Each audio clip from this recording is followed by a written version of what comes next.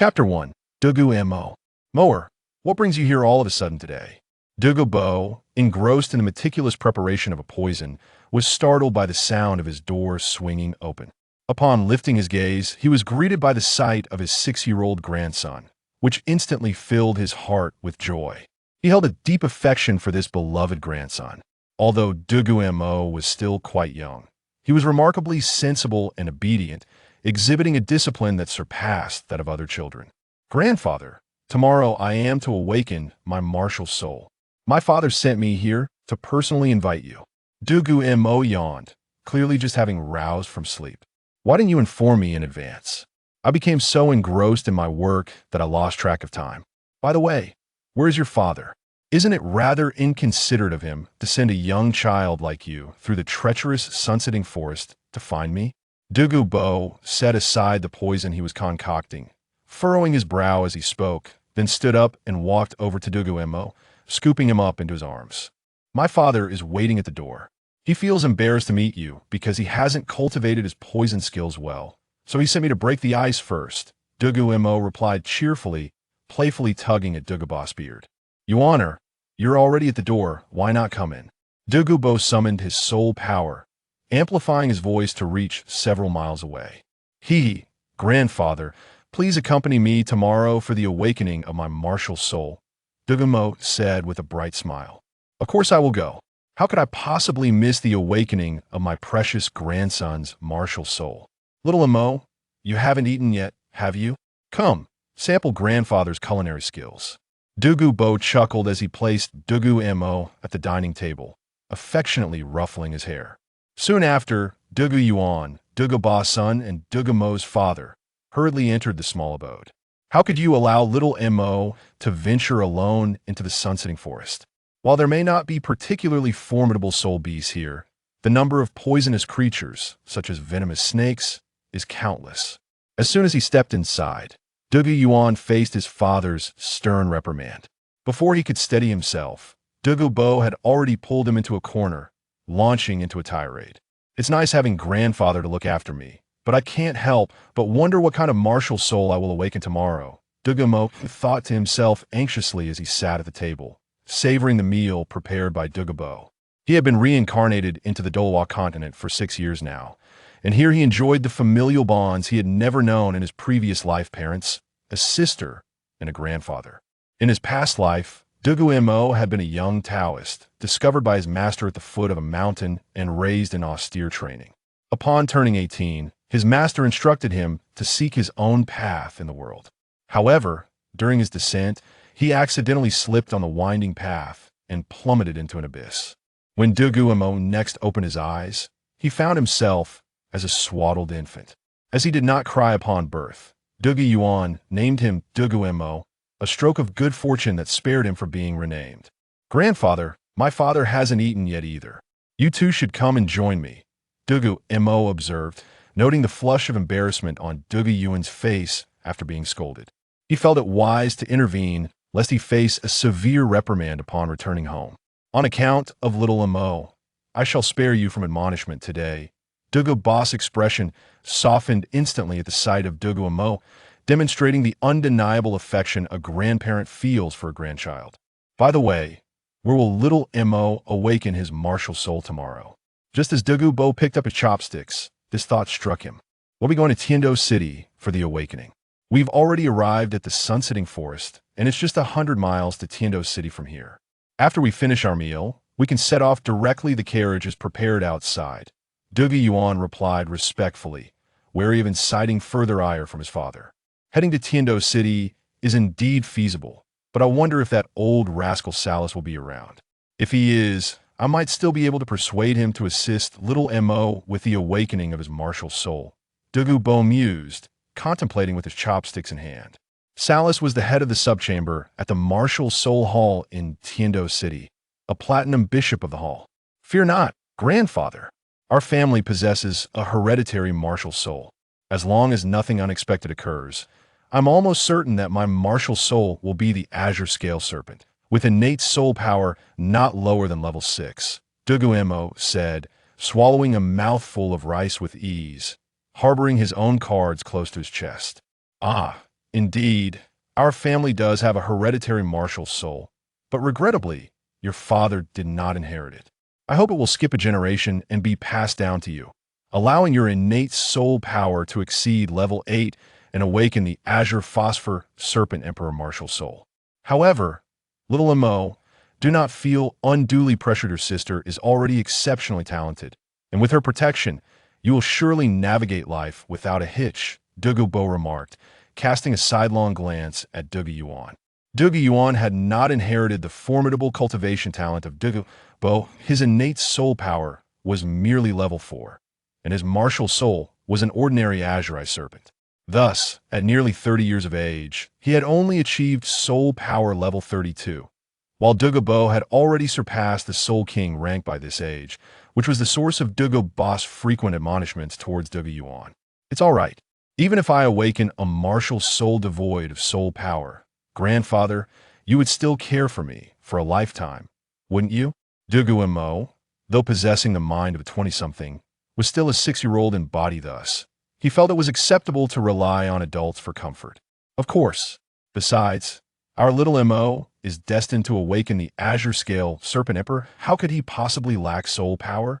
Dugu Mo chuckled, affectionately tousling Dugu Mo's hair in reassurance. Then I can rest easy. My aspirations are modest as long as my innate soul power exceeds level 5. I will be content, Dugu Mo said, casting a furtive glance at Dugu Yuan seated across the table.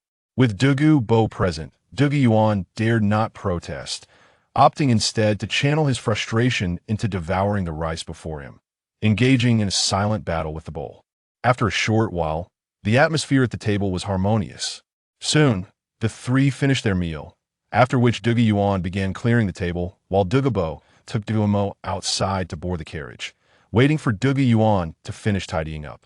Before long, Dugu Yuan emerged from the small wooden house, skillfully steering the carriage towards the outskirts of the sunsetting forest.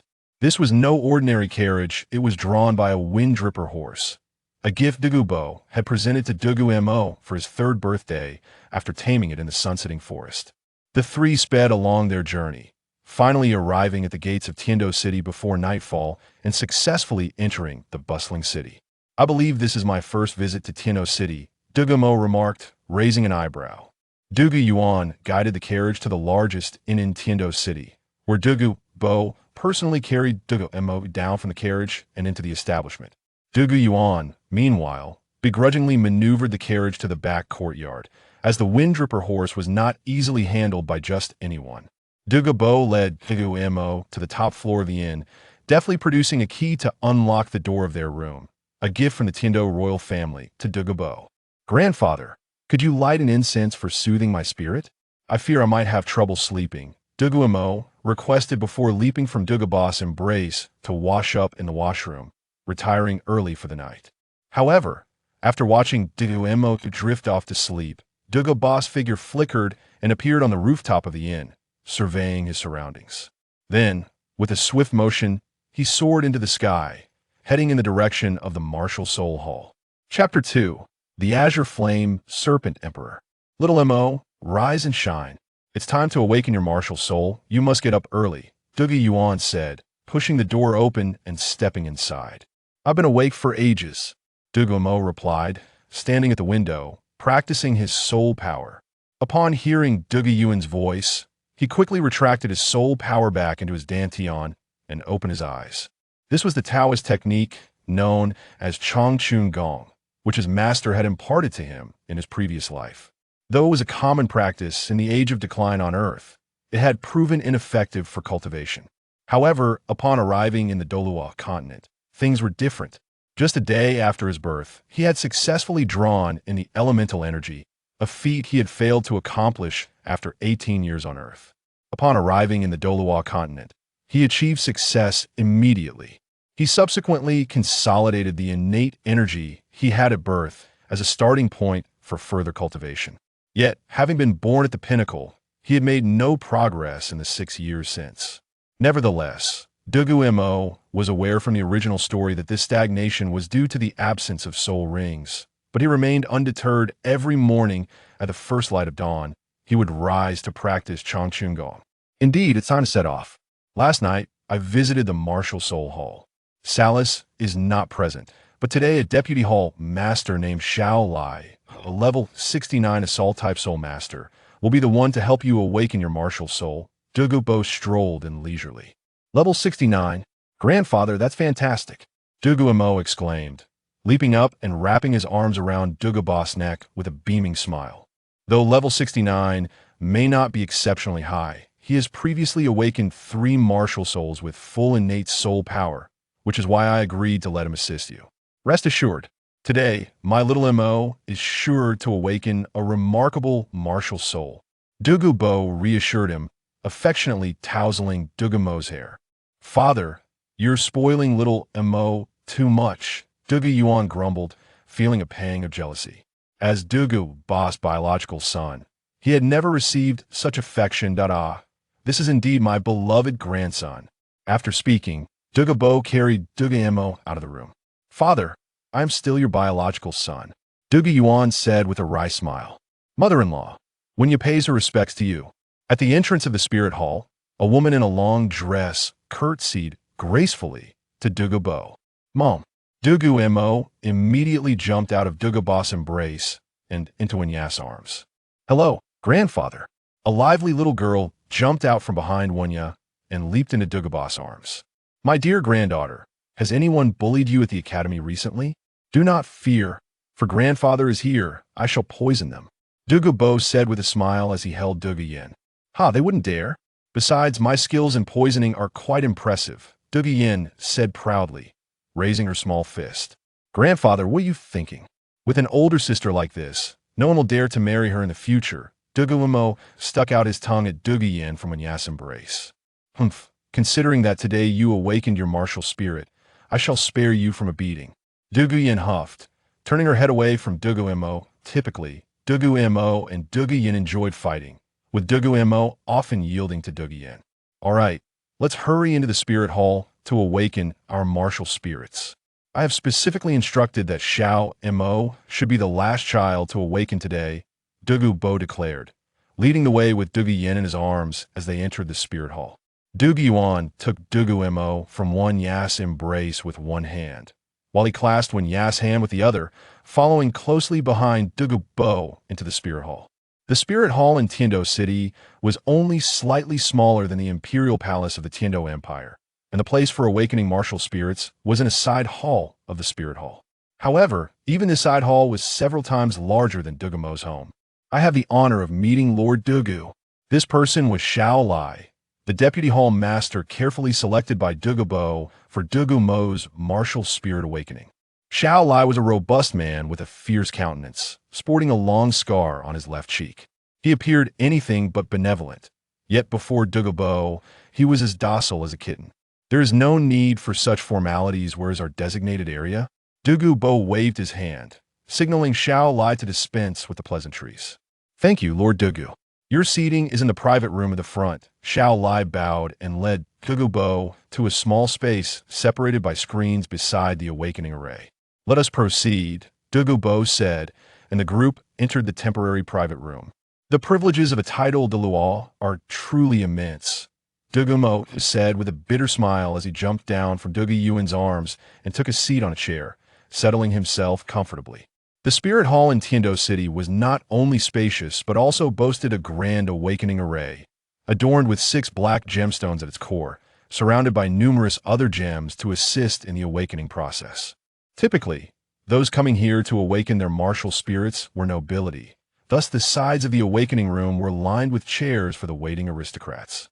As a title Douluo, and with his poison being a strategic weapon capable of swaying the outcome of wars, the spirit hall made considerable efforts to court Dugu Mo, even providing a separate small room for him in the awakening area. It was not that no one had inquired about this matter. A mere mention of poison was enough to scare off the curious. A title Douluo is not feared, rather. One fears a title Douluo who can poison. Before long, a group entered the awakening room, taking their seats, but all were nobles from the Tiandou Empire. No commoners were allowed within this awakening chamber. Welcome to the Spirit Hall for the awakening of martial spirits. I am Xiao Lai, the Deputy Hall Master of the Spirit Branch in Tiandou City. Although my soul power level is only 69, please rest assured, I have previously awakened 3 children with innate full soul power. I hope today we may witness the emergence of a 4th and 5th child with innate full soul power. Without further ado, the first child to awaken their martial spirit today is Huyin Gaoming from the Elephant Armor Sect. Xiao Lai gestured toward the child from the Elephant Armor Sect. What followed was a tedious period of martial spirit awakenings. These children were all offspring of various sects and noble families, ensuring a reasonable quality of martial spirits. Prior to Dugu Mo, 21 children had awakened, 6 at level 7, 8 at level 5, 4 at level 4, and 3 with an innate soul power of only level 3. Had such a number of children awakened in an ordinary small town, the Spirit Hall would have immediately dispatched personnel for investigation. However, this was Tiandou City, and most of these children were offspring of soul masters, hence such innate soul power levels were quite normal. Next to awaken their martial spirit is Dugu Mo. He is also the last child to awaken today, Xiao Lai announced, glancing at the list. However, suddenly he realized this was Dugu Bo's grandson. Xiao Mo, it is your turn, Dugu Bo said, patting Dugu Mo on the back of his head. I'm going. Dugu Mo exclaimed as he jumped down from the chair and confidently walked up to the awakening platform, expertly positioning himself in the center. As Dugu Mo closed his eyes and opened his arms, he spoke to Xiao Lai. Very well then. Xiao Lai had never encountered such a child, typically. When awakening a martial soul, he would offer a few words of advice before the process commenced, placing his hands on the crystal ball that activated the awakening array. Xiao Lai fervently channeled his soul power into it. The surrounding auxiliary awakening gems suddenly illuminated, forming a radiant barrier, within which a black crystal starburst created a hemispherical shield that enveloped Dugu Mo. Subsequently, beams of light projected from the shield, which Dugu Mo absorbed into his being. A hissing sound, reminiscent of a serpent flicking its tongue, resonated from behind Dugu Mo, and a colossal green serpent, wreathed in green flames, manifested in his wake. As the serpent's illusion dissipated, Dugu Mo's pupils transformed into slitted orbs. Is this my martial soul? He inquired, tilting his head to gaze at the vanishing serpent's silhouette. At that moment, numerous spectators abruptly rose from their seats, astonished by this extraordinary phenomenon. They mused that this child was destined for greatness. Emerald Flame Serpent, Dugu Mo exclaimed, his shock evident as he struggled to control his trembling hand. Nevertheless, he swiftly masked his emotions, for he was concealed behind a screen, and none could witness his peculiar reaction. Master Mo, please step this way for a test of your innate soul power level. Xiao Lai, startled by the recently revealed serpent spirit, recognized the significance of this celestial anomaly. It was evident that Dugu Mo's innate soul power level was far from ordinary. He contemplated the necessity of further enticing Dugu Mo to the martial soul hall, envisioning the brilliance of acquiring a genius as exceptional as Dugu Mo. Following Xiao Lai, Dugu Mo approached the crystal ball designated for testing innate soul power levels. Placing his hand upon it, he began to fervently channel his soul power into the orb. In an instant, a surge of green light erupted, enveloping the awakening chamber in a vibrant emerald glow. This is innate full soul power, Xiao Lai exclaimed in astonishment. He had previously tested children with full innate soul power, yet none had radiated such resplendence as Dugu Mo. Ha. Thank you, Master Mo. I have awakened another child with full innate soul power today. Allow me to extend my congratulations to the Dugu family, Xiao Lai said, bowing respectfully to Dugu Mo with a smile. I am delighted to have awakened yet another child with full innate soul power today. However, the awakening for all children has concluded. I hope that each of your children experiences significant growth and soon attains the rank of title Douluo, Xiao Lai announced, bowing to the other parents and children who had undergone the awakening. As Xiao Lai's words faded, the parents gathered their children and departed, while Dugu Mo, with a beaming expression, embraced Dugu Mo, lifting him onto his shoulder as they exited the martial soul hall. While other nobles might have approached to offer their congratulations, Dugu Mo was an exception. His irritable nature deterred anyone from approaching, lest they provoke his wrath with poorly chosen words. Nevertheless, Dugu Mo was inherently aloof, and the absence of well-wishers suited him just fine. Soon after, Dugu Yuan, Wenya, and Dugu Yin hurriedly followed Dugu Mo, and the 5 departed from the martial soul hall together. Home, Dugu Mo commanded as he entered the carriage, his expression immediately turning grave. Chapter 3. The first soul ring of Dugu Mo soon. The carriage of the Dugu family departed from Heavendou City. Not far beyond the city, Dugu Mo instructed, Yuan. Take Winya and Yinzi back home first. I will take Xiao Mo to the Sunset Forest to seek soul beasts and assist him in absorbing his first soul ring. With that, Dugu Mo swiftly lifted Dugu Mo from the carriage, floating in the air as he turned back to remind Dugu Yuan a few things. In an instant, Dugu Mo secured Dugu Mo under his arm and transformed into a green flash, soaring towards the Sunset Forest. Dugu Mo's speed greatly surpassed that of the carriage. What would take 8 hours by horse-drawn carriage, he accomplished in merely half an hour. He landed gracefully in his own courtyard, making quite the impressive entrance. Wow! Dugu Mo exclaimed as he landed, clutching the wall and promptly retching. It was unclear whether it was the dizziness from flying or the after-effects of Dugu Mo's exertion that caused it. But he expelled everything he had consumed the previous evening and that morning. Haha. If my little Mo becomes a tidal Douluo and flies about every day, you might have quite a bit to vomit. Dugu Mo chuckled as he entered the house and fetched a glass of water for Dugu Mo. Entirely oblivious to the peculiar odor that emanated from him, a consequence of cultivating the toxic soul power. This odor intensified whenever he utilized his soul power. Grandpa, your expression earlier seemed rather concerning. Is there something wrong with my awakened martial soul? Dugu Mo rinsed his mouth and, feeling that he had nothing left to expel, finally inquired of Dugu Mo. I regret allowing you to awaken your martial soul at the Martial Soul Hall. Your talent may far exceed my expectations, Dugu Mo sighed. Can the Martial Soul Hall still target you? Dugu Mo queried, now feeling somewhat steadier. Just because they didn't in the past doesn't mean they won't now.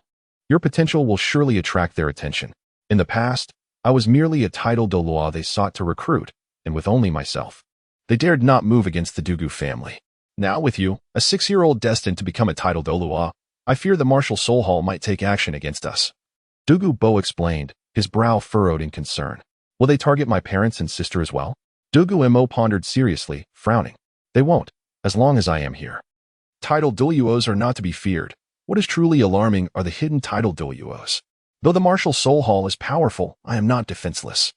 The poison formation outside my humble abode is impenetrable even to limit Douluos. My concern lies solely with you.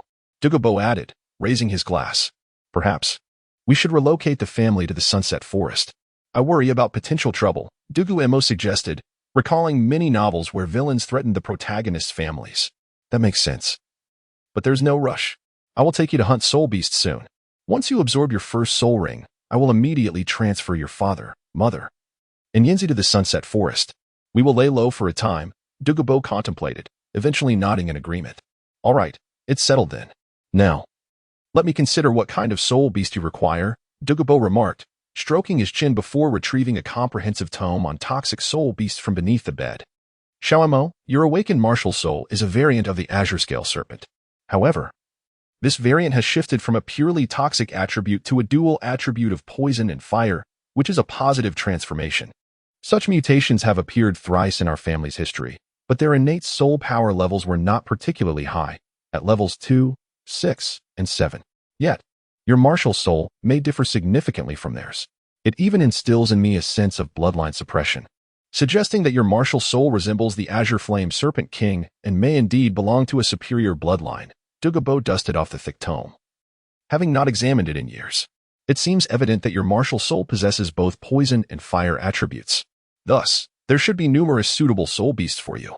It appears the search for your soul beast shall not be overly arduous. Dugu Mo quickly scanned the pages of the book, then closed it and lifted Dugu Mo into the air, soaring towards the outskirts of the Sunset Forest, leaving one to wonder what he had gleaned from the tome.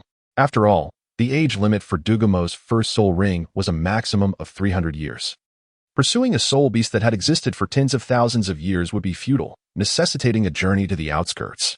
As Dugu Mo descended, the oppressive aura surrounding him swiftly diminished. Otherwise, even a hint of the pressure from a tidal Douluo would send soul beasts scattering for miles. Is this what soul beasts are? Dugu Mo gazed in awe at the various bizarre creatures within the Sunset Forest. Indeed, these are soul beasts. Though most here are 10-year-old soul beasts, I fear that venturing deeper may lead us to century-old beasts that exceed the limit for your first soul ring. Dugu Mo stroked his green beard, smiling. So, Grandpa, what species of soul beast do you have in mind for my first soul ring? Dugu Mo inquired, tilting his head. That ultimately depends on the path you wish to pursue. Will it lean towards poison or fire? Dugu Mo countered, not directly answering Dugu Mo's question. Can I not pursue both equally? I would like my soul power to embody both poison and fire attributes. Dugu Mo hesitated, recognizing the formidable nature of both forces and finding it difficult to choose. You are quite ambitious. However, such a path will demand considerable effort from you. Nevertheless, given your talent, achieving the rank of title Douluo is within reach, so I believe you can cultivate both attributes simultaneously. Dugu Mo chuckled, shaking his head. It was a good thing for his grandson to harbor such ambition. Otherwise, his remarkable potential would be squandered. Then, Grandpa, do you have any particular thoughts regarding my first soul ring? Dugu Mo pressed on, as he had never encountered a soul beast before today, let alone select one suitable for himself. None, Dugu Mo replied awkwardly. Then what was the purpose of examining that book? It would have been far simpler to travel directly from Tiandou City to the outskirts of the Sunset Forest. Dugu Mo lamented, covering his forehead with his hand. There is no purpose. The matter of soul beasts is reliant on luck. Who knows what you will encounter? Whatever you come across, simply absorb it. If even 3 out of 10 soul beasts mentioned in that book are still alive, we would be fortunate. I merely glanced at it out of nostalgia, reminiscing about my lost youth. Dugu Mo shrugged helplessly, gazing at Dugu Mo with resignation. Grandpa, you win. Dugu Mo sighed, feeling dejected as he looked at his mischievous elder. If this conversation continued, he feared he might be driven to despair. Consequently, Dugu Mo resolved to ignore Dugu Mo, and the two walked quietly through the soul beast forest, simultaneously seeking the soul beast that Dugu Mo required. The forest was teeming with peculiar flora and fauna that Dugu Mo had never witnessed in his previous life. Flying pigs, bamboo that ran on its roots, rabbits that spat when they saw people, and 3-eyed raccoons, alongside roosters engulfed in flames. Found one, Dugu Mo suddenly exclaimed, leaping agilely onto a tree, and effortlessly snatching a small purple snake with a swift motion. Standing triumphantly on the branch, Dugu Mo held the snake aloft to showcase it to Dugu Mo. Please, what is there to boast about? A title Douluo catching a century-old soul beast is hardly remarkable, Dugu Mo retorted, casting an unimpressed glance at Dugu Mo. The serpent is known as the jade-whiskered purple flame snake, possessing a lineage of exceptional nobility, and it is likely a rarity even within the Douluo continent. Its age is approximately 300 years, making it an ideal candidate for your first spirit ring. In the hands of Dugu Mo, the snake appeared lifeless, limp, and subdued. Dugu Mo, a master of toxins, effortlessly controlled the diminutive serpent. How shall I kill it? Dugu Mo queried, perplexed, before taking the jade-whiskered purple flame snake from Dugu Mo's grasp. Here. Take this dagger, Dugu Mo said, retrieving a gem-encrusted dagger from his soul guide and tossing it to Dugu Mo. True to his family's legacy, the spirit of the Bai Lin snake manifested even in the dagger's serpentine form. With a chuckle, Dugu Mo drew the dagger closer to the snake, seizing the opportunity to examine it closely. The little serpent measured merely the length of his arm, its scales shimmering in brilliant shades of purple, accentuated by 2 long, ivory-white whiskers that extended far beyond its body. How adorable! Dugu Mo suddenly hesitated to strike. Just then, the small snake violently broke free from his grip and lunged towards his face. At that moment, a flash of green light emerged, and the serpent was sent crashing to the ground, frothing at the mouth, apparently incapacitated by Dugu Mo's venom. Be quick about it. This creature is quite precious. The only one of its kind in the Sunset Forest, Dugu Mo admonished, exasperated by his grandson's overly benevolent nature. Subsequently, Dugu Mo plunged the dagger into the serpent's vital point with decisive force, pinning it firmly to the earth. Though the serpent lay lifeless, it writhed for a considerable time before gradually calming down, eventually revealing a radiant yellow soul ring suspended in the air. Absorbing a soul ring requires little more than a tranquil mind. Simply manifest your spirit and draw the ring into it. Dugu Mo perched on a branch, imparting wisdom on the nuances of soul ring absorption. Sitting cross-legged, Dugu Mo closed his eyes and began to channel his cultivation technique. The ethereal image of his spirit, the Bai Yin Snake Emperor, materialized behind him. In an astonishing turn of events, the soul ring of the jade-whiskered purple flame snake seemed eager to merge, rushing towards the Bai Yin Snake Emperor the moment it manifested, exhibiting none of the usual hesitation of a soul ring. The absorption process unfolded with remarkable ease. Typically, one would be affected by the lingering resentment of the soul beast at the time of its demise, which could hinder the absorption rate. However, for Dugu Mo, the experience was as seamless as absorbing a mere illusionary soul ring. The subsequent transformation of soul power was even more effortless. as the soul ring directly facilitated the transfer of its finest abilities to him. In the instant the soul power transformation concluded, Dugu Mo's spirit power surged, breaking through to level 18. Goodness, it seems I have underestimated the caliber of Xiaoma's spirit, Dugu Mo remarked in astonishment. Wow, Grandpa, is absorbing a soul ring always this effortless? Dugu Mo exclaimed as he stood, feeling invigorated. Do not speak. What soul skill have you comprehended? Show me, Dugu Mo urged, covering his face in pain as he recalled the arduous experience of his own first soul ring absorption. Purple spirit bullet, Dugu Mo declared, opening his eyes and raising his left hand, conjuring a fireball the size of a fist. With a flick of his wrist, it struck a nearby tree, creating a gaping hole the size of a human head. Indeed, the trees of the Douluo continent seemed to suffer greatly. Remarkable. A ranged attack, safe and powerful. Now that I have reached level 18, it is time to contemplate the matter of a second soul ring. Dugu Mo silently nodded in agreement. Chapter 4.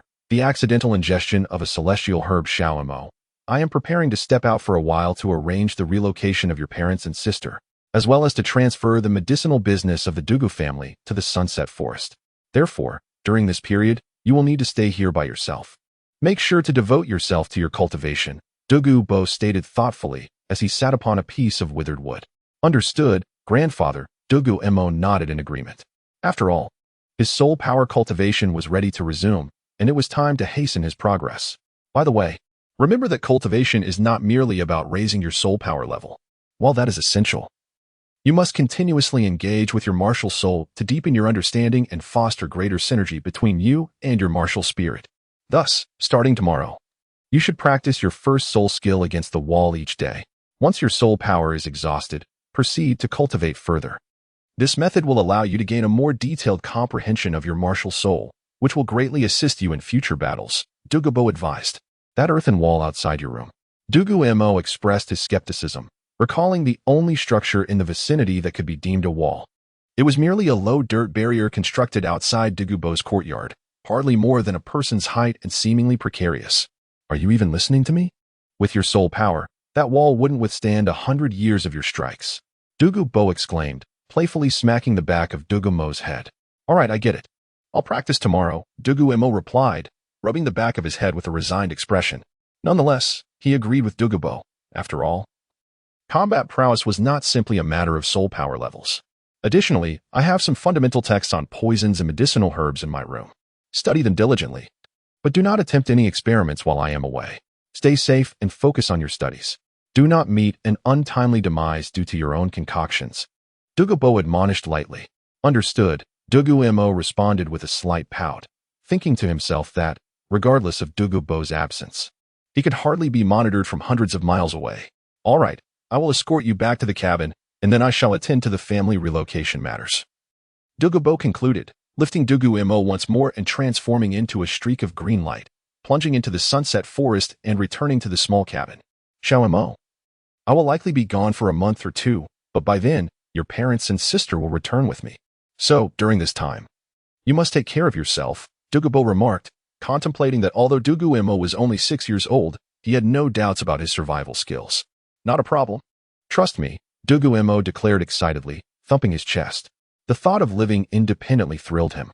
You must memorize those 3 books thoroughly during this month.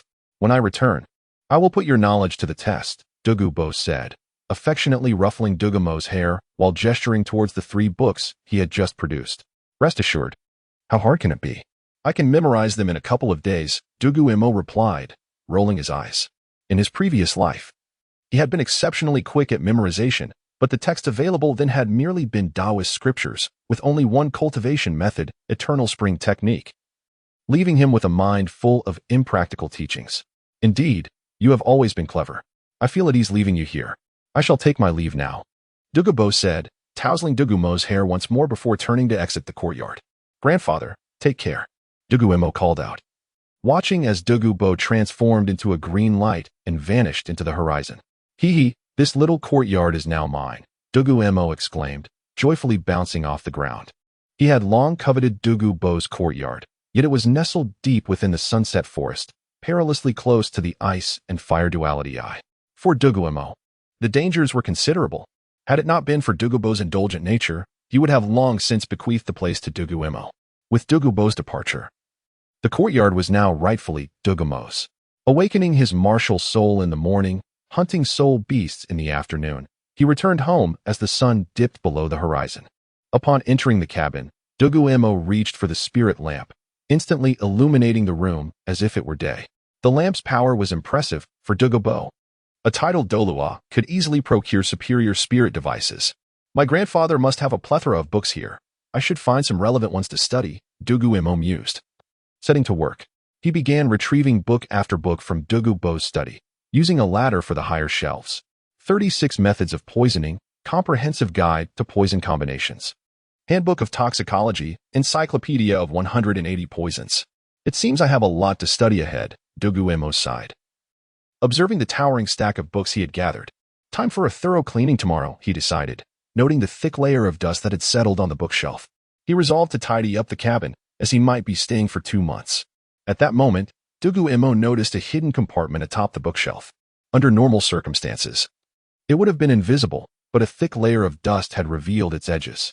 This must have been sealed away for years. Perhaps my grandfather has forgotten about it. He pondered, stroking his chin in contemplation of whether to open it. Curiosity prevails. I must see what's inside, he ultimately decided, drawing a serpentine dagger from his waist. He carefully pried open the narrow gap. After several attempts, he successfully opened the compartment.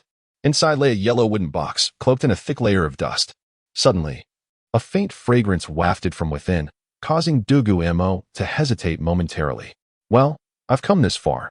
I cannot leave without investigating, he resolved, gritting his teeth and forcefully lifting the lid.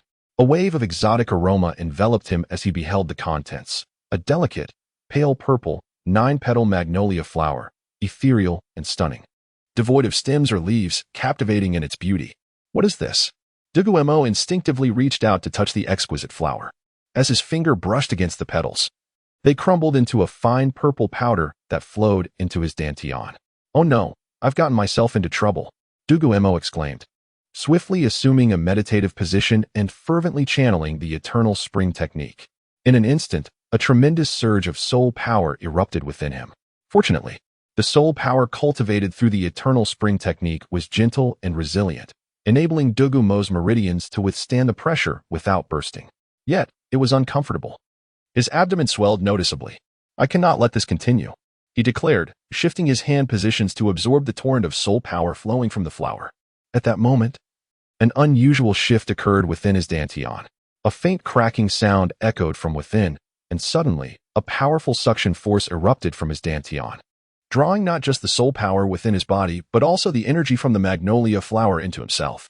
The force of attraction proved to be rather selective, not directly absorbing the soul energy emanating from the magnolia blossoms. Instead, it significantly accelerated Dugu Mo's cultivation of the eternal spring technique, thereby drawing upon the soul energy generated through its practice.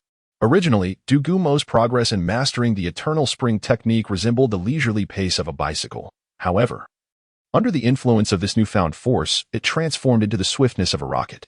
Dugu Mo was rendered speechless by his astonishment and dared not engage in any other activities. Meticulously directing all his focus towards controlling the soul energy to prevent the accelerated technique from collapsing and to avoid succumbing to madness. An hour later, Dugu Mo collapsed onto the ground, utterly exhausted. The force of attraction had dissipated, and the soul energy within him had vanished, gradually replaced by an overwhelming sense of fatigue. With a heavy heart, Dugu Mo succumbed to slumber. Chapter 5, Martial Soul. Asking the heaven furnace not long after Dugu Mo fell into a coma, a faint wisp of black gas began to emanate from his body. This ethereal black mist gently lifted him, allowing Dugu Mo to float serenely within the room. Subsequently, a denser, more potent black vapor surged forth from his form, enveloping him completely. The mist swirled and gradually coalesced into an ancient and robust alchemical furnace, within which Dugu Mo found himself cradled. Suddenly, the furnace began to draw in the surrounding soul power, channeling it into Dugu Mo's body. As before, he was compelled to activate his eternal spring technique, converting this soul energy into the essence of the technique, which slowly nourished him back to consciousness after his previous exhaustion.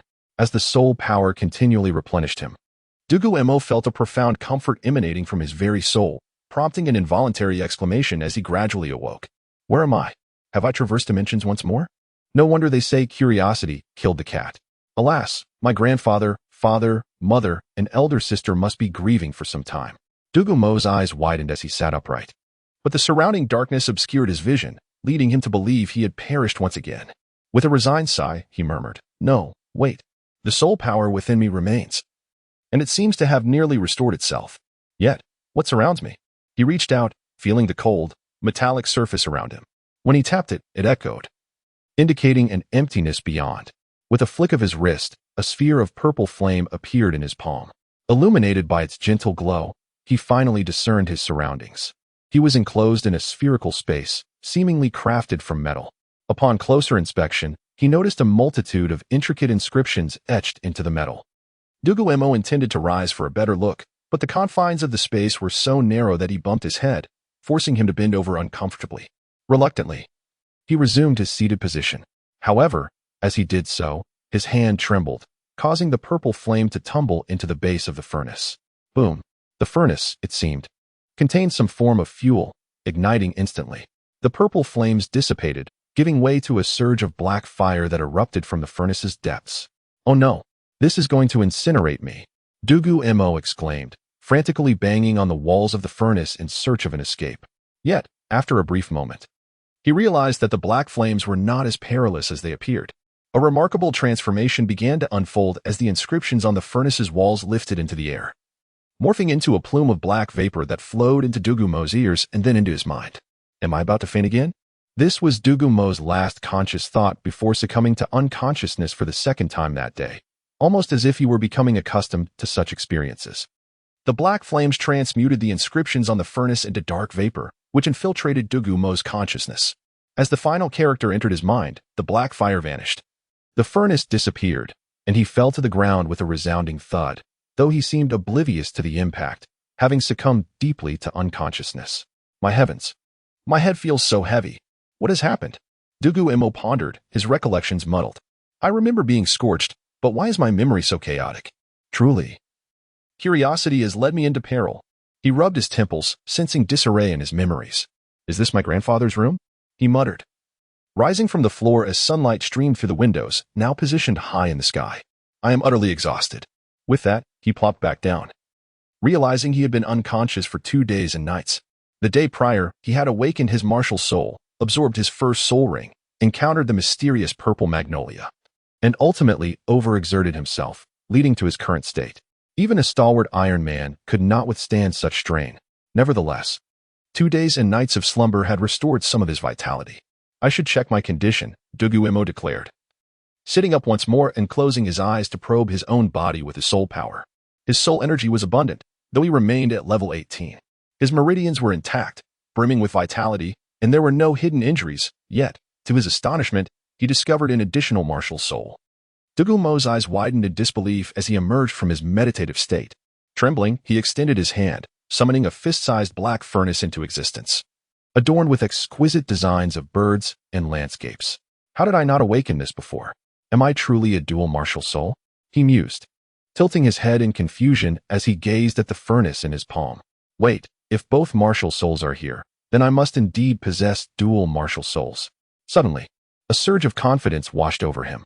However, this furnace feels oddly familiar. A sense of recognition stirred within him as he scrutinized the furnace resting in his palm. Isn't this the very furnace at the entrance of my family's Taoist temple? The patterns are identical, and its name. Ah, the asking the heaven furnace. Could it be that what my master said was true?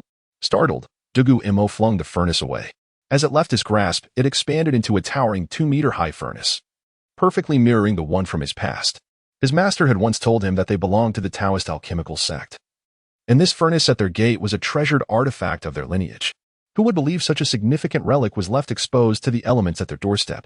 Several times it had attracted the attention of scavengers, but negotiations with his master had fallen through. Is this truly my second martial soul? Dugu Mo questioned, tilting his head in perplexity before reaching out to touch the furnace. He attempted to infuse it with soul power. Puff! A burst of red flame erupted within the furnace, startling Dugu Mo, who stumbled back several paces. Yet, with a thought, he commanded the flames to extinguish, swiftly obeying his will. Delighted, Dugu Mo began to manipulate the flames, enlarging and shrinking them at will, thoroughly enjoying the experience. This consumes an astonishing amount of soul power. In just half an hour, my energy is nearly depleted.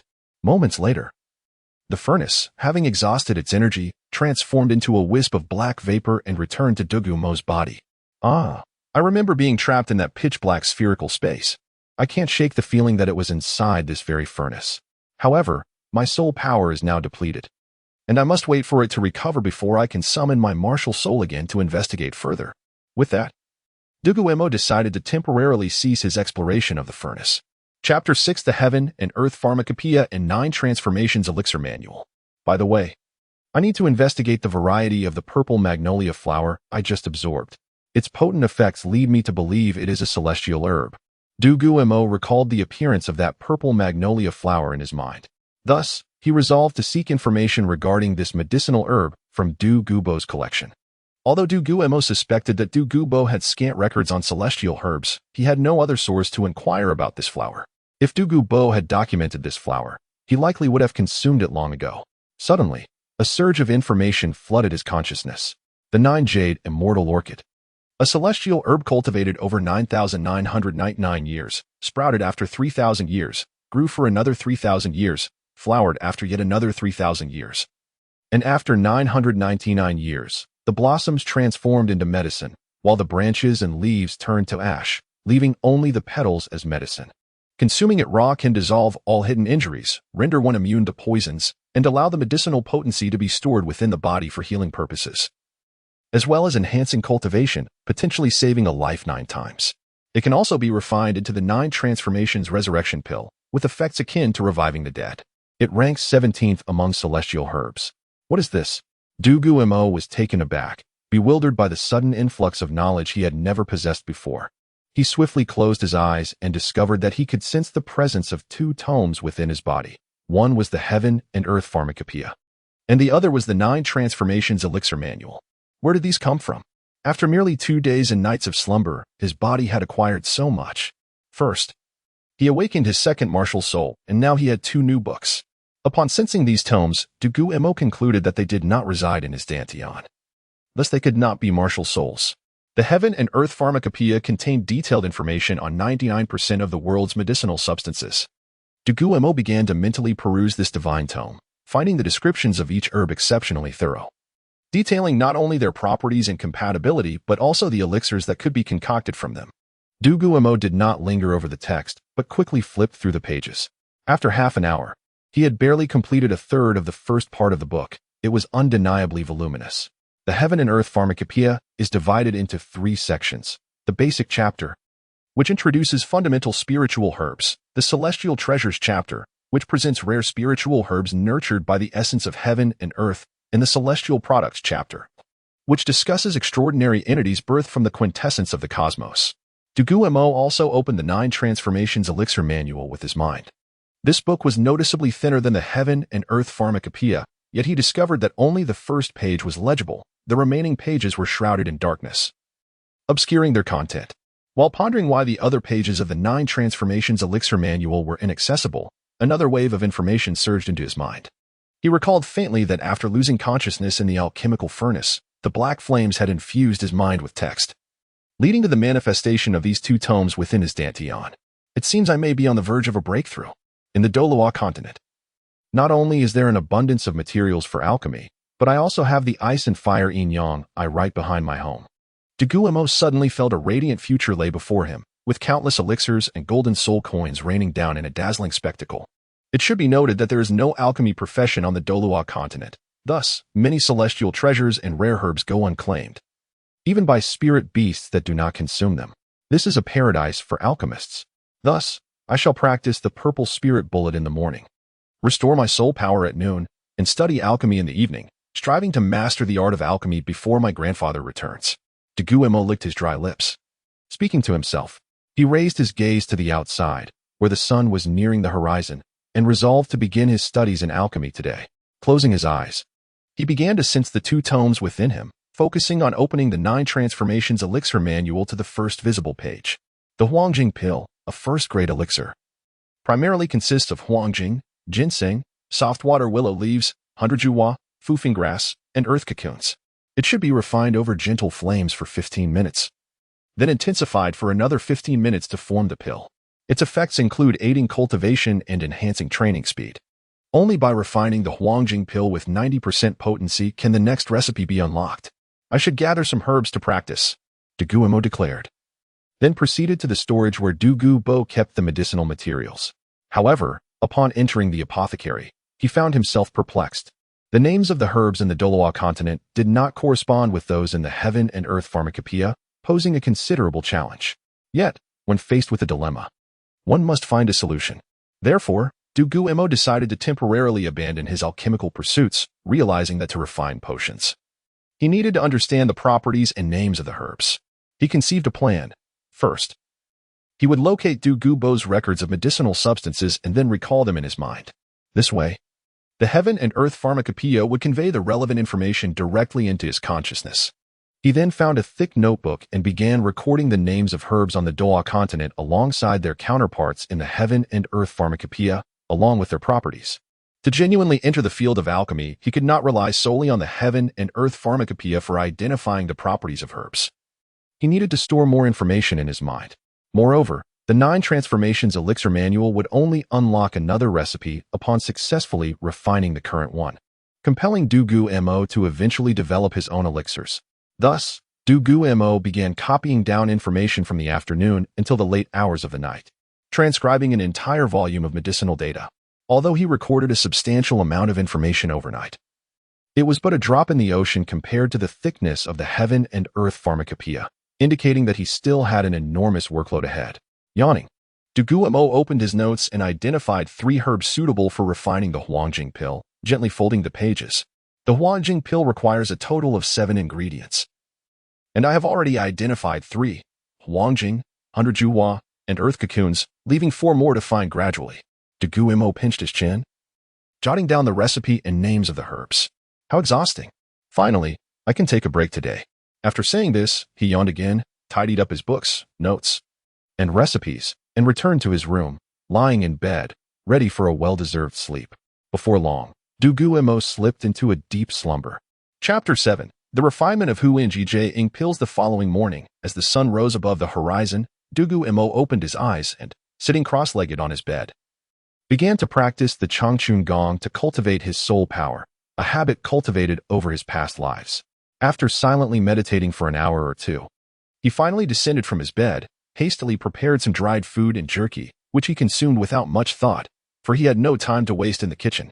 Though he was still growing, an occasional meal hastily prepared would suffice.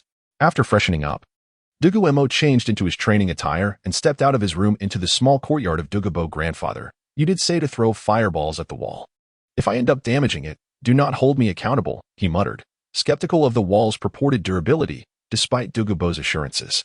With a flicker of thought, a purple fireball materialized in his hand. With a swift motion, he launched the fireball. Boom. The sound was loud, yet the impact was minimal. As Dugu Mo's soul power was only at level 18, insufficient for a formidable attack, the earthen wall remained unscathed, a testament to Dugu Mo's craftsmanship. Indeed, it was remarkably sturdy. In that case, I shall hasten my efforts, Dugu Mo declared, extending both hands as 2 fireballs began to coalesce within them. Boom, boom, boom. One fireball after another was unleashed, striking the wall with intensity. However, Dugu Mo's low level of soul power soon depleted, and he sighed, realizing he could no longer extract any soul power from within. With that, he quietly returned to his room to continue translating the names of herbs and memorizing their properties while recovering his soul power. How fortunate I am. After just 2 days, I have translated all the herbs required for crafting the Huangjing pill. It seems my alchemy practical course is finally about to commence. After reviewing the information on one herb, he closed his eyes as the Heaven and Earth Herbal Compendium promptly relayed the details back to him. To his delight, this particular herb was the last ingredient needed for the Huangjing pill. Previously, he had already identified the names and information of the other 3 required herbs, thus completing the necessary 7 ingredients. Time to gather the herbs. I shall begin the alchemical process tonight, Dugu Mo exclaimed, rising swiftly and making his way to Dugu Mo's apothecary, where he began collecting the herbs according to their names. This time, he prepared enough quantities to refine the pills 2 to 3 times before exiting the apothecary. It was indeed fortunate that most of the herbs in the apothecary were poisonous. making it quite a challenge to assemble the materials for the Huangjing pill. Having secured the ingredients, Dugu Mo also discreetly took a small scale from the apothecary. Finally, he stepped into the courtyard, preferring not to play with fire indoors, for igniting the house could pose a severe danger, potentially engulfing the entire forest in flames. The first step, weighing the herbs. Dugu Mo picked up the scale and meticulously measured the weight of each herb, setting them aside for later use. The second step, heating the furnace. He understood the usage of this martial soul and began channeling his soul power into the alchemical furnace.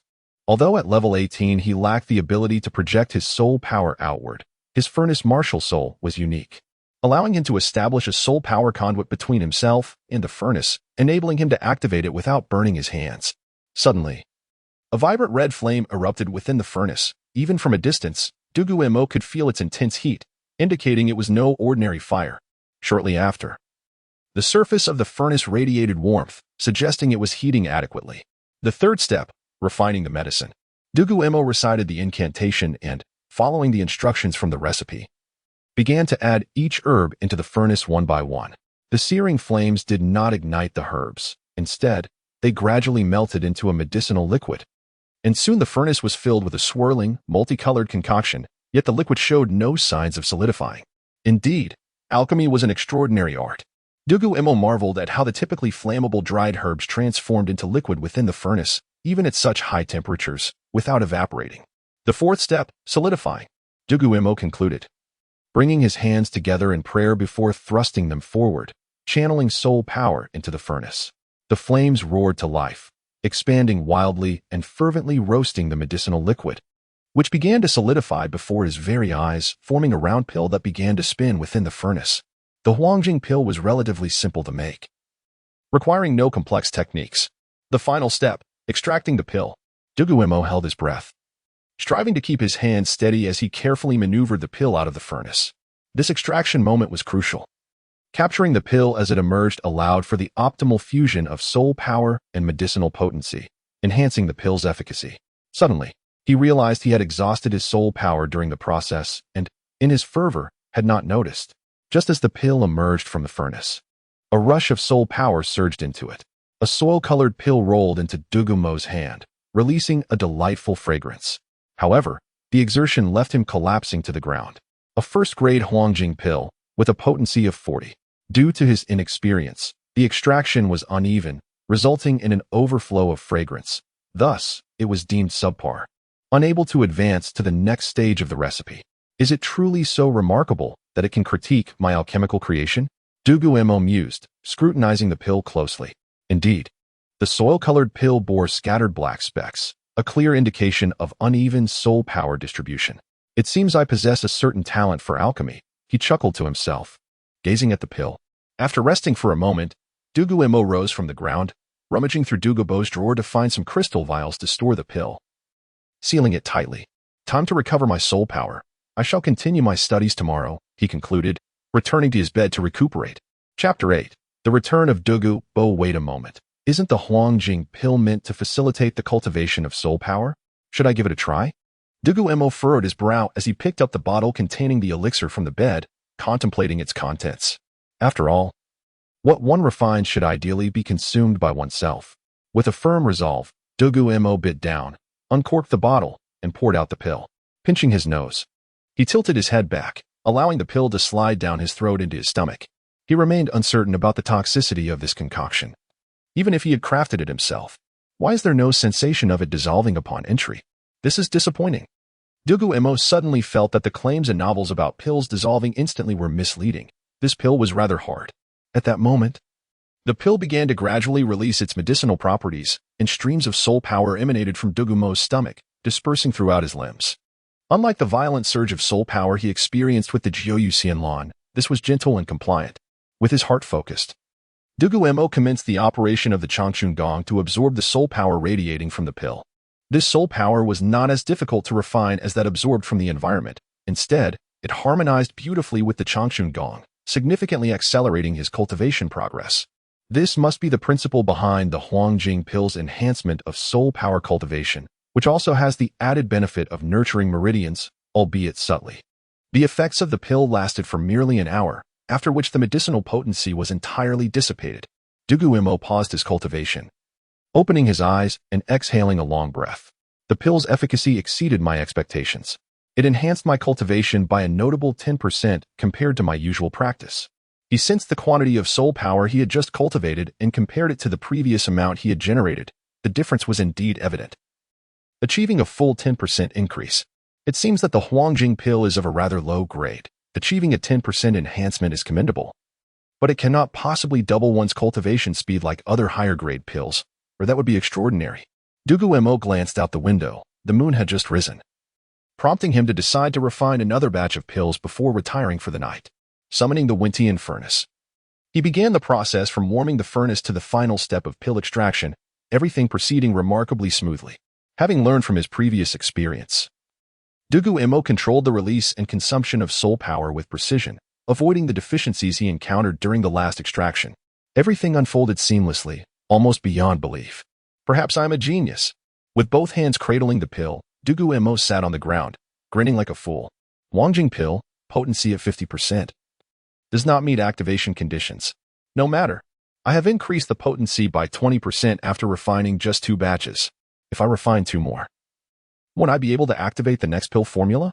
Dugu Mo was unperturbed by the lack of activation this time. After all, the significant enhancement of potency was a substantial achievement, making him feel he possessed an extraordinary talent for alchemy. Little did he know, the Huangjing pill was the least challenging type of pill to refine, typically crafted by young alchemists for practice. Those adept at controlling fire could master its creation in a matter of hours.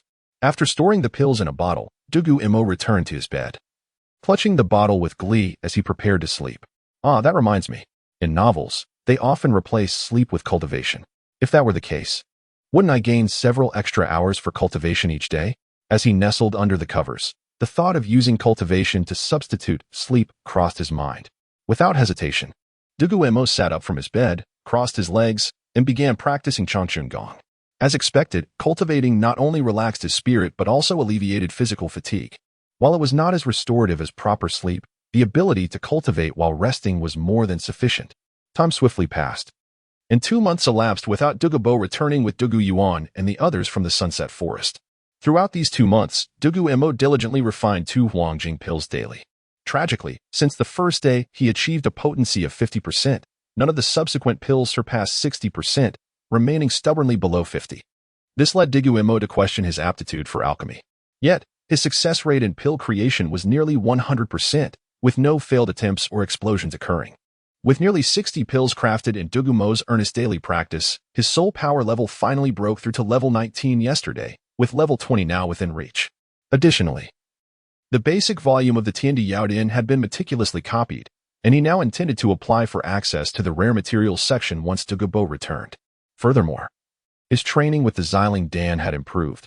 The time required to condense it had decreased from 5 breaths to 3, and its projection distance had doubled.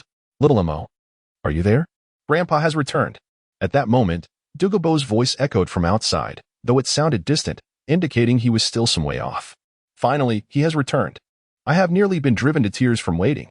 Dugu Mo felt a surge of emotion, nearly shedding tears after being cooped up alone for 2 months.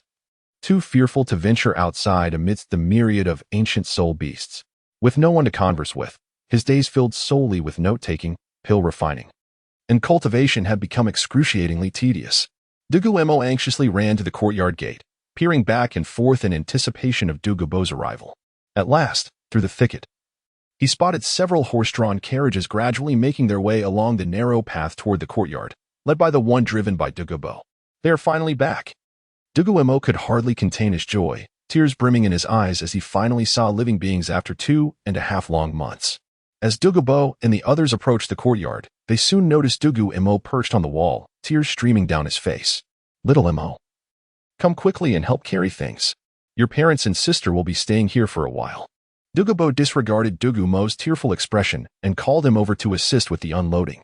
All right, coming. Dugu Mo joyfully leaped down from the wall and hurried to the carriage to help with the tasks at hand. After a long afternoon of effort, the group finally arranged everything. Since Dugu Mo's courtyard was spacious, there was no need for additional small structures. Dugu Mo helped Dugu Yuan and Dugu Yin each organize a room for their rest. At last, the entire Dugu family settled into their abode within the Sunset Forest. Chapter 9. Confronting the family, I have awakened my second martial soul, said Dugu Mo, seated quietly in the courtyard. What? What? What? The three exclaimed in unison, utterly astonished that their family could produce a twin martial soul. Such an occurrence had never been recorded in the lineage of the Dugu family. I remember when you awakened your martial soul, there was only one. How could you have awakened another? Dugu Mo furrowed his brow and remarked, I found a purple magnolia flower in your study, Grandpa. After absorbing it, my second martial soul awakened. Look, here it is. Dugu Mo gestured with his right hand, summoning a small, fist-sized alchemical furnace, while a green serpent shadow appeared behind him. Indeed, this is astonishing. You truly possess two martial souls, Dugu Yuan exclaimed. Disbelief etched on his face as he lifted Dugu Mo, astonished by his son's extraordinary talent. Dugu Mo glanced helplessly at Dugu Yuan, fully aware of his father's thoughts. Yuan, cease your excitement. We must focus on the matter at hand. Please check if Yenner is asleep. She is still young and may not keep secrets well. It is best that only the four of us know of this, Dugu Mo said, his brow furrowed in contemplation. Understood. Dugu Yuan rose to check on Dugu Yen. Their journey to Sunset Forest took 3 days, leaving both Dugu Yuan and Wenya weary, let alone little Dugu Yen, an 8-year-old girl who fell asleep early. Yenner is sound asleep, father, Dugu Yuan reported seriously, having ceased his playful demeanor. This must be due to the purple magnolia flower that Xiao Mo absorbed. That flower contained immense soul power. I retrieved it from the medicinal garden long ago, never imagining it would serve as a catalyst for Xiao Mo's second awakening. Dugu Mo pondered, contemplating how the soul power had stimulated Dugu Mo's second martial soul. Oh, I see. Father, as a titled Douluo, you are well versed in many matters. Will you personally instruct Xiao Mo? When you inquired, believing the emphasis should be on soul power cultivation and not poison arts, hence her question. Though I am a titled Douluo, I fear that my guidance might squander Xiao Mo's exceptional talent, Dugu Mo replied after a moment's thought. He was reluctant to let his poison arts fade away, yet he desired more for Dugu Mo's path. If Dugu Mo had only one martial soul, Dugu Mo could impart his entire knowledge of poison arts to him, allowing ample time for mastery. However, with the addition of another martial soul, the focus would shift to mastering the synergy between the two, demanding much more time. Thus, if Dugu Mo were to study poison arts, it would be a grave waste of his innate abilities. Then, father, where do you plan to send Xiao Mo for his studies? Dugu Yuan asked, glancing at his son. I wish to send both Yenner and Xiao Mo there, to the education committee, where a third-ring soul Douluo has served for many years and possesses considerable teaching experience. Dugu Mo replied, contemplating the safety of sending Dugu Mo to the Tiandou Royal Academy. The Spirit Hall had not yet become audacious enough to directly provoke the two empires. That sounds reasonable. Elder Ming's expertise and teaching ability are indeed sufficient for guiding Xiao Mo's cultivation. Dugu Yuan nodded in agreement. Grandfather, father, please allow me to finish. My awakened martial soul is accompanied by a cultivation technique, along with a pharmacopoeia and alchemical practices. I doubt anyone can teach me this path. I can refine pills to enhance my cultivation speed, and the time saved could be devoted to learning both alchemy and poison arts, Dugu Mo interjected, raising his hands in exasperation. He felt unprepared to seek external guidance. Moreover, for Dugu Mo, the 4 individuals present, along with the one sleeping inside, were his closest kin. Apart from the matter of his transmigration, he could share everything else with them, especially the prospect of aiding their cultivation. What is this cultivation technique? Dugu Mo inquired, tilting his head in curiosity, as he had never heard of such a term despite many years of cultivation. It's a method that accelerates soul power cultivation. The technique in my mind is called Eternal Spring Technique. I'll transcribe it for you shortly. Dugu Mo scratched his head, struggling to define the term. I see. Just ensure you do not share it lightly, not even with us, Dugu Mo said earnestly, fixing Dugu Mo with a serious gaze. Fear not. This is a simple technique, not particularly profound. I will transcribe it for you shortly for your study. It may aid your cultivation efforts, Dugu Mo assured him. Very well, but remember, once we have seen it, we cannot share it with others, Dugu Mo said, glancing at Dugu Yuan and Wenya. Both Dugu Yuan and Wenya nodded in agreement. Wenya, possessing a calm and composed demeanor, did not raise concerns about sharing the knowledge. Yet, Dugu Mo remained apprehensive about his son's impulsive nature, wary that Dugu Yuan might inadvertently divulge the technique due to his social connections. By the way, this is called a pill, crafted from materials like the yellow essence. Hence it is named Yellow Essence Pill. It can accelerate soul power cultivation. I have a few here. You may try them, Dugu Mo said. producing a crystal vial from his robe and tossing it to Dugu Mo. Over the past 2 months, he had crafted over 60 pills. Though he had consumed some during his own cultivation, leaving 3 freshly made for today. This is harmless. I have consumed over 60 of them myself. Dugu Mo continued to explain. Dugu Mo remarked, tossing a pill into his mouth and crunching it. He then closed his eyes, sensing the changes in his soul power. Indeed, a wave of energy emanated from the pill, though for someone of Dugu Mo's immense soul power, it felt like a mere drop in the ocean. Yet, he recognized the potential of the pill and wondered what effects it could have if he were to refine them himself. I can currently only produce this type of pill. I need to refine more to learn additional recipes, Dugu Mo reiterated earnestly. In that case, by the end of this year, you shall attend the Tiandou Royal Academy alongside your sister, Dugu Mo declared with a smile. Why? I can refine pills outside. Are you not concerned about others learning my techniques? Dugu Mo replied, perplexed by Dugu Mo's insistence on sending him to the academy. Have you ever encountered a formidable warrior who has honed their skills solely within the confines of their home? It is through engaging with the world that one cultivates true strength, with the exception of your father, remarked Dugu Mo with a serious expression. However, upon catching sight of Dugu Yuan, a smirk tugged at the corners of his mouth, prompting him to add that last remark. Father, you can speak of Xiao Mo without dragging me into it, Dugu Yuan replied, offering an awkward smile before lapsing into silence. Very well. But when will my sister and I be heading to the Tiandou Royal Academy? Dugu Mo pondered Dugu Mo's words, recognizing their validity. Yet he had a significant matter to attend to before embarking on their journey to the academy. There are still 2 months until the new students begin their studies. In 2 months, have your father escort you both to the Tiandou Royal Academy, Dugu Mo expressed, his irritation towards Dugu Yuan evident. He found his son to be rather inept. By the way, father, could you procure some medicinal herbs for me outside the forest tomorrow? I have run out of materials for alchemy, Dugu Mo said with a chuckle. Certainly, just hand me the prescription, and I'll acquire a few more. Dugu Yuan nodded in agreement. Grandfather, I also possess a notebook that you might find useful. It contains information on basic medicinal herbs that should aid your poison techniques. It has been passed down through my lineage, Dugu Mo added. He then hurried back to his room to retrieve the compendium of medicinal herbs and presented it to Dugu Mo, explaining that he had yet to finish copying the advanced section and would provide it once completed. Grandfather, father, mother, I will go transcribe the Changchun skill for your perusal. I shall return shortly, Dugu Mo declared before turning back into the house. Curious, Dugu Mo picked up one of the notebooks and opened it. Captivated by its contents, he found himself engrossed in the information about various herbs. While he recognized some names and basic details, many combinations were entirely new to him. Lost in a sea of knowledge, Dugu Mo settled into a chair, perusing the notes and contemplating potential combinations in his mind. Yeah, let us retire for the night. You stay behind to care for your father and the children while I venture out to procure herbs for Xiao Mo, Dugu Yuan said, smiling wryly at Dugu Mo's engrossed demeanor before leading Wenya back to their room. In Dugu Mo's study, the soul guide lamp was lit by Dugu Mo, who began diligently transcribing the cultivation methods of the Changchun skill for Dugu Mo and the others to review. Chapter 10. The Art of Body Refinement. Through the mysterious cauldron the following morning, Dugu Mo emerged from his study, invigorated and refreshed. He had diligently transcribed the entire volume of Changchun Gong the previous night, replacing sleep with cultivation, and thus had enjoyed a substantial rest. Ah, good morning, grandfather. He greeted upon discovering Dugu Mo seated in the courtyard, engrossed in his reading.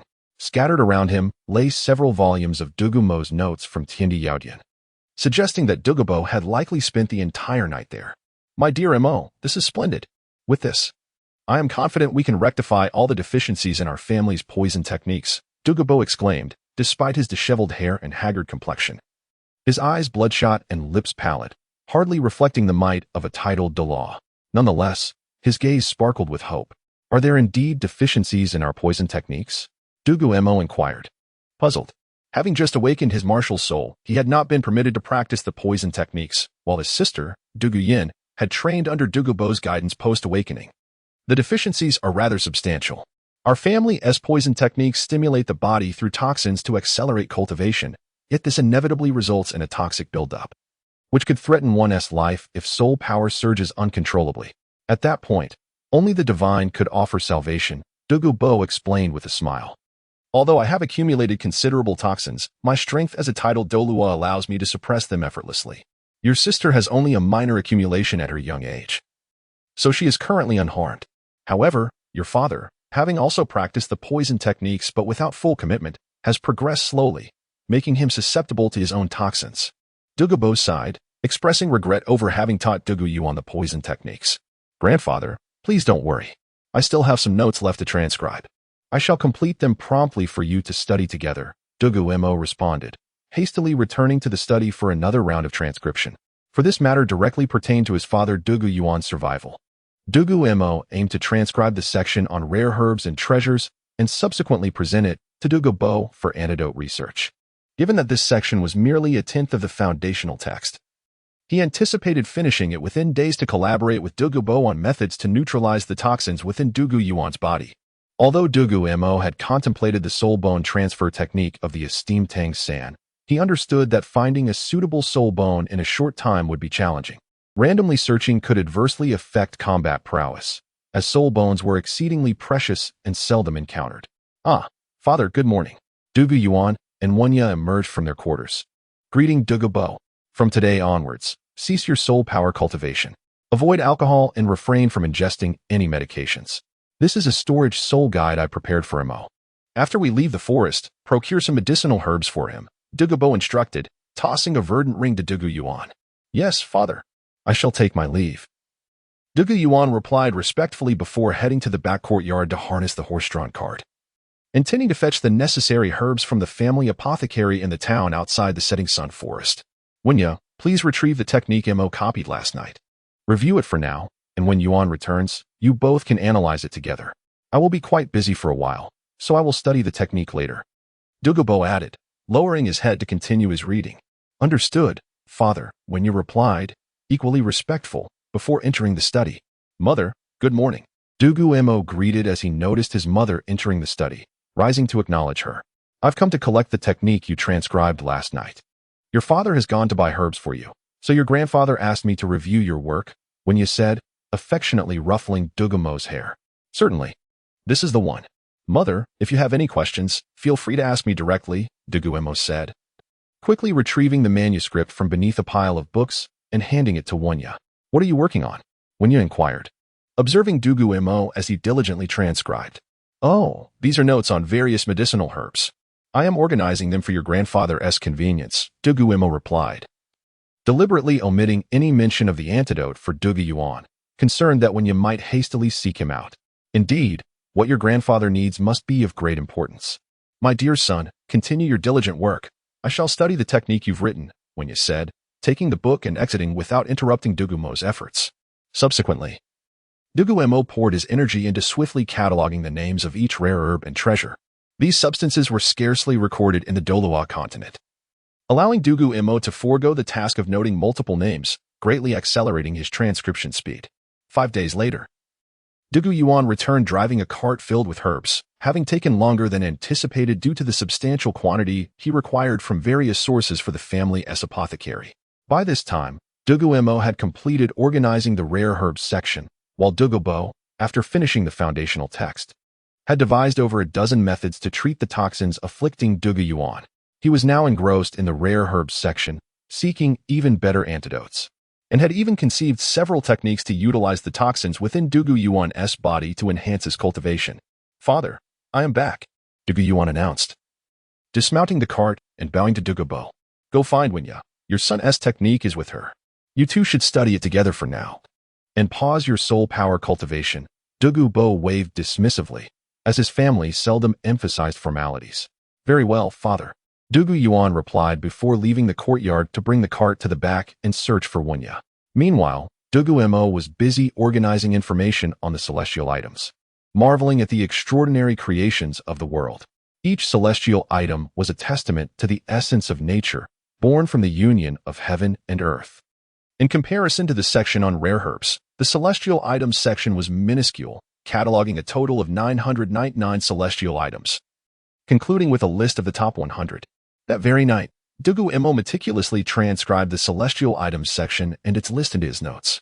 However, he stumbled upon intriguing information regarding the ice and fire duality, noting that the octagonal profound ice grass and the fiery apricot blossom were ranked 8th and 9th, respectively, on the celestial items list, accompanied by crucial details. The octagonal profound ice grass contains profound ice energy, while the fiery apricot blossom possesses fiery energy. Capable of drawing both energies into the body, refining one's bloodline and bones, solidifying the golden body, and enabling the use of the profound cauldron body refinement technique. The profound cauldron body refinement technique could refine both pills and humans, using a person as a catalyst to accelerate cultivation, heal hidden wounds, neutralize and dissolve toxins, and enhance one's foundational abilities. There were also hand seals for the technique, but Dugu Mo pondered why such a body refinement technique was concealed here. Those who can perceive these two items possess either extraordinary perseverance, enduring the solitude of poring over the pharmacopoeia for months until they reach this page, or they have beheld those two celestial treasures. They are either endowed with tenacity or blessed with fortune. It appears that the author of this tome is indeed a master. As Dugu Mo pondered this, a sudden clarity washed over him. It seems the designer of this book is not an ordinary individual. Now that the celestial treasure rankings and the celestial treasure chapters have been meticulously transcribed, it is time for me to experience the Eye of Ice and Fire. With that, Dugu Mo chuckled heartily. Chapter 11. The Alchemical Body of Ice and Fire. Grandfather, I have completed copying the chapter on celestial herbs. The entire pharmacopoeia of heaven and earth is now finished. And there is something I wish to discuss with you. After speaking, Dugu Mo shyly found a small stool and sat beside Dugu Bo.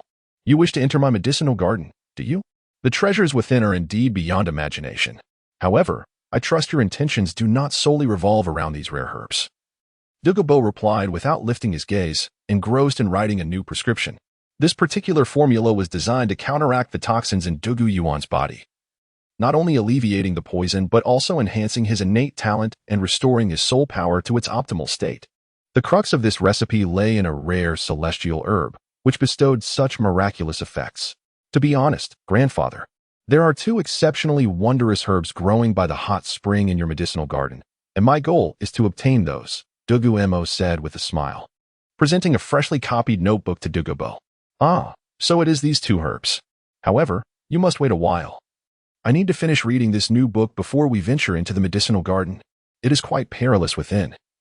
Dugu Bo frowned as he opened the book Dugu Mo had just handed him. He had some recollection of the two remarkable plants by the hot spring of the Eye of Ice and Fire. Grandfather, there are only a handful of celestial products in your medicinal garden, and most can only be used for alchemy or raw consumption. They are not suitable for medicinal use.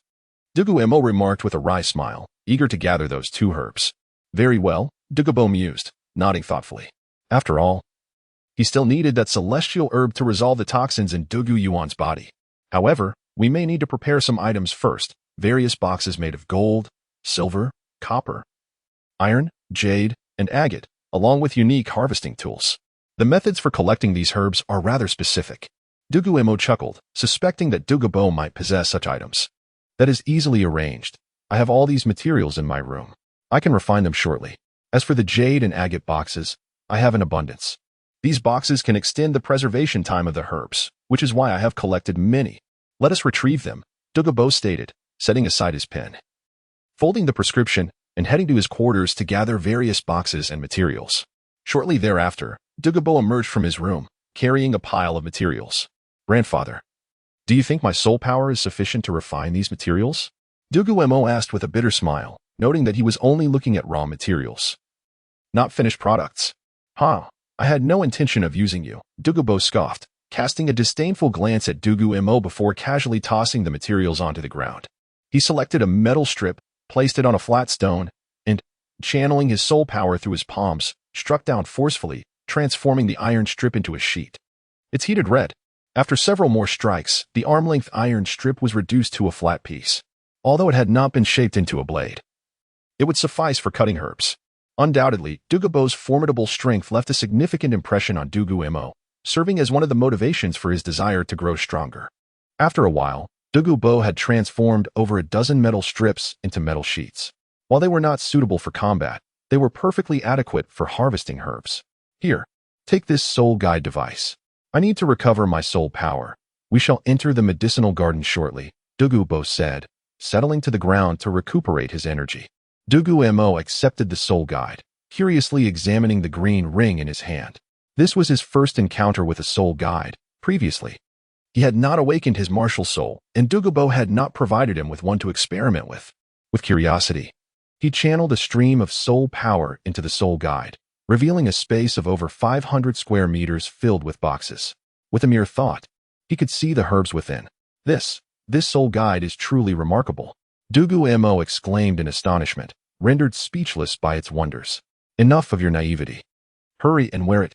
I shall guide you into the medicinal garden, as it is fraught with danger, Dugu Mo said, opening his eyes and scolding Dugu Mo for his ignorance. He felt embarrassed, relieved that no one was nearby. Though Dugu Mo perhaps forgot that he had been even more bewildered during his first encounter with the soul guide. All right, grandfather, Dugu Mo said, quickly donning the ring. He took a couple of deep breaths to steady his excitement, as he was about to enter the Eye of Ice and Fire, a moment that was undeniably thrilling. Let us proceed, Dugu Mo declared, then swiftly tucked Dugu Mo under his arm and transformed into a streak of green light, racing towards the backyard. Dugu Mo lost track of time as they flew, finally arriving at a gorge. In the center lay a hot spring, one side ablaze with red, the other a pristine white, coexisting in harmony. Aromatic scents wafted from the vicinity of the Eye of Ice and Fire, filling Dugu Mo's nostrils. Young one, snap out of it. Hurry down and start processing the herbs. There are many ripe celestial treasures here. Dugu Mo, a titled Douluo, had memorized the pharmacopoeia of heaven and earth and began to assist Dugu Mo in gathering the mature herbs. Drunken moon cordyceps. It's ripe, Dugu Mo exclaimed, beckoning Dugu Mo to retrieve a jade box from the soul guide. Holding a copper plate, he gently scooped the cordyceps into the box and handed it to Dugu Mo. The grandfather and grandson duo continued to search for various mature herbs in the Eye of Ice and Fire until dusk, both of them flushed and grinning with joy. They had successfully collected nearly 300 mature celestial treasures, along with a fully grown yellow jade heavenly ginseng. However, Dugu Mo forbade Dugu Mo from touching the ginseng, fearing it might transform into a ginseng doll. What a pity! Who knows how many celestial treasures have fallen to the ground over the years, turning to fertilizer. Dugu Mo sighed, glancing at the rows of assorted boxes behind him. We have gathered quite a substantial amount of celestial treasures already. One must learn to be content. Moreover, my pharmacopoeia of heaven and earth has been thoroughly copied. All that remains is to check periodically for any mature herbs, which will ensure a continuous supply for our family. Dugu Mo replied cheerfully. After all, acquiring even one celestial treasure is an extraordinary stroke of luck, let alone having the Eye of Ice and Fire, a source of endless treasures belonging to their family. Indeed, I was greedy.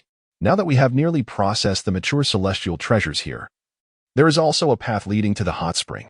Do you require my assistance? Dugu Mo smiled, realizing his own folly. No need. I can manage on my own. Dugu Mo replied, carefully approaching the hot spring along the newly opened path. The Eye of Ice and Fire not only nurtured celestial treasures but also harbored some toxic plants. So Dugu Mo remained cautious as he made his way to the hot spring. Once near the octagonal ice grass, he placed his hands on either side of it. Channeling his soul power, a fist-sized Tiandou furnace appeared. With a jade knife in hand, Dugu Mo gently sliced the grass and opened the furnace lid, allowing the octagonal ice grass to settle securely inside.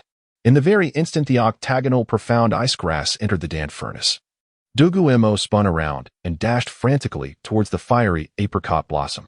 The whinnying furnace, as soon as the octagonal profound ice grass settled at the bottom, was enveloped in a layer of frost, and the temperature within the furnace plummeted precipitously. Nevertheless, Dugu Mo had meticulously calculated the timing. With a swift motion, he severed the fiery apricot blossom, and the lid of the Dan furnace flew open, allowing the blossom to descend steadily into the whinnying furnace. What was meant to be completely sealed in ice began to gradually melt. On the left, it remained shrouded in frost, while the right side blazed with scorching flames. As Dugu Mo beheld the furnace manifesting such strange phenomena, a flicker of trepidation stirred within him. Who could ascertain whether this method of alchemy posed any dangers? Should he inadvertently be reduced to ashes, it would indeed be a most embarrassing predicament. Fortune favors the bold. With a firm resolve, Dugu Mo took a deep breath. And with a surge of soul energy, the Dan furnace suddenly soared into the air, settling precisely above the yin-yang of ice and fire, spinning gracefully. With determination, Dugu Mo leapt upward, and in that fleeting moment, the furnace lid opened just in time for him to leap into the furnace. The instant he entered, the lid sealed itself automatically. Seated at the bottom of the furnace, Dugu Mo found the temperature surprisingly tolerable, contrary to his expectations. To his left lay the frigid ice, and to his right, the searing flames, Yet only the area where he sat remained at a normal temperature. "Let us commence," he declared, settling into a cross-legged position on the furnace floor. With swift hand movements, he began to form seals, channeling soul energy that surged wildly into the Wenyang furnace. As the soul energy poured in, the essences of ice and fire were gradually extracted from the octagonal profound ice grass and the fiery apricot blossom. Two spheres of top-tier celestial essence, one white and one red, began to swirl around Dugu Mo. Fortunately, the technique inherited from the Wenyang furnace was remarkably safe. Had he employed other methods to extract these energies, he might have been utterly overwhelmed. With the continuous influx of soul energy, the two spheres of energy began to coalesce, then suddenly surged into Dugu Mo's body through his mud pill palace. "Oh my, it's scorching.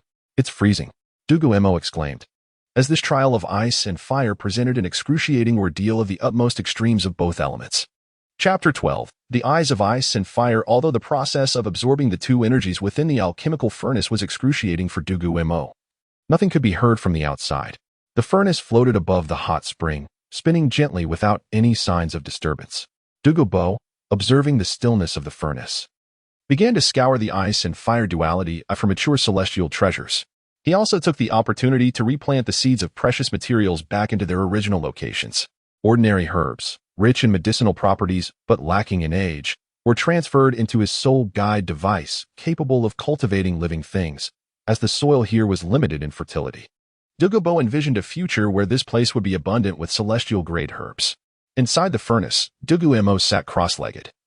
The energies of the profound ice and fierce fire clashed violently within him, causing him considerable distress. His body oscillated between hues of red and blue, and the immense force continued to assault his lungs. Fortunately, the resilience of the soul force cultivated through the Chanchun Gong technique shielded him from severe injury. Even as the pain persisted, allowing the soul force to continually refine his body and heal his wounds.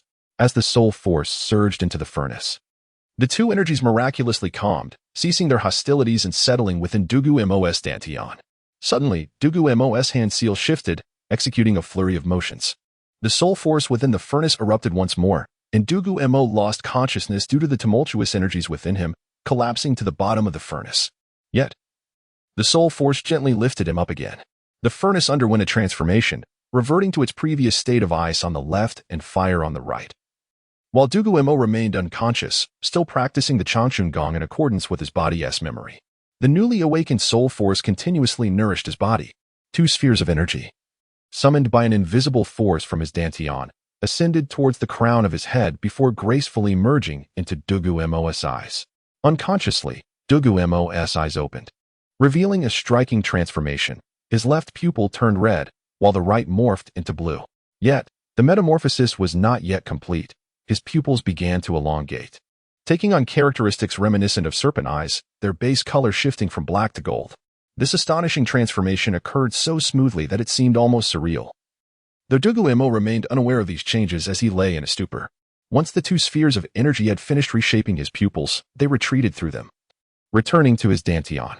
They then rapidly transformed into countless specks of energy that dispersed throughout Dugu Mo's body, providing comprehensive protection. This process would require some time, with the energies destined to be stored within Dugu Mo's meridians and bones, significantly aiding his future cultivation and breakthroughs. Outside, Dugu Mo had already turned the soil several times, discovering a few ripe celestial treasures. He tended to the other celestial herbs and treasures, loosening the soil, and observed that Dugu Mo's process had yet to conclude. Finding a vacant space, he set up a table and began to prepare the antidotes to detoxify Dugu Yuan's body. One of the required herbs happened to grow near the ice and fire duality, so Dugu Mo picked them fresh, ensuring their potency to maximize the benefits for Dugu Yuan. With Dugu Mo's experience, concocting the antidote was a task he handled with ease. As time passed swiftly, the sun set and the moon ascended high into the sky. Dugu Mo, sitting on a tree near the ice and fire duality, gazed at the still spinning furnace, pondering the delay in Dugu Mo's emergence. Just as he voiced his thoughts, the lid of the furnace exploded off, and it transformed into a burst of soul force, returning to Dugu Mo's body. Without the furnace's support, Dugu Mo splashed into the hot spring below. Dugu Mo, quick to react, soared above the spring and promptly rescued Dugu Mo from the water. However, Dugu Mo remained unconscious. After a moment's thought, Dugu Mo used soul force to dry Dugu Mo's drenched clothes and stored the celestial materials into Dugu Mo's soul guide before dashing back to his courtyard as a streak of green light. Yuan, quickly take Mo back to his room and let him rest well, Dugu Mo called out from the courtyard. By now, night had fallen, and Dugu Yuan hurriedly dressed and emerged to greet Dugu Mo's father. What happened to Mo? He inquired. Nothing serious. He simply overindulged in supplements and needs a good sleep to recover, Dugu Mo replied, not looking back as he headed toward his alchemy room. This was his first time preparing such an antidote, and he wanted to test its efficacy, especially since it was for his son. Caution was prudent. It was well into the night when Dugu Mo meticulously assessed the safety of the antidote. At dawn the following day, Dugu Mo stretched, capped the antidote bottle, yawned, and stepped outside. After breaking through to the tidal Douluo level, his need for sleep had diminished significantly. Fortunately, the antidote exceeded Dugu Mo's expectations after taking it. As long as Dugu Yuan diligently practiced, he could achieve the Soul Sage level without much difficulty, despite being only at level 46 and past the prime age for cultivation. Meanwhile, Dugu Mo awoke, feeling an inexplicable sense of comfort coursing through his body. Rising from bed, he stretched, producing a series of satisfying pops, and stepped outside. Good morning, Grandpa, he cheerfully greeted Dugu Mo, the only other early riser in their household. How do you feel? Did it work yesterday? Dugu Mo asked, settling onto a stone bench in the courtyard and affectionately ruffling Dugu Mo's hair. Oh right, I almost forgot. I slept so well yesterday. Let me sense my body first, Dugu Mo exclaimed, recalling the need to check his condition. The two supreme celestial treasures had not only expanded his meridians and fortified his Dancian, but he could also feel the residual medicinal energy within him continually aiding his cultivation. It seems the effects are somewhat less than I anticipated, Dugu Mo remarked, frowning slightly. In the original tale, Sangu used these two supreme celestial treasures to refine his body, yet for me, it merely seems to enhance my soul power and strengthen my foundation. This hardly does justice to yesterday's ice and fire duality. Wait, your pupils. Dugu Mo observed that when Dugu Mo had been operating his soul force, his pupils had transformed into a striking pair of red and blue serpent-like eyes. They lent him an unusual charm. My pupils? Grandpa, may I have a mirror? Dugu Mo raised an eyebrow in curiosity, requesting a mirror from Dugu Mo. Indeed, upon inspection, his pupils had morphed into serpent-like forms, and as he scrutinized his surroundings, he discovered he possessed the ability to see infrared, perceiving the temperature of living beings and achieving a rudimentary form of X-ray vision. Though he was unfamiliar with this ability and found it challenging to maintain that state. Incorrect. This is not a serpent's eye, but rather a dragon's eye. The serpent's eye has a black base, while the dragon's eye boasts a golden foundation. This appearance should indeed be a pair of dragon's eyes. Dugu Mo scrutinized Dugu Mo's pupils carefully, his astonishment palpable. The existence of a pair of dragon's eyes implied that Dugu Mo's innate talent might far exceed their previous assessments. Only an intense lineage of dragon blood within the martial soul could awaken such eyes. What sensations do you perceive from these pupils? Dugu Mo inquired further. I can discern temperature variations and possess a rudimentary form of X-ray vision, but beyond that, there is nothing more, Dugu Mo replied, his lips twitching. He felt an inkling of doubt about his own potential, pondering why he lagged so far behind his elder brother. In the Douluo continent, the golden eyes were of little use, lacking antiques, and even the venues for gambling stones was a source of frustration. Concentrate your soul power into your eyes and see what transpires, Dugu Mo suggested after a moment's reflection. Very well, Dugu Mo responded, commencing to channel his soul power into his eyes. Suddenly, an extraordinary sensation enveloped him. Dugu Mo abruptly opened his eyes. His left eye erupted with a golden-red fire streak, while his right emitted a blue-golden beam of icy light. These twin beams struck two nearby trees, igniting one instantly, while the other became adorned with frost. It seems that young Mo has encountered a fortuitous opportunity. This is equivalent to the full force of a level 40 soul master. Dugu Mo nodded in approval. Observing the two trees, one ablaze and the other encased in ice, demonstrating the newfound power Dugu Mo had acquired. This is quite remarkable, Dugu Mo rejoiced, no longer envious of his elder brother. When his brother consumed two celestial treasures, he had not maximized their medicinal properties, yet Dugu Mo had achieved that feat. Young Mo, do not underestimate this ability. It is akin to possessing a soul bone. This signifies that you will have an additional soul skill, and I suspect that this skill will grow in potency alongside your soul power, making it a highly promising ability. Dugu Mo, with his extensive experience, pinpointed the essence of the matter. The purpose of acquiring soul rings and soul bones is to obtain formidable soul skills, enabling one to dominate opponents in battle and secure victory. Now, Dugu Mo had obtained a skill that was not only powerful but also capable of further enhancement, truly an impressive skill. By the way, young Mo, try to revert this IS appearance to normal. Otherwise, it may expose the information about your martial soul, Dugu Mo advised earnestly. I will give it a try, Dugu Mo replied, closing his eyes and relaxing his body. Upon reopening them, he was astonished to find his pupils had returned to their original state. However, as soon as he channeled his soul power, the peculiar appearance returned. Yet, this was inconsequential. Nearly every soul master exhibited some form of alteration when employing their soul skills, like Ma Hongjun's Phoenix, which transformed him into a feathered form upon martial soul manifestation. Next, we must address the toxins within your father's body. I examined the efficacy of this potion thoroughly yesterday, and it is quite promising. Once your father awakens, he should personally try this elixir. Dugu Mo placed a vial of pale blue liquid on the table for Dugu Mo to observe. Just then, Dugu Yuan emerged from the room. Chapter 13. The Soul Ring That Fell from the Sky. You arrived just in time. I was about to summon you. Come, drink this. It will be beneficial for your health. With a slight smile, Dugu Mo waved his hand, and a potion bottle flew gracefully into Dugu Yuan's grasp. What is this? Dugu Yuan uncorked the bottle and inhaled its scent before tilting his head back and consuming the entire potion in one go. After all, his father could not deceive him. Xiao Mo, retreat. Dugu Mo, witnessing Dugu Yuan's swift consumption of the potion, hastily grabbed Dugu Mo and dashed into the room. Uffed. I can't believe it, father. At your age, you still find pleasure in teasing me. Dugu Yuan exclaimed as he hurried towards the restroom. Who knew you would drink so much? That was a 3-day supply, meant to be taken in 9 doses. Of course, taking it all at once would yield the best results, but it is also quite prone to. Dugu Mo mumbled as he settled into his chair. Grandfather, you are indeed formidable, Dugu Mo remarked, discreetly inching away from Dugu Mo. Dugu Mo scoffed before returning to his reading. In truth, he was contemplating how to eliminate the toxins from his own body, for these toxins were akin to landmines capable of obliterating everything. Who could sleep soundly while clutching a landmine? Thus, Dugu Yuan had honorably become experiment subject number 1. After a while, a faintly foul odor wafted in through the window, prompting Dugu Mo to swiftly wave his hand, sealing all the windows. The materials here were of the highest quality, ensuring that no odor could penetrate. Ugh, why does it smell so bad outside? Xiao Mo, did you do something mischievous? Ugh. Dugu Yin, still in slumber, was roused by the stench.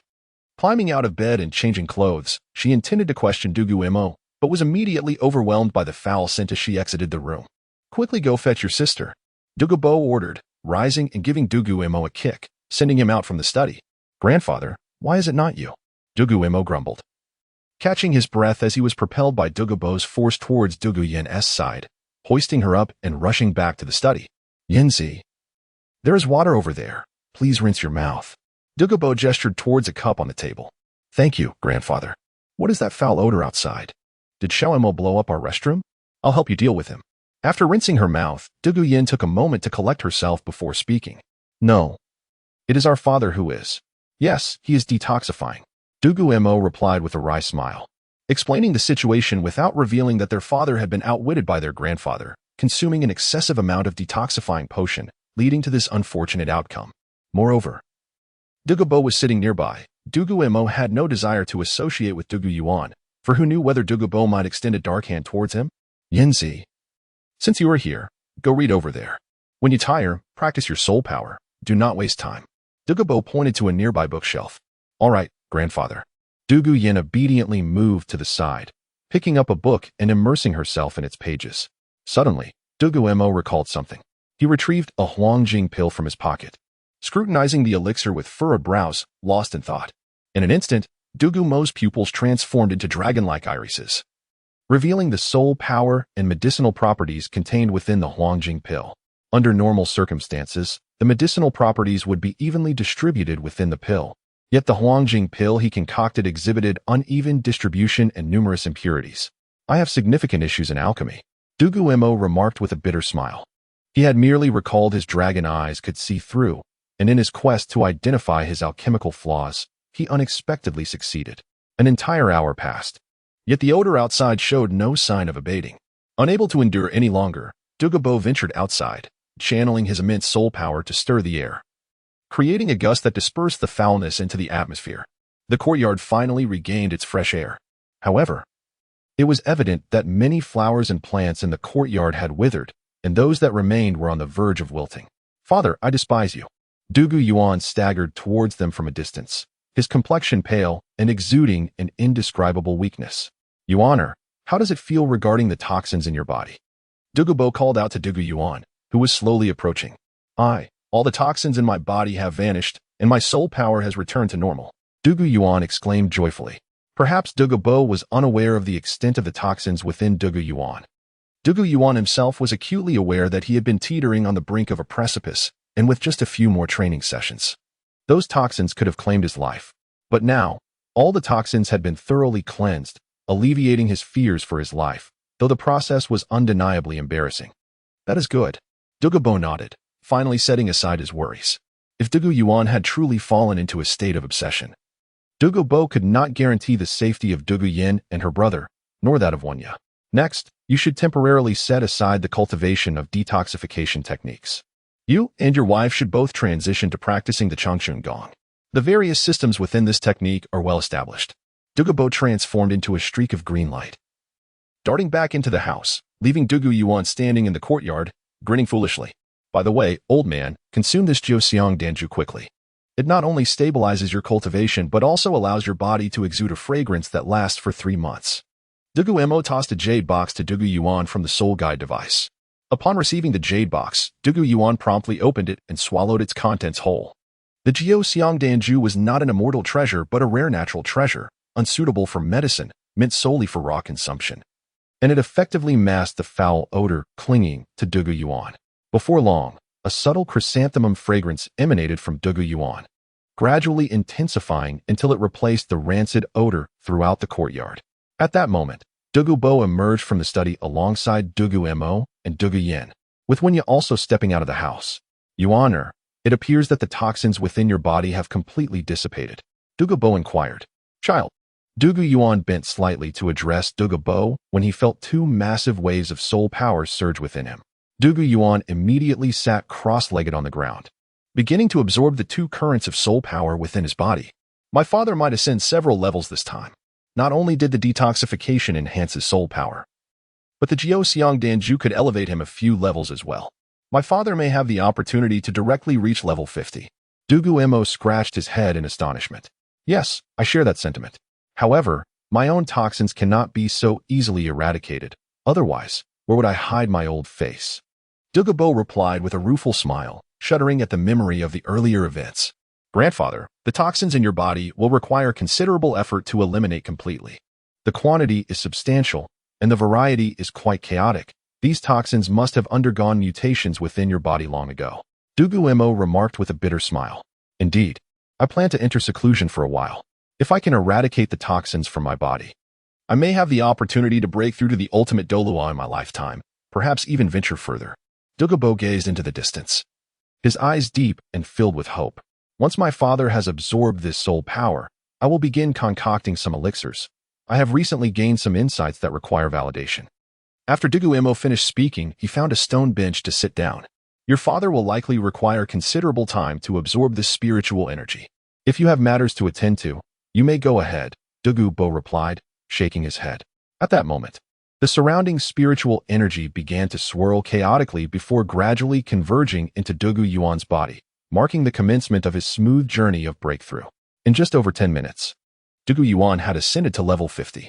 "Yuan, do not force a breakthrough in your spiritual energy level, otherwise your foundation will become unstable. Compress the energy," Dugu Mo admonished in a hushed tone, sensing that any further ascension would jeopardize Dugu Yuan's stability. If he continued to elevate his spiritual energy, future breakthroughs would pose even greater challenges. Upon hearing his father's words, Dugu Yuan clasped his hands together, allowing the spiritual energy within him to slowly compress, causing his level to gradually decrease from 50 to 48, before absorbing energy to ascend back to 50. This process was repeated several times until he had completely absorbed the energy in his body, stabilizing his level at 50. now requiring the hunt of spirit beasts to continue his progression. Father, I have reached level 50. However, I sense that my spiritual energy may exceed this level, and my foundation is now exceptionally solid. Dugu Yuan stood up, smiling. Very well, you shall rest today. Tomorrow I will take you to hunt spirit beasts, Dugu Mo said, preparing to return to his study to research methods to detoxify his body. Suddenly, a massive serpent with flesh-colored wings descended from the sky, landing headfirst. The serpent measured 20 meters in length, its body a vibrant green, adorned with 2 meaty wings and covered in a layer of green scales that shimmered with a faint metallic luster. What is this? The winged leaf serpent king. Dugu Yuan gazed in astonishment at the spirit beast, moistening his dry lips. Approximately 18,000 years of cultivation, just suitable for you as your 5th spirit ring. Dugu Mo remarked with a slight grimace. By heavens, Dugu Yuan's luck is truly extraordinary. He sits at home, and his spirit beast descends from the heavens. One perfectly suited for his absorption. Father, your fortune is remarkable. There is still life in it. Act quickly. This martial spirit should complement our family's martial spirit splendidly. Dugu Mo remarked, observing the great serpent still gasping for breath. Ha! Dugu Yuan exclaimed, retrieving a serpent-shaped dagger from his soul guide and plunging it fiercely into the creature's vitals. The colossal serpent thrashed violently for a time before gradually producing a black spirit ring that coalesced from its lifeless body. Dugu Yuan sat cross-legged on the ground, commencing the absorption of the spirit ring. This must have been incapacitated by the toxic mist I just conjured into the air, Dugu Mo pondered, stroking his chin. This certainly attests to my father's immense luck, Dugu Mo remarked with a wry smile. This time, the absorption of the spirit ring posed little danger. Dugu Yuan's foundation had been meticulously refined, and the compatibility of this spirit ring with him was excellent, alleviating any concerns of complications. If you feel tired, return to rest, Dugu Mo suggested, taking a seat on a nearby stone bench to guard Dugu Yuan. Dugu Yin, Dugu Mo, and Wen Ye chose to remain awake, silently safeguarding Dugu Yuan. After 2 hours had elapsed, Dugu Yuan finally completed the absorption of the spirit ring before Dugu Mo said, You should rest. We can study the spirit abilities tomorrow. Without waiting for Dugu Yuan's response, he turned and retreated to his room, feeling utterly fatigued and in need of a good night's sleep. Father, wife, Yin, Mo, do stay and listen to the spirit abilities I have acquired. Dugu Yuan extended his hand, wishing to retain the company of these individuals. Chapter 14. Unlocking the elixir formula early the next morning. While having breakfast, Dugu Yuan finally found the opportunity to introduce his soul skills. He had been holding back all night, as the others had not listened to him at all the previous day. His soul skill, Storm Poison Wings, allowed him to conjure a pair of wings from his soul power, enabling him to unleash toxins and take flight. Dugu Yuan elaborated on his 5th soul skill, which was derived from the soul ring gifted by a descending soul beast. It was indeed an exceptional skill, typically associated with soul beasts around 60,000 years old, and it possessed countless potential applications. Well done, Yuan. Dugu Mo, well-versed in such poison attribute skills, was able to provide insights into its origin and details with ease. After the family finished their meal, they returned to their respective rooms, engaging in various activities such as cultivating soul power, researching alchemy, or studying detoxification techniques. With the matter concerning the ice and fire yin yang concluded, Dugu Mo could now concentrate on enhancing his alchemical skills. He had previously discovered through his dragon eye that the potency of the pills he produced was below 50% due to uneven distribution of medicinal power. Now that he understood the issue, he was determined to refine his alchemical process, aiming to surpass the 50% threshold and unlock more recipes. Without delay, Dugu Mo returned to his room, set up the alchemical furnace, and began the refining process by channeling his soul power. This time, he was meticulous and focused, ensuring that each step was executed with precision. He carefully controlled the input of soul power to guarantee that the medicinal essence was evenly distributed throughout the concoction. It wasn't long before he was drenched in sweat, as the meticulous control required immense effort and concentration. He had to maintain a state of heightened alertness, lest he lose control of his soul power. Eventually, the concoction in the furnace began to solidify, swirling within as it neared completion. Dugu Mo took a deep breath, gestured with his hands, and slowly extracted the pill from the furnace. As the pill exited, external soul power surged towards it, and Dugu Mo utilized his remaining soul power to stabilize the influx from the air, ensuring the final step concluded successfully. Moments later, the surrounding soul power was expertly channeled into the pill, which had now absorbed sufficient energy. Upon witnessing the completed pill, Dugu Mo exhaled deeply and collapsed onto the floor. Exhausted. This pill was not the typical earthy hue, but rather a pale yellow, and he sensed it had a significant chance of exceeding 70% potency. First-grade Huangjing pill, potency 80%. The medicinal power is uneven. Alchemists must carefully select ingredients prior to refining. Failure to do so will hinder the next stage of the recipe. My heavens, I actually succeeded in creating an Huangjing pill with 80% potency. It is so close to 90%, and this time the error was not in my technique, but rather in my ingredient selection. I must be more diligent in choosing my materials, Dugu Mo exclaimed, leaping up in excitement. He had finally surpassed 50%, achieving an impressive 80%. With only a narrow margin to reach 90%. After calming down, Dugu Mo wiped the sweat from his brow with a towel and sat cross-legged on his bed to replenish his soul power. In his current state, he could only refine a single pill. Fortunately, the Huangjing pill was relatively straightforward to create. Otherwise, he might not have had enough soul power for a more complex recipe. Moreover, this method of pill refining not only enhanced the purity of his internal soul power, but also sharpened his control over it. Realizing that the previous failure was due to ingredient issues, Dugu Mo resolved to select his materials with utmost care. He took a moment to reflect on his past mistakes. Then, with renewed determination, he jumped off the bed and meticulously selected each ingredient, analyzing their quality and employing his dragon eye to examine the internal essence of each material. After spending 10 minutes selecting from only 7 types of herbs, he felt that the ingredients he had chosen were not the most potent, but rather those with similar levels of medicinal power. Nevertheless, he successfully refined the pill this time, akin to the previous attempt. Alchemy could be tedious, and writing too much could become monotonous. However, Dugu Mo gleaned an important lesson.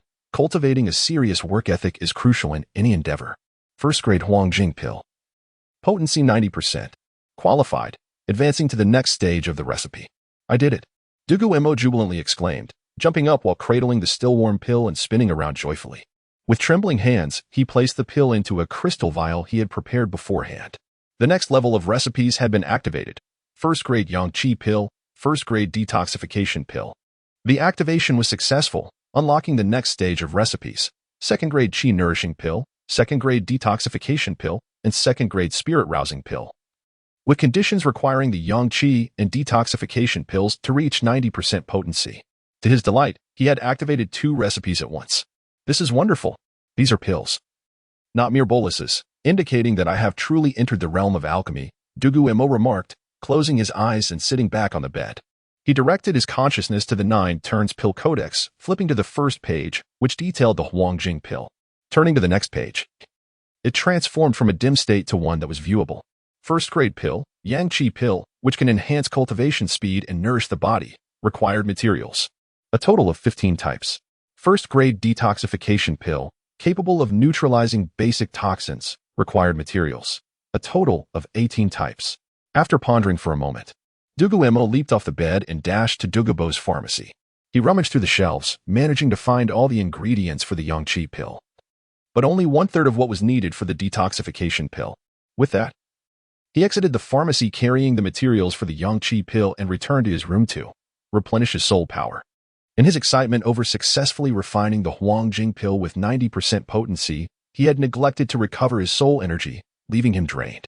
Sitting cross-legged on the bed, he commenced the process of restoring his soul power, eagerly anticipating the opportunity to refine a Yangqi pill, which he believed would far surpass the Huangjing pill in efficacy. Since he had only secured 1 set of ingredients, he proceeded directly to warming the furnace, adjusting his state of focus as the difficulty of refining the Yangqi pill exceeded that of the Huangjing pill. Once the temperature in the alchemical furnace stabilized, Dugu Mo tossed the herbs inside, igniting them. He began to meticulously extract the essence, aware that the required heat for these materials was significantly higher than that needed for the Huangjing pill, prompting him to channel more soul power into the furnace. Gradually, the herbs melted, coalescing into a viscous liquid, but the sustained high temperature also drained an excessive amount of his soul energy. Given the substantial soul power contained within the Huangjing pill, he decided to utilize it to replenish his energy. After Dugu Mo finished speaking, he placed the 8-part Huangjing pill and the 9-part Huangjing pill in his mouth, intending to hold them there. If his soul power proved insufficient, he would swallow the pills immediately. He then relaxed, continuing to refine the elixir. Given the substantial input of soul power required, meticulous control was necessary. However, just a few breaths later, beads of sweat began to bead on his forehead. Gradually, the medicinal liquid began to solidify, and with palms pressed together, Dugu Mo gritted his teeth and channeled his soul power into the alchemical furnace. Yet, as the temperature began to rise, he felt a wave of emptiness within his body, realizing that his soul power was nearly depleted. With a slight movement of his lips, the 8-part potency Huangjing pill slipped down his throat, and a surge of soul power flowed from Dugu Mo into the furnace. The temperature within the furnace surged once more, and the liquid solidified at an increasingly rapid pace, a fragrant aroma wafting from it. Upon catching a whiff, Dugu Mo's spirit was instantly invigorated. Determined, he clenched his teeth and swallowed the other pill, restoring his soul power once again. He endeavored to steady his hands, aiming for utmost stability while drawing the elixir, simultaneously controlling the surrounding soul power to prevent it from disrupting the potency within the pills. In the very moment the elixir was entirely extracted from the furnace, a wave of fragrance enveloped the room. With a sigh of relief, the pill settled firmly in Dugu Mo's grasp, while he collapsed to the ground, gasping for breath. Gritting his teeth, he managed to retrieve a crystal vial from beside him, uncorked it, and placed the pill inside, sealing it tightly before setting it aside. The sensation of having entirely depleted his soul power was profoundly uncomfortable. Turning onto his side, he lay flat on the ground, finding this position more comfortable. Gradually, his soul power began to recover. After an hour of rest, he had regained less than 10% of his soul power, yet he was now able to sit up. Having exhausted himself, he realized that although the nurturing chi pill had been successfully refined, he had yet to assess its potency. Once sufficiently recovered, he picked up the vial and felt a sudden realization. The first-grade elixir, nurturing chi pill, possessed a potency of 60%. Yet due to the insufficiency of the refiner's soul power, the process had encountered interruptions, rendering it subpar. It seems my alchemical skills have indeed improved significantly. Though my soul power remains somewhat lacking, it is evident that to refine higher-grade elixirs in the future, an elevation in soul power level is essential. Dugu Mo remarked while stroking his chin. Throughout this refining process, he had nearly given up several times, as his soul power was truly inadequate. Chapter 15. Departure to the Royal Academy of Tiandou. Grandfather, must we go? Dugu Mo gazed earnestly at Dugu Bo, his expression revealing a faint but resolute determination. That little rascal is rebelling. When I say you must go, you will go. Are you looking for a beating? Dugu Bo reclined in his rocking chair, casting a languid glance towards the sky as he spoke. Grandfather, I was wrong. I'll go. Is that acceptable? Dugu Mo slumped despondently to the ground, sighing heavily. This marked the 31st time he had implored Dugu Bo this month. Each time prior, Dugu Bo's immediate response had been a severe reprimand, after which Dugu Mo learned that confronting evil forces head-on was futile. He truly had no chance of resistance. Quickly return and rest. Tomorrow we set off for the Royal Academy of Tiandou. At the Academy, you will not only find new friends, but also acquire vast knowledge. I cannot fathom why you are reluctant to go. Look at your sister. She eagerly anticipates attending school every day. Dugu Bo shot a blank stare at Dugu Mo. Should Dugu Mo exhibit even the slightest hint of defiance, it would be met with a swift reprimand from Dugu Bo. Alas, how will I practice alchemy then, grandfather? Dugu Mo lamented, plopping down in the courtyard with a wry smile. In truth, the more pressing concern for him was that a young man with a soul age of over 20 would be frolicking with children merely 6 or 7 years old. A notion that was quite difficult for Dugu Mo to accept. Alchemy is simple. Dream God Machine will arrange for you a separate courtyard where no one will disturb your practice. Dugu Bo remained reclined, not bothering to sit up. Well, very well then. Dugu Mo reluctantly accepted the reality. Since resistance was futile, he might as well find enjoyment in it. Brother, why do you dislike school so much? You spend all day cooped up in the house without playing with me. It's terribly dull. Once you start school, you will have many new friends to play with. At that moment, Dugu Yin came running from a distance, sticking her tongue out at Dugu Bo before turning to speak to Dugu Mo. Ha. We are not on the same level. Focus on your training and break through to level 20 soon, or else you won't even be able to defeat me. Dugu Mo teased Dugu Yin, as they had grown accustomed to their playful banter. Humph, you still have to call me sister. If you have the skills, then you should be the older one. Dugu Yin retorted defiantly. Fine, you win. I shall return to my alchemy. After saying this, Dugu Mo tossed a crystal vial filled with 5 vitality pills to Dugu Yin. Dugu Yuan, and when you each receive 5 as well. The crafting of vitality pills was exceedingly exhausting in terms of both energy and soul power. Thus, Dugu Mo only produced them once every 2 days, totaling merely 15 pills. Dugu Mo had no need for the pills, as the effects of a low-grade pill were negligible for a titled Douluo. So he had never considered accepting Dugu Mo's offerings. Throughout the month, Dugu Mo divided his time evenly between alchemy and practicing his first soul skill, resulting in his soul power level stagnating at level 19. Upon returning to his room, Dugu Mo did not engage in alchemy, but instead began to organize his belongings, for they were to set off the day after tomorrow. He had once hoped that Dugu Mo would acquiesce to his wish of not attending school, but it seemed that hope had completely evaporated. What he organized were not clothes, but rather books and medicinal materials. All his garments had been prepared by Wenya, so Dugu Mo need not waste time on clothing. After all, the Dugu family was well off. Dugu Mo had relocated a considerable portion of the books from Dugu Mo's study. However, these tomes were of little use to Dugu Mo now, merely gathering dust at home. It was more beneficial to take them to the academy, where Dugu Mo might find time to read. Generally, books on poisons were not kept in the academy, hence his decision to bring them along. Thus, Dugu Mo continued to pack until the late hours of the night, categorizing the books and storing them in a soul guide for easy access in the future. The following morning, Dugu Yuan personally drove the carriage to the entrance of Dugu Mo's residence. Little Mo, make sure to take good care of your sister once at the academy. As a young man, you must protect her. Wenya affectionately ruffled Dugu Mo's hair, smiling as she spoke. Uft, I don't need his protection, Dugu Yin scoffed, turning her head away. An 8-year-old girl was about to leave home for an unknown new place, which was indeed quite daunting. Moreover, Dugu Yin was reluctant to part with Wenya. She had grown accustomed to her mother being by her side. As if I would need protection from her, being with her. It should be I who requires a protector. Dugu Mo similarly turned away with a smirk. In his previous life, he had been an orphan, and in this life, he had finally gained parents and a kind grandfather. He was also reluctant to leave this home, yet there was no choice. Departure was inevitable. Enough of your bickering. Once at the academy, you must look out for each other. After all, our family is not large, Dugu Mo said, gently ruffling Dugu Yin's little head.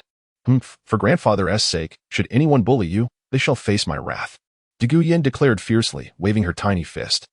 The residual medicinal power of the poison technique within Dugu Yin had already dissipated, and she had also begun practicing the eternal spring technique that Dugu Mo had transcribed. However, she had perfectly inherited Dugu Mo's talent for poison crafting, far surpassing Dugu Yuan. Moreover, Dugu Yuan and Wenya had also transitioned to practicing the eternal spring technique, significantly enhancing their cultivation speed. Yes. This journey should not be overly perilous. Depart early to arrive at the academy sooner. Go now, children. We will await your return during the holidays. Dugu Mo waved his hand, signaling for Dugu Yuan to commence their journey. With a crack of the whip, Dugu Yuan urged the carriage forward, its wheels rolling slowly away. Dugu Mo watched the departing carriage, once again left alone, as Wenya had also left with Dugu Yuan. He felt that the attention from the spirit hall towards Dugu Mo had lessened, allowing him to permit Dugu Mo to attend the Royal Academy of Heaven Do. Dugu Yuan and Wenya needed to manage the family business. With a flick of his sleeve, Dugu Mo turned and entered his small room, beginning to devise an antidote for the poison within his soul power. Of course, Dugu Mo had also shared the method for transferring soul bones with Dugu Mo, who sought connections in the black market to find suitable soul bones for himself, a contingency plan in case the antidote failed. With no one else around, Dugu Mo locked himself in his room to concoct the antidote. Chapter 16. The Royal Academy of Tiandou. Father, are you certain I am to study here for several years? Dugu Mo stood beside the carriage, pointing towards the towering peaks with a grimace, though his 6-year-old visage lacked any semblance of menace, appearing instead quite endearing. The Tiandou Royal Academy must be the finest institution in the Tiandou Empire, and it is also the closest school to the Sunset Forest. Dugu Yuan helplessly shrugged. This was Dugu Mo's intention, and he dared not voice any objections, as Dugu Mo was the head of their family. What a high mountain, Dugu Yin exclaimed, tilting her head in awe. Silly sister, we will likely have to climb up that mountain path shortly, Dugu Mo said, covering his face with a rueful smile at his sister's naivety. You are correct. We must ascend the mountain path ahead. It is the rule, Dugu Yuan nodded, shaking his head. I want Daddy to carry me, Dugu Yin declared. As soon as Dugu Yuan finished speaking, she wrapped her arms around his leg, displaying her cleverness. All right, my dear daughter, I shall carry you up. Dugu Yuan lifted Dugu Yin from the ground. Although his spirit power level was not particularly high, he had already reached level 50. So carrying a child up the mountain posed no challenge. Let us set off. I sense my arduous days are upon me, Dugu Mo declared, taking the lead with his short legs as he began to ascend the mountain. Ah, you, Dugu Yuan chuckled, shaking his head as he started to climb with Dugu Yin in his arms. As they reached the halfway point up the mountain, a group of students clad in pale yellow uniforms from the Tiandou Royal Academy sprang forth from the roadside. Who are you? This is the Tiandou Royal Academy. No idlers are permitted to enter. Leave at once. A tall, slender boy stepped forward, looking down upon Dugu Yuan and his companions with an air of arrogance. I am from the Dugu family. This letter is for your principal. Please deliver it promptly, Dugu Yuan stated succinctly, producing an envelope from his pocket and tossing it to the student. So it is the uncle from the Dugu family. Young nephew of Baron Adka, please follow me. I shall deliver the letter, the tall boy, Tang Hao, quickly responded, scampering towards a nearby pavilion to rest, before turning to run up the mountain. The influence of a titled Douluo is indeed formidable. Even the emperor of the Tiandou Empire holds great respect for Dugu Mo. As such, the Dugu family has leveraged Dugu Mo's prestige and power to establish itself as a prominent family, enjoying greater respect than typical duke families. Father, why did grandfather insist I come here to study? Is he not concerned I might pick up their unpleasant habits? Dugu Mo asked, observing the hurried students with a twitch at the corner of his mouth. Your grandfather may have overlooked certain details. However, it is of little consequence. Since you are already aware of these issues, you shall not adopt those undesirable traits. You must keep an eye on your sister, Dugu Yuan responded, surprised by the awkward first impression the Tiandou Royal Academy left on them. Father, I want to eat some fruit, Dugu Yin chirped innocently, pointing to the fruits in the pavilion nearby. Here, have this. Dugu Mo retrieved a lingyu fruit from his soul guide and tossed it to Dugu Yin. The lingyu fruit is considered a precious treasure, though its abundant yield, hundreds of pounds from a single tree in a year, renders its potency for enhancing spirit power negligible. Nevertheless, it possesses other benefits, such as nourishing meridians and potentially enhancing talent with regular consumption. This is so sweet. Brother, I want more, Dugu Yin exclaimed, quickly devouring the fruit, which was only the size of a fist, and looking to Dugu Mo for another. One a day. You cannot have more, Dugu Mo replied, laboriously climbing onto a stone bench to take a sip from his water flask. Humph, you ungrateful brother. I shall ignore you, Dugu Yin huffed, climbing onto a stone bench and taking a hearty bite of an unfamiliar fruit from the table. You two always quarrel. I hope you can unite better once school begins, Dugu Yuan remarked, ruffling Dugu Yin's hair affectionately. Before long, Tang Hao returned with his companions, sprinting down the mountain. Uncle Dugu, the principal has asked me to escort you up to see him, Tang Hao announced, making a gesture for them to proceed, leading Dugu Yuan and the children further up the mountain. Though Dugu Mo's spirit power level was 19, his 6-year-old stamina could not keep pace, and soon he was drenched in sweat from the climb. Along the way, Tang Hao attempted to ingratiate himself with Dugu Yuan by offering to carry Dugu Mo. But Dugu Mo waved his hand in refusal. It was a valuable lesson, after all, as not everything could be easily obtained. Just as Dugu Mo felt he could no longer endure, they finally reached the summit, where his clothes were soaked through with perspiration. He had not anticipated the mountain would be so challenging to ascend. Little Mo, your resilience is quite commendable. It seems our Dugu family will soon produce another remarkable individual. Dugu Yuan chuckled, tousling Dugu Mo's hair. Dugu Mo did not respond, instead taking a yellow essence pill from his soul guide and popping it into his mouth. Right this way, the principal's office is not far from here, Tang Hao guided Dugu Yuan. This time, they did not need to ascend further, as the principal's office was located not in the towering academic buildings, but rather within a quaint wooden cabin nestled in a forest. Upon arrival, Tang Hao and his group took their leave. Uncle Meng, your nephew Dugu Yuan pays his respects, Dugu Yuan said respectfully to Meng Xinji, who emerged from the cabin. Meng Xinji was of the same generation as Dugu Mo, but lacked the fortune to break through to title Douluo. There is no need for such formalities. The letter from Duke Poison Douluo has conveyed everything clearly. These two children will be studying here for a while, Meng Xinji replied, dressed in casual attire as today was not a ceremonial occasion. Thank you, Uncle Meng. In this case, I shall leave the arrangements for these two children in your capable hands. Once they are settled, I will take my leave, Dugu Yuan said with respect. Very well. I will have someone attend to this matter immediately, Ming Shinji replied, instructing a young teacher nearby to assist Dugu Mo with his accommodations. Please follow me, esteemed guests. The young teacher, Qin Ming, had recently begun teaching at the Tiandou Royal Academy, shadowing Ming Shinji due to his exceptional talent. Dugu Mo, unaware of Qin Ming's identity, would have surely engaged in casual conversation if he had known. Ultimately, Dugu Mo and Dugu Yin were assigned to a small courtyard near the fire attribute training area.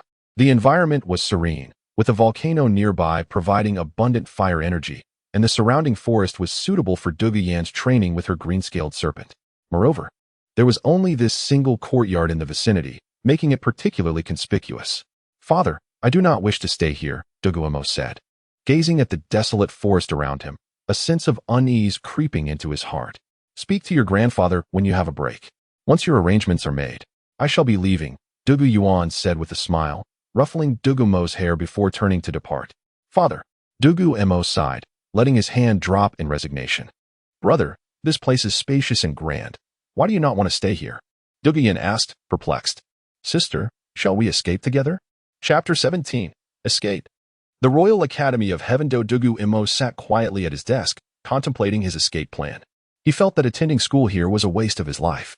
My father will leave soon, and I know the mountain path I just traversed. Therefore, I shall descend openly from there. Dugu Mo licked his lips and remarked with a smile. Believing that being covert would only increase the likelihood of capture, it would be better to descend boldly. If all else fails, he had contingency plans. Brother, do you think Grandpa would break your legs if he knew you intended to escape? Dugu Yin sat nearby, smirking as she snacked, delighting in taunting Dugu Mo, her favorite pastime. Well, in that case, I must escape quietly. By the way, sister, would you like to join me tonight? Dugu Mo turned to glance at Dugu Yin. He knew she was not one to shy away from adventure. All right. I dislike those people at the entrance, and I doubt this place is as pleasant as it seems. I want to admit my desire to leave is due to that fruit you gave me this morning, Dugu Yin replied earnestly, inadvertently revealing her thoughts. A slip typical of her youthful exuberance. Ah, you are rather blunt, sister, Dugu Mo chuckled, shaking his head as he continued to ponder their escape route. He also needed to consider where they would go after fleeing. Firstly, there was the Spirit Hall, a formidable force in the Douluo continent. However, having read the original story, Dugu Mo was reluctant to collaborate with a vengeful femme fatale, fearing he might meet an untimely demise. Then there was the promising Shrek Academy. With Dugu Yin by his side, it would be easy for them to secure positions among the Shrek 7 due to Dugu Mo's keen foresight. Yet such an endeavor lacked challenge. Sister, how about we establish a sect after descending the mountain? Dugu Mo mused, stroking his chin. His future endeavors in alchemy would accelerate, and their family could not possibly consume all the potions he would produce, making the formation of a sect to cultivate powerful allies a viable path. Yes, establishing a sect sounds fascinating. When shall we descend? Dugu Yin's eyes sparkled with excitement, her energy palpable as she leaped with enthusiasm. Agreed. You should rest first. Tonight, we shall set off punctually. I will plan our route. Dugu Mo glanced outside. It was still afternoon, too conspicuous to venture out now. All right, thank you, dear brother. Dugu Yin replied, yawning before settling down to sleep. She had already eliminated the toxins from her body and transitioned to practicing the eternal spring technique, allowing her training to substitute for sleep. Dugu Mo had memorized the routes during their ascent, having prepared for their escape even then. He meticulously sketched a map and contemplated their exit strategy. Young master, care to have a chat? I have heard quite a bit, he said boldly, spotting someone at the entrance. His dragon-like eyes, akin to infrared vision, easily detected the figure standing there. I sensed your desire to leave during the day. I did not expect you to attempt an escape within a day of arrival. Quite audacious, the young man said, entering the room with a polite demeanor, standing respectfully beside Dugu Mo. So, you overheard everything. Do you intend to stop me? Dugu Mo inquired with a calm smile, masking his inner turmoil. The young man was inscrutable, indicating a soul power level above 30. However, Dugu Mo held a small paper bag tightly, ready to unleash a carefully concocted sleeping powder should the young man make any sudden moves. This powder, though Dugu Mo's soul power was not high, was crafted with precision. Any soul master below level 50 would lose control of their body within 2 breaths upon inhalation. Moreover, as a teacher at the Royal Academy of Heavendo, the young man could not harm Dugu Mo, as he was protected by Dugu Bo. Yet, If the young man sought to thwart Dugu Mo's escape, he would swiftly be met with the effects of the poison. Young master, at such a young age, you wish to establish a sect. May I inquire what your foundation is? The young man continued to smile, observing Dugu Mo. Indeed, I possess my foundations, but I cannot disclose them to you. Dugu Mo replied with a hearty laugh. You are quite forthright, young master. Might I request to join your sect? The young man asked with a smile. Wonderful. Come, my brother, let us converse. What do you seek from our sect? Dugu Mo exclaimed excitedly, leaping over the table to stand before the young man, though his stature barely reached the young man's waist, seating the young man beside him with a beaming smile. Dugu Mo tucked away the powder into his soul guide device. However, I noticed you were closely associated with the chief of the Dream Machine. Why would you wish to join a newly established sect? Dugu Mo squinted, regarding the young man with a hint of suspicion, producing the powder once more. The environment at the Royal Academy of Tiandou does not suit me. The political atmosphere is too oppressive. I yearn to focus solely on teaching students without being embroiled in politics, the young man replied, noting the powder in Dugu Mo's hand, managing a wry smile. Oh, we share similar sentiments. If that is the case, you shall be our sect's grand elder. Dugu Mo declared grandly, immediately assigning the young man a significant role. Haha. Splendid. I shall be your grand elder. The young man smiled in agreement. Now, let us dispense with idle chatter. I have already mapped out our descent. You have spent considerable time here, so please review my escape plan for any oversights, Dugu Mo suggested, handing the map to the young man. Unexpectedly astute for one so young, the young man mused as he examined the map, his brow furrowing momentarily before relaxing as he continued to review it. The escape route Dugu Mo had sketched was precise, mirroring the external layout accurately, and his considerations were thorough, provided no unforeseen circumstances arose. He was certain of their successful escape from the Royal Academy of Tiandou. There is little to amend. The probability of our successful escape is quite high, the young man remarked, returning the map to Dugu Mo, his expression unwavering. Upon our escape, I intend to procure some slaves in Tiandou City.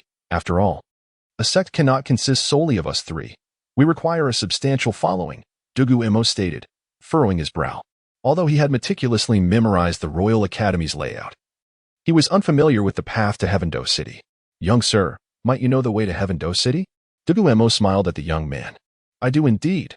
Once we leave the sect, I shall guide you both to Tiandou City, the young man replied with a warm smile. Very well. The time is ripe. I shall summon my sister, and we shall embark forthwith, for there is little to bring along. Having spoken, Dugu Mo proceeded to awaken Dugu Yen, who was immersed in her cultivation. Young sir, do you have anything you wish to carry? I possess a soul guiding device that can assist you. Dugu Mo remarked with a smile as he glanced at the young man. Nothing of note. Once we depart from this place and settle down, we can procure whatever we may lack, the young man replied with a gentle shake of his head. Splendid. Then let us set forth, Dugu Mo declared, pushing open the door to gaze outside. At that moment, the Tiandou Royal Academy had succumbed to slumber, enveloping the surroundings in profound silence. Sister, do keep up, Dugu Mo whispered, then swiftly descended the mountain following the route etched in his memory. Before long, he arrived at the steps they had previously ascended. Young sir, I trust there are no sentinels remaining here, Dugu Mo inquired, glancing back at the young man. Strangely enough, there are indeed a few, those from the Alchemical group. However, I have faith that you possess a means to handle them, the young man contemplated before responding. That wretched bunch will be dealt with effortlessly with a single dose of medicine. Dugu Mo nonchalantly waved his hand, dismissing the matter, having recognized them as the same individuals encountered on their ascent. Dugu Mo, not wishing to create a scene, noted that these individuals possessed soul power levels below 20, inferior even to his own. Given the hour, their demeanor suggests they're already asleep. We can pass by quietly, Dugu Yin remarked spiritedly. Indeed, conserving our energy is prudent. Dugu Mo agreed with a nod, and thus began their descent down the steps. The young man and Dugu Yin followed closely in Dugu Mo's wake. As anticipated, Dugu Yin displayed her astuteness. The Alchemical group was indeed dozing within the pavilion. Dugu Mo chose not to disturb their slumber, proceeding silently down the path. After approximately an hour of descent, they reached the foot of the mountain where their carriage awaited. Young sir, the next part rests in your capable hands, Dugu Mo declared grandly, patting the young man's shoulder. Very well, right this way, the young man replied with a smile, gesturing for them to proceed. Just as they took a few steps forward, Dugu Mo suddenly recalled something and looked up to ask, Young sir, What name do you go by? I am called Qin Ming, the young man answered, glancing back at Dugu Mo before continuing onward. Chapter 18. The broken soul of the Contra slave. I managed to coax Qin Ming out of the Tiandou Royal Academy. Does this mean I have altered the original storyline? Douluo Mo stood still, thoughtfully stroking his chin. Master, what are you pondering? Dong Guyan playfully interrupted from behind, tapping Douluo Mo on the shoulder. Nothing much. Let us hurry to Tiandou City, purchase some slaves, and on our way. We shall also select a site for our sect, Douluo Mo replied, shaking his head, dismissing the notion of altering the plot. What did it matter to him? I believe we should finalize the site before we buy the slaves, Qin Ming interjected, noticing Douluo Mo lost in thought. We cannot buy land within Tiandou City. Our goal is to acquire land in the surrounding smaller nations. The more desolate and expansive, the better. Thus, purchasing land first and then slaves would be a waste of time. We need to procure a significant amount of supplies here, Douluo Mo reasoned. After all, if he dared to establish a sect near Tiandou City, the next day, Douluo Mo would likely come personally to retrieve him, possibly punishing him along the way. Your point is valid, Master. However, this may require a considerable amount of. Qin Ming smiled, twirling his finger. As for money, fear not. Before I left, my mother bestowed upon me over 10,000 gold soul coins, sufficient for this purchase. Douluo Mo gritted his teeth, resolved to exhaust the gold soul coins given to him by Wenye before departure. 10,000 is excessive. 3,000 gold soul coins will suffice. In that case, let us proceed to Tiandou City. Qin Ming smiled in agreement. The three of them channeled their soul power, swiftly making their way to Tiandou City. Although the Tiandou Royal Academy was situated outside the city, it was not far. An hour later, as dawn broke, they arrived at the city gate of Tiandou City. Sister, are you hungry? Let us grab a bite before shopping, Douluo Mo suggested. Glancing back at Dong Guyan. Sure, little brother treats. I'll eat anything, Dong Guyan cheerfully responded, secretly holding over 10,000 gold soul coins herself. The Donggu family's medicinal herb business was substantial, with few family members, thus most of the wealth lay in Donggu Yuan and Wenye's hands. Moreover, since this was the first outing for both Dong Guyan and Douluo Mo, Wenye was understandably concerned, fearing the children would run short of gold soul coins. She diligently filled their soul guiding devices with coins. Little did Wenye know, the two children intended to use her money to establish a sect. After a short while, as the sun fully rose, the gates of Tiandou City opened, and Douluo Mo finally entered. Qin Ming, let us enjoy a hearty meal first, then we'll shop, Douluo Mo proposed. Of course, Master, this way please. Qin Ming, familiar with Tiandou City, led them to a restaurant he deemed delightful, where they settled down. They ordered the signature dishes, and Douluo Mo instructed the waiter, then took a seat. Qin Ming, we are not well acquainted with Tiandou City. We need you to guide us while we procure many items. After our meal, let us visit the slave market, Douluo Mo said, sipping water. Absolutely, but once we arrive at the slave market, you must stay close to me. Those slave traders have a penchant for abducting children. Qin Ming cautioned. Fear not. I'm now at level 19, and my sister is at 17. They should be content as long as we don't rob them. Besides, with our poison skills, no one can harm us. Douluo Mo waved his hand dismissively. I didn't expect your talents to be so remarkable. Nearing level 20 at just 12 years old is impressive, Qin Ming responded, astonished. After all, the Tiandou Royal Academy was not Shrek Academy. Students achieving level 20 at 12 were considered highly trainable. Huh, Qin Ming, how did you know we were 12? I'm only 6 today, and my sister is 8. Douluo Mo proudly claimed. Your talents, haha. It seems my master has quite the discernment, Qin Ming remarked, quickly regaining his composure. His own talent was also exceptional, yet it paled in comparison to these two children. However, Qin Ming maintained a calm demeanor, as Shrek graduates were not only exceptionally gifted but also psychologically astute. Rest assured, with me around, you will have no trouble breaking through to title Douluo, Douluo Mo assured, patting Qin Ming's shoulder with a smile. Haha. I shall be much obliged, master, Qin Ming replied, bowing in a mock gesture of respect. Do not mention it. Let us eat. At this moment, the dishes began to arrive, and the food was undeniably delicious, leaving the three of them with full bellies. We may need to stay here for the night. Sister, perhaps you should skip the slave market. It's rather filthy, Douluo Mo suggested, rubbing his stomach after the meal. Indeed, it is quite dirty and smelly. Qin Ming concurred immediately. Well, then I want to go. But you must bring me back some tasty treats. Dong Guyan deliberated for a moment before deciding against going. Subsequently, Qin Ming secured a room at an inn for the two children, locking Dong Guyan inside while leaving several spirit fruit and a heap of snacks for her. Qin Ming then took Dong Mo and departed the inn, heading northward in Tiandou City, where the slave market was located at the far northern corner, known for its pungent odors. After a half-hour walk, Dong Mo finally spotted the sign for the slave market, marked by a metallic archway displaying the word slave market, accompanied by a strong foul stench. Master. Ahead lies the slave market. Ordinary slaves hold little value. The truly valuable ones are the soul masters and certain female slaves, Qin Ming explained, pointing toward the market. Qin Ming, you need not call me master. Just refer to me as Xiao Mo, Dong Mo replied with a smile, quickly acclimating to the unpleasant odor before following Qin Ming into the market. The streets were lined with various tents, with slave traders loudly hawking their wares. Dong Mo peered inside and saw iron cages filled with filthy, barely clothed slaves. Honestly, Dong Mo found it quite unbearable. The sight was discomforting. Yet he felt powerless. Xiao Mo, what kind of slaves do we need to purchase? Qin Ming asked, noticing Dong Mo's troubled expression. Young adults with farming experience would be continuing onward. Qin Ming led Dugu Mo deeper into the slave market, for they had merely traversed the outskirts. Xiao Mo. We have arrived, he announced, standing before a colossal tent in the center of the market. Boss, are you inside? Ah, here I am. Welcome, esteemed guest. What sort of slaves do you seek? I have an extensive selection, cat girls with long ears, rabbit women, and leopard women, all available. The only consideration is the price, replied the rotund shopkeeper, whose jovial demeanor caused his eyes to vanish behind the folds of his smile. No, we merely require some able-bodied men and women. Approximately 100 of each, Qin Ming responded with a grin. Oh, splendid. You may choose your slaves today. Our stock is robust and hardworking. Purchasing laborers, rather than beautiful women, is quite unusual, the shopkeeper remarked, momentarily taken aback.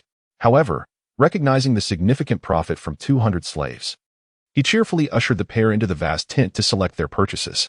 Inside, an array of iron cages was displayed, each containing slaves who had not bathed for months. They sat disheveled and listless, gazing vacantly at the outside world. Boss, I plan to select some slaves for agricultural labor. Could you assist me in this endeavor? Dugu Mo inquired with a smile. Ah, young master, you honor me. The customers are indeed kings. Those able-bodied individuals over there were captured from the countryside. They are skilled in farming and have been here for 6 months, so their spirits have been subdued, ensuring they won't escape, the shopkeeper said, gesturing towards a corner where several cages held men and women around 30 years of age, though they appeared to be from different villages. Such ordinary slaves are particularly difficult to sell. The young women are the true treasures, the shopkeeper added. Very well, I shall select the 200 from that corner, Dugu Mo declared, shaking the shopkeeper's hand. And what of the price? Qin Ming interjected at that moment. The men are 3 silver soul coins each, and the women are 2 silver soul coins.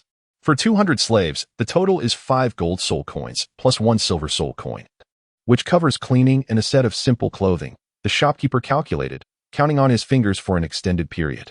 Dugu Mo frowned, contemplating why the shopkeeper required such time for basic arithmetic.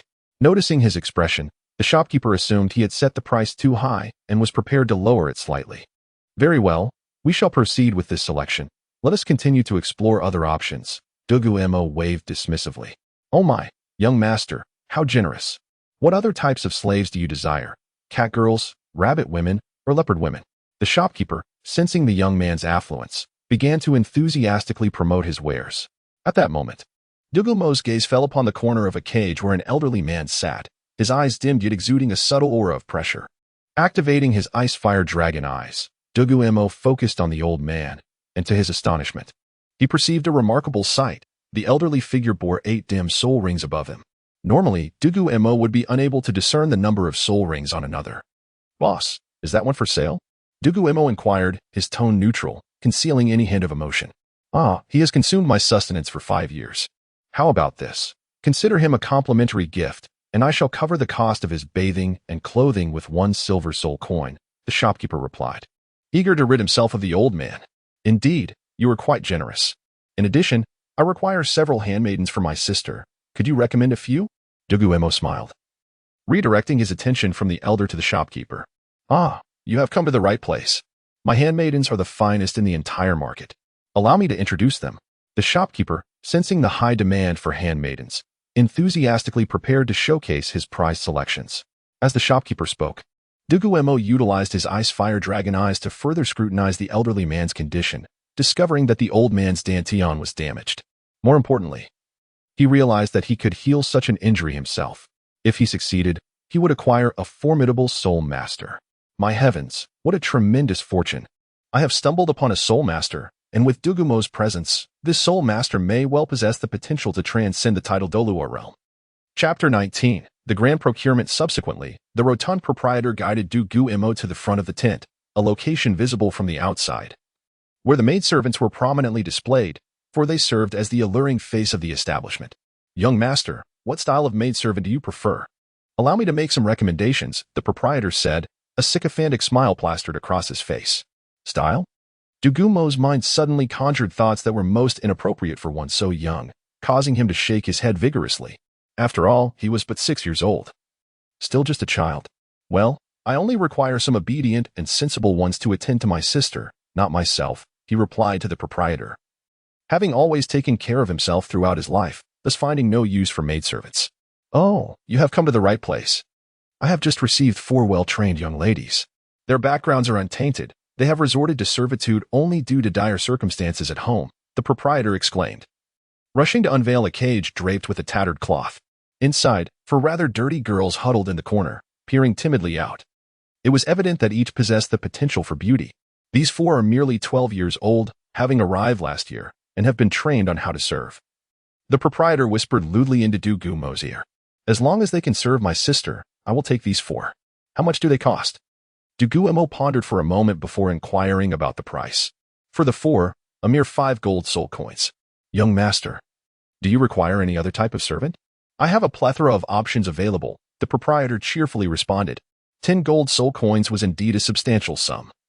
The proprietor only managed to earn 2 or 3 gold soul coins a month, given that the slaves here were not of high caliber, merely ordinary individuals available for purchase. I don't need anything else for now, Dugu Mo decided after some thought, realizing he had acquired over 200 individuals for just 10 gold soul coins. Excellent. 200 ordinary slaves for 5 gold soul coins, and the 4 maidservants for another 5 gold soul coins. I shall arrange for them to be cleaned shortly. Young master, you can pay a deposit today, just 2 gold soul coins, and return tomorrow to collect them, or leave a location, and I shall deliver them to you. The proprietor said with a grin. Very well, you are indeed an honest man. I plan to stay here for a while longer. So I shall give you an additional gold soul coin to ensure these slaves are well cared for, particularly in terms of food. I will return once my matters are concluded. Dugu Mo stated, handing over 3 gold soul coins to the proprietor. You are a good person. Here's the transfer receipt. You may collect the slaves whenever you have the time. The proprietor beamed, his eyes sparkling with delight at the sight of yet another gold soul coin. Qin Ming. Let us depart, Dugu Mo said, tucking the receipt into his pocket before beckoning Qin Ming to purchase other essentials. Young master, we ought to procure some food, tools, seeds, clothing, and a map. The location I have chosen seems rather desolate. Without a stockpile of food, it will be impossible to sustain these slaves. Dugu Mo remarked after exiting the slave market. Young master, there is no need to rush. We will encounter many towns along our journey, and we can replenish our supplies then. Let us acquire some items as a precaution, Qin Ming suggested thoughtfully. Indeed, that makes sense. Let us proceed with our purchases. Dugu Mo agreed, determined to select a secluded area that would remain undiscovered by Dugu Mo for the time being, thus ensuring an ample food supply. Next, Qin Ming took Dugu Mo to the largest grain market in Tiandou City, where they procured 2,000 pounds of grain. Fortunately, Dugu Mo's soul guide had a capacity of 500 cubic meters. Otherwise, they would have been unable to transport it. By the way, Qin Ming, do you know where I can find various special metals, gold and jade gemstones, and crystal vials for storing potions? Dugu Mo suddenly recalled the need for crystal vials in his alchemical endeavors. Such items are scarce, but they do exist, albeit at a steep price. Qin Ming replied after some contemplation. He then led Dugu Mo to a secluded market where they purchased several hundred crystal vials and an assortment of small tools. Though the tools from Douluo continent were not particularly suitable for crafting, they would suffice for the time being. Dugu Mo and Qin Ming also acquired a vast array of farming tools and seeds for grains and vegetables. while the primary focus would be on cultivating medicinal herbs. Sustaining the 200 individuals was of equal importance. Moreover, they procured an exceptionally detailed map of Douluo continent, which cost Dugu Mo 100 gold soul coins. A strategic investment. By the end of the day, they had expended 125 gold soul coins, and Dugu Mo's soul guide was filled to the brim as they returned to their inn. At that moment, Dugu Yin was engaged in her cultivation. So Dugu Mo refrained from disturbing her and proceeded to freshen up and organize his belongings. "Brother, you have returned," Dugu Yin called out as Dugu Mo finished his grooming. "Yes, I have brought back plenty of food. By the way, sister, how much space do you have left in your soul guide? Could you assist me in storing some supplies?" Dugu Mo asked. As his own soul guide was already filled to capacity. "Do you have any snacks?" Dugu Yin inquired thoughtfully. "Of course, but I will need to ration them daily. Otherwise, how will you find a husband if you end up as a plump girl?" Dugu Mo teased, only to regret his words, realizing he was seeking a favor. "That is a valid point.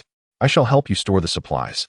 Dugu Yin surprisingly did not contest Dugu Mo's comment and quietly opened her soul guide to assist him. Dugu Yin's soul guide was also quite spacious, as both her and Dugu Mo's guides had been procured by Dugu Bo, ensuring ample room. "Master, let us deliberate on the location we intend to visit next, as we need to acquire additional supplies tomorrow. Tonight, we should discuss the future placement of our sect." Qin Ming entered, holding a parchment scroll, the very map they had purchased for over 100 gold soul coins. "Come, let us examine it closely at that desk over there," Dugu Mo suggested, leading Dugu Yin to study the map. "We can rule out the Tiandou Empire and the Luo Empire. We cannot afford to settle in such conspicuous areas." "Ah, here is the Barak Kingdom?" Dugu Mo pointed to the area between the Tiandou Empire and the Luo Empire.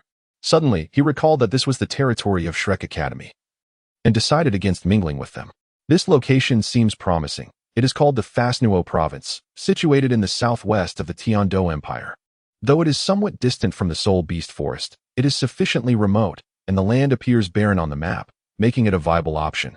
Dugu Mo mused, growing increasingly fond of the idea. He envisioned acquiring a vast expanse of land to cultivate medicinal herbs, dedicating himself fervently to alchemy. "Tomorrow, we shall purchase more supplies, including a carriage, and then we will set forth to the Fasnuo Province. I feel a profound connection to this place," Dugu Mo concluded, convinced that this location was destined for him. Chapter 20. I perceive you are unwell the following morning. Dugu Mo set out alone for the slave market to collect the slaves. Qin Ming and Dugu Yin were tasked with procuring the horse-drawn carriages, as it would take a considerable amount of time to transport over 200 individuals. "Boss, I have returned," Dugu Mo announced as he approached the stout proprietor's tent, lifting the flap with a smile as he entered. "Oh, young brother, you've come." The rotund owner furrowed his brow upon seeing Dugu Mo alone, his mind wandering to less than noble thoughts, as such a young lad was often favored by certain aristocrats with peculiar tastes. "Boss, your gaze seems rather vacant," Dugu Mo remarked, noting the proprietor's dazed expression, smirking as he inferred that the foolish man was contemplating how to sell him. "Oh, young lad, you jest.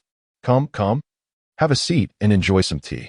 The portly owner casually tossed some knockout powder into the tea before gesturing for Dugu Mo to sit in the spot he had just vacated. "Such kindness, boss," Dugu Mo replied, pleased as he took a seat and brought the teacup to his nose to inhale its aroma. "Go ahead and drink. I shall check on the slaves," the proprietor said, turning to leave. "Hold on. I think you might be unwell," Dugu Mo said with a grin, his expression delightfully mischievous. The stout owner turned back, only to feel a sudden pain in his head, his body seemingly losing control as he collapsed to the ground. "Why resort to such extremes? It would be far better for you to simply hand over the slaves. You could study the poison I wield for a lifetime and still not comprehend it." Dugu Mo leapt from his chair and kicked the owner. "Let us make a deal. I'll give you the antidote in exchange for 300 slaves, if you agree." "Just blink." Dugu Mo squatted down, locking eyes with the portly man. The only part of the owner that could move were his eyes, which blinked furiously in response. "Very well, I'll provide you with a third of the antidote, and after I depart, I'll give you the remainder." "How does that sound?" Dugu Mo grinned as he produced a jade vial from his soul guide, uncorked it, and held it beneath the owner's nose. Soon, the left side of the man's body regained movement. "All right, I'll fetch the slaves for you." The proprietor glared at Dugu Mo with a fierce look. "Do not be resentful. If I were not afraid of my master pursuing me, do you think I would let you off so easily?" Dugu Mo shot back, a line of fire erupting from his pupil, creating a crater at the owner's feet. You're a soul master? The owner, now fearful, regretted his greed. Quickly now, if you don't return in 15 minutes, the antidote will be useless, Dugu Mo said with a chuckle. Reluctantly, Dugu Mo did not wish to venture alone. He was genuinely concerned that Dugu Mo might catch wind of his presence and pursue him. Thus, he had split their forces, coming to the slave market himself. Though it required effort, his greater worry lay with Dugu Yin being alone. Yes, esteemed soul master. I shall retrieve the slaves for you immediately. The stout owner limped away in haste. Before long, he returned with the 200 slaves originally meant for Dugu Mo, along with 300 others, albeit in a state of uncleanliness. Very well, I'll take these back. You can smell them yourself. Dugu Mo laughed as he led the slaves away. Meanwhile, Qin Ming and Dugu Yin had completed their carriage procurement and were waiting at the entrance of the slave market. Xiao Mo, you finally emerged. Qin Ming exclaimed as they had just arrived moments earlier. Not a problem. The stout owner is generous. He even gifted me 300 additional slaves. Are the carriages ready? Dugu Mo inquired. All set. We rented 30 carriages for 10 gold soul coins to transport this lot to the Fasnuo province. Quite a bargain, Qin Ming replied, beginning to organize the slaves onto the carriages. Before long, all the slaves were arranged, and the wheels of the carriages began to turn, heading southwest toward the Tiandou Empire. Dugu Mo, Dugu Yin, and Qin Ming, along with 4 maidservants and an elderly man, occupied the leading carriage. Good day, venerable sir. May I ask your name? Dugu Mo inquired with a smile at the old man. I'm surnamed Huang. Just call me Old Huang, the elder replied, having just awakened from his slumber. Old Huang. You seem unwell, Dugu Mo remarked earnestly, his expression playfully mischievous. A young master, you Old Huang stammered, at a loss for words, as it was not customary to be met with such bluntness upon first encounter. Trust me, Old Huang, you truly are unwell, and I can cure you, Dugu Mo reiterated, his tone increasingly serious. Then if you say I'm ill, what exactly is my ailment? Old Huang asked, forcing a smile, knowing he must accept whatever diagnosis was handed to him as a slave. Were you not a soul Douluo before your injury? Dugu Mo inquired cryptically. Young master, you can tell? Old Huang's eyes widened in shock as he stared at Dugu Mo. It seems you were beaten, your Dancian shattered, and your soul power dissipated. Dugu Mo grasped Old Huang's wrist and closed his eyes. A soul Douluo named Huang? And now devoid of power? Could it be that you are the esteemed Lord Huang of the Iron Chain City?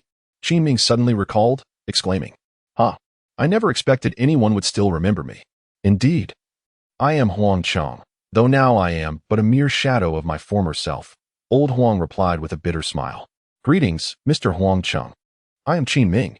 Qin Ming bowed respectfully. No need for such formality, Huang Cheng chuckled, waving his hand. Is there a story behind this? Dugu Mo continued to hold Old Huang's wrist, probing further into his condition. Let us put the story aside for now. Old Huang, I have a remedy that may alleviate your symptoms temporarily, though it cannot cure you entirely. In 3 years, I might have the means to heal you completely. Dugu Mo contemplated before speaking. What, you're not jesting, are you? My soul power is utterly depleted, Huang Cheng replied with a weak smile. Recalling how he had sought various renowned physicians when his powers first vanished, only to eventually find himself sold into slavery without any hope of restoration. Try this first. Dugu Mo tossed a qi nourishing pill to Huang Cheng. Oh, Huang Cheng caught it, uncorked the vial, and swallowed it whole. A surge of soul power coursed through his body. He summoned a golden chain that flickered into existence in his hand, but it vanished after only a few breaths. This Huang Cheng was left speechless, utterly astonished. It appears your meridians are still functional. We will seek out a pill to nourish them, Dugu Mo mused thoughtfully. Huang Cheng, pledge my loyalty to you, as long as you can restore my former strength. Huang Cheng knelt on one knee within the carriage. That is feasible. But I cannot fully heal you at present. I lack the strength. It will take several years before I can accomplish that, Dugu Mo replied after consideration. Chapter 21. The iron chains connecting the city. This is quite a predicament for the young master. It is truly fortunate that this old man can still restore his soul power in his lifetime. Huang Cheng was so elated that he could hardly articulate his joy. Rest assured, restoring soul power is but one aspect. I can also help you break through to the title Douluo level, though this will require considerable time. Just be patient. Dugu Mo remarked nonchalantly while waving his hand. Xiao Mo, what did you just give to Mr. Huang Cheng? Qin Ming inquired. Oh. Since you have now become the Grand Elder of our sect, I can share my secret weapon with you. This substance is called a pill. which accelerates our cultivation of soul power. The nourishing chi pill that old Huang just consumed was the last one. If you desire more, I will have to concoct them personally. However, I have plenty of Huang Jing pills to spare, so do give them a try. Dugu Mo replied as he produced a crystal vial the size of a fist from his soul guide, filled with Huang Jing pills. He poured out 2 pills and handed them to Qin Ming, encouraging him to sample them. Trusting him, Qin Ming swallowed the 2 pills without hesitation. A surge of soul power erupted from his body, though he had already reached level 40. The soul power within the Huang Jing pills seemed to pour into him like water into a small river, creating hardly a ripple. Xiaomo. The effects of this pill are indeed remarkable. Although these 2 pills are of limited help to me, they are invaluable treasures for low-ranked soul masters, Qin Ming stated thoughtfully. I have an abundance of these pills. Once our sect grows stronger, I plan to sell some on the continent, which will allow our sect to rise swiftly. However, that is not feasible at present, Dugu Mo smiled as he explained. Indeed, our sect has just been established. We lack foundation and high-level combat power.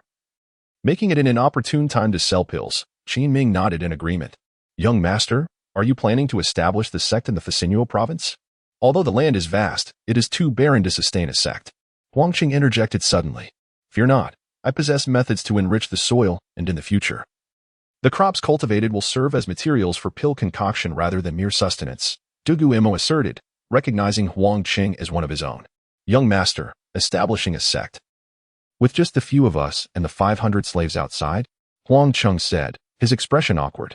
Yes, is there a problem with that? Dugu Mo tilted his head, questioning. Brother Qin Ming, young master, out of these 508 individuals, only 3 are soul masters. Do you truly wish to establish a sect? Huangqing replied with a bitter smile, finding the notion rather fanciful. Old Huang, you must understand that I have pills. Even though I cannot currently concoct high-level pills, I can train a substantial number of low-ranked soul masters using Huang Jing pills and nourishing chi pills. As my strength increases, the efficacy of the pills I produce will also enhance. By that time, will our sect lack high-end combat power? Dugu Mo spoke with extraordinary confidence, passionately explaining his vision to old Huang. Young master, it's not that I'm trying to discourage you, but establishing a sect is not so simple, Huangqing said. His face creased with worry. Rest assured, if the sect truly cannot endure, I will distribute the land to those slaves and lead you all back home, Dugu Mo retorted. Casting a sidelong glance at Huangqing. Your family is? Huangqing asked, tilting his head. My grandfather is Dugu Mo, and I am his direct grandson. Dugu Mo revealed his identity. To think you are related to the poisoned Douluo, Huangqing exclaimed in astonishment. Such a remarkable talent must surely belong to a soul master family. Qin Ming, upon hearing the name Dugu Mo, was momentarily taken aback before quickly regaining his composure. By the way, old Huang, let me introduce the structure of our sect. I am the sect master, my sister is the vice sect master. Qin Ming is the grand elder, and you, old Huang, shall serve as the second elder, Dugu Mo smiled broadly. This configuration is rather simplistic, isn't it? Huangqing said with a wry smile. Indeed, it is somewhat rudimentary at present. But trust me, give me some time, and I shall transform our sect into the foremost sect in the world, Dugu Mo proclaimed earnestly as he rose to his feet. As the sun dipped below the horizon, Dugu Mo and the others disembarked from the carriage and began preparing to camp. The soul guide had only provisions for 200 tents, necessitating that the group of slaves squeeze together. After dismounting, they began cooking, as they had not eaten since morning and were now quite famished. Old Huang, what exactly happened back then that caused even a soul Douluo like you to suffer a shattered Dancian? Dugu Mo recalled the respect Qin Ming had shown towards Huangqing earlier and couldn't help but ask. Back then, we did not engage in anything extraordinary. 6 years ago, my friend and I hunted soul beasts to absorb soul rings for his son. Everything was proceeding smoothly until an unforeseen incident occurred. A 100,000-year-old Titan giant ape suddenly appeared. My friend urged me to take his son and flee while he confronted the Titan giant ape. We managed to escape to a town outside the Tiandou forest. But the Titan giant ape did not relent in its pursuit. Suddenly, a bellow echoed from the forest, heralding the onset of a beast tide. I burned all my soul power to reinforce the city with iron chains, preventing the Titan giant ape from breaching the walls. The cost of that endeavor was my Dancian, which was shattered by the Titan giant ape. Subsequently, I sought renowned doctors, but ultimately ended up in the slave market, spending 5 years there before finally encountering you. Young master, Huangqing recounted the story with a calm demeanor, as if the person with the shattered Dancian were not himself. But that doesn't add up. The Titan giant ape has a noble bloodline and immense power. How did you manage to hold it off? Dugu Mo furrowed his brow, questioning how a mere soul Douluo could withstand such a formidable beast. My 8th soul skill is rather unique. It allows me to harness the power of the city to enhance the fortitude of my chains. Hence, my 8th soul skill is named Iron Chains Connecting the City. Huang Cheng remarked with a bitter smile, revealing that he had acquired this skill by absorbing an incorrect soul ring. No one would wish for their 8th soul skill to be such a mediocre ability, in the absence of a nearby city. This skill was as good as useless in wilderness combat. Oh, I see, Dugu Mo nodded. In the Douluo continent, not only were the martial souls diverse, but the soul skills were even more varied. Although this particular soul skill was quite unconventional, it was still acceptable. Mo, it is not so simple. Had Mr. Huang not held off the Titan giant ape back then, that city would have likely been reduced to ashes, Qin Ming added, having heard of the incident as well. Old Huang, you were truly remarkable. Dugu Mo couldn't help but express his admiration for Huang Qing, who had single-handedly saved a city. By the way, young master, where will our sect be located? Huang Qing suddenly posed a question to Dugu Mo. In the Facinuo province, the land there is abundant and desolate, making it ideal for cultivating medicinal materials. Dugu Mo replied, confident that Huang Qing was now one of his own. He took out a map to explain his reasoning. While the land may be barren, it had its advantages, namely, the lack of disturbances, allowing their sect to develop for a time. Huang Qing studied the map and nodded, acknowledging Dugu Mo's keen insight. By the way, old Huang, given your age, are you familiar with the Facinuo province? I wish to purchase a large tract of land. Dugu Mo gazed at Huang Qing and remarked, Qin Ming seems rather unfamiliar with land prices, so I must seek the counsel of the eldest, old Huang. Huang Qing pondered for a moment before responding, it shouldn't be too expensive. My knowledge is based on prices from 6 years ago, which must have changed. However, it's not a significant issue, as most of the land over there is likely unarable, so what one wishes to purchase would certainly be quite affordable. Very well. Let us hasten our meal. We still have a journey ahead. It is anticipated that we will require 3 more days to reach the vicinity of Facinuo province. Dugu Mo stated, examining the map to calculate the distance. Indeed, it is fortunate that you allowed me to rent these carriages. Otherwise, half of these slaves would perish before we even reach Facinuo province, Qin Ming remarked, having just returned from a brief exploration, where he observed that the slaves appeared to be in good health, prompting him to share this good news with Dugu Mo. Yes, brother Qin Ming. Spending a bit more to preserve lives is worthwhile. Let's eat something, then freshen up and rest, as it is quite late. And we must continue our journey in the morning, Dugu Mo said, handing a roasted fish from the fire to Qin Ming. All right, Qin Ming replied, taking the roasted fish and beginning to eat. Chapter 22. Nodding City 3 days later, over 30 carriages finally entered the realm of the Facinuo province. The 500 slaves exhibited no issues. They were all in good health, thanks to the ample food provided daily. They appeared less emaciated than when they first departed from Tiandou City. On the second day after leaving, they passed through a town where Dugu Mo arranged for another 300 slaves to wash up and don new garments. Now, the 500 individuals trailing behind Dugu Mo appeared tidy and clean, presenting a stark contrast to their earlier state upon leaving Tiandou City. Mo, our destination is not far ahead. This town seems to be called Nodding City, Qin Ming remarked, noting the town's diminutive size, stating that it was not even marked on their map, which merely indicated the presence of a settlement. What did you say? Where is our destination? Dugu Mo's spirits lifted upon hearing the name Nodding City.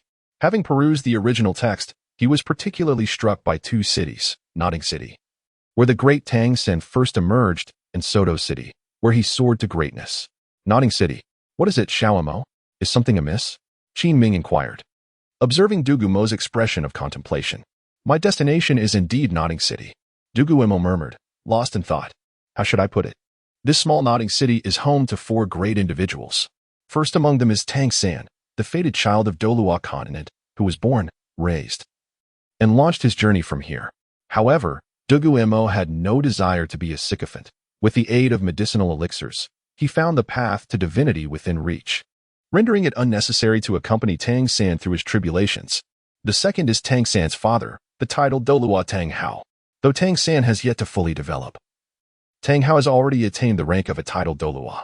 Furthermore, Dugu Mo possesses the decisive item for resurrecting the Blue Silver Emperor.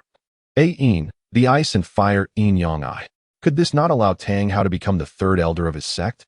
The third is the esteemed Yu Shaojing, reputed as the most formidable encyclopedia of the spirit world. His greatness lies not in his strength but in his intellect. Dugu Mo has means to entice Yu Shaojing. With his elixirs, it would be a breeze to help Yu Shaojing break through the 30th level, with the 7th grade breaking through pill being sufficient. Lastly, there is the person Dugu Mo yearns for most, the divine Su Yun Tao. The sect he intends to establish must cultivate the next generation, and the awakening mission must be entrusted to Su Yun Tao. Dugu Mo had contemplated seeking Su Yun Tao when he awakened, but ultimately he refrained. Although Dugu Mo dotes on him, it would be too humiliating to have a grand spirit master awaken the martial spirit of the titled Douluo's grandson. Dugu Mo would never agree to that. As he pondered this, Dugu Mo suddenly felt as though he had stumbled upon a hidden treasure, akin to a blind cat encountering a dead mouse. What are you thinking about? Qin Ming inquired, having noticed Dugu Mo was lost in thought. Nothing. Let us proceed. We need to purchase land. Dugu Mo shook his head, realizing that before courting Tang Hao, they must first establish their sect, lest they find themselves without a place to reside. By the way, Lao Wang, please arrange for these slaves to camp outside the city while we enter to conduct business. Dugu Mo suddenly remembered, turning to Huang Qing. Rest assured, young master. I will take care of it right away, Huang Qing replied before leaping down from the carriage. The Lord's Manor of Notting City was the largest structure in town, second only to the Spirit Hall.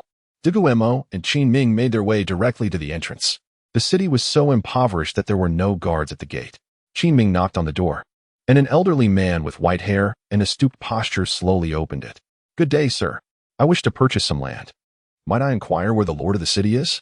Qin Ming respectfully greeted the old man. Oh, you wish to buy land? The land here is not good.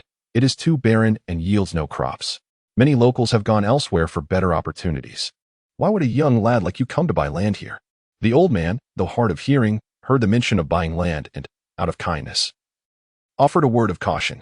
It is of no matter. We require land for certain purposes, so we kindly ask you to guide us, Qin Ming continued with a smile, exuding an air of elegance that was unexpected for a student of Shrek Academy, especially under the tutelage of the money-minded Flander. Very well, follow me. I shall take you to meet the lord of the city, the elder replied, raising his head in mild confusion before turning to lead them into the manor. Having already done his part to advise them, though the lord's manor was the second largest building in Notting City, it was still limited in size. After walking for a while, the elder ushered Qin Ming and Dugu Mo into a study. Inside, a robust and authoritative middle-aged man was engrossed in a book. My lord, these two have come to purchase land, the elder announced before retreating from the room. Greetings, my lord. Both Qin Ming and Dugu Mo bowed respectfully. There is no need for such formality. You have come to buy land, I presume? However, I must advise you that the land near Notting City is quite barren, and the yields of various crops are low, so I suggest you reconsider, the lord said, rising to return their bow, sincerely trying to dissuade them, as those from poorer regions tend to be more benevolent. Rest assured, my lord, I have methods to enhance the land's fertility, so I kindly ask you to sell me a larger portion, Dugu Mo replied with a smile. Despite being only 6 years old, he wore an exceptionally luxurious outfit, which commanded respect from the lord. Very well, please follow me. The map is in the reception hall. I do not have a backup in my study. Once you select an area and provide payment, the land deed will be in your hands by this afternoon, the lord said, eager to sell the land, seeing it as a rare opportunity. After you, my lord, Dugu Mo gestured politely. The lord led Qin Ming and Dugu Mo to the reception hall, where a map of the vicinity hung prominently. Here, the several mountains over here and the sandy area over there are all barren lands no one desires. You can acquire them for a modest sum. Although the yields here are not high, they are relatively more expensive, the lord indicated on the map. We will take that sandy area. As long as it is sufficiently large, I wish to cultivate some medicinal herbs, Dugu Mo stated after assessing the geography, ensuring it was suitably remote. Very well, that sandy area encompasses 30,000 acres. The 2 mountains will be a gift to you. Please wait a moment. I will retrieve the land deed for you. The lord hurriedly returned to his study, pulling a deed from a stack on the bookshelf and returning to the reception hall, slapping the document onto the table. My lord, we have yet to discuss the price. Are you in such a hurry? Dugu Mo asked, puzzled. The price for this land is 30 copper soul coins per acre.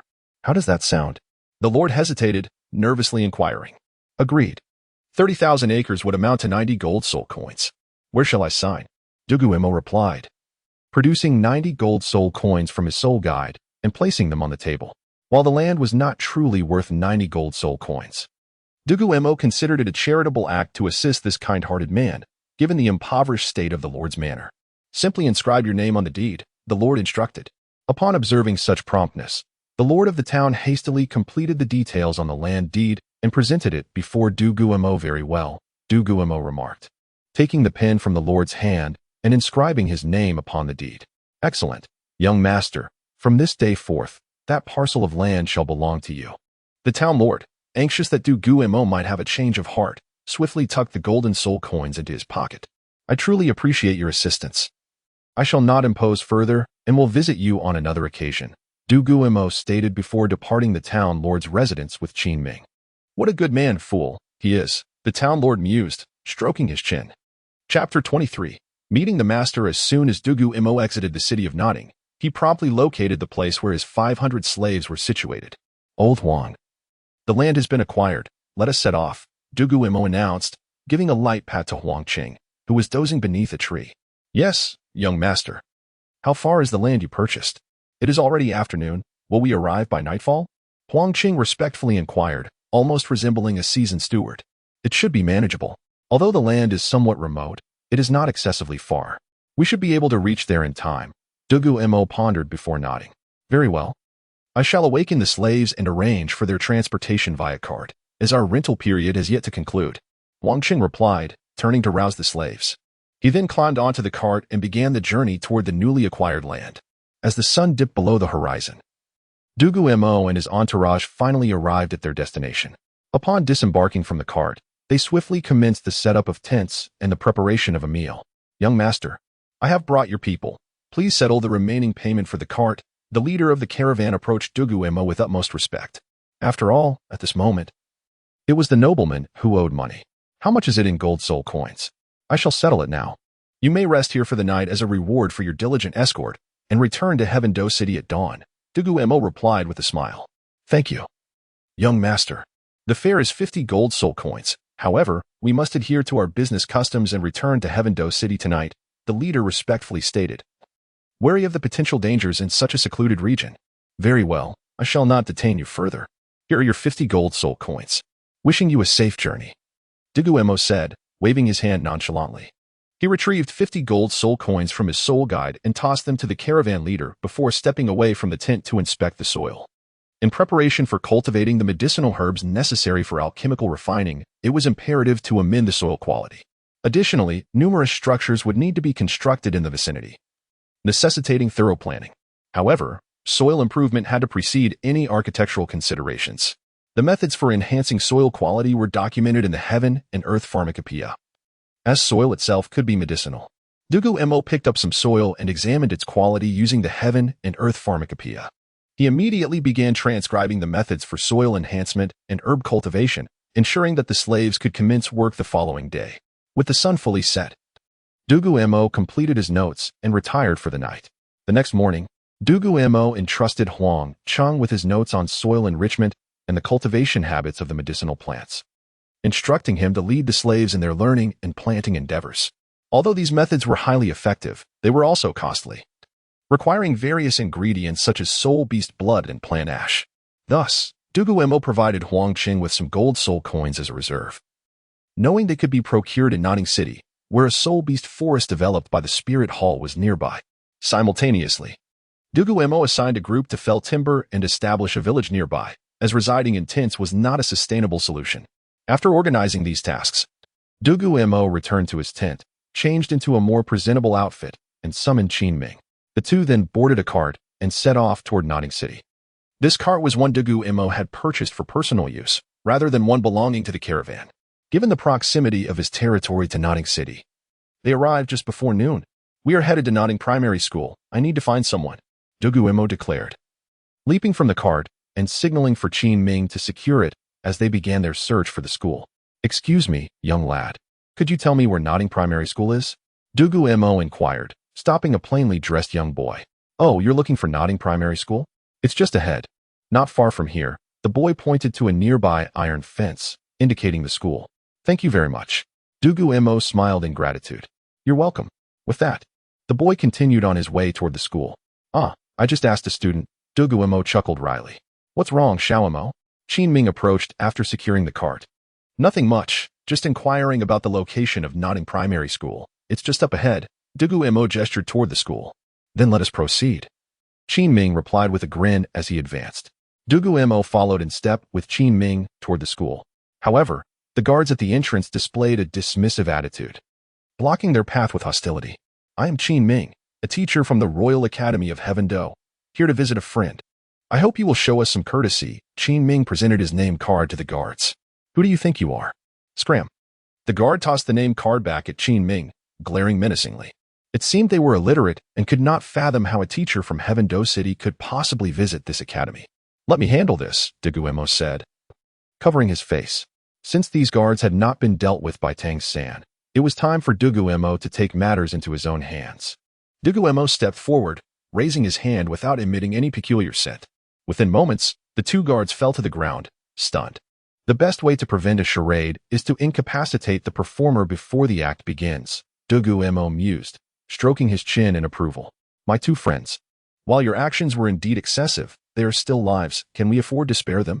At that moment, a middle-aged man approached, bowing respectfully to Dugu Mo and Qin Ming. You are the master? Dugu Mo inquired, his curiosity piqued. The recognition of the man's distinctive, expressionless face was undeniable. Indeed, it is I. And you two are. The master replied, his expression devoid of emotion. I'm Dugu Mo, the grandson of Dugu Mo. I have come today specifically to seek your guidance, yet I never imagined our first meeting would unfold in such a manner, Dugu Mo said, grasping the master's arm eagerly. You are the grandson of the poisoned Douluo. What is your purpose in seeking me? The master, though perplexed, recognized the unique skill that had just been displayed, a technique only the Dugu family possessed. He could not comprehend what particular significance he held that warranted a visit from Dugu Mo's grandson. I implore you, master, to assist me in the establishment of our sect, Dugu Mo urged fervently, gripping the master's hand tightly. The master glanced uncertainly at Qin Ming. We have established a sect near Notting City, and this young man is our leader, Qin Ming replied with a wry smile, lacking confidence in his own assertion. Given Dugu Mo's tender age, this is rather too young, isn't it?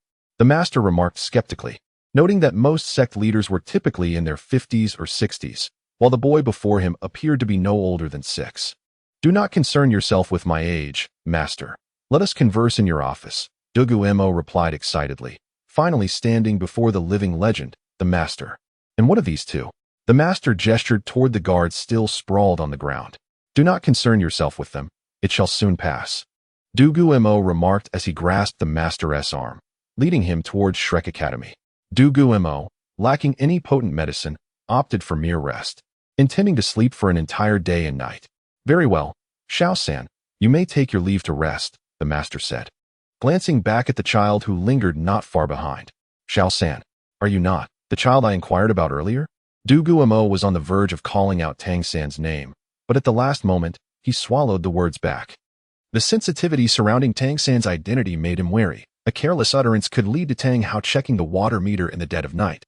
Yet, Dugu Mo was still astonished that a mere chance encounter on the road led him to Tang San. Master, I would rather accompany you. Tang San hesitated, sensing an air of danger surrounding the two figures. He worried for the safety of this esteemed and amiable teacher. Then let us proceed together. The master nodded in agreement. With that, he turned and led Dugu Mo, Qin Ming, and Tang San back to his office. Chapter 24. The master of persuasion. The humble abode of the two was modest, yet inviting. Please, come in and have a glass of water, the master said, reaching for the water bottle to pour a cup for both Dugu Mo and Qin Ming, as he abstained from all beverages except plain water. Master, you are too kind. The purpose of our visit today is primarily to invite you to join our sect as the hall master, Dugu Mo stated bluntly, grasping the master's hand and refusing to let go. What is the name of your sect? Where is it located? And how many members do you have? These are details you must first disclose, the master replied, his expression serious as he freed himself from Dugu Mo's grip and seated himself nearby. Our sect's name has yet to be determined, but currently, we have 1 sect master, 1 deputy sect master, 2 elders, and 500 purchased slaves. Dugu Mo candidly explained the situation of his sect. Are you certain you wish to establish a sect? The master inquired, his face impassive. Yet his tone betrayed a hint of disdain, skepticism, and awkwardness. I have great confidence in our sect. We possess a remarkable substance that can accelerate cultivation and help break through bottlenecks. I assure you, I can resolve the issue you face in surpassing level 30. Dugu Mo said, a smile gracing his lips as he looked at the master. What? The master sprang from his chair, eyes wide with disbelief. Fixating intently on Dugu Mo, master, please remain calm. While I do not currently possess a solution to your problem, I can assure you that one will be available in 3 years, Dugu Mo replied cheerfully, his smile unwavering. If that is the case, I shall wait until you have a solution for my teacher's problem before I consider your invitation, Tang San interjected, sensing that the two might be attempting to coax the master away. However, I would not have come if I did not possess some assurance. Please, try this. Dugu Mo said, producing a Huangjing pill from his pocket and offering it to the master. Teacher, allow me to sample it first, Tang San interjected, swiftly taking the pill before the master could. He held it to his nose, deeming it safe, and swallowed it in one motion, having recently absorbed his first soul ring. Tang San's current soul power level was 13th, making the effects of the Huangjing pill quite pronounced for him. A gentle surge of soul power enveloped Tang San, causing him to sit cross-legged on the ground and begin channeling the Xiantian Gong to absorb the soul power. This absorption proved transformative, propelling Tang San's cultivation to level 14, effectively compensating for several days of diligent training. The Xiantian Gong, a premier cultivation technique, allowed for a thorough absorption of the soul power contained within the pill, thus negating the need for his rigorous efforts. Teacher, this. Tang San gazed in astonishment at the master, his mind racing with thoughts of elixirs. During his time at the Tang Sect, he had concocted pills, yet none possessed the efficacy to enhance cultivation. Little San, how do you feel? The master inquired, seizing Tang San's wrist to assess his condition through soul power. Your foundation is remarkably stable. It appears this pill does not forcibly elevate cultivation, the master noted, his tone shifting to one of intrigue. May I have another? I would like to personally test its effects. Of course, Dugu Mo replied, promptly producing another pill and placing it in the master's palm.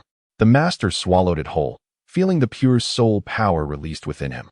However, his body struggled to retain the energy, a fundamental reason behind his inability to surpass level 30. This poses no threat to my foundation, and it can also nurture the meridians. Quite impressive. With appropriate use, it can significantly enhance the speed of cultivation, the master remarked after a moment of contemplation, his scientific disposition evident in his articulate speech.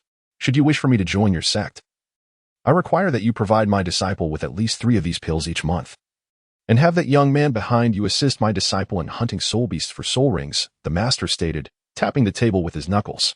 Not a problem at all, right, Brother Qin Ming? Dugu Mo turned to the still bewildered Qin Ming for confirmation. Qin Ming? Are you the child who graduated from Shrek Academy? The master suddenly exclaimed. Indeed. Do you know about Shrek Academy? Qin Ming responded, regaining his composure. I am Yu Xiaojing, a friend of your dean.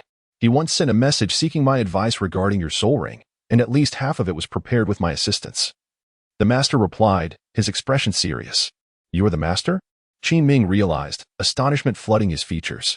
Certainly, this is a matter of repaying your kindness, Qin Ming smiled warmly.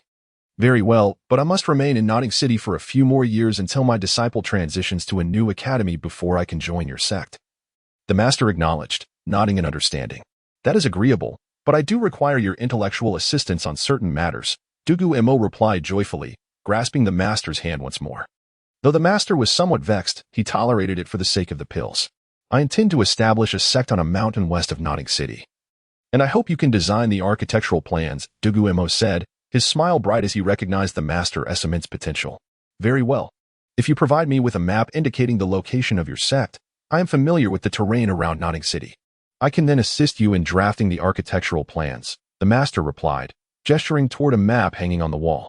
Right here. Dugu Mo finally released the master's hand, approaching the map to indicate the land he had acquired. Come back in a month to collect the designs. And remember to bring the pills, the master instructed after a moment of thought. Master, here are 5 Huangjing pills for you, as a token of gratitude for this month. Dugu Mo said, placing the 5 pills into the master's hand.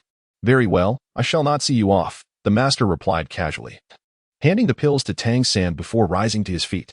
I will arrange for my subordinates to deliver the pills here at this time next month, the master concluded. Dugu Mo bowed respectfully before leading Qin Ming out of the room. Teacher, please take this pill. While one or two may not lead to an immediate breakthrough, with sufficient quantity, you two could forcibly surpass level 30, Tang San suggested, presenting the pill before the master. At your age, the optimal period for cultivating soul power has long passed. Therefore, you are the embodiment of my efforts, so please consume it.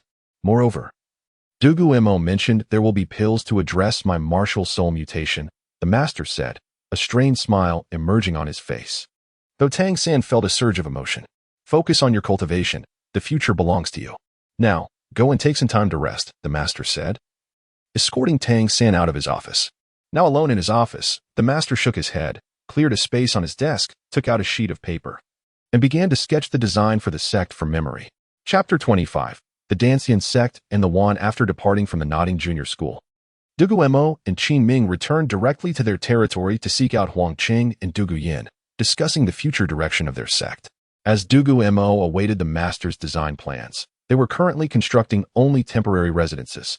However, as the sect leader, Dugu Mo enjoyed certain privileges, and his makeshift abode was rather spacious, all built in a day's time by Huang Qing and his slaves. Inside the house, a table was set, around which the sect's core members gathered, 2 sect leaders and 2 elders. First and foremost, we have accomplished the initial step in establishing our sect. We now possess 30,000 acres of medicinal fields, which will serve as the foundation for our sect's residents. Our next objective is to vigorously develop the sect, attract talent, and recruit disciples, Dugu Mo stated earnestly from his position of authority. I concur with the leader's sentiments. We should first cultivate the land here. And once the master's design plans are complete, we can promptly return to Tiandou City to procure building materials and invite a construction team to erect the sect. This endeavor may demand considerable amounts of gold soul coins, Qin Ming, the Grand Elder, remarked. Moreover, if the leader has an ample supply of medicinal pills, we could select some of the slaves involved in cultivating medicinal herbs to join the sect and distribute pills, thereby acquiring numerous low-level soul masters. While having high-end combat strength is vital for a sect, a solid foundation of soul masters remains an indispensable resource. After all, Huang Chu was once a soul Douluo, possessing a vision and insight that surpassed Dugu Mo and Qin Ming, he added. That is feasible. Before the master's design plans are finalized, I intend to refine more Huangjing pills for storage. The efficacy of this medicine can last for 30 years without dissipating, so accumulating a larger stock is certainly manageable. Dugu Mo replied after a moment's contemplation. He had yet to consume much of the medicinal materials previously procured by Dugu Yuan, so he aimed to transform all these herbs into pills before the master completed the design. Well, the task of pill refinement rests solely with the leader. During this period, I shall oversee land reclamation. After all, I no longer need to cultivate soul power. I await the leader's generous provision of pills to heal my old ailments, which will allow me to regain my strength, Huang Cheng stated earnestly as he rose. Rest assured, old Huang, I will resolve your issues within 3 years. Dugu Mo assured him with a nod, recognizing the importance of this matter. Old Huang undoubtedly had the potential to reach the pinnacle of a titled Douluo and was a vital asset to Dugu Mo. Thank you, esteemed leader. Old Huang responded with a respectful bow. The primary focus now is to cultivate the land. I will handle the pill refining, while you, Qin Ming, and my sister can concentrate on your cultivation. For now, we shall make do with the Huangjing pills as our only supplementary resource, Dugu Mo said with a smile, retrieving a crystal vial from his soul guide and distributing the pills to Qin Ming and Dugu Yin. By the way, there is one more matter. Old Huang, please arrange for someone to brief me on the terrain here. The sect's design plans have been entrusted to the master, but I will personally oversee the design of the medicinal fields. After all, I will be responsible for refining the pills for a considerable time to come. And these herbs will be utilized by me, Dugu Mo added thoughtfully. Only Dugu Mo understood the specific types of land and conditions required to cultivate various precious herbs. However, the herbs grown on this land were merely for his immediate needs, while he also had plans for the high-grade medicinal materials. While organizing the ice and fire yin-yang eye, Dugu Mo not only aimed to replant various heavenly treasures but also sought to cultivate some rare herbs in the vacant spaces. When the time came for his needs, the ice and fire yin-yang I would be perfectly poised to hasten their maturation. In this manner, Dugu Mo ensured that he would not lack either low-grade or high-grade medicinal materials, alleviating any concerns about sourcing herbs for future pill refinement. Leader, regarding your cultivation, although your talent is commendable, it would be unwise to waste time on such matters. You should prioritize your own advancement, Huang Cheng interjected suddenly. Thank you for your concern, old Huang. However, my cultivation talent is quite good, and with the assistance of medicinal pills in the future, my progress will not be hindered, Dugu Mo acknowledged. Sensing Huang Cheng's genuine care. Sister, what can I do? Dugu Yin suddenly inquired. You should focus on your cultivation and strive to become a titled Douluo at the earliest opportunity. Stand by your younger brother, and whenever anyone bullies me, you can step in to help, Dugu Mo replied with a silly grin, appreciating the presence of a caring sister. All right, Dugu Yin declared, raising her small fist with determination. By the way, we need to come up with a name for our sect, Dugu Mo interjected. Since the leader's future focus is on medicinal pills, let us call it the Dan Sect, Huang Cheng suggested, evidently lacking in naming talent. What about Dancian Sect? Dugu Mo pondered for a long while before speaking. In his previous life, he had resided in a Taoist temple that belonged to the external alchemy lineage of Taoism, so the name Dancian was certainly fitting. Excellent. It carries a certain ethereal charm. Splendid. Qin Ming agreed after a moment of thought, internally chuckling that as the sect leader, whatever name Dugu Mo chose would be the final one. Then let us name our land the Wan, for in the future, all the medicinal materials required by our sect will be sourced from here, Dugu Mo contemplated further. Wise leader. Huang Cheng complimented Dugu Mo with enthusiasm. All right, old Huang. If that is settled, let us each commence our tasks, Dugu Mo declared, rising to adjourn the meeting.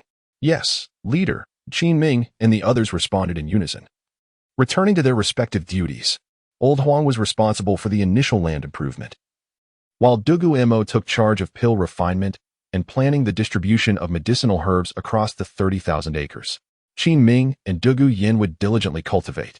As it wasn't yet their time to contribute significantly, Dugu Mo did not return to his quarters but instead sought out a cave on the mountain, clearing it out to serve as a suitable place for alchemy.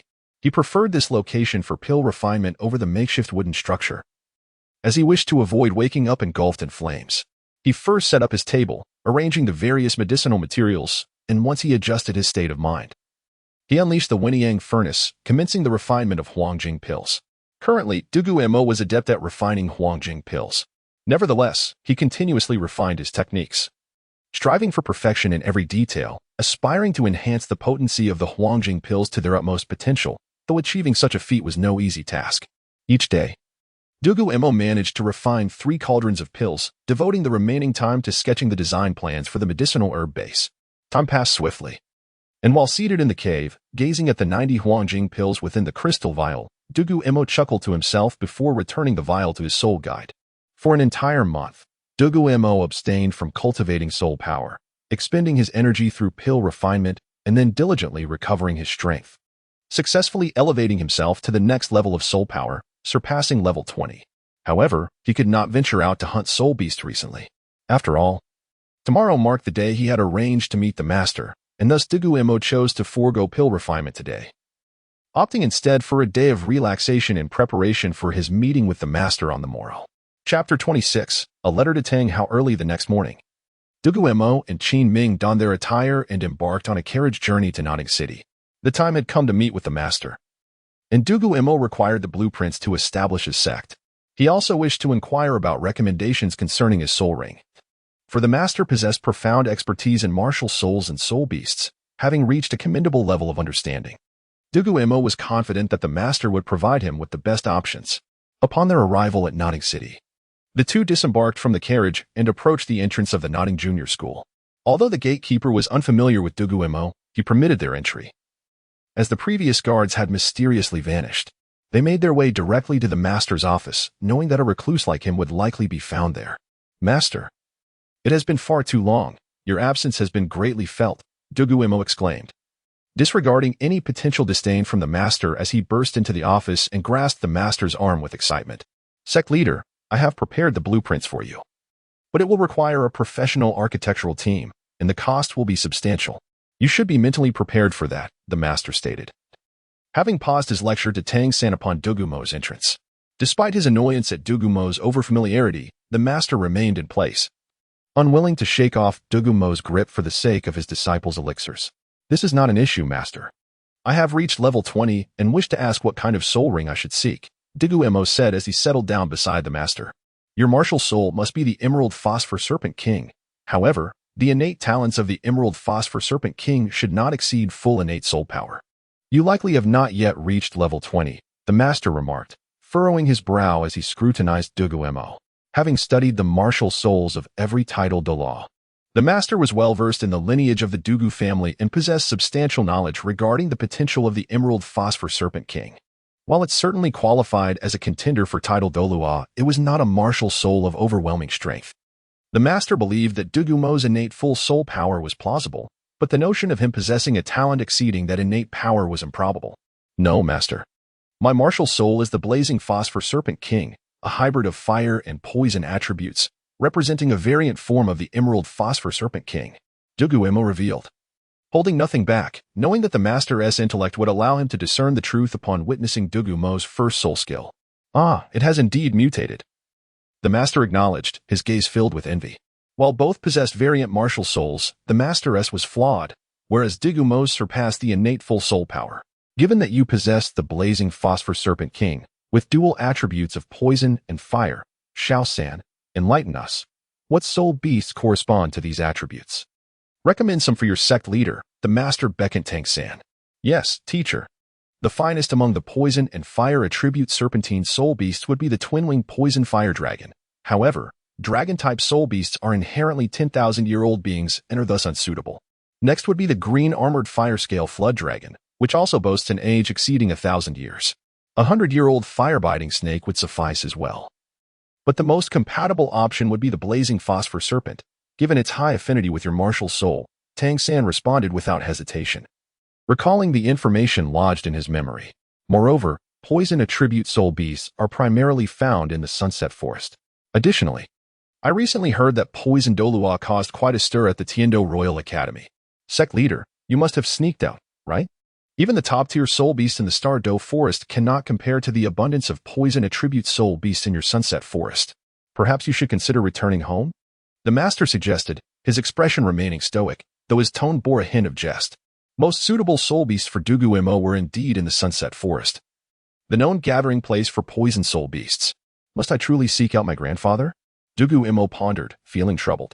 With the sect freshly established, if Dugu Mo were to disapprove, all his efforts would be in vain. If he did not return, he might never find a suitable soul ring, a matter that bore significant weight for his future.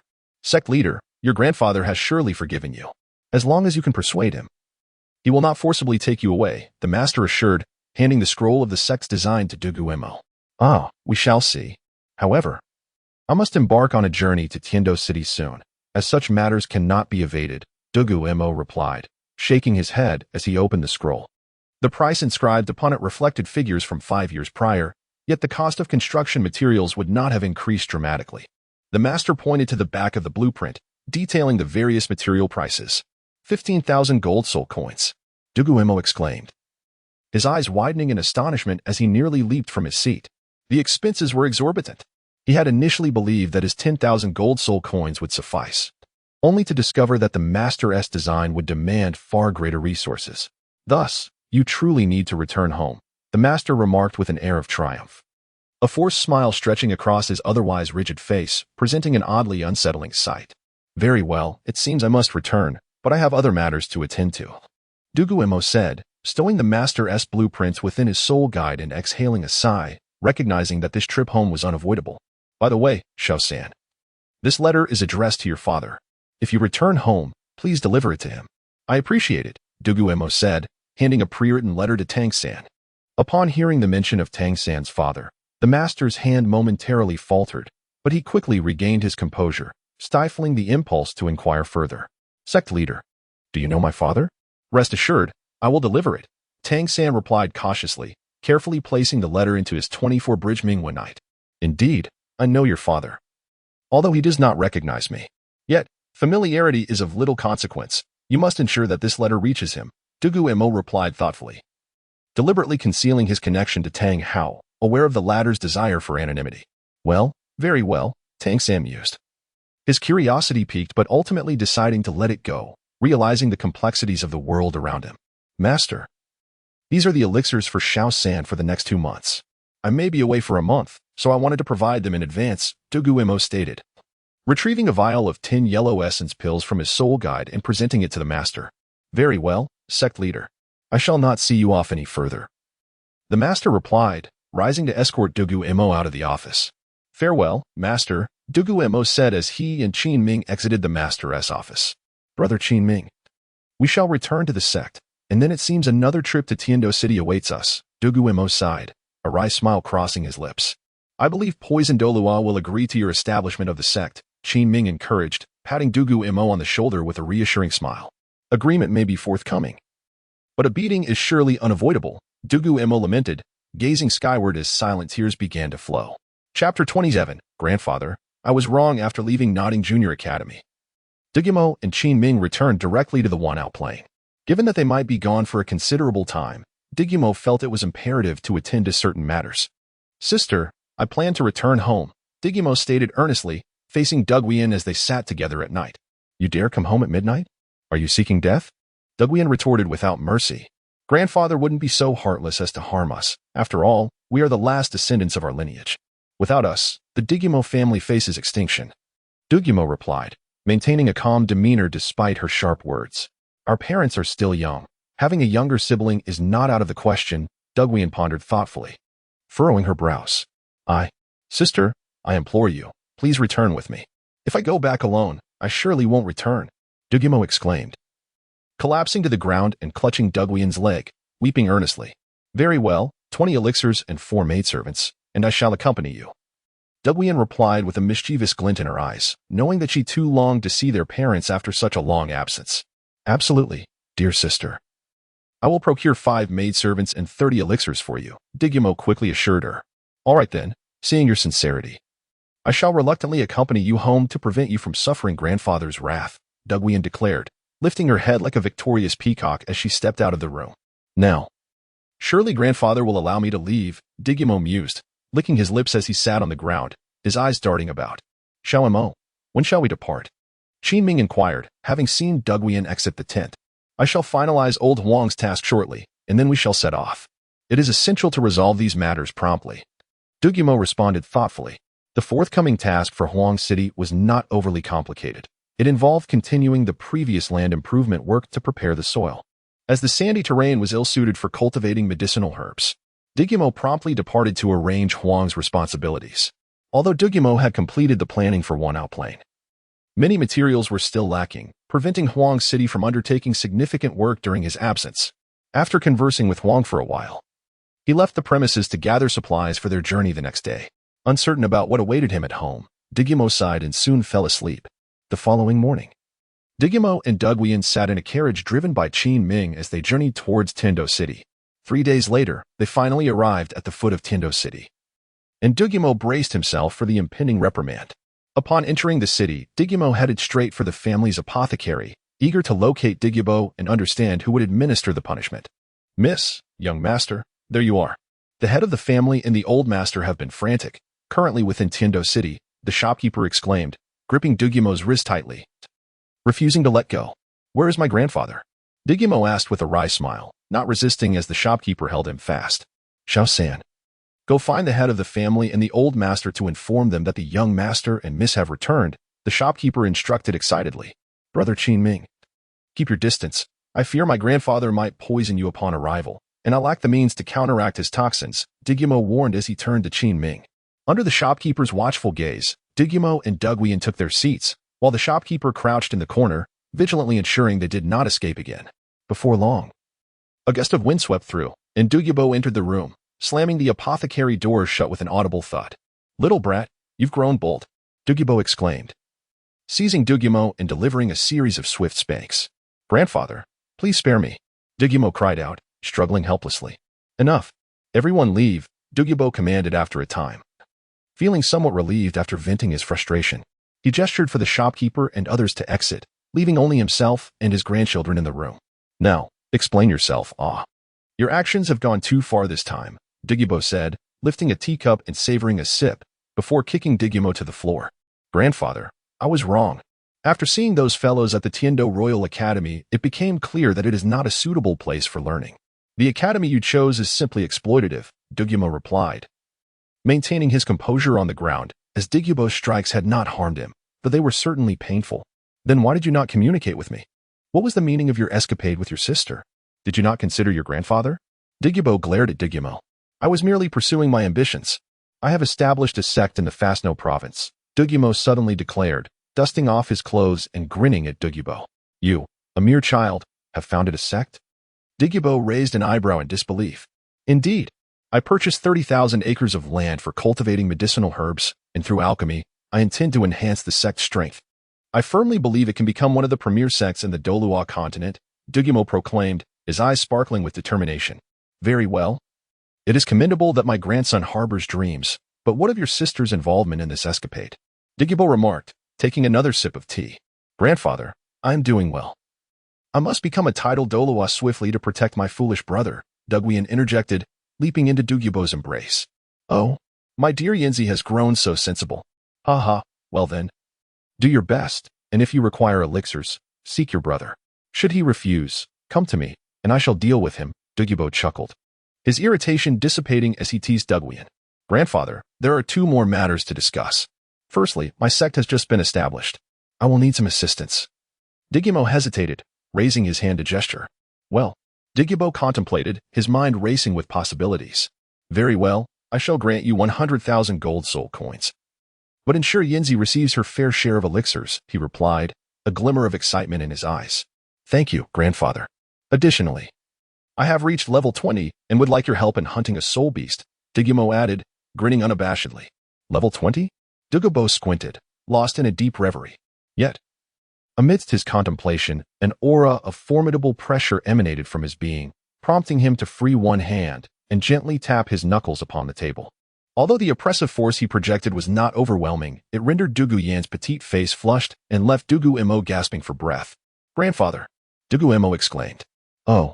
Dugu Mo snapped back to reality, lowering his brow as he spoke. From now on, the medicinal pills from your parents must not cease. All the pills shall be prioritized for your parents and Yanzi. I will provide you with the full support of the entire Dugu family, Dugu Mo declared earnestly. His brow furrowed in seriousness. Grandfather, is that truly necessary? While I have utmost confidence in the sect, it has only just been established. Do you possess such faith in me? Dugu Mo gazed at Dugu Mo in astonishment. I have no confidence whatsoever in your pitiful sect. It is merely that your talent is exceedingly remarkable. Your sole task is to diligently cultivate within the Fastno province. And you are not to seek recognition until you attain the title of a titled Douluo. Do you comprehend? Dugu Mo glared fiercely at Dugu Mo. Grandfather, you must have faith in the sect I am establishing. Dugu Mo turned his head away, pouting softly. The Fastno province is sufficiently remote. An ideal sanctuary for your cultivation. Moreover, should chaos erupt, it will serve as a splendid refuge.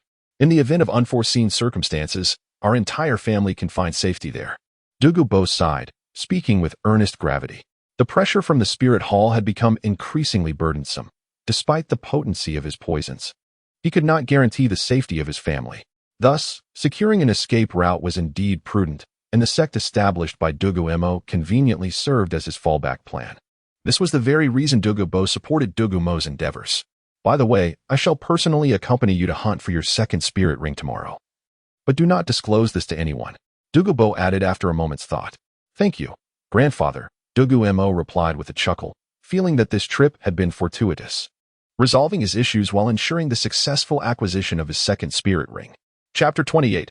Iron-Scaled Fireline Python. Subsequently, Dugu Mo acquired 1 million gold soul coins from Dugu Mo, which he entrusted to Qin Ming, while requesting the pharmacy manager to assist Qin Ming in procuring various materials. After all, certain materials cannot simply be purchased with wealth. They require connections, or else the sellers would refuse to transact. As for Dugu Mo, he was seized by Dugu Mo and unceremoniously taken out of the pharmacy in front of the onlookers, soaring into the sky towards the sunset forest.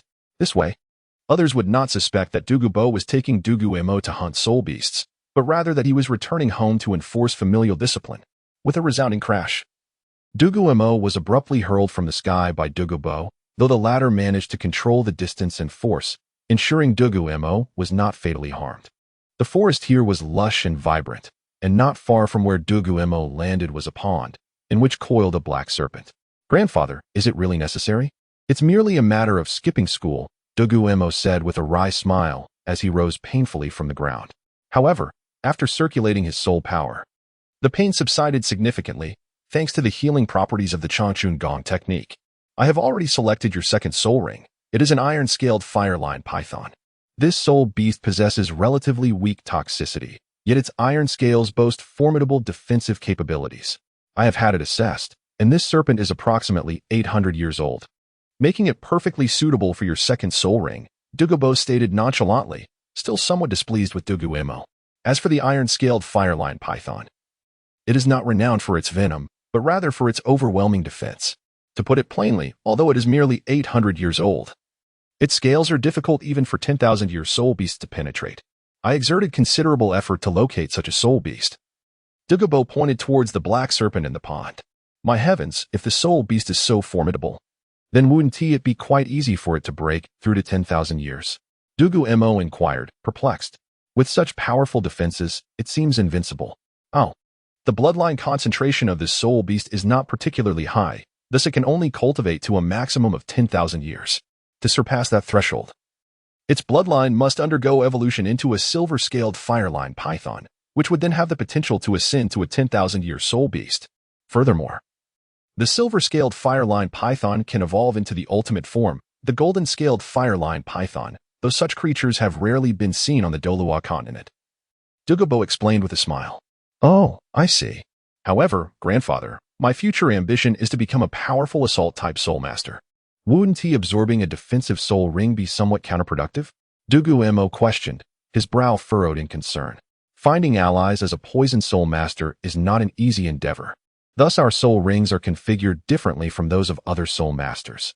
Aside from auxiliary soul skills, we must possess both offensive and defensive soul skills, and they must be well coordinated. I have already determined the configuration of my soul rings, which is why I have chosen this for you, Dugu Mo asserted, gesturing towards the serpent. One more thing, you must kill this serpent yourself. I will not intervene, and you are forbidden from using poison, Dugu Mo said with a mischievous grin, before retrieving a bottle of wine from his soul guide and settling onto a branch to drink. Grandfather, as a level 20 soul master, can I truly defeat such a large serpent? And without using poison? Dugu Mo gazed at the 10-meter-long black serpent, feeling exceedingly awkward. After all, he was still just a child. However, upon glancing back at Dugu Mo, he found no inclination to seek his help. With a resigned sigh, Dugu Mo retrieved a snake-shaped dagger from his soul guide, weighed it in his hand, and approached the pond. I wonder how formidable this weapon truly is. Dugu Mo mused as he activated his soul power, propelling himself swiftly towards the pond. Crash! In a burst of speed, Dugu Mo was struck squarely by the tail of the iron-scaled fire-line python, sending him crashing into a nearby tree. Goodness! Grandfather, are you certain you want me to slay this creature? Dugu Mo grimaced, clutching his abdomen. The Changchun Gong may excel in healing, but it is not particularly adept in combat. While it offers prolonged vitality, its explosive power is lacking, rendering it of little help in battle. I refuse to intervene. Consider this an additional training exercise during this period. Dugu Mo chuckled, sipping his wine while watching Dugu Mo face his challenges, unable to suppress his laughter. This little rascal, daring to skip school. 3 days without discipline would lead to chaos. Dugu Mo felt the immense force of the serpent's tail. Though it was considerable, he could endure it. Thus, after brushing off the dirt from his clothes, he carefully observed the appearance of the iron-scaled fire-line python. Its scales were impenetrable even to 10,000-year soul beasts, making it exceedingly difficult to kill outright. Dugu Mo realized he must identify the serpent's weakness if he wished to defeat it. Typically, soul beasts possess greater strength than soul masters of the same level, as their physical robustness surpasses that of humans. Dugu Mo scrutinized the iron-scaled fire-line python, noting that the creature refrained from pursuing him further due to Dugu Mo's daily feedings. Thus, it had not attacked Dugu Mo with lethal intent, as it was not hungry. Finally, Dugu Mo discovered an area of the iron-scaled fire-line python that was not covered by its iron scales, located at its 7-inch mark, a thumb-sized patch of white, revealed when the serpent turned to bask in the sun. The primary targets for attack were the 7-inch mark, followed by the eyes and mouth. These 3 areas were the only conceivable points of vulnerability. Dugu Mo settled on a nearby dead tree, contemplating for a considerable time before concluding these 3 weak points. In his mind, he devised numerous attack strategies, but the success rate for each was dishearteningly low. Fortunately, with my grandfather nearby, I need not fear for my life. Let us attempt it, Dugu Mo thought, tightening his grip on the dagger as he approached the pond once more.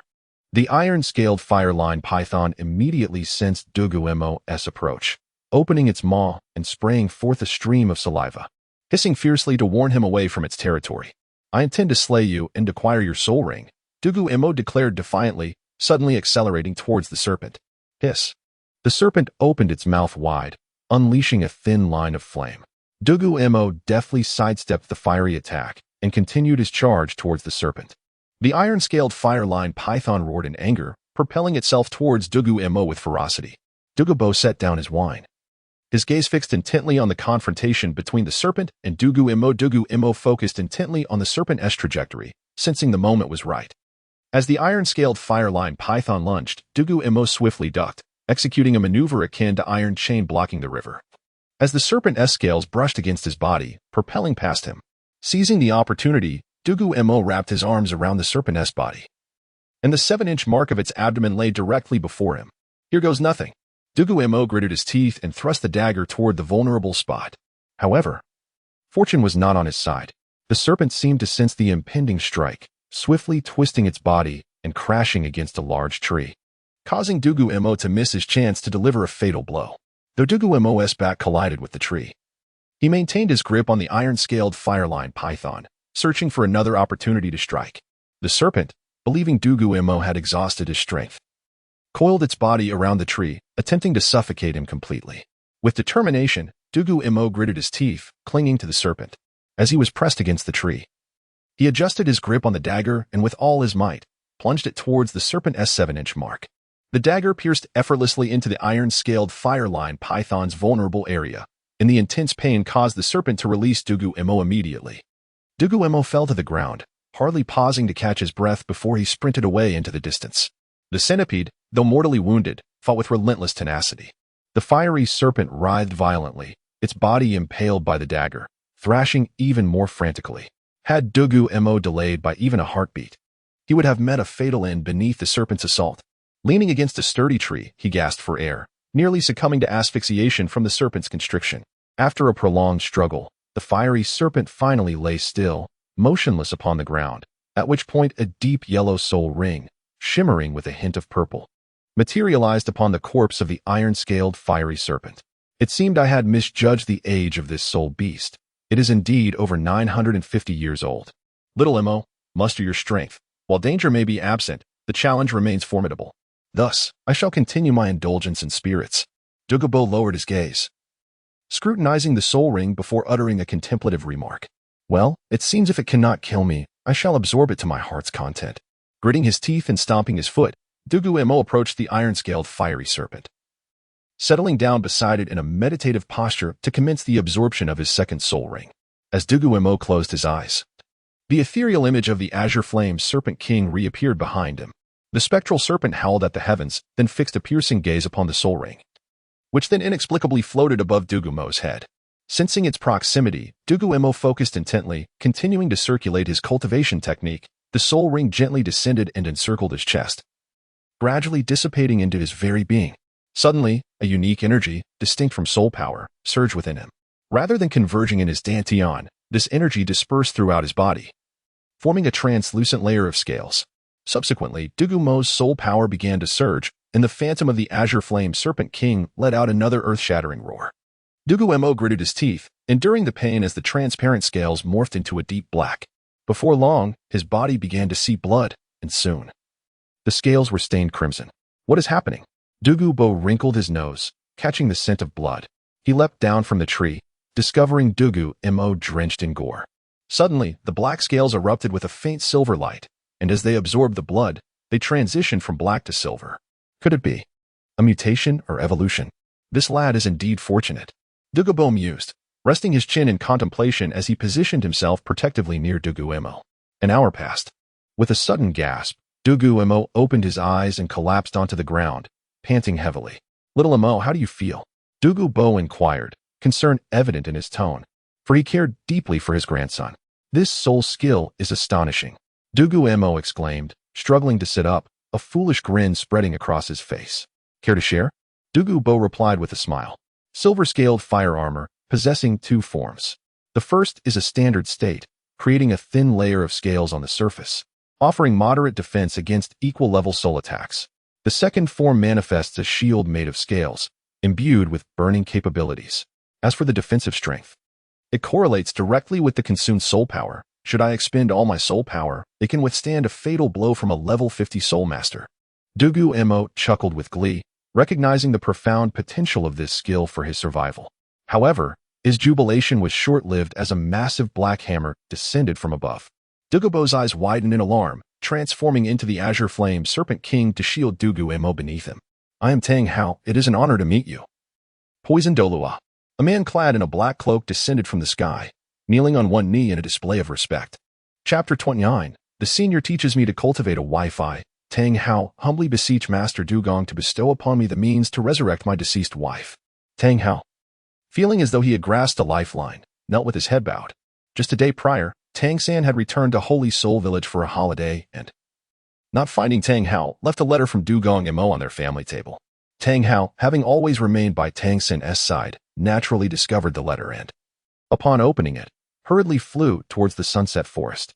Along the way, he sprinted with all his might, fortuitously encountering the two Dugong elders who were in the midst of absorbing soul rings. At that moment, Dugong Bo was utterly astonished. Still within the true form of his seventh soul skill, he turned his massive serpentine head to glance at Dugong Mo beneath him, confusion filling his enormous snake eyes. Pondering his existence and location. Grandfather, just agree with him, and you shall understand, Dugong Mo said with a bitter smile. The speed of response was undoubtedly influenced by soul power levels. As Tang Hao's Haotian hammer struck the ground, Dugong Bo instinctively shielded Dugong Mo. Aware of the potential danger should someone attempt to assassinate him. Haotian Douluo, you are too polite. Please rise.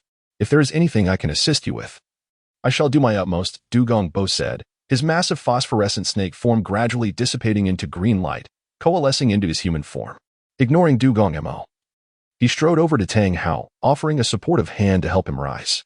Although Dugong Bo had attained the title of Douluo long before Tang Hao, his strength paled in comparison to that of Tang Hao. The combat prowess of the Haotian hammer was beyond reproach, especially against a poison master renowned for his toxicity. Though he had heard Dugong Mo's words, Dugong Bo dared not speak definitively. That young rascal was utterly unreliable. This seed was left behind by my late wife. I humbly hope you can lend your assistance. I would be eternally grateful, Tang Hao said, maintaining a posture of utmost humility as he presented a blue-silver seed to Dugong Bo were it not for his desire to save Ain. This tempestuous tiger would not have appeared so meek. What is this? Dugong Bo furrowed his brow, taking the seed from Tang Hao's hands for closer inspection. Little Mo. Come and see what this is, he beckoned, aware of his own expertise in toxins but lacking knowledge about certain medicinal materials. He could not discern the nature of the seed. I'm here, grandfather. Dugong Mo hurriedly approached and received the seed from Dugong Bo. This is the seed of the blue miasma silverlight grass. When mature, it can grow into the celestial-grade spiritual plant, blue miasma silverlight grass. This grass possesses no medicinal efficacy but has the unique ability to stabilize one's mind, severing inner demons to prevent one from succumbing to madness. An array of information about this herb flooded Dugong Mo's mind, though not entirely comprehensive due to it being a seed. I never expected it to be the blue miasma silverlight grass. I have underestimated the grade of the blue-silver emperor, Dugong Mo mused, contemplating the implications. After awakening the heaven and earth materia medica, he had also tested the blue-silver grass, a unique herb of Douluo continent, as the text referred to it by that name. Should it exist in other realms, it would have been designated by various names. Moreover, based on the appearance and properties of the blue-silver grass, Dugong Mo deduced that it was a degenerated plant derived from the heavenly treasure known as blue miasma grass, suggesting that the blue-silver emperor was likely its progenitor. The degradation process presumably involved the blue miasma silverlight grass evolving into blue miasma grass, which then further devolved into blue-silver grass, reaching the limits of degeneration. However, Dugong Mo still underestimated the grade of the blue-silver emperor, which turned out to be celestial grade. The utility of the blue miasma silverlight grass was perplexingly trivial. Dugong Mo could not fathom why it merited such high classification. Nonetheless, this was not the moment for such considerations. The immediate goal was resurrection. With the heaven and earth materia medica at his disposal, Dugong Mo possessed the means to make the seed germinate and flourish rapidly. Thus, under the auspices of Haotian, allow me to confer with my grandfather. Please, excuse us momentarily. Dugu Mo said, returning the seed to Tang Hao's hands before pulling Dugu Mo a few paces away. Dugu Mo glanced back at Tang Hao, then waved his hand, conjuring an energy shield that enveloped him and Dugu Mo grandson. I cannot contend with that fellow outside. Are you trying to get your grandfather killed? Earlier, in Tang Hao's presence, Dugu Mo could not display fear. Now within the energy shield, he gasped for breath, twisting Dugu Mo's ear in irritation. The Douluo continent was not Earth. Might dictated authority, and given Tang Hao's formidable nature, Dugu Mo had no confidence in poisoning Tang Hao before being crushed by the Haotian hammer. Grandfather, rest assured, if I dared summon him, there must be a solution. Have you been engrossed in the toxins from my notes without paying heed to the other records? Dugu Mo grunted as he wriggled free from Dugu Mo's grasp. Sitting down to speak, did you discern the type of seed he held? Dugu Mo asked, his eyes wide with curiosity, his mind racing with schemes to exploit Tang Hao's formidable presence. Of course, grandfather. The notebook containing the celestial-grade herb is nearby. And the 7th page includes the information on this herb. It should detail the cultivation plan. Dugu Mo recalled its location and informed Dugu Mo. I have it. I have it. Dugu Mo exclaimed, hastily retrieving the notebook from his soul guide device and flipping to the 7th page, which detailed the living habits, properties, suitable soil, and surrounding environment for the blue miasma silver light grass. This blue miasma silver light grass resembles the blue silver grass to some degree, Dugu Mo remarked, scrutinizing the celestial-grade herbs information. The blue silver grass is likely a degraded version of the blue miasma silver light grass, Dugu Mo surmised. Moreover, I possess a method to accelerate its growth, albeit at the cost of utilizing another herb of considerable age. What method? Pray tell, Dugu Mo inquired, turning to face Dugu Mo. It involves transferring cultivation power, but it necessitates consuming another aged herb, Dugu Mo explained, nodding in affirmation. Let us first converse with Tang Hao before making a decision. If we align ourselves with him, our family may find itself at odds with the spirit hall. Dugu Mo cautioned, his brow furrowed. Therefore, little Mo, once this matter concludes, you must return to the Fasno province immediately. Our family shall provide you with greater resources. Your task is to establish a stronghold for the Dugu clan, as I fear the spirit hall may target us in the future, Dugu Mo stated earnestly. That is a discussion for another time. Let us resolve Tang Hao's predicament first, Dugu Mo replied, sticking out his tongue as a reminder to Dugu Mo, noting that they had left Tang Hao waiting outside for quite some time. Indeed, Dugu Mo said, waving his hand to dispel the energy shield, and once again, he and Dugu Mo appeared before Tang Hao. Brother Hao, let us retire to our humble abode for a more detailed discussion, Dugu Mo suggested as he lifted Dugu Mo, drawing Tang Hao along as the three of them soared toward Dugu Mo's residence. May I inquire, Poison Douluo, do you possess a means to resurrect my late wife? Tang Hao, observing the joyful expression on Dugu Mo's face as he emerged from the energy shield, felt a sudden lightness in his heart and could not restrain himself from asking. Rest assured, with the two of us, the revival of your wife should pose no issue. After his descent, Dugu Mo confidently proclaimed this. I am deeply grateful for your great kindness, esteemed senior. Tang Hao trembled with excitement, hastily kneeling to express his gratitude to Dugu Mo. However, there is the matter of certain precious medicinal materials being consumed in the process. I am not a charitable institution, so I cannot expend such effort without a just cause, Dugu Mo stated directly after helping Tang Hao to his feet. Please, do not hesitate to express any demands. I will comply without question. I am willing to do anything to revive my late wife, Tang Hao fervently declared. It is not a significant matter. My grandson has established a sect in the Fasno province, and I require you to join this sect to protect him. Dugu Mo fixed his gaze intently on Tang Hao, despite the latter's overwhelming combat prowess. That is no problem. My son is also in the Fasno province, so they can keep each other company, Tang Hao promptly agreed.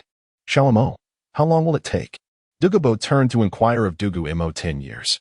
Dugu Mo contemplated briefly before stating this duration. In truth, had he been willing to utilize celestial-grade materials, Dugu Mo could have revived Ayin in merely 2 days. But that would have completely depleted the precious resources within the ice and fire yin-yang ice. Nevertheless, Dugu Mo was reluctant to use these celestial-grade materials, let alone for Tang Hao and Ayin. He intended to reserve them for his parents, grandfather, and sister in due time. As for the 10-year timeline, with normal cultivation and the acceleration provided by the ice and fire yin-yang ice, coupled with various rare treasures, it would indeed suffice for a yin's revival. Moreover, that span would allow Dugu Mo to develop the sect, enabling Huangcheng to break through to the title Douluo level, thus acquiring the means to protect himself. By then, he would no longer require Tang Hao's assistance. Really? Tang Hao excitedly rushed to Dugu Mo, his eyes gleaming with hope. Of course, Dugu Mo replied with a smile. I, Tang Hao, choose to join your sect, pledging my loyalty for life. After a moment of serious contemplation, Tang Hao suddenly knelt on one knee, making a vow. Ha ha ha. Since that is the case, Xiao Mo, let us depart and seek a wife for the Douluo Tian, Dugu Mo exclaimed, lifting Dugu Mo and leading Tang Hao towards the ice and fire in Yagais. Chapter 30. The method of spirit snatching Dugu Mo, accompanied by Dugu Mo, led Tang Hao into the canyon where the eyes of ice and fire were located. After the two titled Douluos leapt down from the cliff and landed, Tang Hao was astonished by the breathtaking scene before him. Countless stunning and exotic plants filled the area, leaving him speechless and further enhancing his trust in Dugu Mo and his grandson's ability to resurrect Ain. Be cautious, Tang Hao. Most of the flora here is highly toxic. Stay close to our steps. Dugu Mo cautioned as he guided Tang Hao toward the central spring of the eyes of ice and fire. By the way, Tang Hao, hand the blue silver emperor seeds to Xiao Mo. He possesses a deeper understanding of medicinal properties than I do. Dugu Mo gestured toward Dugu Mo, who was on the ground. Tang Hao, puzzled, glanced at Dugu Mo, unable to fathom that this young lad would be the one to plant his blue silver emperor. Nevertheless, having arrived at this juncture, he retrieved the seeds from his pocket and offered them to Dugu Mo with both hands. Dugu Mo solemnly accepted the seeds and approached the blue spring, where he deftly dug a small hole with his bare hands to plant the seeds. The closer the planting was to the spring, the more pronounced the accelerated growth effect. And Dugu Mo had carefully chosen a location devoid of other celestial treasures that might compete for the nutrients of the blue silver emperor, thereby ensuring optimal growth conditions. After filling in the hole, Dugu Mo scooped a handful of the icy spring water to nourish the soil, as the blue silver emperor preferred a cooler environment. Next, Dugu Mo produced 6 jade boxes from his soul guide, revealing 6 rare herbs that he placed near the planting site. While the medicinal efficacy of these herbs was inferior to similar ones, they shared a common trait. Their age was considerable. Without regard for the dirt beneath him, Dugu Mo sat on the ground, his heart open to the heavens, adjusting his state. Suddenly, his fingers began to dance fervently, forming various hand seals, resembling the fluttering wings of a butterfly. Snatch! Dugu Mo uttered softly, and wisps of white essence were drawn from the 6 rare herbs, coalescing into a strand of white smoke. With wide eyes, he slammed his hands onto the ground, causing the white smoke to dive into the seed beneath. This technique, recorded in the Compendium of Medicinal Herbs, detailed a method for cultivating herbs by extracting essence from one to infuse another, thus achieving rapid growth. However, this secret method had a stipulation. It required herbs that had already been harvested and dried, as using living herbs could compromise their properties. The ratio for acceleration was 10:1. 10 years of medicinal potency increased by 1 year. The combined age of the 6 rare herbs was approximately 100,000 years, so with Dugu Mo's catalysis, the blue silver emperor's age reached 10,000 years. Soon, a small mound formed in the soil between Dugu Mo's palms, and 2 leaves emerged from the earth. Within moments, the tiny leaves expanded to the length of fingers. Over the next 10 days, the blue silver emperor would grow rapidly, with no harm done to the plant itself from the secret method. Damn, I'm exhausted. Dugu Mo lamented, collapsing onto the ground while observing the sprouting blue silver emperor, releasing a sigh of relief. Fortunately, before his soul power was entirely depleted, he successfully infused the essence from the rare herbs into the blue silver emperor. Mission accomplished. It has surpassed 10,000 years. After a brief recovery of his soul power, Dugu Mo rose and smiled at Tang Hao.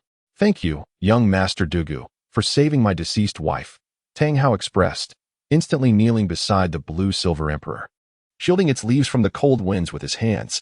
Douluo, your wife's soul has awakened. She can hear everything you say, but she cannot respond as she has not yet regained her human form. This secret method can be used once a year, each time enhancing her cultivation by 10,000 years. Once her cultivation reaches 100,000 years, she can transform back into human form. Dugu Mo explained while supporting Dugu Mo. Thank you for your immense kindness, Sect Master, Tang Hao replied, turning to Dugu Mo, tears streaming down his face. Moreover, Tiandou, the only way out of here is the path that my grandfather and I have tread. You must follow this route to leave. We shall not disturb you further. Once you have completed your conversation, Please find us in my grandfather's cottage, Dugu Mo said weakly, feeling utterly drained. Farewell. Dugu Mo remarked as he picked Dugu Mo up under his arm and turned to return to their cottage. Once Dugu Mo and his grandson had departed, Tang Hao sank to the ground in tears. Our son is 6 years old now. He has awakened his martial soul. His left hand holds my hammer, and his right hand holds your grass. I will ensure he uses his hammer to always protect his grass. Suddenly, a silver thread flickered on the leaves of the blue silver emperor, prompting Tang Hao to break into a silly, tearful smile. The time that belonged exclusively to them had finally arrived. This secret method is truly exhausting in terms of both spirit and soul power. Grandfather, please brew me some restorative medicine. I feel utterly spent. Dugu Mo lay on the bed, weakly expressing his fatigue. Why must you tire yourself for others? Wasting your physical and spiritual energy, not to mention those 6 herbs? Dugu Mo replied with a wry smile, unable to resist commenting on Dugu Mo's actions. Despite recognizing the worth of the endeavor, it's necessary to exert some effort. After all, this is a titled Douluo, Dugu Mo weakly retorted. Enough of that. I will go prepare your medicine, Dugu Mo said, shaking his head at Dugu Mo before stepping out to brew the restorative potion. Oh, I'm utterly exhausted. But with the eternal spring technique, I should be able to recover in a couple of days. Dugu Mo closed his eyes, beginning to simulate the alchemical process in his mind. After a while, Dugu Mo entered the room holding a bowl of deep brown medicinal soup, ready to feed it to Dugu Mo. As a master of poisons, Dugu Mo's restorative concoction utilized toxic ingredients for healing, and a long, black centipede floated atop the soup. Dugu Mo pinched his nose and drank the medicinal soup before finally lying down to rest. Chapter 31. To my surprise, I too possess an external soul bone for 3 consecutive days. Tang Hao incessantly recounted every event that transpired during the 6 years of separation from Lanyin Huang, illustrating the filial piety and maturity of their son, Tang San. It was not until the morning of the 4th day that Tang Hao finally rose from his spot near the Eye of Ice and Fire and approached the humble abode of Dugu Mo. Mr. Dugu, I have returned. Despite having gone 3 days without sustenance, Tang Hao's voice was robust when he knocked on the door, a testament to his vitality as a titled Douluo. Dugu Mo here. No need for formality. Come in quickly, Dugu Mo responded warmly. Having regained his strength over the past 3 days, he was now able to move about, and upon hearing Tang Hao's voice, he hurriedly opened the door to welcome him inside. Thank you, esteemed sect leader, for saving my late wife, Tang Hao said, kneeling on one knee before Dugu Mo, his gratitude genuine and heartfelt. Uncle Hao, please rise, Dugu Mo urged, assisting Tang Hao to his feet. While it was gratifying to have a titled Douluo kneeling before him, he could not allow it to continue, lest it become a matter of indebtedness. Tang Hao lifted his gaze to Dugu Mo. Though his face was still rugged and marked by time, he appeared considerably rejuvenated, with a newfound vigor that dispelled any signs of despair. At 50 years old, Tang Hao was considered middle-aged in the long-lived Douluo continent, still brimming with combat prowess. Uncle Hao, I am the same age as Xiao San. If you do not mind, I shall address you as Uncle Hao, and you may call me Xiao Mo, Dugu Mo said with a chuckle. In the coming years, Tang Hao would be his greatest ally, as the Ficino province lacked formidable warriors. Tang Hao alone could ensure Dugu Mo's safety, as long as Dugu Mo did not perish. His achievements would likely rival those of Tang San. Of course, Xiao Mo, Tang Hao replied with a hearty laugh, reminded of his own son. Dugu Mo, being of the same age and possessing similar talents, would undoubtedly become a great friend to Tang San. Here is my suggestion. Uncle Hao, you should return to Ficino province tomorrow. Your identity cannot be revealed too soon. As our Dugu family and my sect lack the strength to confront the spirit hall, Dugu Mo said with a wry smile. Understood. No need to wait until tomorrow. I shall depart shortly. Rest assured, I will not allow the spirit hall to discover my whereabouts, Tang Hao said with a confident smile, patting his chest. Ah, the Haoyan Douluo has emerged. Perfect timing. Let us share a meal. Dugu Mo descended gracefully from the sky, landing in the courtyard. During these 3 days, he had refrained from cooking and instead procured meals from nearby towns to nourish Dugu Mo. Elder Dugu, please, just call me Tang Hao. As your grandson is of a similar age to my son, Tang Hao said with a smile, assisting Dugu Mo in setting the table. Excellent. Come, come. Let us eat while it's hot. You haven't tea eaten in days, Dugu Mo said with a warm invitation. The 3 of them enjoyed a delightful meal. And after resting for a while, Tang Hao stood to take his leave, vanishing into the sunset forest as he returned to Ficino province. After Tang Hao's departure, Dugu Mo and Dugu Mo sat at the stone table, exchanging glances. Xiao Mo, I must admit, the toxins within me are exceedingly challenging to resolve. The more I learn, the more I tremble with fear, Dugu Mo said with a bitter smile. His ascent to the rank of title Douluo was achieved through the potency of his poisons, indicating the substantial accumulation of toxins within his body. It could only be inferred that his fortune was remarkable, otherwise, a slight misstep could lead to his demise. Grandfather, we could absorb a few soul bones and transfer the toxins accumulated in your body into them. This way, we could gradually detoxify, Dugu Mo suggested after some contemplation. Foolish child, soul bones are not merely cabbages. They are not so easily acquired. Even if I were to solicit someone to procure them, the soul bones obtained would likely possess low compatibility with my martial spirit and would come at a steep price. We must take our time with the soul bones. My poison mastery can no longer be cultivated further, Dugu Mo sighed, taking out a wine gourd from his soul guide and taking a swig. Wait, there is another method. Grandfather, medicinal pills are classified into 9 grades, the first being the lowest and the 9th the highest. Among them is a 4th grade pill, the Huajia pill, and a 9th grade pill, the Hualong pill. These pills can elevate the bloodline quality of serpentine creatures. While I am uncertain when I will be able to refine the 9th grade pill, I can certainly produce the 4th grade pill within 3 years. At that time, your martial spirit's bloodline power will be enhanced, thereby increasing your resistance to toxins as well. So, you need only wait a few years, Dugu Mo exclaimed, suddenly slapping his thigh as he recalled these 2 medicinal pills. I never anticipated you could concoct pills that elevate martial spirit quality.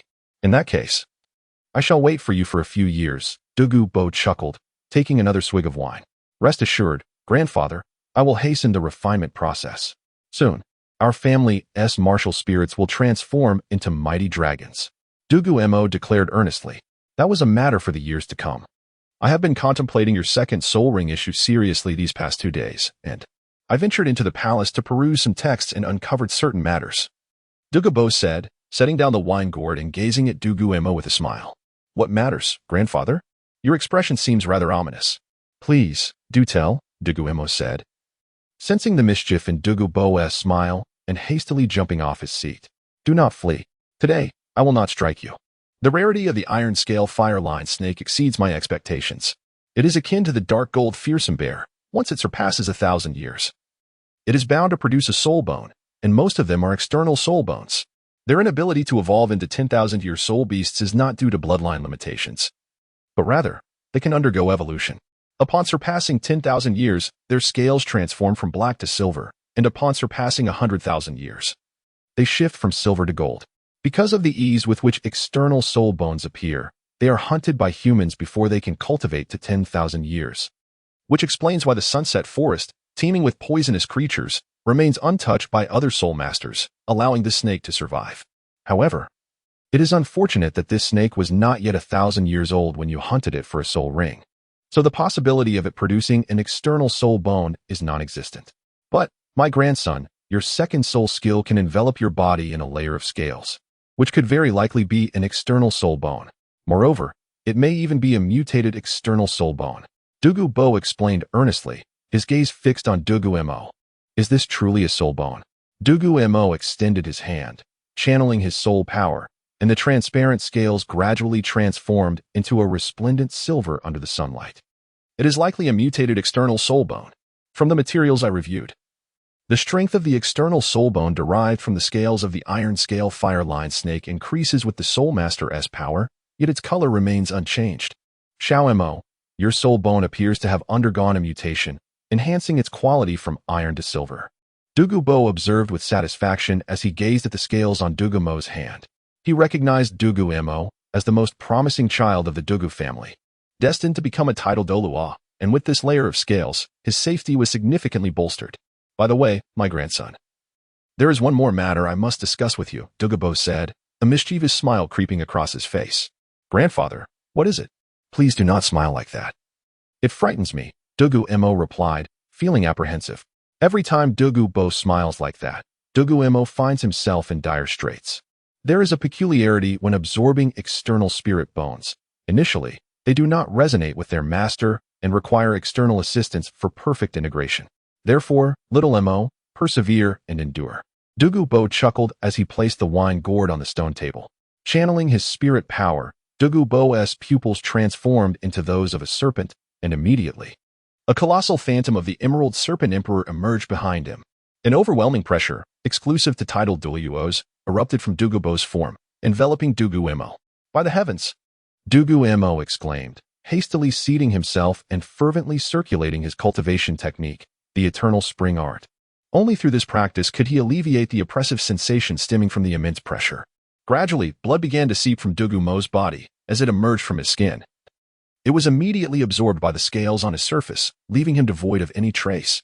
Soon, blood trickled from the corners of his mouth, nose, ears, and eyes. At that moment, the scales on Dugu Mo's body had finally absorbed sufficient blood and completely fused with his skin. Subsequently, the scales began to gently pulsate, significantly diminishing the pressure he felt. "Grandfather, enough!" Dugu Mo gritted his teeth and shouted. Dugu Mo promptly withdrew his pressure, swiftly appearing before Dugu Mo, catching him as he nearly collapsed. Embracing Dugu Mo, he soared into the sky, heading towards Tiandou City. "Grandfather, where are we going?" Dugu Mo weakly inquired. "You have accomplished most of your tasks during this return. Now, you shall rest for a couple of days in Tiandou City. And then you will return to the Fastno province with Qin Ming," Dugu Mo explained as they flew. "Very well, grandfather," Dugu Mo replied feebly, before succumbing to slumber in Dugu Mo's embrace. Chapter 32. Discovering the volcano Xiaomo. We have procured everything we need. Once you have rested sufficiently, we shall depart immediately to return to the Fastno province to establish our sect. Qin Ming arrived at the inn where Dugu Mo was staying and stood by his bedside, reporting on the work accomplished over the past few days. "Excellent work. This unexpected support from my father has significantly accelerated our plans. It seems we shall establish our sect a decade earlier than anticipated." Dugu Mo reflected seriously. The financial backing provided by Dugu Mo had resolved a major issue for Dugu Mo. In addition to the construction materials, they had also acquired 500 slaves, essential for the meticulous cultivation of medicinal herbs, as a larger workforce would facilitate their efforts. "Brother Qin Ming, should we procure additional storage soul-guiding devices to fully utilize the 1 million gold soul coins?" Dugu Mo pondered aloud, a mischievous smile creeping onto his face. "Let us allocate 500,000 for purchases and retain the other 500,000 to ensure our sect operates smoothly," Qin Ming suggested after some contemplation. Recognizing that unspent currency is merely a collection of metal, while expenditures yield true value. "Your assistance is greatly appreciated, Brother Qin Ming. I find it quite difficult to even rise from bed at present," Dugu Mo replied with a wry smile. As the toll of his secret technique had surpassed his expectations, he had initially believed it to be merely a depletion of his soul energy. "Do not worry. Just focus on resting here. I will handle everything outside. You can be assured that there will be no issues." Qin Ming reassured him with a pat on the shoulder before exiting the room to procure the soul-guiding devices, allowing them to acquire even more supplies. As Dugu Mo watched Qin Ming leave, he closed his eyes and drifted into slumber. Knock, knock, knock. When Dugu Mo awoke again, the sun had already set, stirred by the sound of knocking at the door. "Xiaomo, I'm back," Qin Ming called out. Having noticed Dugu Mo's delay in opening the door, he entered unannounced. "Brother Qin Ming, I just woke up," Dugu Mo said with a faint smile. "Feeling utterly exhausted. I've brought back the soul-guiding devices, and I've already packed all the construction materials into them. We now have 10 soul-guiding devices, 3 belts for bracelets, and 4 rings, all 50,000 coins spent," Qin Ming said with a grin, producing a box containing the items. "With so many of us, we must minimize our visibility. So let us compact our load as much as possible," Dugu Mo replied with a smile. Moreover, the strategic significance of storage soul-guiding devices cannot be overstated. As a sect, we must always have reserves. Indeed, I thought it best to leave the city in batches to avoid drawing too much attention. I took the liberty of organizing 70 carriages into 4 groups, meeting 50 miles outside the city before proceeding together to the Fasta province, Qin Ming explained cheerfully. "Brother Qin Ming, your decision is wise. As the Grand Elder of the Dancian sect, you need not report every detail to me." Dugu Mo nodded in agreement. "How long until you can rise from the bed?" "As soon as you are ready, we can set off." Qin Ming hesitated momentarily before inquiring, knowing that all preparations hinged on Dugu Mo's recovery. "I will be ready to leave by tomorrow. The first batch of carriages can depart in the morning," Dugu Mo replied. channeling his soul energy to assess his condition. Excellent. I will make the arrangements. You rest here. I will manage everything outside. And you can trust that there will be no problems, Qin Ming said, gently ruffling Dugu Mo's hair before heading out to organize the caravan for the next day. Sigh. I shall refrain from using such secret techniques for at least a year. By then, I should no longer be in such a weakened state. Dugu Mo lamented with a wry smile. Subsequently, Dugu Mo mustered his strength to sit up and began practicing the Changchun Gong to restore his vitality. Early the next morning, Qin Ming organized the first batch of carriages, sending out 30 carriages of slaves. At noon, he dispatched 10 carriages of construction workers, followed by another 10 in the afternoon, and finally, he escorted Dugu Mo with the last 20 carriages laden with construction materials out of Tiandou City. Given the limited capacity of the soul-guiding devices, they could not fit everything inside. Without them, they would have required an additional 30 carriages to transport all the materials. Upon reaching the designated meeting point, the 70 carriages converged, embarking on their journey to the Fastner province. 5 days later, we have finally returned. Lao Huang, please assist in unloading these materials and help the construction workers begin building the residence for the Dancian Sect, Dugu Mo. Having nearly fully recovered after 5 days, jumped down from the carriage and directed Huang Chung to allocate slaves to assist the workers in unloading the materials. Mindful that the caravan was rented and needed to return promptly, the first order of business was to level the peak of Dancian Mountain to create a platform, upon which the sect's assembly hall and scripture repository would be constructed. The disciples would reside and cultivate in caves dug into the mountainside, which would not only serve as living quarters, but also as structural support for the mountain. Additionally, storage facilities for medicinal herbs would be established at the mountain's base. With 1,000 slaves and 300 construction workers, the peak of Dancian Mountain was leveled in a single day. The next phase involved excavating the caves in the mountainside and reinforcing the mountain with steel supports. However, during the excavation of the mountainside, an unexpected discovery was made. Master Dugu, we have a situation. Lu Lao San, the foreman, hurriedly approached Dugu Mo, his expression troubled. What has happened, Foreman Lu? Dugu Mo, supervising the excavation, asked with curiosity, wondering what ancient relics could possibly be uncovered in such a secluded location. We have encountered magma. There appears to be a fire vein beneath this mountain. We need Master Dugu to personally decide how to handle this fire vein. Lu Lao San indicated towards a cave they were currently excavating. A fire vein. Is it dangerous? Can it be dealt with? Dugu Mo inquired, frowning at Lu Lao San.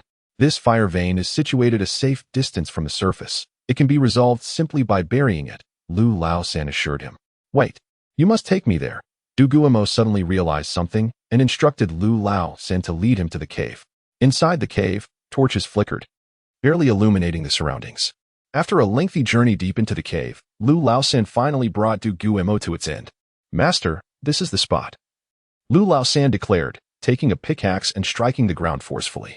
Suddenly, a flame erupted from the earth.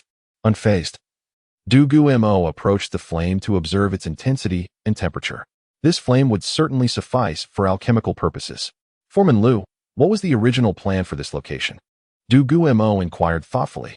This spot. Lu Lao San pulled out a blueprint to compare. It precisely corresponds to a room, he confirmed. Well then, the plan remains unchanged. However, the nearby rooms must be constructed with the finest fire-resistant materials. The sect's council hall and main hall can be set aside for the time being. This particular room will not be used for cultivation just yet. I will personally design it. Aside from the materials, the specifications and dimensions will remain consistent with the past. In Dugu Mo's mind, visions of a future where he could refine elixirs using geothermal flames without the need for soul power began to take shape. Indeed, young master, I shall make arrangements immediately. Lu Lao San replied before departing to organize the workforce. Once Dugu Mo exited, he promptly produced a table and began sketching the blueprint for the geothermal chamber. He commenced his drawings in the morning and completed them by afternoon. After all, Dugu Mo was not well versed in formations. He merely intended to draw forth the geothermal heat to facilitate the drying of herbs. Head Engineer Lu, please take a look at this blueprint. Do you foresee any issues in the construction? Dugu Mo approached Lu Lao San, who was busy excavating the mountain, and handed him the drawings. The young master's design is quite impressive, but the temperature of the geothermal flames is exceedingly high, while our insulating materials are adequate. Achieving the fire control you desire may pose a challenge, Lu Lao San said, his expression one of concern as he set down the blueprint. Is it possible to procure those materials in Tiandou City? Dugu Mo pondered aloud. Indeed, it is feasible. I will arrange for someone to procure them from Tiandou City, Lu Lao-san responded, his eyes lighting up as he hurried off to find someone for the task. What an impatient fellow, Dugu Mo remarked, shaking his head. By the way, head engineer Lu, when the materials arrive, prioritize the construction of this room. It will be of great use to me. Understood, young master. Consider it done. With this round trip, a single person with a cart can return in about 7 days. Once the materials are in place, we shall commence the construction of this chamber without delay, Lu Lao-san assured Dugu Mo, thumping his chest in confidence. Splendid. Thank you, head engineer Lu, Dugu Mo replied with a smile before departing the cave. If he could indeed harness the geothermal heat, Dugu Mo's alchemical refining speed would potentially increase tenfold. After all, utilizing geothermal flames would not deplete too much soul power. Although controlling the geothermal heat would require some effort, the energy expenditure would remain within Dugu Mo's capabilities. Furthermore, when refining chi-nurturing pills with geothermal heat, he would no longer need to consume herbs while concocting elixirs. The more he contemplated, the more delighted he became, ultimately skipping joyfully out of the cave. Chapter 33. A new path to wealth. Dugu Mo arrived at the foot of the mountain, gazing at the bustling crowd on Dancian Mountain. Finally, he could take a moment to rest, yet he pondered what he ought to do next. Scratching his head, Dugu Mo found himself at a loss for activities during this unexpected leisure. Master, why not take a trip to Notting City? It is the only city nearby. Shall we go together? Huang Chung appeared behind Dugu Mo, a subtle smile gracing his face. The wrinkles on his visage lent him a rather disreputable air, akin to a lecherous soul. Old Huang, are you truly claiming that you once halted the Titan Grade 8? Dugu Mo was startled and cast a doubtful glance at Huang Chung. Of course it was me. How could anyone impersonate such a feat? Huang Chung assumed a serious demeanor, exuding an air of righteousness, effortlessly switching his expressions without any props. Old Huang, your expression just conveyed a rather unsavory message. Do not forget, I am merely 6 years old. Dugu Mo's lips twitched as he questioned Huang Chung. Master, where are your thoughts wandering? I merely intended to treat you to some fine dining in Notting City. Please, do not let your imagination run wild, Huang Chung replied with utmost seriousness. Very well. A meal does sound like a delightful choice. Let us go. You shall treat me, and we shall indulge today, Dugu Mo declared, waving his hand at Huang Chung as they began their journey toward Notting City. Master, there's a carriage over here. Huang Chung pointed with a smile toward a carriage parked within the Sect's grounds. By the way, old Huang, summon my sister as well. She has been in seclusion for quite some time. It is high time she enjoyed a little outing. Dugu Mo suddenly remembered his sister, Dugu Yin, an 8-year-old girl who had been cooped up for far too long. Certainly, I shall fetch her right away, Huang Chung responded eagerly, dashing toward Dugu Yan's place of seclusion. Sighing, Dugu Mo settled into the carriage, reflecting that he might as well consider this a well-deserved break. He had been under considerable pressure lately, with so many matters demanding his attention. Yet, he still needed to oversee the cultivation of medicinal herbs personally. Alas, he was born to labor. Before long, Huang Chung returned, accompanied by Dugu Yan. Silly brother, you finally remembered your sister. I've been in seclusion for several months, Dugu Yan exclaimed, seizing Dugu Mo's ear and twisting it with fervor. Ouch, sister. I have simply been overwhelmed with tasks lately. I was just about to take you out for a nice meal. Dugu Mo hastily grasped Dugu Yan's hand, preventing her from truly harming him. Fine, I shall forgive you this time, on the condition that you treat me to a good meal, Dugu Yan haughtily declared, lifting her chin as she took her seat in the carriage. Huang Chung took the reins, for he could not expect 2 children to drive the carriage. Subsequently, Dugu Mo and Dugu Yin engaged in a discussion about the cultivation of Longcheng Gong within the carriage. Before long, they arrived in Notting City. Old Huang, find the most luxurious restaurant available. I want to treat my sister to a splendid meal, Dugu Mo's voice called from within the carriage. Huang Chung smiled, knowing that such a small city would not offer exorbitant prices for the finest dining establishments. After much deliberation, Huang Chung finally selected the finest tavern from a myriad of options. Master, I have scoured Notting City, and this should be the best tavern available, Huang Chung announced as he dismounted the carriage and assisted Dugu Mo and Dugu Yin down. Brother, you did not conspire with old Huang to bring me to this shabby tavern, did you? If you cannot treat me, then it is no matter. Dugu Yin glared at Dugu Mo, her expression filled with indignation. Oh dear sister, given that this province is quite remote, and Notting City even more so. Finding a tavern of this caliber is commendable. Once I settle the matters of the sect, I shall certainly return to Tiandou City and procure a chef for you. Dugu Mo assured her with a sincere tone. Well, if that is the case, I suppose I shall forgive you, Dugu Yin relented, entering the tavern. Come along. Old Huang, today you are treating us, Dugu Mo declared as he stepped into the establishment. Of course, young master, Huang Chung replied with a smile, leading the carriage to a nearby post to secure it. Dugu Mo and Dugu Yin did not overly burden Huang Cheng, ordering only 6 dishes, indulging slightly. Old Huang, join us for the meal, Dugu Mo called out. Certainly. Thank you, master, Huang Cheng responded, unaccustomed to the notion of politeness, and promptly took a seat beside Dugu Mo. By the way, master, I have not had a drink in quite some time. Would you care for some wine? Huang Chung inquired with a grin. Waiter, bring us some wine, Dugu Mo commanded without hesitation. The tavern has just received a shipment of rouge wine brewed by the Seven Treasures Glazed Tile School. Would you like to sample it? The waiter asked with a beaming smile. Rouge wine. I cannot believe such a small place could procure wine from the Seven Treasures Glazed Tile School, Dugu Mo exclaimed, unfamiliar with the wines of Douluo continent, while Huang Cheng, recognizing the significance, was pleasantly surprised. Quickly, bring us a jug, Huang Cheng urged with excitement. Old Huang, do you have enough gold soul coins for this? I shall treat this time, Dugu Mo mused, realizing Huang Cheng likely had limited funds. Thank you, master, Huang Cheng replied, demonstrating his lack of pretense. This left Dugu Mo momentarily speechless, as Huang Cheng was utterly unbothered by the concept of politeness. However, before Dugu Mo could dwell on his irritation, the waiter approached with a beautifully crafted wine jug. Master, deputy master, you are still young. You should start with juice. I shall take this jug of wine, Huang Cheng stated shamelessly, placing the jug before himself. Wait, I wish to taste as well. Dugu Mo pushed his cup toward Huang Cheng.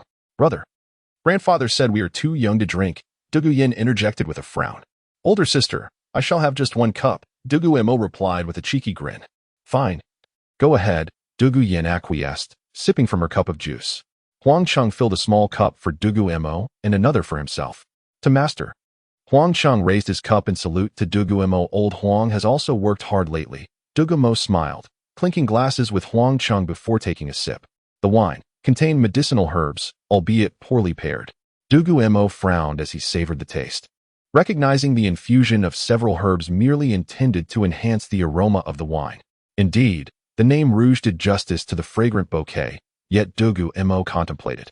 If I were to brew medicinal wine myself, not only would it possess a richer aroma, but it could also augment soul power. He observed the cup before him, contemplating the potential of this seemingly expensive medicinal wine as a lucrative venture. By the way, Old Huang, do not just drink. Tell me about this rouge wine. When did the Seven Treasures Glazed Tile School begin brewing wine? Dugu Mo suddenly recalled his curiosity and posed the question to Huang Cheng.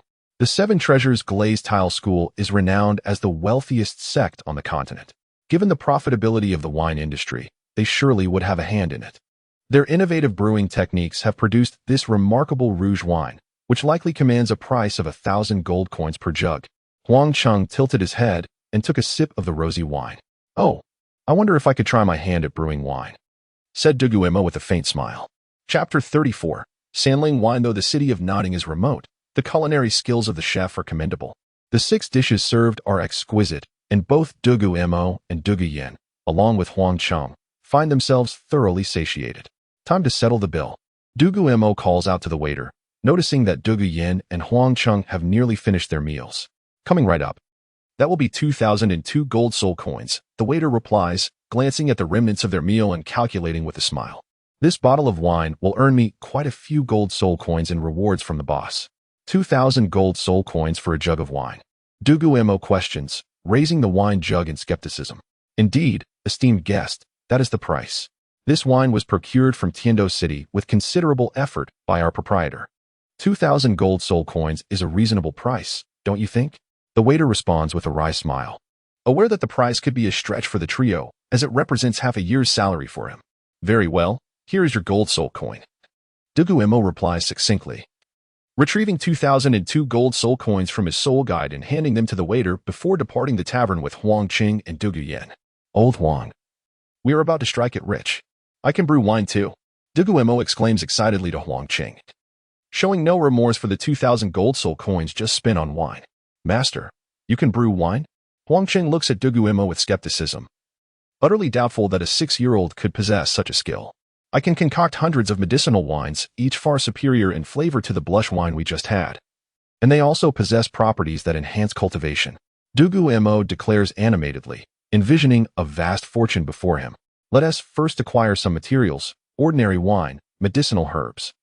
That should suffice, Dugu Mo contemplates, recalling the ample supply of herbs from the qi-nourishing pill and detoxification pill, which will allow him to create a medicinal wine that far exceeds the blush wine's effects.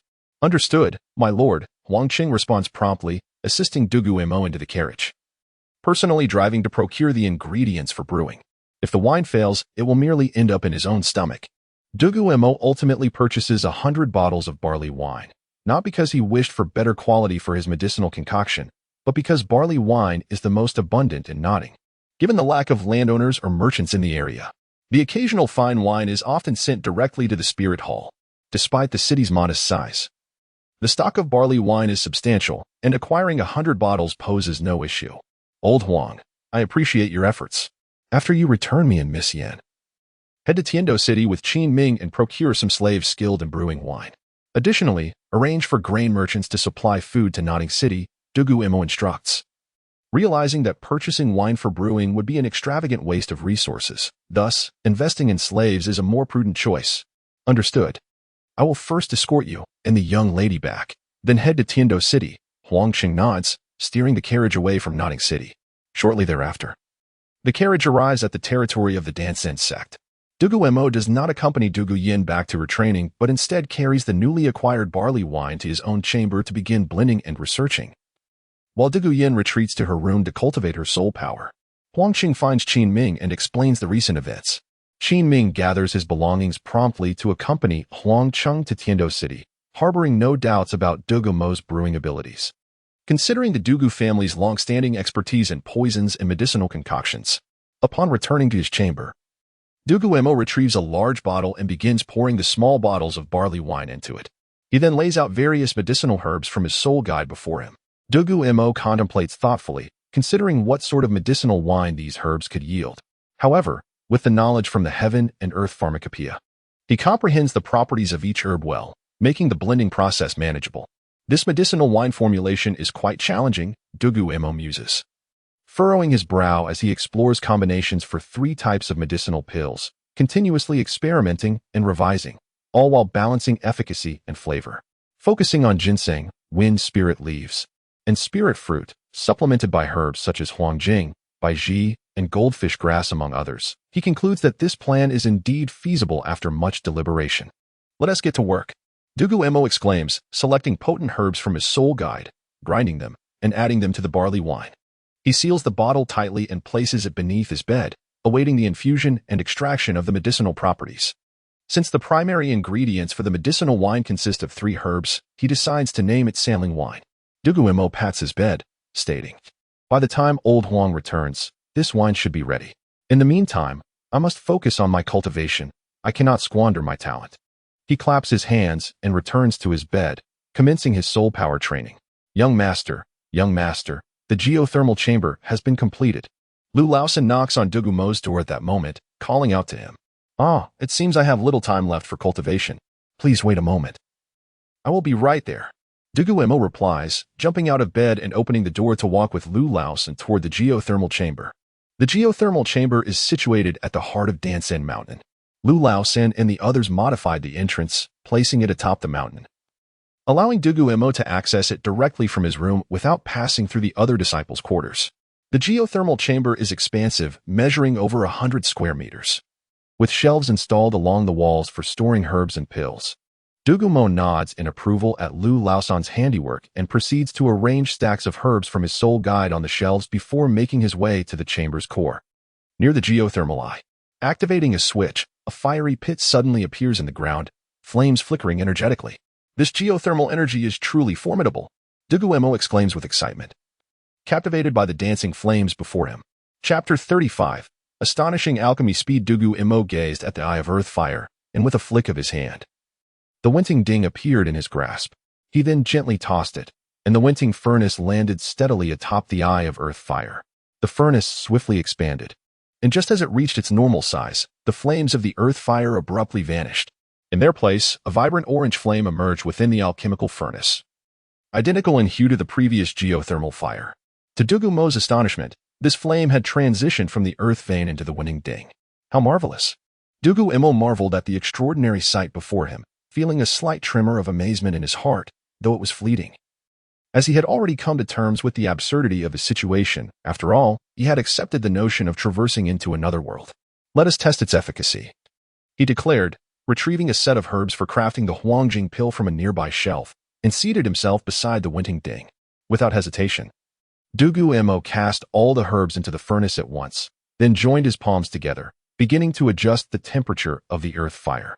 Initially, he was uncertain about how to modulate the fire's temperature, yet to his surprise, he found it easily within his control. A mere thought allowed him to manipulate the temperature and size of the flames at will, and the consumption of soul power was remarkably diminished. Dugu Mo directed the flames to refine the herbs, and soon they transformed into a liquid concoction. His mastery over the earth fire far surpassed his control over his own flames. This was undoubtedly a testament to the prowess of the winting ding. Without it, he would not have been able to wield the earth fire with such ease.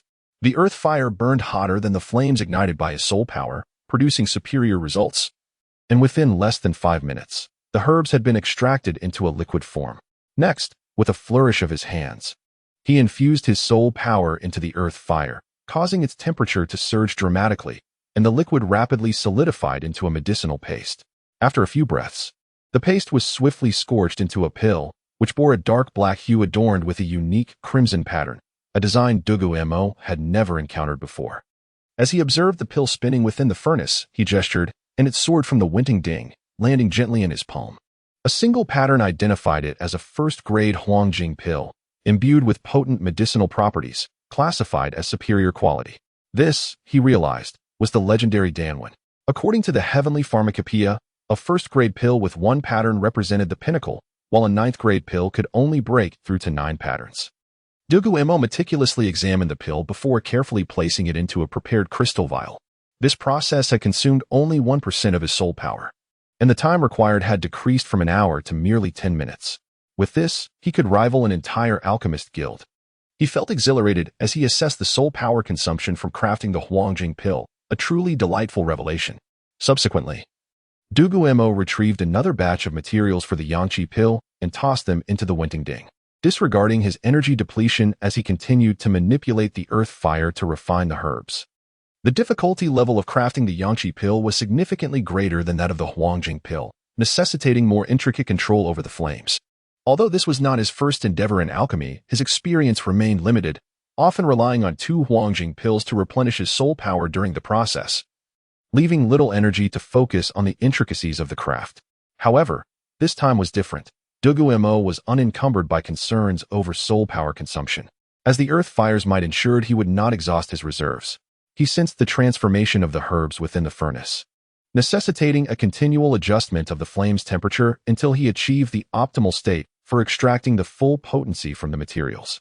Despite his efforts, the extraction of medicinal potency fell short, yielding only 30% effectiveness. After setting aside this Yangqi pill, he noted that he had merely expended a layer of soul power. Undeterred, Dugu Mo seized 10 more sets of Yangqi pill materials from the shelf, commencing the meticulous process of crafting them one by one, placing each finished pill into crystal vials. Though the 10 Yangqi pills had fully drained his soul power, he completed the entire endeavor in a mere 3 hours. The continuous expenditure and replenishment of his soul power constituted a form of training. While less effective than conventional methods, his innate talent mitigated the impact, enabling him to achieve in a day what others might require a week to accomplish. Furthermore, this process greatly enhanced his soul power refinement and application. This pill shall be for my sister, to aid her in swiftly breaking through to level 20. After all, family comes first, Dugu Mo mused, returning the vial to his soul guiding device, intending to present it to Dugu Yin upon their next encounter. Yet, he lamented that the efficacy of the Yangqi pill fluctuated around 70%. A significant breakthrough would still demand considerable effort. Reflecting on his experience in crafting the Yangqi pill, he realized he had consistently exerted his utmost in the alchemical process, yet the potency remained stagnant. determined to enhance its efficacy beyond 90%. Dugu Mo resolved to continue his pursuit of alchemical mastery. Shaking his head, he dismissed thoughts of alchemy for the time being. His soul power was completely depleted, necessitating restoration. Clearing his mind, Dugu Mo focused intently on cultivating his soul power through the Changchun Gong technique. He anticipated spending the near future within the earth fire chamber, for he had no intention of engaging in the construction efforts outside. His next emergence would likely coincide with Qin Ming and Huang Cheng returning with brewers, marking the commencement of distilling medicinal wine at the Dancian Sect. After an hour of diligent cultivation, Dugu Mo had restored a substantial portion of his soul power. With his fire attribute martial spirit, the earth fire chamber accelerated his recovery and augmented his strength. Rejuvenated, Dugu Mo once again dedicated himself to the alchemical arts. Acutely aware that his family, including Dugu Yuan and Dugu Yin, eagerly awaited the fruits of his labor. Considering the time required for soul power recovery, Dugu Mo calculated that he could produce 10 batches of Yangqi pills within 4 hours. With unwavering focus, he poured all his energy into alchemy, and after 7 days, he found himself surrounded by 7 crystal vials, each containing 60 Yangqi pills. At that moment, Huang Qing and Qin Ming returned from Tiandou City. Their carriage was but a single one, and it had not been filled to capacity. This was precisely the brewing master Dugu Mo required. A potential golden goose for the Dancian Sect in the times to come. Chapter 36. The Marvelous Effects of the 3-Spirit Liquor. Second update. Dugu Mo, in the earth fire chamber, was unaware whether Qin Ming and his companions had returned. However, after considering the passage of time, he decided to stow away the Wentian furnace along with the 7 bottles of elixirs before departing the chamber and ascending to the summit of the Dancian Sect. At this moment, the accommodations at the mountainside of the Dancian Sect were mostly completed, though not yet furnished. Lu Laosin had retained a portion of the workers for the decoration, while the remaining laborers had proceeded to the peak, commencing the foundation work for the main hall and other structures, as decorating required fewer hands. As Dugu Mo contemplated his descent, he chanced upon Qin Ming and Huang Qing, who were accompanied by a small group of 20 to 30 individuals, climbing the mountain. "Brother Qin, you have returned. Your efforts are greatly appreciated," Dugu Mo greeted with a smile. "Little Mo, you are too kind. I brought some brewing materials for you to examine, and I plan to arrange accommodations for them. Once the construction at the summit is complete, we can establish a brewing workshop at the foot of the mountain." Qin Ming explained without further ado, awaiting Dugu Mo's decision. "Brother Qin, you take the lead on this matter. No need to consult me. Please escort them down to rest and recuperate. When the grain merchants arrive, we shall commence brewing. Oh, and after you've settled them, do visit my quarters. I have something splendid to share with you," Dugu Mo suggested, allowing them to descend first. "Old Huang, please head to my room and wait. Once I deliver the elixirs to my sister, I shall join you. What I have is truly remarkable," he added before making his way to find Dugu Yin. "Understood. Sect leader. I shall take my leave." Huang Cheng chuckled as he descended the mountain. Dugu Mo took an alternate route down, arriving directly at the door of Dugu Yin's dwelling. "Sister, how many Huangjing pills do you have left?" he inquired as he pushed open the door and settled on her bed. "Disgusting little brother, get up. You reek." Dugu Yin, having been interrupted from her meditation, detected a foul odor reminiscent of a week without a bath, and with a kick, sent Dugu Mo tumbling from the bed. "Sister, do you have any Huangjing pills left? I've concocted a batch of qi-nourishing elixirs to trade with you." "The Huangjing pills have another purpose," he replied, still grinning despite his fall, as he produced a vial of qi-nourishing elixirs from his soul guide. "This vial contains 60 pills. Please send 30 back to our parents, and the remainder is yours," Dugu Mo stated with a mischievous grin. "My Huangjing pills should still number over 20, Dugu Yin mused, retrieving a crystal vial from her own soul guide and counting the pills within. "There are 12 left. Sister, please give them to me. I'll share them with others. While we can utilize the qi-nourishing elixirs ourselves, as they are more effective," he urged, reaching for the crystal vial containing the Huangjing pills. "Very well. I shall send our parents' elixirs back shortly," Dugu Yin replied, stowing the vial back into her soul guide. "By the way, could you write to our parents and request some herbs?"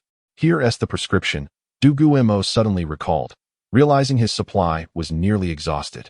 And since the Wanyao Plain had yet to produce any herbs, he could only seek assistance from Dugu Yuan to procure some from the family. "All right, but hurry outside. You smell dreadful." Dugu Yin pinched her nose, jumping off the bed and giving Dugu Mo a shove towards the door. "Understood, sister.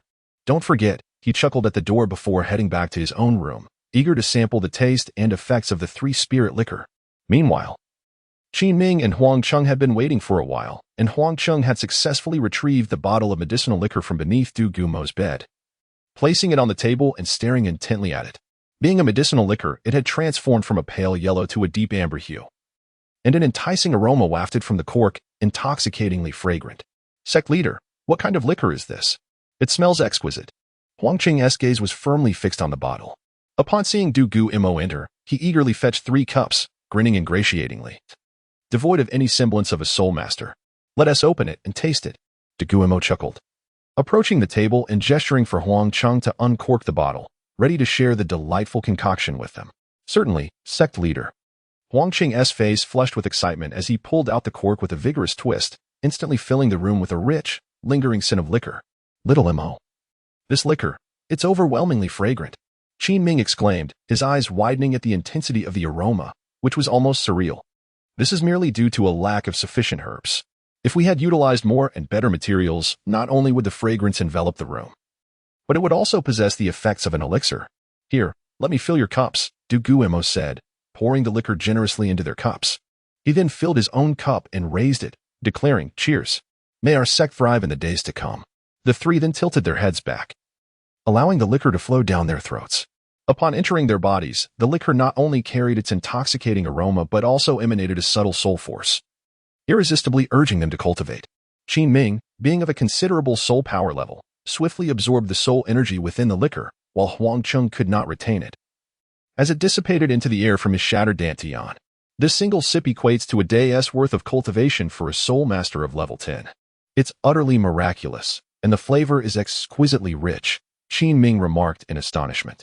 Sect leader, you truly possess the skill to brew liquor, Huang Cheng exclaimed, his face glowing with exhilaration after finishing his drink. Of course. By the way, brother Qin, how has the Huajing pill affected you? Try this qi nourishing elixir. Here are 30 pills, take them for your cultivation. Old Huang can't use them, so no need to save any for him, Dugu Mo said, handing a pre-divided vial containing 30 qi nourishing elixirs to Qin Ming. Thank you, little Mo, Qin Ming replied excitedly, as this would significantly accelerate his soul power cultivation, hastening his ascension to the rank of title Douluo. You're too kind, brother Qin. You both enjoy your drinks. I'm still young and shouldn't indulge. I will return to alchemy, striving to achieve 90% efficacy in the qi nourishing elixirs. Once you finish drinking, please attend to your matters. If you need anything, call for me at the Earth Fire Chamber. Lu Laosan knows where it is, Dugu Mo concluded, setting down his cup and returning to the Earth Fire Chamber to continue his alchemical pursuits. Dugu Mo aimed to break through the 90% efficacy of the qi-nourishing elixir to unlock new formulas.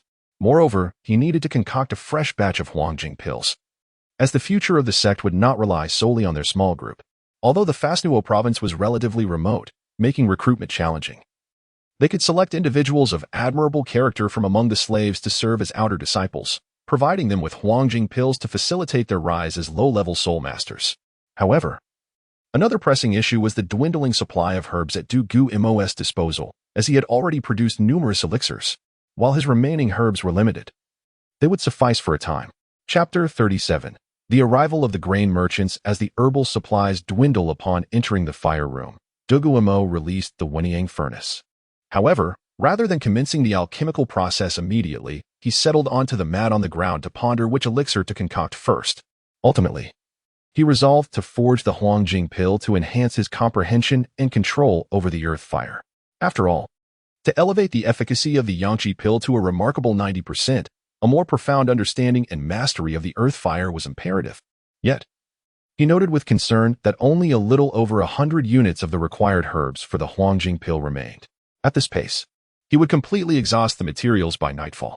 Dugu Mo furrowed his brow, reflecting on the extensive time he had spent refining elixirs. Surely, the supplies had been significantly depleted. He had no intention of reserving herbs for brewing medicinal wine, as the fermentation process also demanded time. By then, Dugu Yuan would conveniently transport the necessary materials to the Fasnuo province, ensuring a seamless transition. With a decisive shake of his head, Dugu Mo proclaimed, "Let us begin the refinement."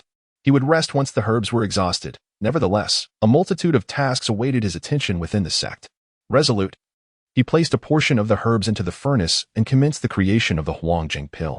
The process yielded 1 pill every 10 minutes, consuming merely 1% of his total soul power, allowing Dugu Mo to forge ahead tirelessly. One by one, the intricately patterned Huangjing pills materialized in his hands, eliciting a satisfied smile from him.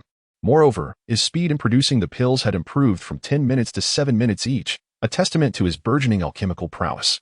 As the night deepened, he stored the final Huangjing pill into a vial, utterly exhausted after 10 continuous hours of intense alchemical work. Collapsing onto the ground, he gasped for breath, the toll of his exertion evident. With 118 Huangjing pills crafted, it was clear that a substantial reserve of herbs was still needed. Dugu Mo licked his lips and sipped from his water flask, noting that only about 50 units of the materials for the Yangqi pill remained, sufficient for just over 50 pills. It appeared that he might finally have the chance to rest. With a smile, he rose from the ground, retrieving the remaining herbs from the cabinet. Without pausing for rest, he promptly tossed a portion of the Yangqi pill's materials into the Wenyang furnace, embarking on yet another round of alchemical creation. Time swiftly passed, and by dawn on the third day, Dugu Mo emerged to the surface, bearing the weight of 2 pronounced dark circles beneath his eyes. The construction of the sect's main hall was nearing completion, with only the decorations left unfinished, while the foundations for the library and elder hall were underway. Shaking his head, Dugu Mo returned to his chamber below the mountain, indulging in a long overdue bath after 10 days without one, the scent of his body having become quite pronounced. It was only during his descent from the mountain that he finally became aware of it. Why has Lao Wang and Brother Qin finished the wine? Dugu Mo, relaxing in the tub, suddenly noticed a third of the medicinal wine still remaining on the table. The impending arrival of the grain merchants provided a perfect opportunity to profit handsomely from this. Dugu Mo chuckled at the sight of the wine. After a while, he finished bathing, donned fresh clothes, and approached the table, where he retrieved the smaller bottles previously used for the wheat wine, transferring the remaining contents into them. Ultimately, he filled 3 small bottles and 1.5, indicating that those 2 had indeed indulged quite a bit. That should suffice. Dugu Mo grinned as he stored the bottles in his soul guide. He then returned to his bed, sitting cross-legged to cultivate his soul power. After all, with some free time, honing his skills was of utmost importance. Days passed, and on the third day, Dugu Mo's door was suddenly pushed open by Qin Ming. Finally found you, Xiao Mo. 2 grain merchants have arrived from Notting City, bringing us news to engage in trade, Qin Ming declared, taking a seat without ceremony. By the way, Brother Qin, how is the construction of the brewing workshop coming along? Dugu Mo inquired, gradually emerging from his meditative state. I've already arranged for Lu Laosen and the others to begin. It should take about 3 days to complete. After all, constructing a brewing workshop isn't overly complicated. Qin Ming replied, taking a sip of water. He had just descended from the mountaintop, seeking Dugu Mo in the fire room, only to find him absent. All right. Let us set out to meet these grain merchants. Dugu Mo chuckled, adjusting his attire before following Qin Ming on their way to Notting City to meet the merchants. The carriage sped along, reaching the foot of Notting City in just 2 hours. Let us see what these grain merchants are about. Fortunately, you 2 didn't finish the Sanling wine. We'll save a significant amount of gold soul coins today, Dugu Mo remarked. Shaking a bottle of Sanling wine he retrieved from his soul guide. Xiao Mo, how about I take you to buy a better bottle later? This wheat wine bottle is rather subpar, Qin Ming suggested with a wry smile. No need, this will suffice. By the way, Brother Qin, the Yangqi pill should be effective for you, right? Dugu Mo suddenly asked. Absolutely. The effects are indeed remarkable, Qin Ming replied with a grin. Good to hear. With that, Dugu Mo hopped off the carriage and looked up to recognize the establishment before him. It was the very tavern he had visited a couple of days prior with Huang Cheng and Dong Guyan.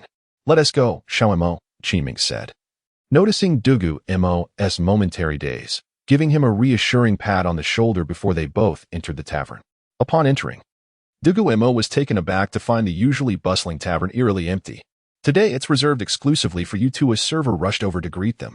Is it Boss Lu and Boss Wang who have reserved the place? We are here to conduct business with them.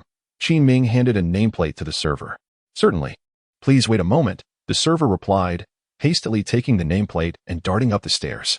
Brother Qin, when did we acquire this? Dugu Mo asked, tilting his head in curiosity. I got it during our visit to Tiandou City last time. This makes things considerably easier, Qin Ming chuckled, revealing a stack of nameplates. Haha. That makes sense, Dugu Mo laughed in agreement. Gentlemen, The two bosses upstairs invite you to join them. The server hurriedly returned, respectfully handing the nameplate back to Qin-Ming.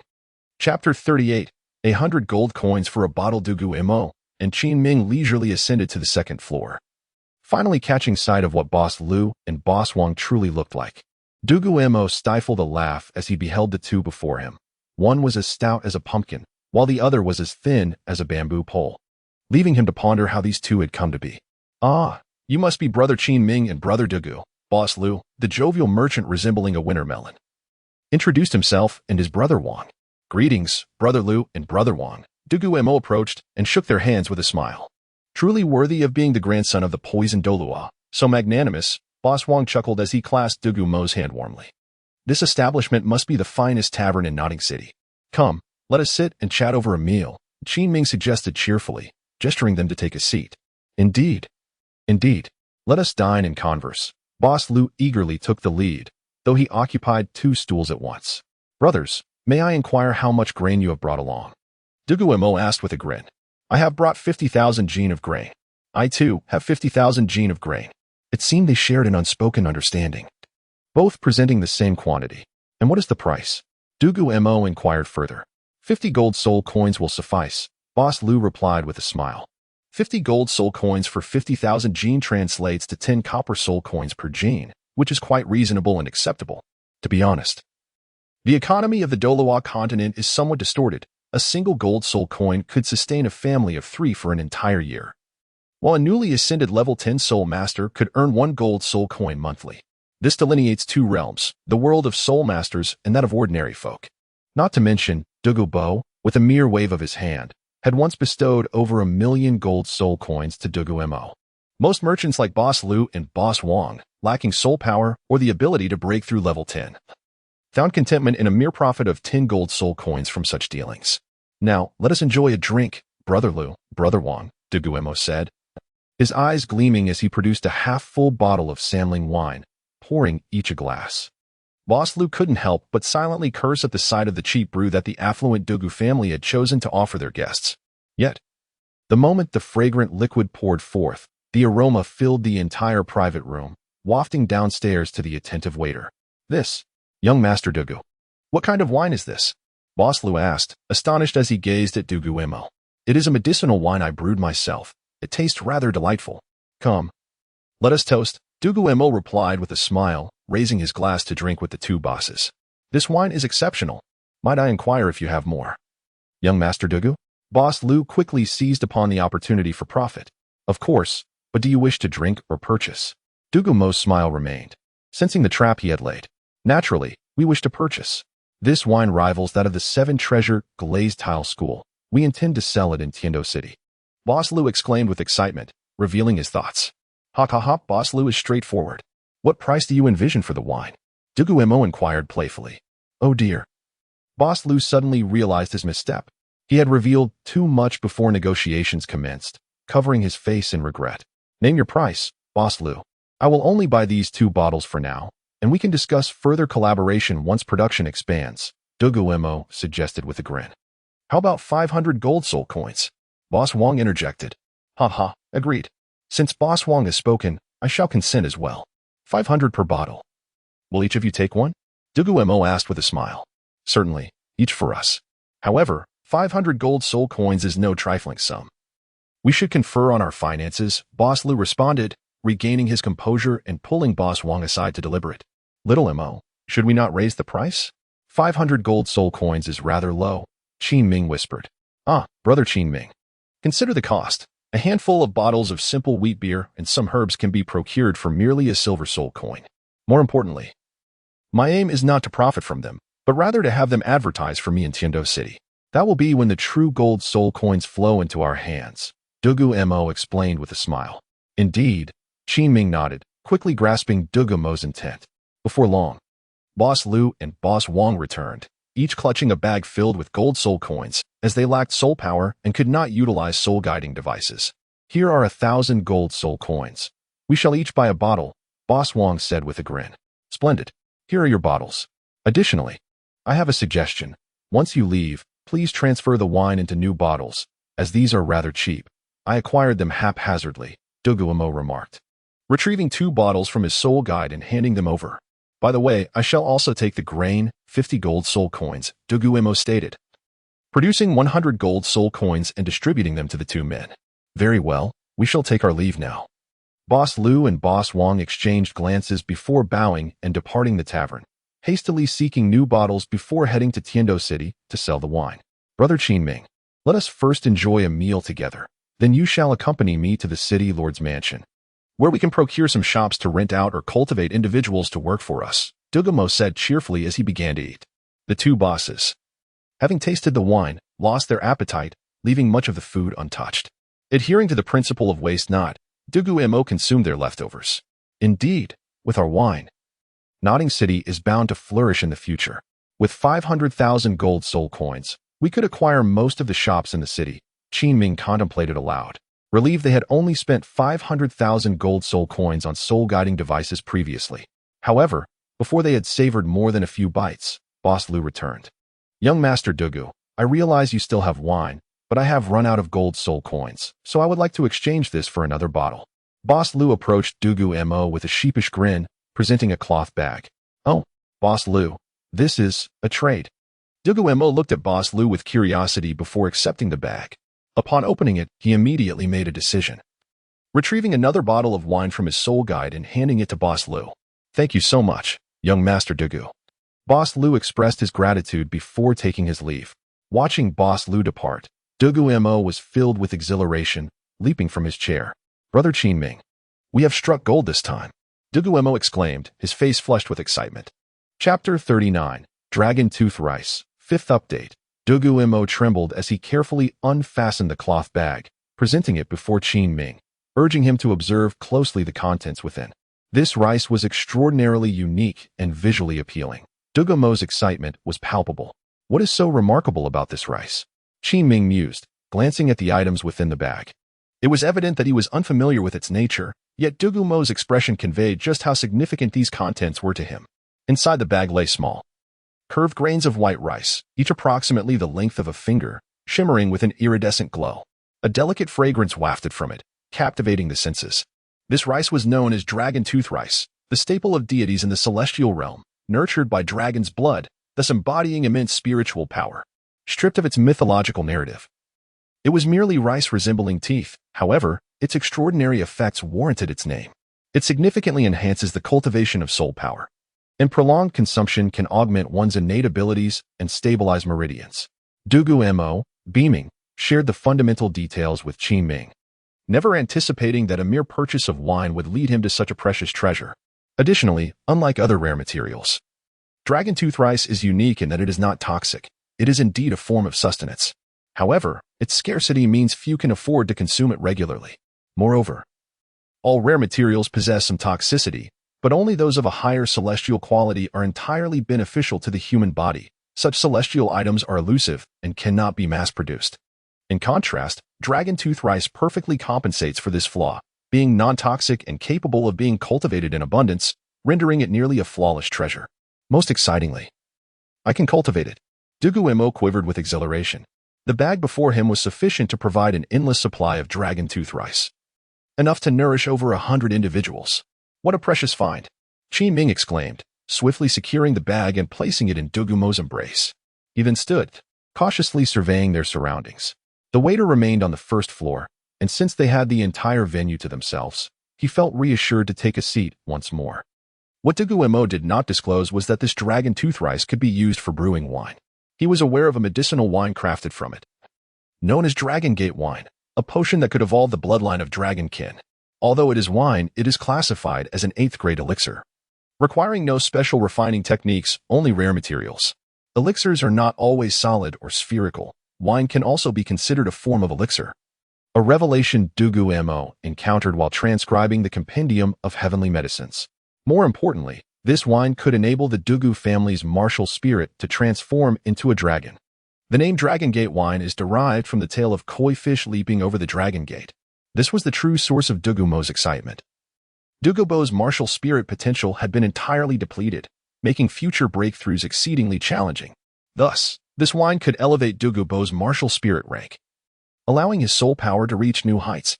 Even Dugu Yuan might seize the opportunity to aspire towards becoming a titled Douluo, albeit with the assistance of Dugu Mo's elixirs due to his advanced age. Additionally, Wen Yu's martial spirit, a non-toxic snake variant known as the White Jade Serpent, could also transcend its level through Dragon Gate wine. With this in mind, including Dugu Yin, the Dugu family could potentially possess 5 titled Douluos in the future. Calm down. Qin Ming, please fetch me a glass of juice. I need a moment of tranquility. Dugu Mo inhaled deeply before speaking. Sure thing, Dugu Mo. I'll get that for you right away, Qin Ming replied, rising to procure the juice while noting Dugu Mo's need for calm. Dugu Mo patted his chest and carefully placed the dragon tooth rice into his soul guide device, preparing to commence cultivation upon his return. Mapping out 100 acres of land for its cultivation. He desired to cultivate more, but given that dragon tooth rice is a rare treasure, its cultivation is not simple. It requires the blood of precious spirit beasts. Fortunately, the Douluo continent is abundant with soul beasts, and utilizing their blood alongside other materials is essential for creating fertile ground for growing dragon tooth rice, which entails considerable expense. Here is your juice, Dugu Mo relaxed. We still need to head to Notting City to purchase some shops, Qin Ming smiled, placing the glass before Dugu Mo. Yes, I'm feeling better now. But I need a little more time to calm down. I'm just too excited, Dugu Mo said, lifting the juice to take a generous sip. No wonder they say Boss Liu is so plump. He must have consumed an excessive amount of dragon tooth rice. What a waste. He doesn't understand cultivation. So the surplus medicinal energy has merely transformed into fat on his body, Dugu Mo chuckled. What a pity though. I wonder where Boss Liu sourced his dragon tooth rice. Locating the mother plant would be splendid, he mused, taking another sip of juice. Dugu Mo, why not contact someone from your family to investigate? Such merchants are of little consequence. It should be quite easy to uncover, Qin Ming suggested thoughtfully. You make a valid point, Qin Ming. My grandfather has the means to investigate any merchant with ease, and the area that produces dragon tooth rice must harbor other spirit materials. Dugu Mo smiled in agreement. But that will have to wait until my parents arrive. Qin Ming shook his head, sipping his drink, as he typically abstained from alcohol. After resting a while longer, Dugu Mo regained some energy and departed the tavern with Qin Ming, ready to explore shops in Notting City. He firmly believed that his 3-spirit wine could attract numerous affluent patrons, leading to a dramatic increase in property values in the city. After all, this wine is the finest of its kind on the market, naturally appealing to wealthy families. However, there was a significant concern. Dugu Mo was encroaching on the territory of the 7 Treasures Glazed Tile School, and he feared they might send someone to confront him. Shaking off his worries, Dugu Mo accompanied Qin Ming to the entrance of the city lord's mansion, intending to inform the lord about his desire to acquire multiple shops. Chapter 40. The City of Notting is Ours, Part 1. Qin Ming stepped forward and knocked on the door of the lord's mansion before returning to stand beside Dugu Mo, quietly awaiting the opening of the door. Before long, the door swung open, revealing the elderly but hard-of-hearing steward of the Shao family. Ah, it's you two again. Are you back to return the land? I told you that land over there is too barren for cultivation. Now, come in quickly. I shall take you to see the lord and arrange for the return of that parcel of land. Such a vast area is worth quite a sum. The old steward, evidently a man of good intentions, pulled Qin Ming inside. My dear sir, you're mistaken. We have come to purchase shops, not to return land, Qin Ming quickly clarified. Feeling embarrassed by the steward's enthusiasm, he hesitated to pull away forcefully, instead offering a wry smile. Purchase shops? You could simply buy them on the street. Why come to the lord's mansion? And child, let me tell you, shops in Notting City are not particularly profitable. There is little business to be had here. The old steward inquired, his brow furrowed with concern, before earnestly advising Qin Ming and Dugu Mo. We're looking to buy several shops, so we felt it necessary to discuss our plans with the lord beforehand. Otherwise, we would be unable to make informed decisions, Dugu Mo interjected, smiling as he grasped the steward's arm. Oh, you wish to buy more? Very well, you young ones certainly have your wits about you, but do exercise caution in business. One misstep could lead to ruin, the old steward kindly warned. Understood. Thank you for your advice, Dugu Mo replied with a smile, aware that the steward meant well. All right. Then follow me, the steward said, setting off ahead of them. Dugu Mo and Qin Ming exchanged glances and smiled before trailing closely behind the steward's lead. This time, Lord Xiao was working in his study. Lord Xiao, it's been a while. Dugu Mo greeted him with a smile. It's you too. I was just saying that land is unsuitable. Are you here to return it? I haven't touched your money. Just give me the deed and I will refund you immediately. Lord Xiao hastily stood and rummaged through his shelves for the coin pouch. Not waiting for Dugu Mo to speak before excitedly retrieving a sack of gold coins from a hidden compartment and pushing it toward Dugu Mo. No, my lord. We are here to purchase shops. Since we intend to buy several, we wanted to confer with you first, Dugu Mo explained, still smiling. Purchase shops? For what purpose? Nodding City is not particularly conducive to trade. There are neither caravans nor wealthy patrons, and business is scarce, Lord Xiao questioned, puzzled by Dugu Mo's intentions. He simply could not fathom why anyone would wish to buy property in such a dilapidated place. Lord Xiao, what do you mean by that? Dugu Mo tilted his head. Bewildered. Ah, no, nothing at all. Thankfully, you came to me. Otherwise, you would have missed out on many fine shops. Only half of Notting's shops remain unsold. And the contracts are right here. If you wish to buy, I shall fetch them for you, Lord Xiao said, revealing a smile. After all, who else would be foolish enough to spend money here? Brother Qin Ming, why do I feel like the Lord is looking at me as if I were a fool? Dugu Mo remarked, glancing back at Qin Ming once Lord Xiao had departed. If I did not know your abilities, I would think you a fool too, Qin Ming retorted candidly. Let them think me foolish. What matters is purchasing the shops, Dugu Mo replied with a wry smile, closing his eyes for a brief respite. Before long, Lord Xiao returned with a stack of papers and promptly placed the contracts before Dugu Mo. There are 324 shops in Notting City. 103 have been sold, leaving 221 available. The price is 50 gold coins per shop, regardless of location. What do you think, young brother Dugu? Lord Xiao poised a pen nearby, ready to sign as soon as Dugu Mo gave the word.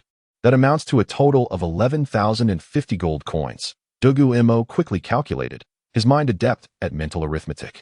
How about this, Lord Xiao? Given the substantial amount of gold involved, let us round it down a bit, Dugu Mo suggested with a smile. 1,050 gold coins. Lord Xiao hesitated. That was no small sum, he earned far less in a year. After a moment's consideration, Lord Xiao gritted his teeth and declared, Deal.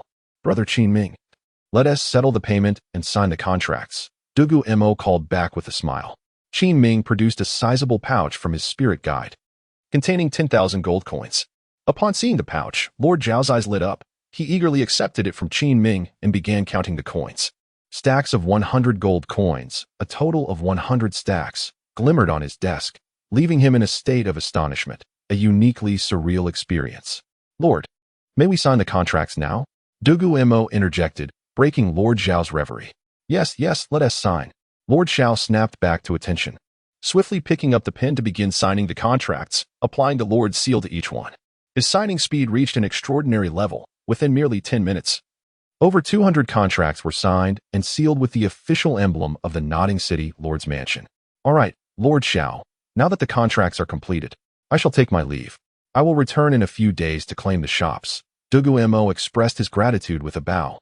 Gathering the contracts before exiting the mansion with Qin Ming. Not far from the Lord's mansion, Qin Ming suddenly inquired, Mo, we have no one to manage all these shops. Will they remain empty? Not to worry, my parents will arrive in a couple of days. When they do, we shall have their assistance. While our Dugu family may be small, we possess considerable wealth, thanks to my grandfather, Dugu Mo replied matter-of-factly. That makes sense, Qin Ming nodded in agreement. Chapter 41. The arrival of Dugu after exiting the city lord's mansion, Dugu Mo contemplated his next steps. Initially, he intended to scour the surrounding shops and acquire them all.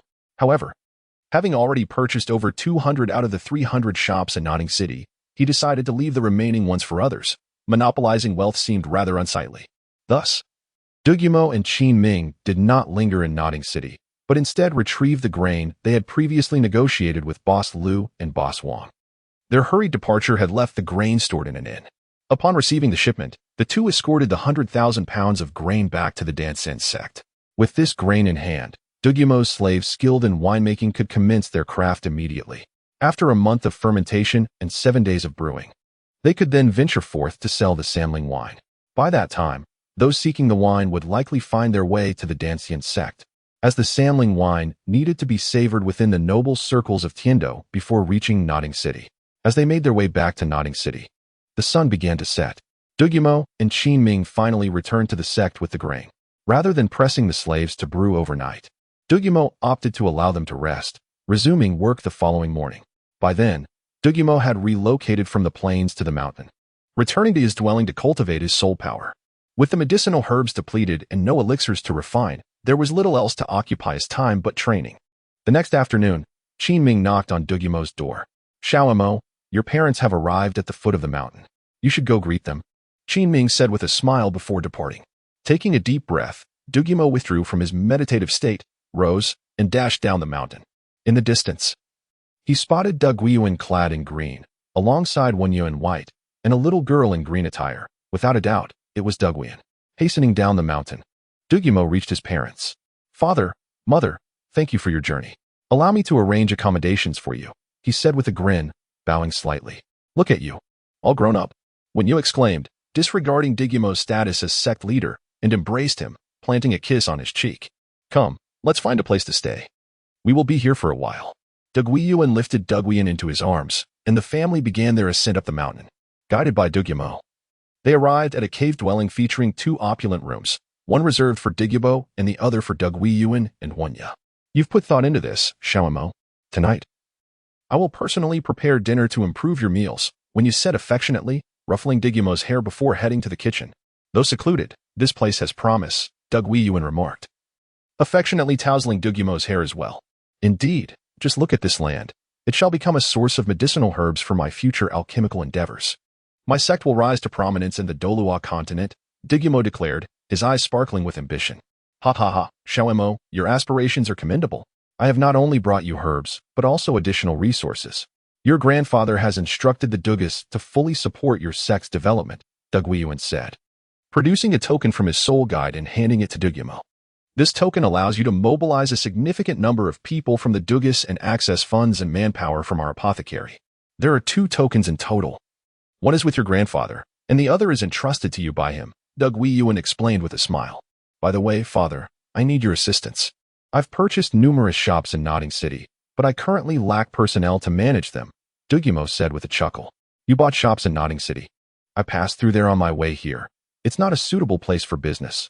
There's neither clientele nor capital. How do you expect to profit?" Dugu Yuan frowned, pondering the situation. "Are you familiar with Yinji wine, father?"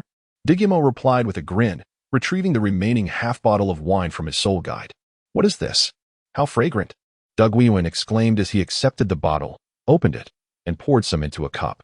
The aroma wafted through the air, causing Wenyu, who was busy in the kitchen, to wrinkle her nose. "Dugu Yuan, are you still drinking?" An unexpectedly fierce reprimand echoed from the kitchen, startling Dugu Yuan, Dugu Mo, and Dugu Yuan, who sat upright in their chairs. Suddenly, Dugu Yuan's eyes darted, and he swiftly took a swig from the cup while shoving the wine bottle into Dugu Mo's hands. Dugu Mo was taken aback, but quickly understood and stowed the bottle into his soul guide. "Whose wine was that?" Wenyu stormed out of the kitchen, wielding a spatula and wearing an apron. "No wine here. We were merely discussing cultivation matters, right, Yanzi?" Dugu Yuan stiffly replied, glancing at Dugu Yuan. "Mother, no. Just now. My brother offered father a bottle of wine. Once opened, it smelled delightful. However, after your shout, father downed the wine and hid the bottle in my brother's soul guide." Dugu Yuan stated with utmost seriousness. "You 2 better kneel at the door. Yinzi, I'll take you to the nearby city for some delicious food while these 2 stay here," Wenyu declared, scooping Dugu Yuan up and heading outside. "Father, it seems we have a traitor in our midst," Dugu Mo pouted, expressing his helplessness regarding his sister's actions. "Let us kneel then. Alas, I fear I shall end up sleeping on the sofa tonight," Dugu Yuan sighed with a wry smile, remaining silent thereafter. "Well, father, since mother has left, shall we indulge a bit more?" Dugu Mo suggested, preparing to retrieve another cup of wine from his soul guide for Dugu Yuan to sample. "Xiao Mo, go check if your mother is still around. I want to savor this wine. I rushed the last time and didn't get a proper taste," Dugu Yuan replied, contemplating whether to send Dugu Mo to see if Wenyu had departed. "Drink freely. Let us continue kneeling. Alas, I've been sold out by my own sister. I suppose I shall refrain from drinking next time," Dugu Mo chuckled bitterly. "Ah, the family dynamics are evident now," Dugu Yuan remarked, taking a sip from his cup. "Thank goodness I still have some time before marriage," Dugu Mo said, shaking his head with a rueful smile. Chapter 42, Cultivating Dragon Tooth Rice, 3rd update, at night. Wenyu finally returned with Dugu Yuan from outside. The 2 indulged in a lavish feast at Notting City before heading back to Dancian's sect. Observing the relatively well-behaved duo, Dugu Mo was allowed to accompany Dugu Yuan home. After ensuring Dugu Yuan was safely returned to her residence, Dugu Mo proceeded alone to the fire chamber. Once the Eye of Fire was sealed, the chamber resembled a typical secluded room, making it an ideal place for Dugu Mo to cultivate dragon tooth rice. He allocated 100 acres from the reserved land in the Wanyao Plain for this endeavor. Dugu Mo retrieved several metallic trays and evenly spread the dragon tooth rice from the bag onto them. Following this, he took a bucket of water and crushed a few qi-nourishing pills, dissolving the fragments into the water. Instantly, a subtle fragrance permeated the air as the medicinal essence melded with the liquid. Carefully, he poured the infused water over the rice, ensuring it was completely submerged. Next, Dugu Mo brandished a dagger, slicing his palm to allow droplets of blood to flow into the tray. The crimson liquid swiftly diffused, tinting the mixture a pale red. The pain was excruciating. If it weren't for the urgency of germination, I would never resort to self-harm, he thought, hastily applying pressure to his wrist to stem the bleeding. To cultivate dragon tooth rice, it was essential to use blood infused with spiritual energy. As a practitioner of soul power, Dugu Mo's blood could serve as a substitute for that of spiritual beasts. Furthermore, the blood of serpent-type soul beasts was particularly effective. Aligning with Dugu Mo's own serpentine martial spirit, he placed the trays in a box, covering them with a layer of gauze, leaving the rest to the passage of time. Within 7 days, the dragon tooth rice should sprout. Consequently, Dugu Mo needed to plan the 100 acres of land for cultivation. The requirements for cultivating dragon tooth rice differed from ordinary crops. It necessitated annual irrigation with the blood of soul beasts. Without this knowledge, many would fail in their attempts to cultivate it. Dugu Mo remained unaware of how Boss Lu managed to succeed in this endeavor. Taking out the design blueprint for Wanyao Plain from his soul guiding device, Dugu Mo recalled that he had set aside 5,000 acres for future use. Typically, this land could be utilized for growing grains. But now 100 acres would be dedicated to cultivating dragon tooth rice, a rare and precious resource. Finding a suitable plot, he marked a square with a ruler and began jotting down the necessary precautions for cultivating dragon tooth rice based on his recollections. He resolved to recruit someone specifically for this task. After completing the notes, Dugu Mo pondered for a moment, then opened a window to check the time. It was already late at night. Rubbing his head in frustration, he decided to wait until dawn to procure the soul beast blood, as time was of the essence. If he delayed further, he might have to resort to self-harm once again. With a sigh, Dugu Mo inspected the trays meant for cultivating dragon tooth rice before returning to his bed to meditate and heal the wound on his palm using the Changchun Gong technique. The following morning, Dugu Mo visited the room of He Zhonggui, the manager responsible for the medicinal business within the Dugu family, who had previously assisted in transporting medicinal materials for Dugu Yuan. "Good morning, Manager He." Dugu Mo greeted softly as he entered to find He Zhonggui in the midst of cultivating soul power. He Zhonggui opened his eyes, quickly exiting his meditative state and respectfully standing to bow to Dugu Mo. "It is an honor to see you, young Master Dugu. How may I assist you today? I wish to purchase some fresh soul beast blood.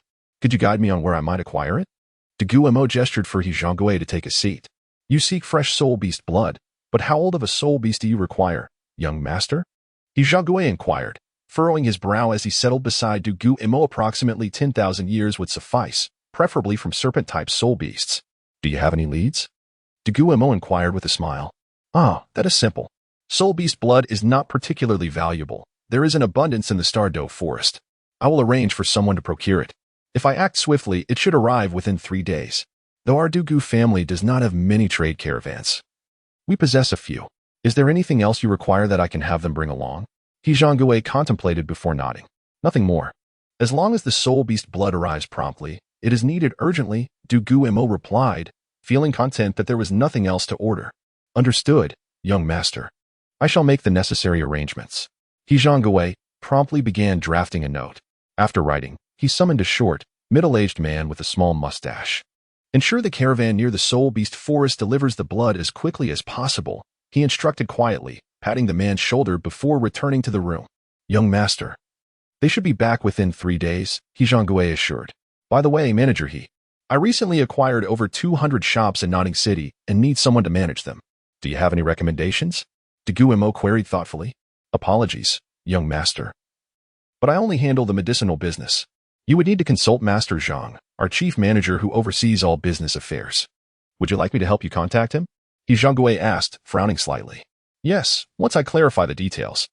I would appreciate it if you could deliver the information to Master Zhang so he can assist with the development in Notting City." I will draft a letter shortly. Dugu Mo responded with a smile as he stood about Hizhonggue. You are too kind, young master. Hizhonggue quickly stepped back and returned the bow. My gratitude, manager he. I shall take my leave now and will return with the letter soon. With that, Dugu Mo exited. Chapter 43. Cultivating Dragon Tooth Rice. Fourth update. Upon returning to his chamber, Dugu Mo immediately began to draft his ideas for the Samling wine and the developmental potential of Notting City, along with a map of the city. He spent a full 2 hours bent over his desk before completing his notes, which he then carefully packaged and entrusted to the shopkeeper.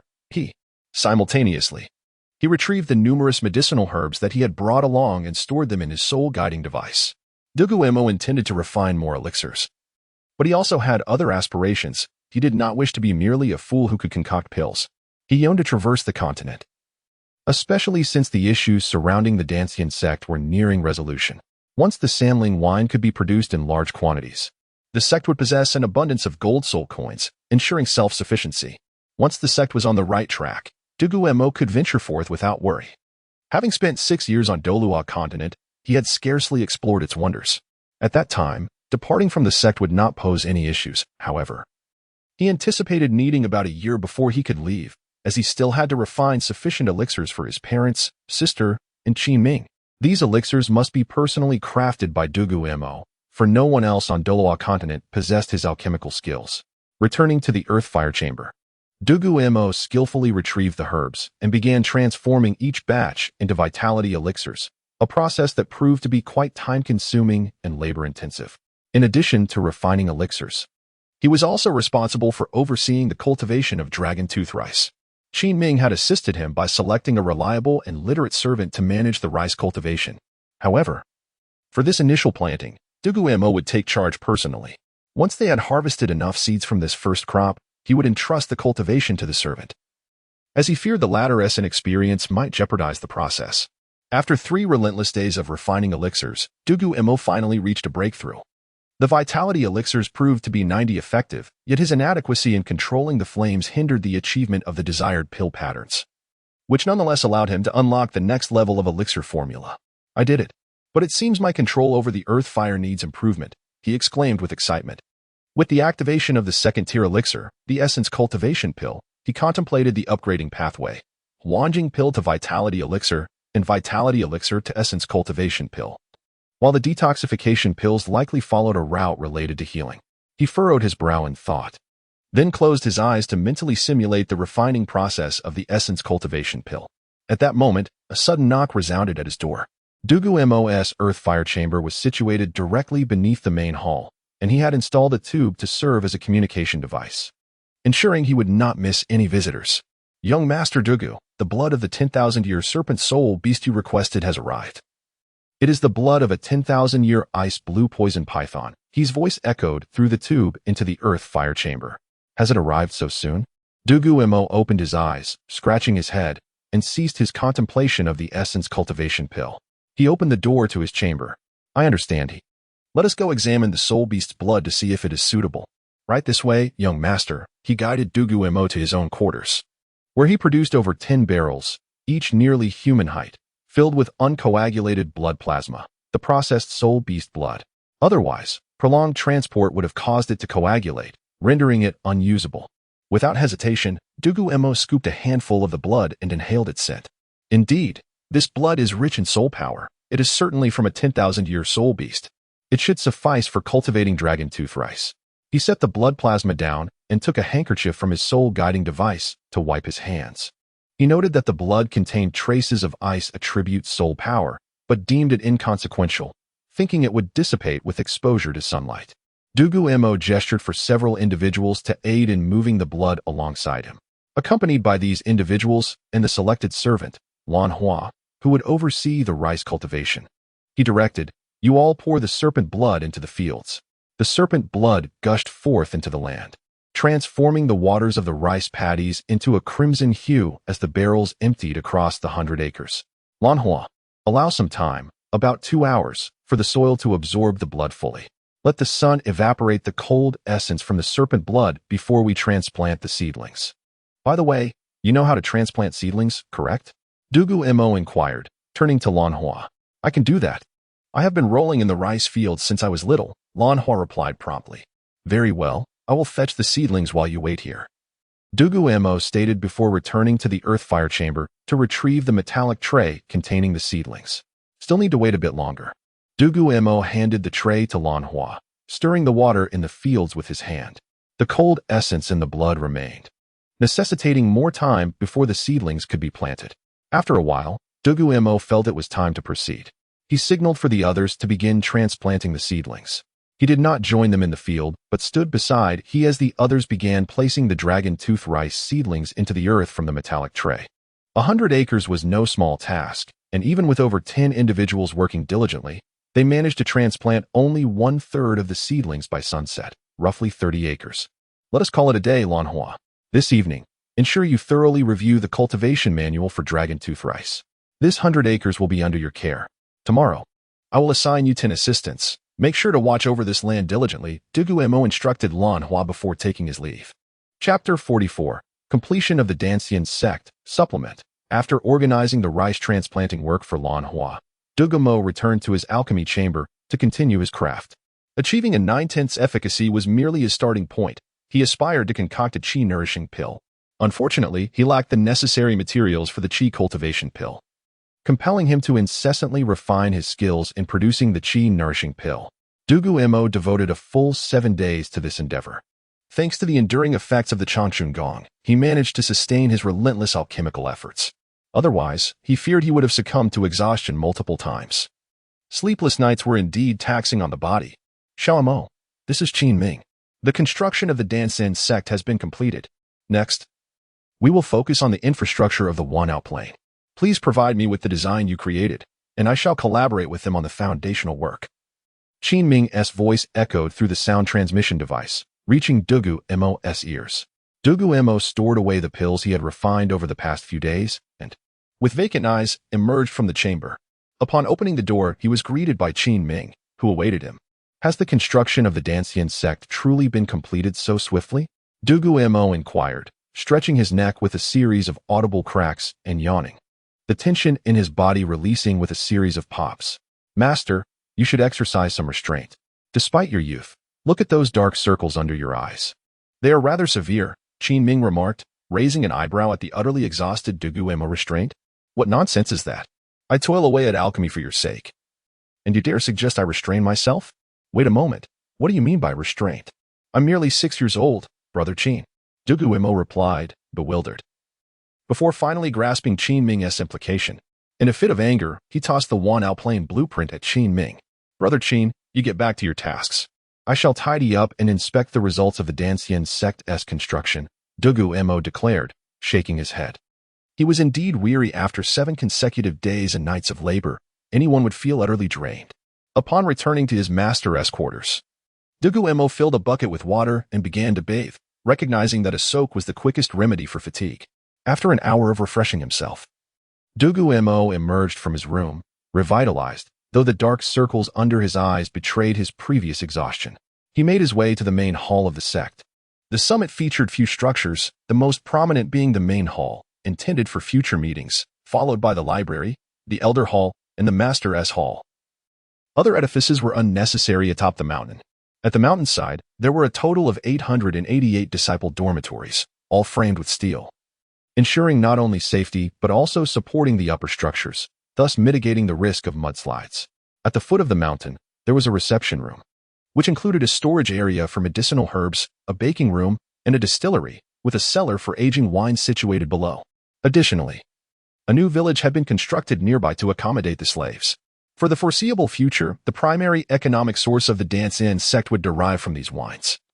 Thus the distillery and aging room were built on a grand scale to accommodate a diverse array of spirits.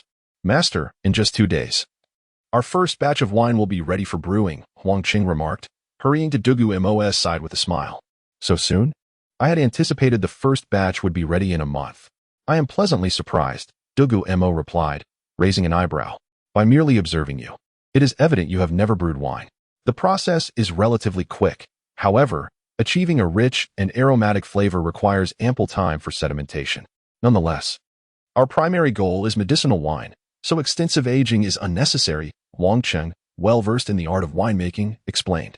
Dugu Mo glanced at Huang Cheng, his mind turning, and then retrieved a formula from his soul guide device, handing it to Huang Cheng. This is the recipe for the Sanling wine. Please destroy it after reviewing. Given your fondness for wine, do not consume all of the medicinal wine yourself. Dugu Mo chuckled. Is this truly for me? Huang Cheng exclaimed, eyes wide with disbelief.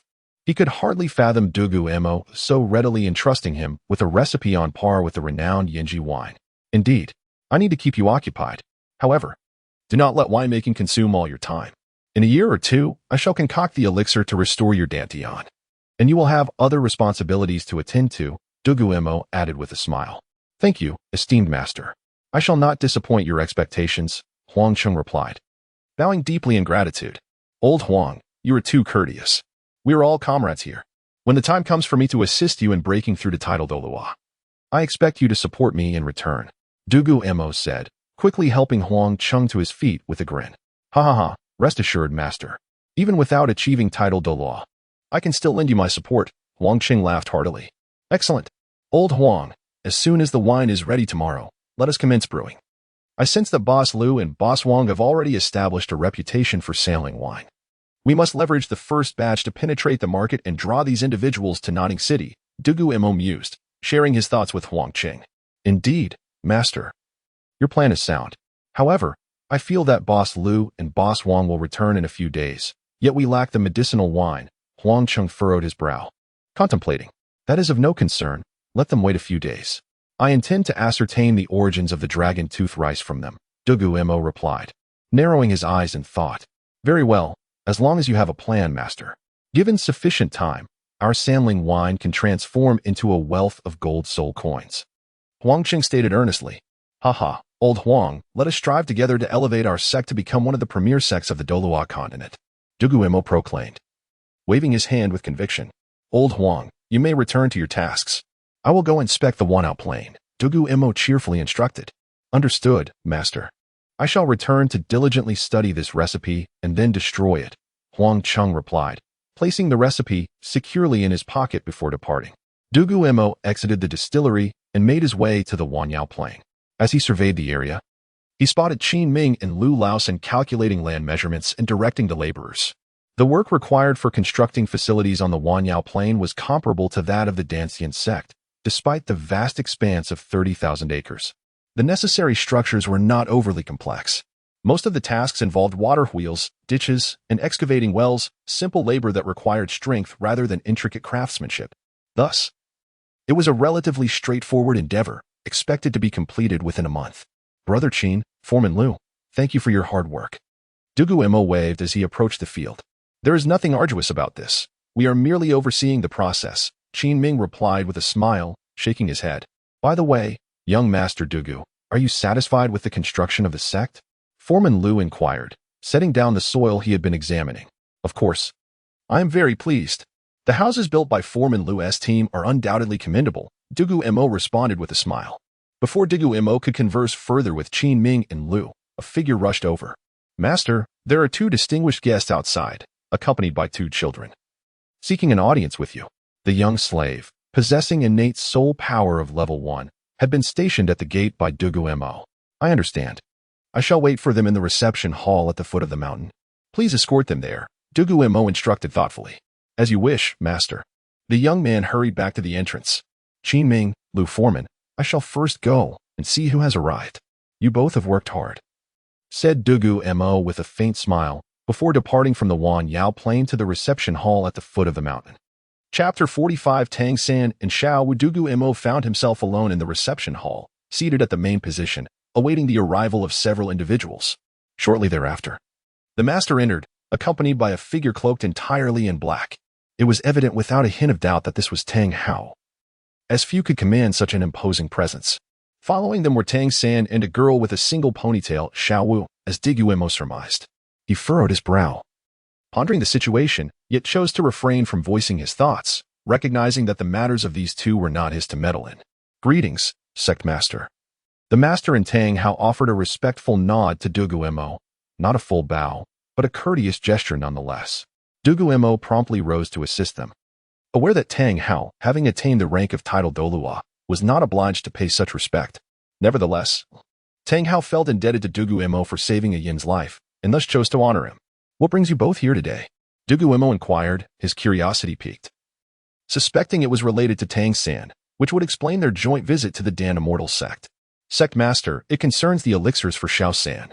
The master's expression remained impassive, his tone as rigid as his demeanor.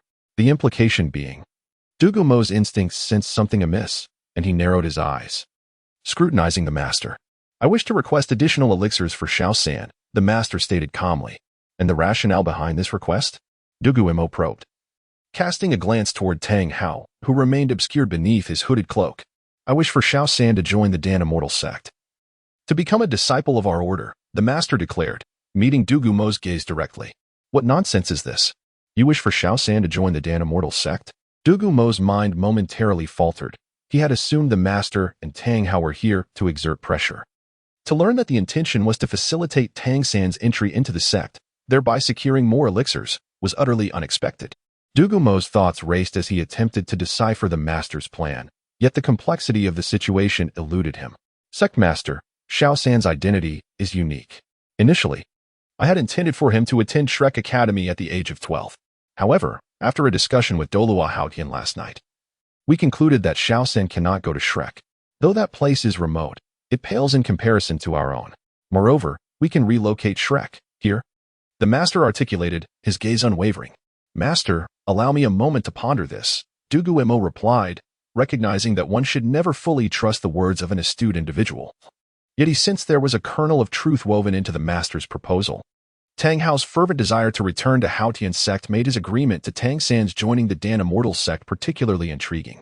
Firstly, the Dan Immortal sect possessed elixirs that could expedite Tang San's growth.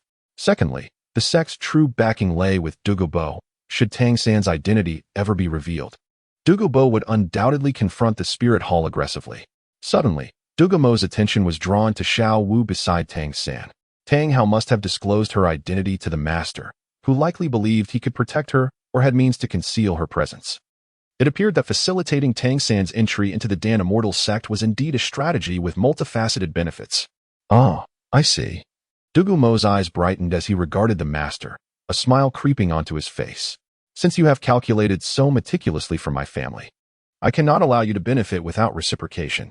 If Xiao San joins the Dan Immortal sect, you, too, must remain here, and our library is currently devoid of books. We require your assistance in gathering texts to enrich our collection. Certainly, the master replied without a flicker of emotion. As for Shrek Academy, relocating it is indeed feasible.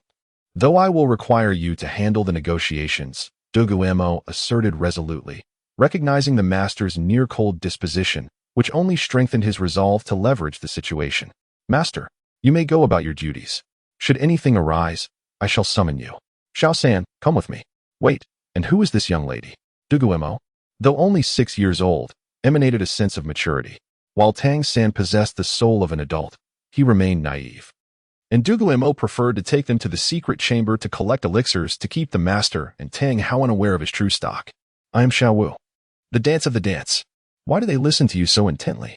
Xiao Wu inquired, her large eyes sparkling with curiosity. Dugu Mo was clearly taken aback by her innocence, hastily checking to see if he was bleeding from his nose. Nothing to worry about. You may join us. And you can take your elixirs from Xiao San's share, Dugu Mo replied, guiding the two of them into the secret chamber behind the reception hall. He retrieved 50 elixirs from his soul guide, distributing 25 each to Tang San and Xiao Wu. Be sure to visit my sister when you have the chance. She will surely take a liking to you, Dugu Mo said as he finished distributing the elixirs and led the two children back out of the secret chamber. How fragrant! Xiao Wu exclaimed, her eyes gleaming as she gazed at the elixirs within the crystal vial. Without hesitation, she uncorked it and swallowed one whole. In an instant, soul power began to surge towards Xiao Wu, propelling her from level 14 to level 15. Given her transformation from a soul beast, her body's absorption capacity was formidable. Tang San was momentarily taken aback, instinctively positioning himself in front of Xiao Wu to shield her. Ah, Xiao San, you are a good child. Do not adopt too many cunning traits from your teacher, Dugu Mo remarked with a wry smile, returning to his seat. Uncle Hao, you will not take your leave this time, will you? Dugu Mo asked with a grin. I shall remain. Ayin has a chance of revival.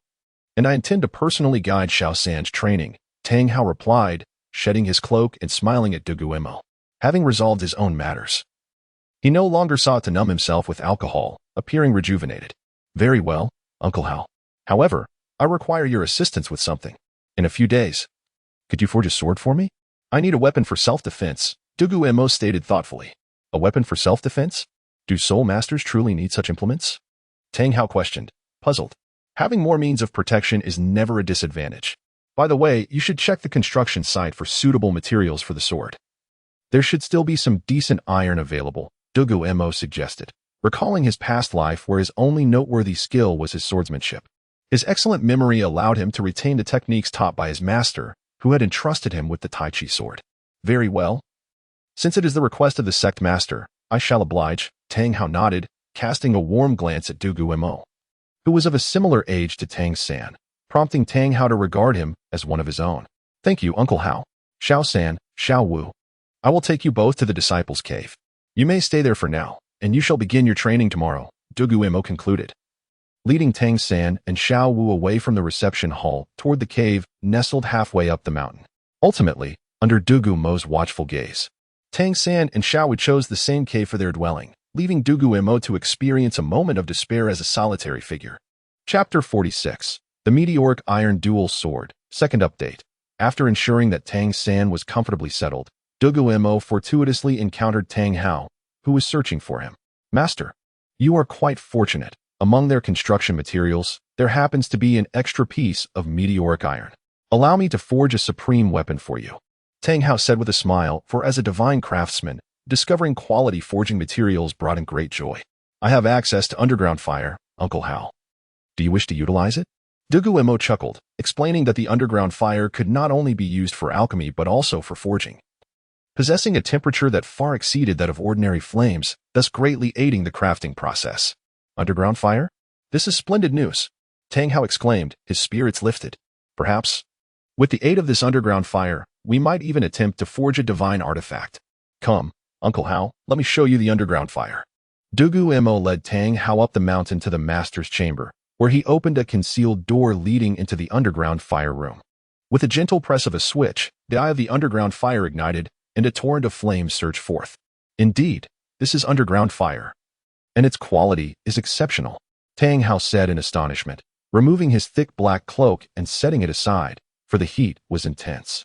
By the way, master, may I invite little San to observe my weapon forging?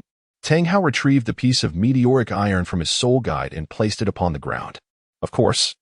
I'll fetch him, Dugu Mo replied, rising to leave the underground fire room. Meanwhile, Tang Hao cradled the meteoric iron, contemplating the design for the weapon he would forge for Dugu Mo. Dugu Mo arrived at the entrance of Tang San's dwelling and knocked on the door. Little San, your father is going to help me forge a weapon. He has asked for you to come and observe. After knocking, he called out to the door. Oh, master. I understand, Tang San replied from within. Dugu Mo waited a moment at the door, but when it finally opened, he fell silent, feeling the pang of loneliness that often accompanies a solitary existence. I'd better leave, he sighed, turning away and heading up the mountain. Tang San cast a puzzled glance at Dugu Mo before departing the dwelling with Xiao Wu, quickly activating his ghost shadow misty steps to catch up with Dugu Mo, who had no trouble keeping pace with Tang San, as Xiao Wu, being a rabbit, found it easy to follow. Dugu Mo guided Tang San and Xiao Wu into the master's chamber, where they entered the underground fire room, where Tang Hao was still deep in thought regarding the sword's design. Master, how about a dual sword? Tang Hao sensed Dugu Mo bringing Tang San and Xiao Wu back and opened his eyes to inquire. Absolutely. This is perfect. As my current height is just right for the child sword. I am only 6 years old, Dugu Mo replied with a wry smile, glancing at his diminutive stature. Little San, pay close attention, Tang Hao instructed as he stood, exerting a slight force with his wrist, which caused the piece of meteoric iron to split into a larger and a smaller piece. We shall first forge the child sword. Observe closely. Tang Hao retrieved an array of tools from his soul guide. He grasped the meteoric iron with a pair of iron tongs and placed it in the underground fire to heat it, simultaneously pouring a vial of white powder over the iron. With a swift motion, he propelled a gust of wind infused with his soul power toward the flames, causing the underground fire to swell and the temperature to rise dramatically. Before long, the meteoric iron glowed red-hot. Judging it ready, Tang Hao placed the iron on the anvil. Suddenly, a flash of black light erupted from his right hand, and a short arm-length Haotian hammer materialized in his grasp. With a resounding impact, the Haotian hammer struck down, visibly transforming the meteoric iron. The hammer fell repeatedly, each strike resonating with increasing speed until Dugu Mo could no longer perceive Tang Hao's motions with the naked eye. Activating his soul power, Dugu Mo's pupils transformed into a red and blue dragon-like gaze, allowing him to discern the nuances of Tang Hao's technique. What an exquisite application of force, he murmured quietly, as the ice-fire dragon eyes enabled him to witness the fluctuations of heat emanating from Tang Hao's efforts. Tang San, glancing over at Dugu Mo, then returned his focus to Tang Hao's forging. After 72 strikes, Tang Hao paused to catch his breath before using the tongs to retrieve the now thin iron piece, returning it to the flames for further heating. Did you observe it closely, little San? Tang Hao inquired, his breath slightly ragged. I caught about 70%. The last few strikes were too swift for me to comprehend, Tang San replied honestly. Little San, do not fixate on the hammer. Instead, observe Uncle Hao's muscular movements. Dugu Mo could not help but remind Tang San. Oh, Master has keen eyes. Tang Hao laughed heartily. No.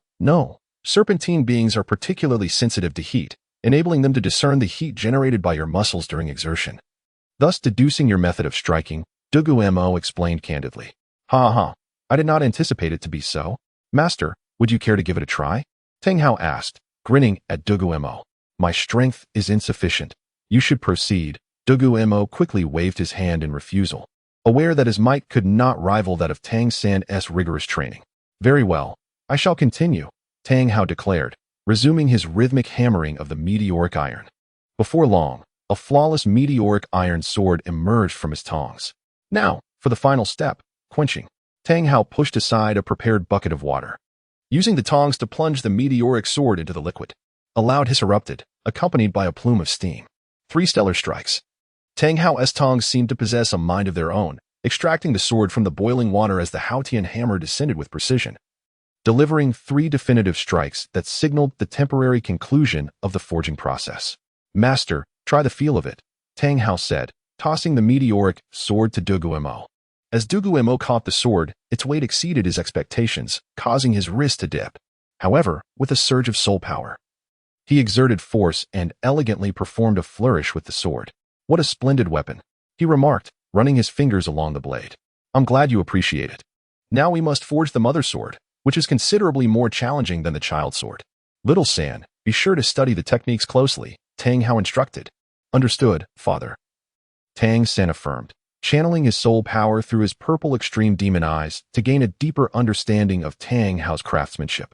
Tang Hao retrieved another piece of meteoric iron, placing it in the underground fire, while simultaneously pouring the white powder over it again.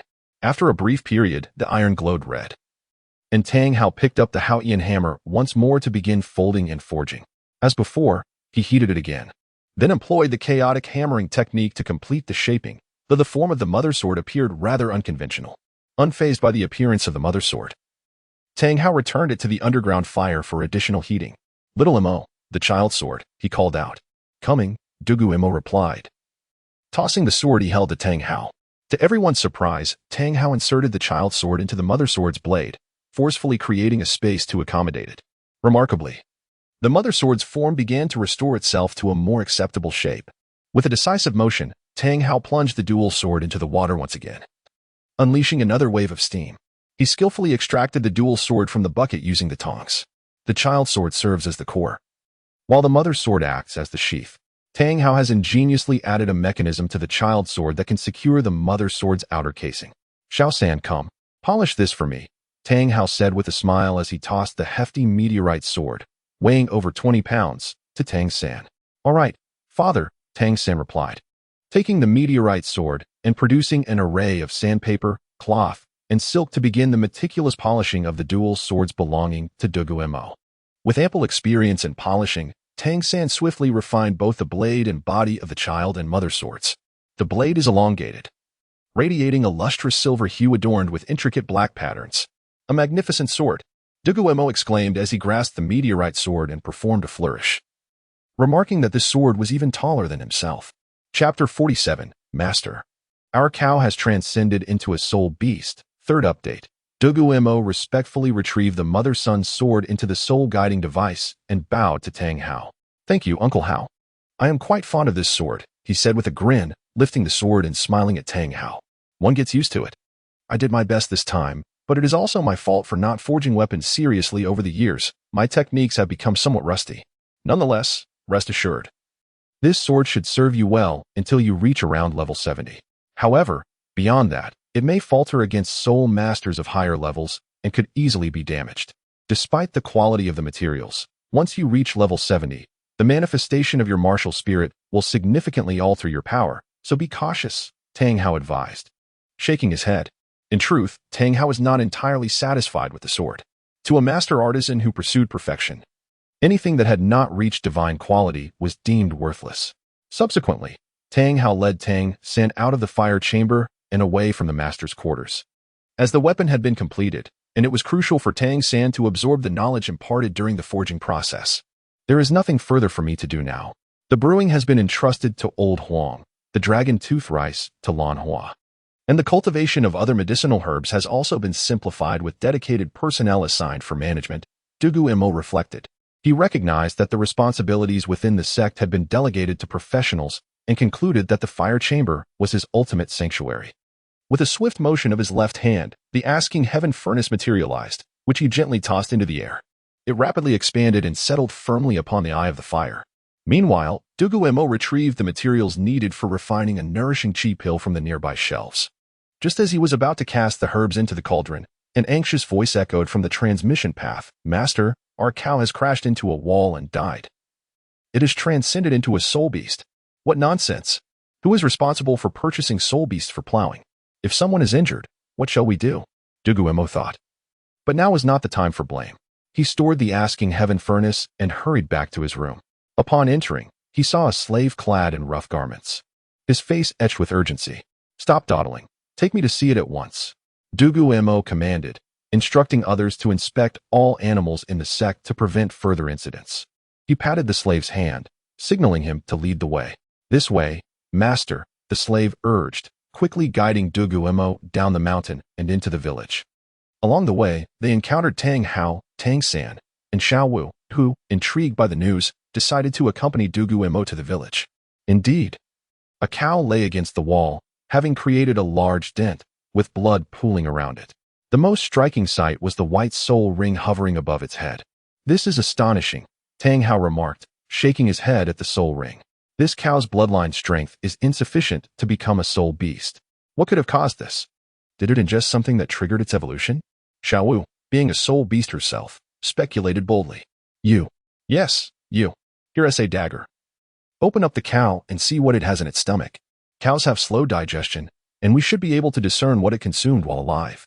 Dugu Mo instructed, producing a serpentine dagger from his soul-guiding device and tossing it to a slave to carry out his command. The slave accepted the dagger, steadied the cow, and successfully opened its belly.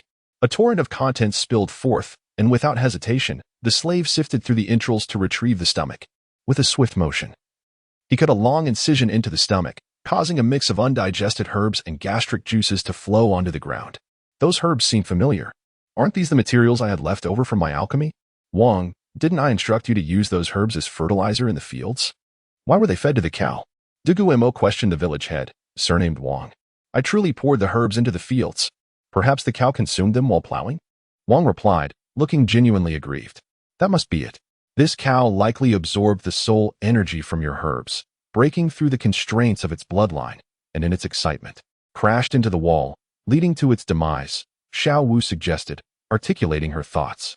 If an ordinary plow cow can transcend its bloodline through consuming medicinal herbs, does that imply we could transform any animals into soul beasts simply by feeding them such materials?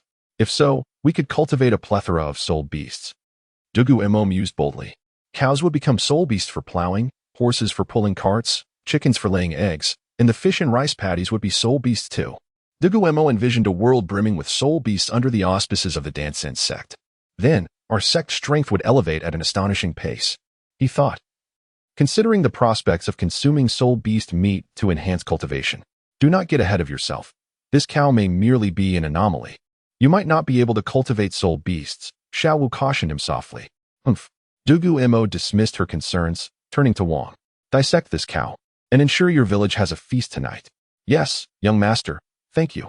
Wang bowed deeply, and the slaves in the village looked at Dugu Mo with excitement. From now on, you shall no longer be slaves. You are villagers here. If you wish to leave, you may do so at any time. Once the herb cultivation begins, I will compensate you for your efforts, as long as you diligently assist me in nurturing the herbs. Dugu Mo smiled warmly at the villagers. We are no longer slaves? Wang gasped, incredulously questioning Dugu Mo. Of course, Dugu Mo replied with a smile.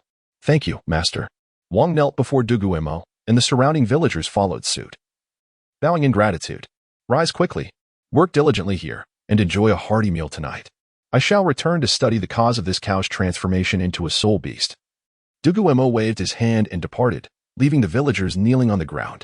Dugu Mo intended to experiment with the leftover herbs from his alchemy, feeding them to other animals to see if he could cultivate more soul beasts.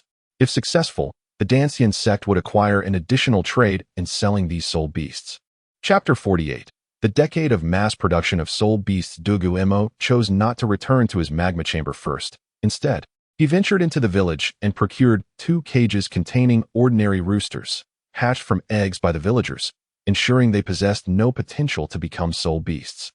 Accompanied by the 2 roosters, Dugu Mo entered the magma chamber. He had previously given all the waste materials from alchemical processes to Wang Tu to enrich the soil, leaving him with no choice but to feed the roosters with the byproducts generated during his alchemical endeavors. However, Dugu Mo was uncertain how long it would take to nurture these roosters into soul beasts. He extracted a portion of medicinal herbs required for concocting a qi-nourishing pill, discarding the unusable remnants into the cages. The hungry roosters immediately devoured the herbs as soon as they were placed inside. Dugu Mo continued to process the herbs, tossing the remnants into the cages until he had completed the batch. The roosters, now satiated, tilted their heads and fell asleep. Dugu Mo shook his head with a wry smile. He then cast the selected herbs into the alchemical furnace, beginning the process of pill refinement.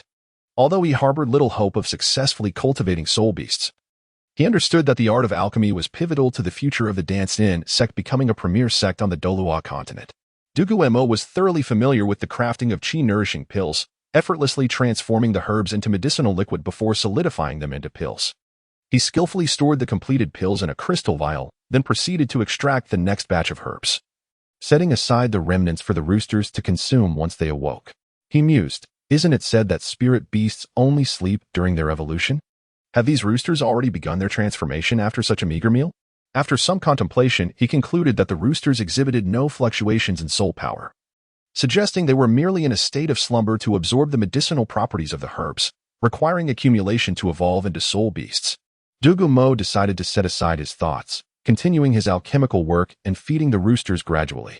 He took out a second batch of herbs and resumed crafting the pills.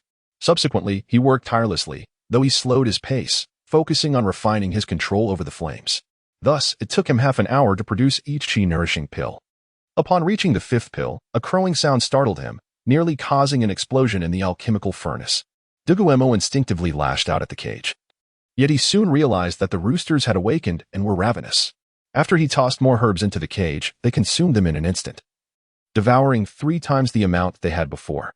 Once fed, they twisted their necks and promptly returned to slumber, emitting soft snores. Can chickens snore? Dugu Mo mused with a bitter smile, kicking the cage into the corner before returning to his alchemical tasks.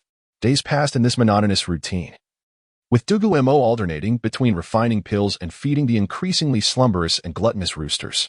After 9 cycles over 10 days, the roosters finally underwent a transformation. Their formerly waxy yellow feathers began to shed, replaced by vibrant, multicolored plumage. Moreover, faint waves of soul power now radiated from them, indicating they had indeed evolved into soul beasts. Dugu Mo pondered how much medicine it had taken for the cow to transform and contemplated whether he should seek a pig to assist in his experiments. Since you two have evolved into soul beasts, it is time for me to decide whether to prepare steamed chicken or beggar's chicken, or perhaps even a white-cut chicken. His eyes gleamed greedily as he regarded the transformed roosters. Upon returning to the surface with the roosters, Dugu Mo noticed he was alone on the Dancian mountain. Tang Hao resided halfway up the mountain to facilitate Tang San's training, and Master was unaccounted for, possibly having gone to retrieve books. Meanwhile, Qin Ming was engaged in constructing the Wanyao Plain with Lu Laosan and others, while Huang Cheng had brewed the 3 spirits wine and was likely selling it in Notting City. Dugu Mo surveyed his surroundings, realizing he was the only idle one. It seems time to recruit some individuals. This sect is far too tranquil, he muttered to the roosters in their cage. Suddenly, a loud crash echoed from the nearby library. What was that? Dugu Mo rushed towards the sound, carrying the cages. Ah, Master? You have returned, he exclaimed upon spotting Master on a ladder. Sect leader. Please assist me in placing these books on the shelves, Master replied, his expression devoid of emotion. Certainly, I'll hand you the books. You can find the right spots yourself. I have no idea where they go. Dugu Mo collected the scattered books from the floor, one by one, climbing onto a chair to pass them to Master. After examining the titles, Master organized the books according to his preferences. And the two spent the afternoon arranging them in the library. Just as they prepared to rest, a rooster's crow captured their attention. What is this? A soul beast? Master initially brushed it off, but he soon sensed the unique fluctuations of soul power emanating from the roosters, confirming their transformation into soul beasts. Master, how long have you been back? You may not know, but 10 days ago, a plow cow unexpectedly charged into a wall and perished. However, the significant detail is that it bore a soul ring, a white 10-year soul ring. Dugu Mo recounted the incident involving the cow's demise. This is inconceivable. The animals we can cultivate lack the bloodline to evolve into 10-year soul beasts. The chances are nearly non-existent. What on earth transpired? Master furrowed his brow, regarding Dugu Mo as though he had discovered a new continent. They consumed the leftover herbs from my alchemical processes. These roosters have been my experimental subjects over the past few days, and it seems the endeavor has succeeded, Dugu Mo replied with a smile. Indeed, it appears to have been successful. Previously, there were attempts on the Douluo continent to cultivate poultry and livestock into soul beasts, but all ended in failure. I never expected you to find a solution so swiftly. Master expressed genuine admiration for Dugu Mo. However, these soul beasts lack offensive capabilities. Thus, the skills they produce should be non-combative, Master contemplated, initially considering relinquishing the experiment to Dugu Mo but ultimately dismissing the idea, recognizing that such a powerless soul beast would yield little in terms of formidable skills. Come now, Master, not everything revolves around combat. Do you think this rooster will be delicious? Dugu Mo cast a mischievous glance at the roosters in the cage. Chapter 49. Dining with the Master. Dugu Mo skillfully plucked the feathers from 2 roosters and cleaned out their innards. As for the soul rings, he dismissed the 10-year soul ring with a mere wave of his hand, deeming it insignificant. Reflecting on the lack of spices in the area, he devised an alternative solution. He retrieved some medicinal herbs from his soul guide device and stuffed them into the rooster's cavities. After marinating the chickens with specific conditions, he wrapped each in lotus leaves. Dugu Mo then gathered some nearby soil to coat the surface of the lotus leaves, ensuring not a single gap remained. He led the Master to a clearing at the mountain's peak, where they ignited a bonfire and tossed the 2 clay lumps into the flames. Master, is there something you wish to discuss? If not, I shall take my leave, Dugu Mo inquired as he noticed the Master sitting beside the fire, observing his meticulous preparations. Patience, as an elder of our sect, it is only natural for me to seek a conversation and share thoughts, Dugu Mo replied, handing the Master a bottle of water to wash his hands. The Master poured water over Dugu Mo's hands, remarking, Your eyes reveal a lack of confidence in my ability to assist you in breaking through to level 30. Ah, since you have brought it up, I must confess, I do not believe it. My father, Yuanjin, searched the continent for a solution to my martial soul issues for 5 long years without success. Do you truly expect me to trust you? My joining your sect is solely for the sake of your medicinal elixirs, the Master candidly stated. Master, your bluntness tempts me to strike you. Am I truly so unworthy of your trust? Dugu Mo replied with a wry smile. Indeed, your grandfather, Dugu Mo, attempted to treat me as well, but he was equally at a loss, the Master said, staring into the flickering flames, his expression impassive as if the words were not his own. My grandfather's inability does not equate to my own limitations. In fact, I possess a method to resolve your martial soul issues, though it is not the optimal solution, which is why I have refrained from sharing it, Dugu Mo said, shaking his head with a rueful smile, aware of how his youth could undermine his credibility. You possess a solution now? On what grounds should I believe you? The Master's lips twitched slightly. This is a 9th grade purple Ganoderma. Consume it, and you shall immediately break through to level 30. However, if I refine it into a medicinal pill, it could elevate your martial soul further, Dugu Mo revealed, producing a jade box from his soul guide and displaying the violet herb within. It was perfectly reasonable for Dugu Mo to possess this Ganoderma. as Tang Sin had also retrieved it from the ice and fire yin yang eye. Is this truly genuine? The master's eyes widened as he fixated on the herb, sensing Dugu Mo's sincerity. Master, the decision rests with you. Your martial soul's defect is not inherently negative, rather. It presents an opportunity for evolution. I shall not interfere. If you choose to consume it now, you could swiftly surpass level 30, Dugu Mo urged, pushing the 9th grade purple Ganoderma towards the master with a smile. The master fell silent, memories flooding his mind like a cinematic reel, tears pooling at the corners of his eyes. No, I have decided to wait for your elixir, he finally declared, fixing Dugu Mo with a serious gaze. A wise choice. Should you consume the 9th grade purple Ganoderma, becoming a title Douluo would be your pinnacle. However, by taking the elixir, you may achieve the rank of ultimate Douluo, or even ascend to divinity, Dugu Mo said, smiling as he returned the jade box to his soul guide. The beggar's chicken should be ready by now, he remarked, using his ice and fire dragon eyes to peer through the soil at the roosters encased within. The outer skin had turned a crispy golden brown, and the flesh was devoid of blood, indicating it was ready for consumption. Dugu Mo found a stick nearby and retrieved the beggar's chicken from the bonfire.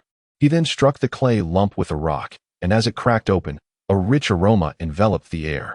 Delicious. The master, usually stoic, raised his brows in surprise, appreciating the fragrance. Come, let us partake together. Dugu Mo set a table from his soul guide and arranged the 2 chickens on plates. Master, what are your thoughts on the potential for our sect's development? Dugu Mo asked, tearing off a chicken leg and savoring the meat. Lacking any other spices, he had substituted with medicinal herbs, yet the flavor was undeniably delightful. The master hesitated, yet observing Dugu Mo relishing the meal, he too tore off a piece of meat, unable to resist the deliciousness that compelled him to continue eating. The Dancian sect possesses considerable potential to become a major sect, both in terms of geography and background. However, your elixirs could become a double-edged sword, threatening the very existence of our sect, the master remarked, chewing thoughtfully. Yet, the master maintained a far more refined demeanor than Dugu Mo, who was covered in grease while the master nibbled delicately at his chicken leg. I have the opportunity to elevate Lao Huang to title Douluo within 5 years. Along with my grandfather and Uncle Hao, we would have 3 titled Douluo, Dugu Mo mused. 3 titled Douluo alone are insufficient. Should the matter of your elixirs be exposed, you would face the wrath of all factions across the Douluo continent. The master replied without mincing words. Fear not. In a few years, the Douluo continent will descend into chaos. For now, we shall steadily develop. If worst comes to worst, we can retreat to the sea. Dugu Mo laughed heartily. Should all else fail, we shall roam the world. The master chuckled, a smile breaking upon his face. Master, your insight is commendable. Indeed, the Douluo continent is poised for upheaval.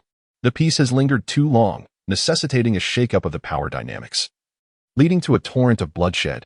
He sighed, setting down his chicken leg. Master, you ponder too much. Preserving our own existence is already a considerable achievement. Let us not dwell on it further, Dugu Mo encouraged with a light-hearted laugh.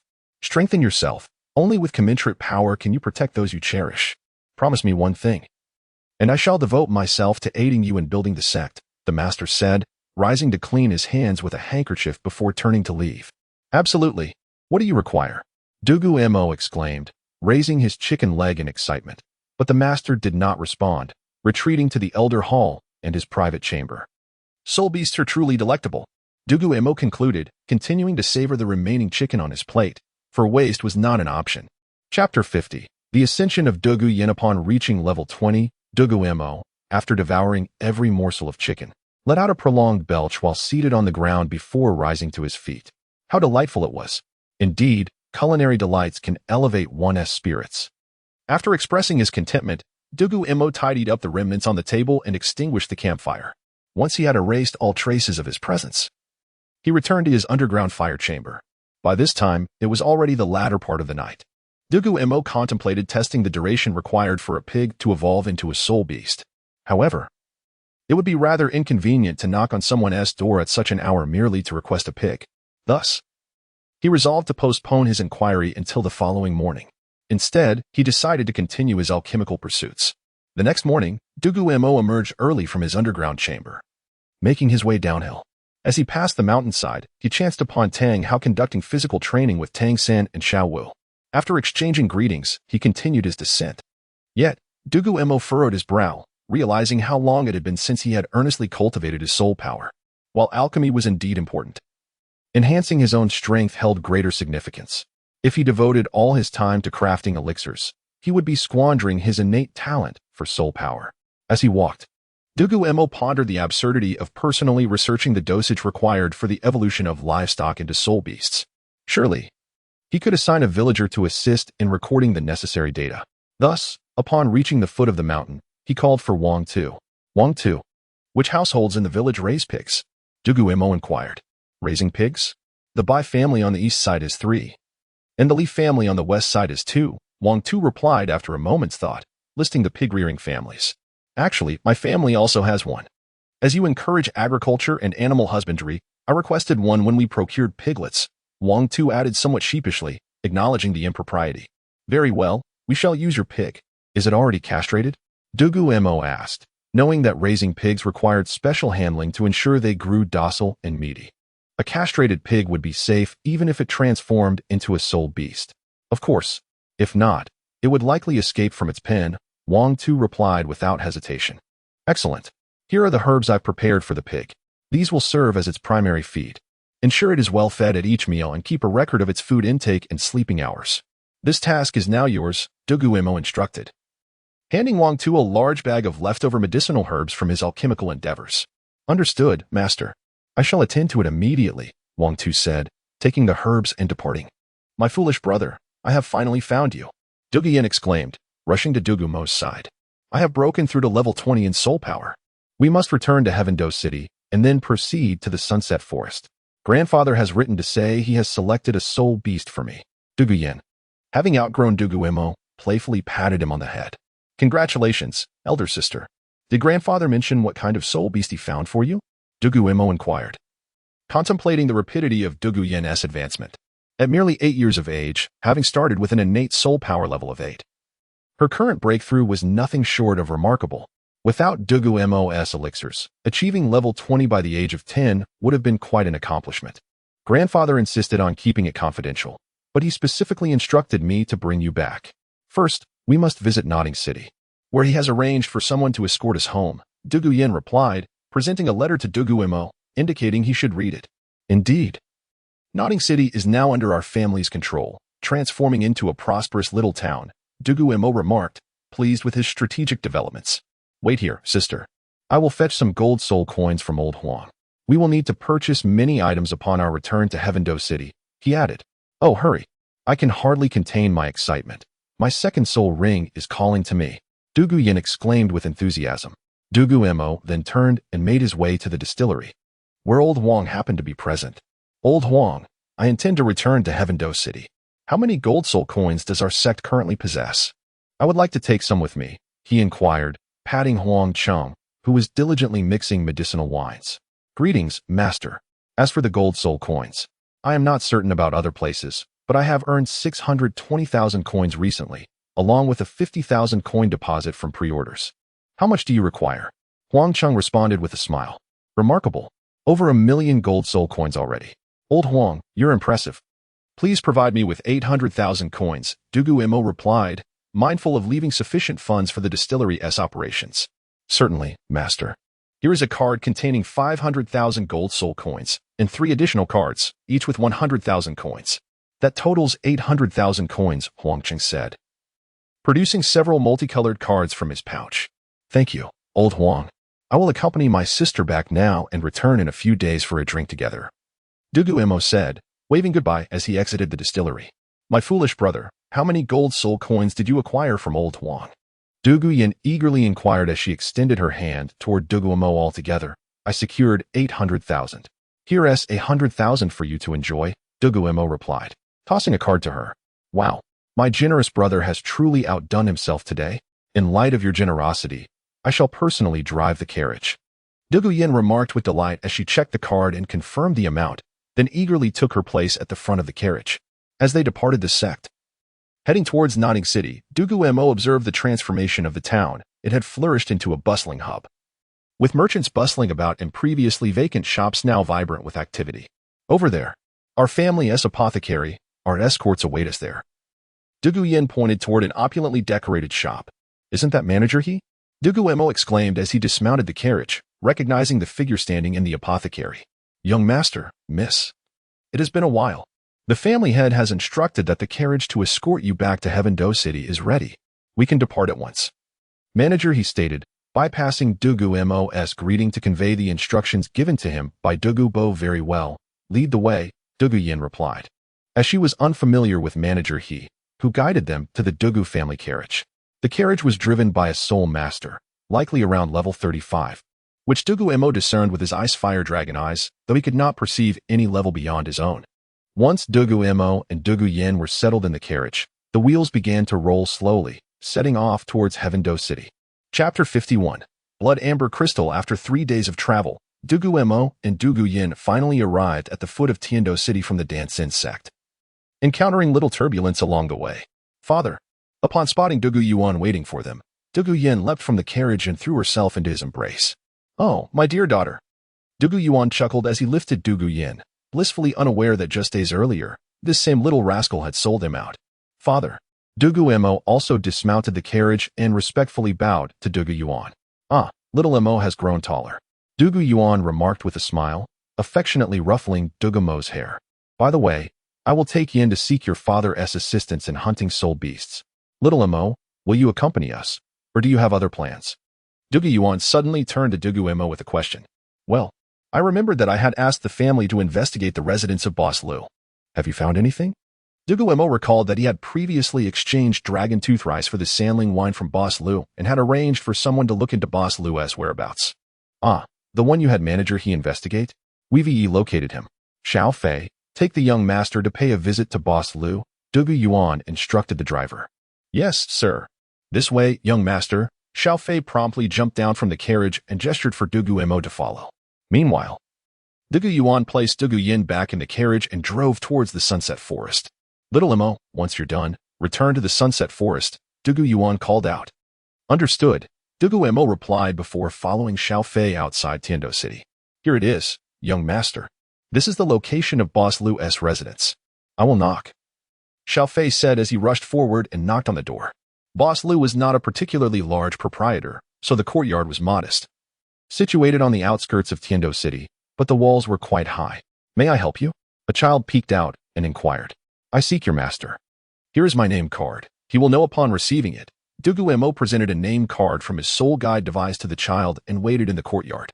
Master Dugu, please come in.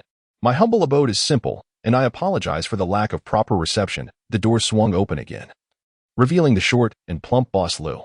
No need for formality. Let us converse inside, Dugu Mo replied with a smile. Come in, Master Dugu. Boss Lu ushered him into the house. Once in the reception room, they both took their seats. Master Dugu, you've come regarding the bag of rice I previously provided. Haven't tea you? Boss Lu said, pouring tea while smiling. Indeed, Boss Lu. I wish to see where this rice is cultivated, Dugu Mo responded, lifting his teacup with a smile.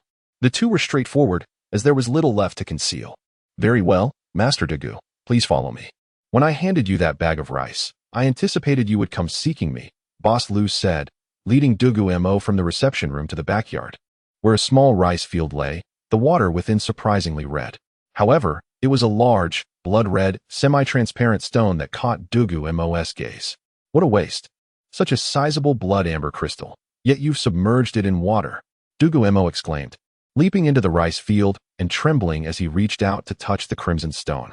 Master Dugu, how much do you think the stone is worth in gold soul coins? Boss Lu asked with a grin, standing at the edge of the water. Boss Lu, it seems you are fortunate. Had anyone recognized this item, your family would have long been in trouble, Dugu Mo replied, regaining his composure and casting a sly smile at Boss Lu. Master Dugu, I wish to offer this stone as a token to join your sect. What do you think? Boss Lu, sensing Xiao Fei approaching, nervously revealed his true intentions. You wish to join the sect? You might be a bit too old for that. What of your child? Allow them to join instead. Furthermore, Boss Lu, I would like to appoint you as our sect's purchasing manager to help us procure supplies. Your child may receive the finest training at the Dancian sect, Dugu Mo suggested thoughtfully. Though the stone before him was of great value, Boss Lu remained oblivious, and the terms Dugu Mo offered were already quite generous. Ah, that sounds splendid. Let me package this stone for you. Boss Lu's excitement was palpable as his features quivered. Henceforth, I shall refer to you as Old Lu. Your physique indicates you've thrived on that rice, rich in soul energy, yet you are unable to absorb it, resulting in the accumulation of excess weight. I shall draft a prescription for you. Procure some herbs from the apothecary, brew them, and you shall be well, Dugu Mo remarked, observing Boss Lu's trembling belly and face. Xiao Fei, come help lift this stone. I will store it in my soul guide device. Dugu Mo called to the awestruck Xiao Fei. Coming, young master, Xiao Fei replied, promptly entering the water to assist Dugu Mo in lifting the stone, successfully allowing Dugu Mo to store it within his soul guide device. Old Lu, here is my name card. Without this stone, the dragon tooth rice cannot thrive. Perhaps you should consider relocating your family to Notting City? Dugu Mo suggested. Absolutely, Sect Master. I shall gather my belongings and bring my family to Notting City at once. Boss Lu responded enthusiastically. Dugu Mo, with a wry smile, took out a pen and paper to write a prescription for Boss Lu's weight concerns. Handing it over before departing with Xiao Fei. Once outside the courtyard, Dugu Mo's face flushed with excitement. He had struck gold. Xiao Fei, we must return to the Sunset Forest at once to find my grandfather. Arrange for a carriage, Dugu Mo urged with exhilaration. Yes, young master, I will do so immediately. Xiao Fei replied, scurrying off to find a carriage not far away. Dugu Mo climbed onto the carriage with great effort, and the two set off towards the Sunset Forest. Chapter 52. Ning Fengji's arrival. The carriage of Dugu Mo swiftly arrived at the setting sun forest, and he adeptly leaped down from the vehicle. Xiao Mo, you're back, Wenyu exclaimed as she peeked out from the kitchen. Upon recognizing Dugu Mo, she hurriedly dashed out and embraced him. Mom, please put me down first. I need to find Grandpa about something important. Dugu Mo playfully stuck out his tongue at Wenyu. Your grandfather has taken your sister to hunt soul beasts. They will be back in a while. Your father went with them too. Let us eat first, Wenyu said with a smile, carrying Dugu Mo back into the house and setting the deliciously prepared dishes on the table. Thank you, Mom. Long live my mother. Dugu Mo exclaimed joyfully, raising his hands in delight at the sight of the appetizing meal. Since Dugu Bo is not at home, there is no rush to polish the blood amber crystal. You little rascal, let us eat. I have no idea when your grandfather will return. Wenyu chuckled as she affectionately ruffled Dugu Mo's hair and placed a piece of meat into his bowl. Mom should eat too. Dugu Mo reciprocated by serving Wenyu a piece of meat, and the mother-son duo shared a warm meal together. By the way, Xiao Mo, what do you need to talk to your grandfather about? Wenyu suddenly inquired. Mom, I found a marvelous treasure that needs Grandpa's help to be polished into accessories. This item not only aids in the slow enhancement of soul power, but also raises our bloodline level. Since our family comprises snake-type soul beasts, it may allow us all the possibility of evolving into dragons, Dugu Mo explained, pulling out a small stone that had fallen from a large rock from his soul guide device and handing it to Wenyu. Wenyu took the stone, lifting it above her head to catch the light from the soul guide lamp. The stone was particularly crystalline and extraordinarily beautiful. When she infused it with her soul power, it surprisingly emitted a faint fragrance. This stone is quite remarkable, Xiao Mo. You should keep this one for yourself, your father, and I don't need something so exquisite. Wenyu said, gently inhaling the scent before hastily pushing the blood amber crystal back towards Dugu Mo. Mom, I have plenty more. My goal is to carve out 5 bed boards so that each of us in the family can use the blood amber crystal boards.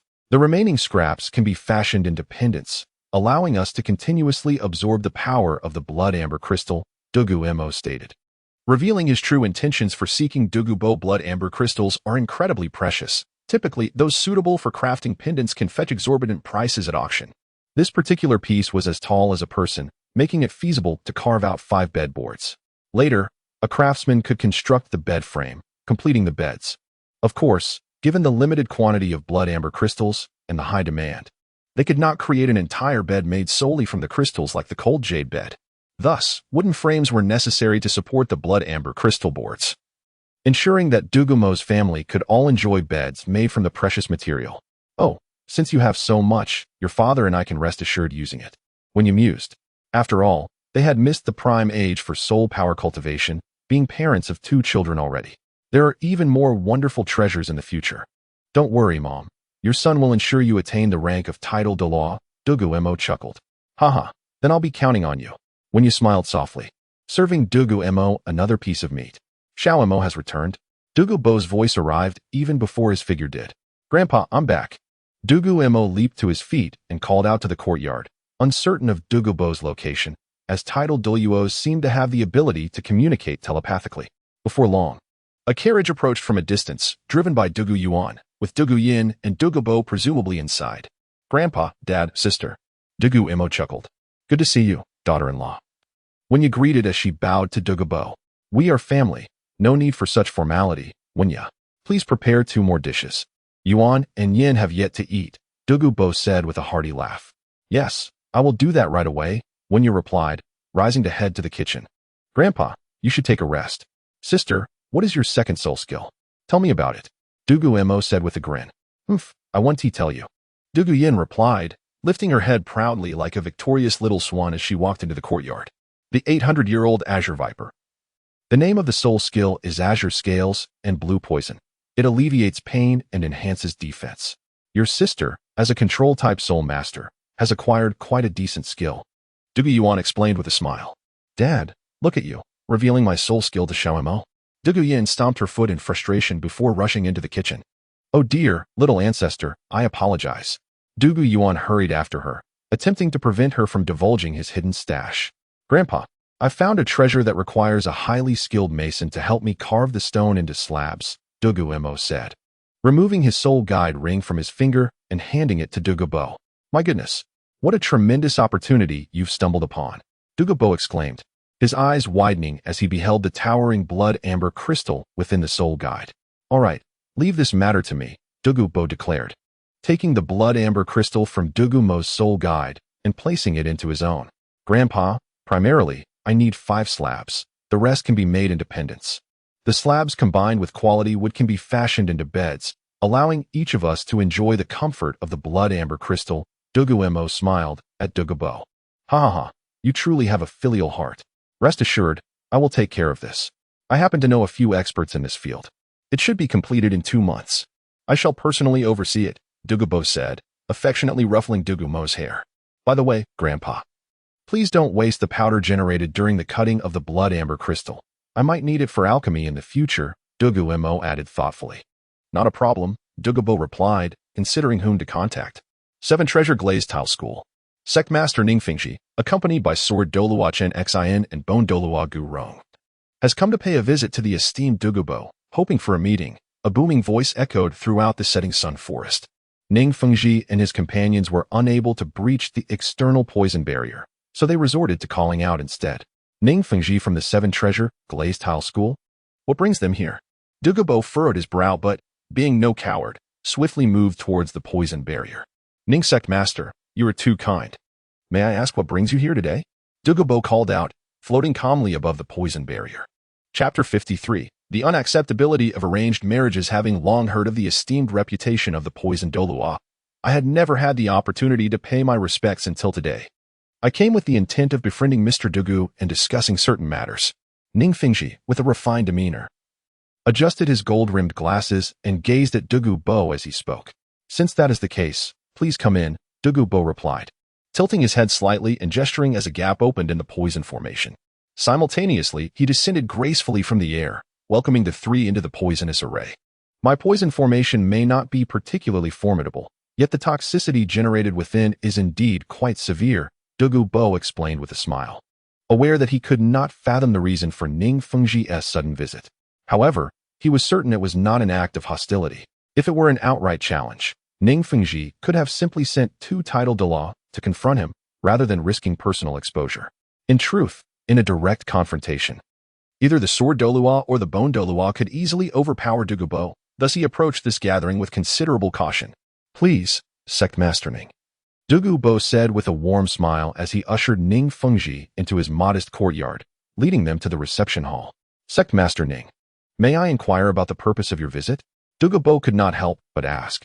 Your grandson, Dugu Mo, has established a sect in the Fasnuo province, and the 3-spirit wine they brew has significantly impacted the business of our Yanji wine, Ning Fengxi replied with a slight smile, fixing his gaze intently on Dugu Mo. What do you mean? Are you attempting to compete with the younger generation? Dugu Mo looked at Ning Fengxi in surprise. Certainly not. Ning Fengxi replied with a smile, but, given your immense responsibilities as Sect Master Ning, I presume there must be further matters at hand. Indeed, there is. But I must first ascertain your grandson Dugu Mo's thoughts on the matter. Ning Fengji continued, still smiling. Concerning young Mo, please ask him to join us. Dugu Bo instructed his son, Dugu Yuan, who stood outside. Upon hearing Ning Fengji's voice, Dugu Bo directed Dugu Yuan to bring Dugu Mo and Dugu Yin down, mindful that the two children were still quite young. Yes, father, Dugu Yuan responded before departing to locate Dugu Mo Senior Dugu. The true purpose of my visit is to facilitate a budding romance between my daughter and your grandson, culminating in a marriage proposal, Ning Fengji said with a smile. A marriage proposal?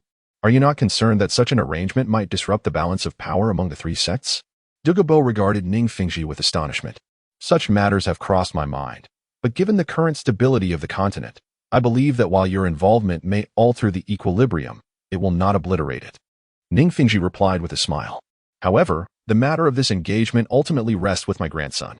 I wish for him to make his own decisions regarding marriage.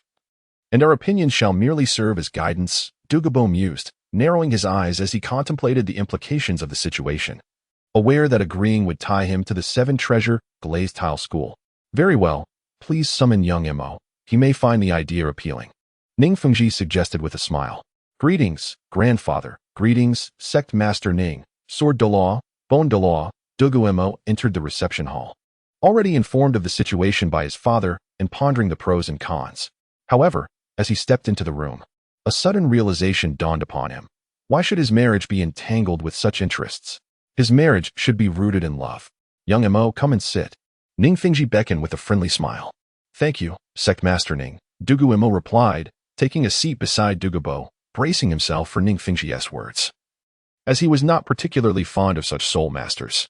Young Mo, my daughter is of a similar age to you, being a few months younger. And thus I wish to arrange a marriage between you. What do you think? Ning Fengji's smile radiated warmth. If it were any other child, they might have succumbed to such an overture, but this approach bore no effect on Dugu Mo, who remained unresponsive. Uncle, arranged marriages are not advisable. And I am still quite young, Dugu Mo replied firmly, his expression serious as he regarded Ning Fengji. And what shall we say regarding the matter of you encroaching on my business in the Fastnuo province? Ning Fengji leaned closer, his eyes fixed on Dugu Mo. Is Sect Master Ning truly concerned about such trivial business? Dugu Mo retorted, holding his head high, refusing to meet Ning Fengji's gaze. Ha ha ha, how amusing.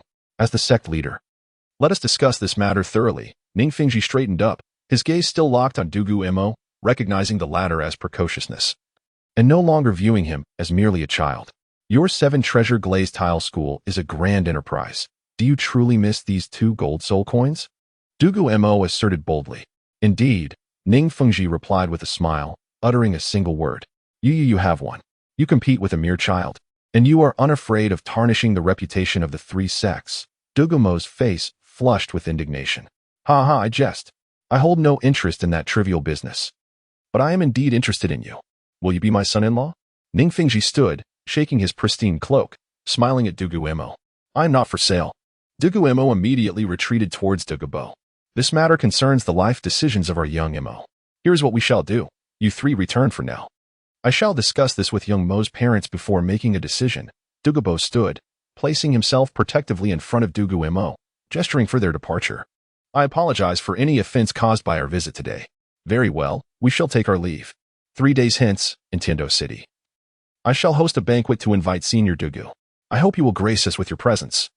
Ning Fengji said with a smile as he rose alongside the 2 titled Douluo, making their way out. Certainly, certainly. Yuan, see Sect Master Ning off. Dugu Bo called out to Dugu Yuan. Yes, father. Sect Master Ning. This way, please. Dugu Yuan guided Ning Fengji and his companions out of the poison formation. As Dugu Bo watched them depart, he turned to Dugu Mo and inquired, Little Mo, do you wish to form an alliance with the Seven Treasure Glazed Tile School? Not at all. Dugu Mo replied resolutely. Should he one day traverse the continent and genuinely fall in love with Ning Rongrong, perhaps he would consider proposing to the Seven Treasure Glazed Tile School, but for now, he had yet to even meet her. To propose would be sheer nonsense. Chapter 54. The Remedy for the Seven Treasures Glazed Pagoda Supplemental Update. Ning Fengji intends to unite his own daughter with you, not solely because of his affection for you, but also due to his regard for me. Should this alliance succeed, both of us would likely find ourselves as members of the Seven Treasures Glazed Sect, a strategy that serves dual purposes. Ning Fengji is quite the strategist. Dugu Mo chuckled softly and patted Dugu Mo's head, remarking, "Grandfather, Ning Fengji harbors considerable ambition. Yet, our Dugu clan remains rather feeble. If this union were to materialize, it would be unwise to hastily entangle ourselves with the upper three sects in the spirit hall." Dugu Mo sighed as he sat down, speaking earnestly. He feared that if Dugu Mo were to consent to the marriage, he would have no opportunity to retract his agreement. While the Dugu family is among the foremost noble houses within the Heaven-Do Empire, they pale in comparison to the long-established sects of the upper three, whose legacies span countless years. "I did not expect your insight to be so profound," Dugu Mo continued. 6 years ago, the decisive battle between the Spirit Hall and the Haotian sect resulted in significant losses for nearly all factions. Consequently, everyone is focused on internal development over these past 6 years. The future promises at least another decade of stability. Ning Fengji aims to utilize this decade to elevate the strength of the Seven Treasures Glazed sect. Dugu Mo, affectionately holding Dugu Mo, explained these intricacies to him. As the likely future head of the Dugu family, Dugu Mo, with his remarkable talent and intelligence, is the sole candidate worthy of cultivation. This is why Dugu Mo chose to impart such knowledge to him from a young age. Thus, the Seven Treasures Glazed sect has deemed this moment opportune for an alliance, as the major sects lack the capacity for further conflict and require time to recuperate. By acquiring a title Douluo at this juncture, the Seven Treasures Glazed sect's standing in the continent would be significantly enhanced, Dugu Mo elaborated. Moreover, as a supportive sect, the Seven Treasures Glazed sect has reached a developmental impasse. To transcend this barrier, they require a new generation capable of upholding their legacy, and you are the quintessential candidate. By securing you, they also gain an additional title Douluo, making this a remarkably lucrative endeavor, Dugu Mo added. "Young Mo, how well does this dual-purpose strategy serve us?" Dugu Mo inquired with a smile, ruffling Dugu Mo's hair. "How could I ever unite with someone I've never even met? By the way, grandfather, the sect master's daughter of the Seven Treasures Glazed sect cannot marry outside the sect, can she? If an alliance were to occur, it would require me to become a member of their family." Dugu Mo suddenly pondered, realizing that with Ning Fengji having only one daughter, Ning Rongrong, her marriage would leave the sect without an heir. "Indeed, that is the intention, to have you marry into their family," Dugu Mo replied with a knowing glance at Dugu Mo. "Then I absolutely cannot agree," Dugu Mo exclaimed, leaping from his seat at the thought of entering into such a union. "This is a matter of dignity. I cannot consent." "I concur. The Seven Treasures Glazed sect is a murky pool. Even if I were to join, it would be perilous to extricate oneself unscathed. Hence, this union cannot proceed," Dugu Mo stated firmly, tapping the table with his knuckles.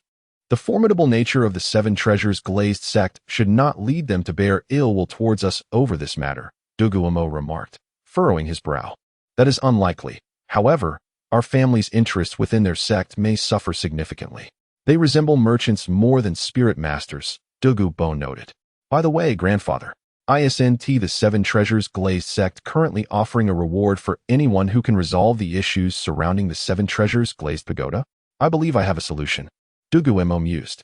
"Indeed, if we can resolve the issues of the Seven Treasures Glazed pagoda, they would owe us a favor and would likely not create difficulties for us in business," Dugu Mo concurred. It was precisely because Dugu Yuan was still alive that Dugu Mo felt no sense of detachment from these affairs. 9-leaf dragon orchid. Dugu Mo produced a jade box containing a delicate pink orchid.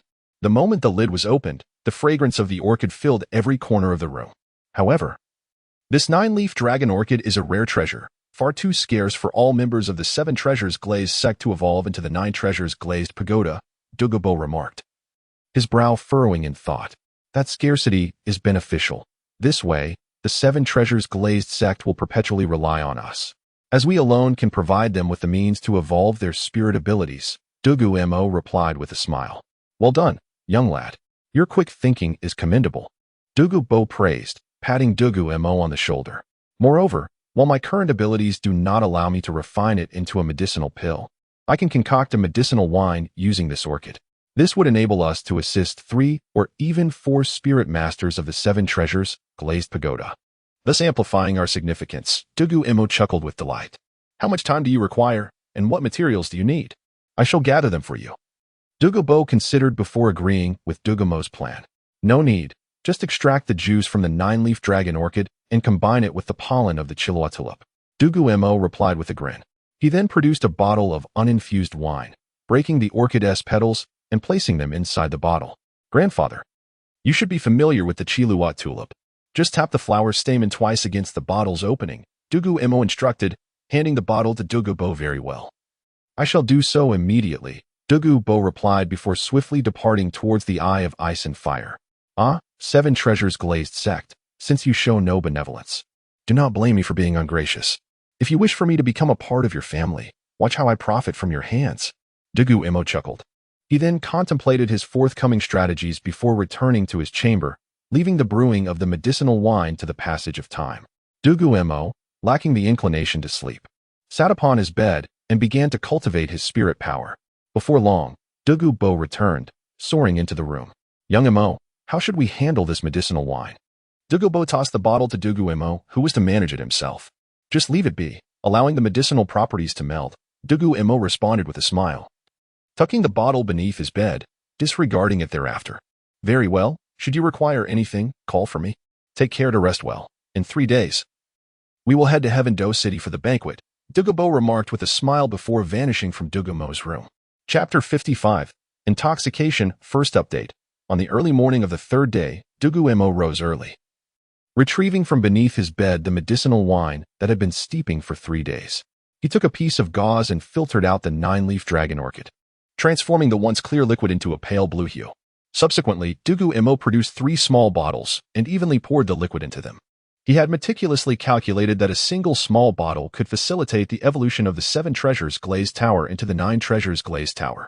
Although the issue of the 7 treasures glazed tower's evolution had troubled the 7 treasures glazed sect for countless generations, the 9-leaf dragon orchid was specifically designed to address this dilemma, primarily aiding in the breakthrough of bloodline constraints, which was the reason for Dugu Mo's choice. In truth, the Chiluot tulip served as the optimal solution for the 7 treasures glazed tower, not only enabling the evolution of martial souls, but also enhancing the innate talents of those who consumed it. However, the crux of the matter lay in Dugu Mo's reluctance to part with such a precious item for the sake of the 7 treasures glazed sect, as the Chiluot tulip was also one of the main ingredients in Longmen wine. Thus, Dugu Mo's true motive for withholding the Chiluot tulip was to reserve the finest resources for his own kin. Xiao Mo, are you ready? We are about to depart. Dugu Bo called from the window. I am prepared. I have transferred the 9-leaf dragon orchid liquid into the 3 bottles, Dugu Mo replied with a smile, holding up one of the small bottles. Hurry and change your clothes. We shall set off immediately, Dugu Bo remarked, noticing that Dugu Mo had yet to change. He then proceeded to prepare the horse-drawn carriage. Dugu Mo stored the bottles in his soul guide and found a suitable outfit to wear before seeking out Dugu Bo. Dugu Bo personally drove the carriage from the Sunset Forest, setting their destination as Tiandou City. The two remained silent during the journey, each lost in contemplation of the events that lay ahead. Before long, the carriage arrived at the foot of Tiandou City. Dugu Bo led Dugu Mo into the city. Under the command of the poisoned Douluo, I await the esteemed elder to escort him to the tavern. A man clad in black and wearing a white mask respectfully greeted Dugu Bo and gestured for him to proceed. Ning Fengji had chosen the most opulent establishment in Tiandou City, the Tiandou Royal Tavern, for the gathering. Elder Dugu, the sect master awaits you on the 2nd floor. Another middle-aged man at the tavern entrance greeted Dugu Bo with a smile. The sect master certainly commands a grand presence, Dugu Bo remarked wryly to Dugu Mo. It's only fitting for the leaders of the top 3 sects. Dugu Mo replied with a slight smirk as they ascended to the 2nd floor, which was conspicuously empty, indicating that Ning Fengji had reserved the entire venue. Elder Dugu, this way, please. Ning Fengji promptly stood to welcome Dugu Bo, guiding him to a table. No need for such formality, sect master. Let us sit together, Dugu Bo replied with a smile. The ensuing conversation consisted of a few exchanges between Dugu Bo and Ning Fengji, though Dugu Bo, being somewhat reclusive, was not particularly adept at conversing. By the way, Elder Dugu, what are your thoughts on the marriage between Mo and my daughter? Ning Fengji inquired suddenly. As for that matter, let's leave it be. My Xiao Mo insists on finding his own partner, Dugu Bo chuckled. Very well, then we shall let it rest, Ning Fengji replied, furrowing his brow as he regarded Dugu Bo. Although Dugu Bo held the title of a titled Douluo, Ning Fengji did not hesitate to impose certain boundaries, as the top 3 sects were not to be disregarded by a solitary titled Douluo. Nevertheless, we have other business to attend to. Xiao Mo, Let Sect Master Ning see the potion I concocted for him, Dugu Mo said, glancing at Dugu Mo, who was nearly dozing off beside him. What? Dugu Mo jolted awake, shaking his head in confusion. The medicinal wine? Dugu Mo whispered. Oh, right. Dugu Mo hastily retrieved a small bottle from his soul guide and handed it to Dugu Mo. It is said that the Seven Treasures Glazed Sect has a bounty. Coincidentally, I recently developed a medicinal wine that can aid in the breakthrough of the Seven Treasures Glazed Tower. Dugu Mo stated with a grin as he uncorked the bottle and presented it to Ning Fengji. Ning Fengji was taken aback, glancing at the sword Douluo and bone Douluo. Sect Master, we should find someone to test it, bone Douluo rasped from beneath his black cloak. Uncle Ning. Please summon Ning Su, Ning Fengji said, suddenly exhilarated. He realized that Dugu Mo, being the poison Douluo, possessed a unique understanding of medicinal applications. Perhaps he truly had a remedy for his martial soul's challenges. If Dugu Mo's potion could indeed facilitate the evolution of the Seven Treasures Glazed Tower into the Nine Treasures Glazed Tower, Ning Fengji's age at the time of breaking through to a titled Douluo would surpass the record set by Tang Hao. Yes, Sect Master, came the response from outside, followed by the sound of footsteps fading away. Dugu brother, you truly are a master of poison. Will there be any adverse reactions to this medicinal wine? Or anything detrimental to one's health? The sword Douluo suddenly asked, fixing a sharp gaze upon Dugu Mo. Well, there aren't any significant side effects. Except that the alcohol content is rather high, consuming an entire bottle would likely result in inebriation. Other than that, there should be no issues, Dugu Mo replied, standing to meet the sword Douluo's scrutiny with a smile. The sword Douluo turned to look at Dugu Mo. I see. Dugu Mo met the sword Douluo's gaze and discerned countless sharp intents within his eyes. The sword Douluo meant no harm. It was merely a test of Dugu Mo's courage. Although momentarily taken aback, Dugu Mo furrowed his brow as the ice fire dragon eyes emerged, steadfastly confronting the sword energy as he fixed his gaze upon the sword Douluo. You are quite impressive, the sword Douluo remarked, a smile curling at the corners of his mouth as he withdrew the sword energy from his eyes. Sect Master, did you call for me? A refined middle-aged man, resembling Ning Fengji, inquired as he approached. Uncle Ning, I must trouble you to test the potion, Ning Fengji said with a wry smile, pushing the bottle towards Ning Su.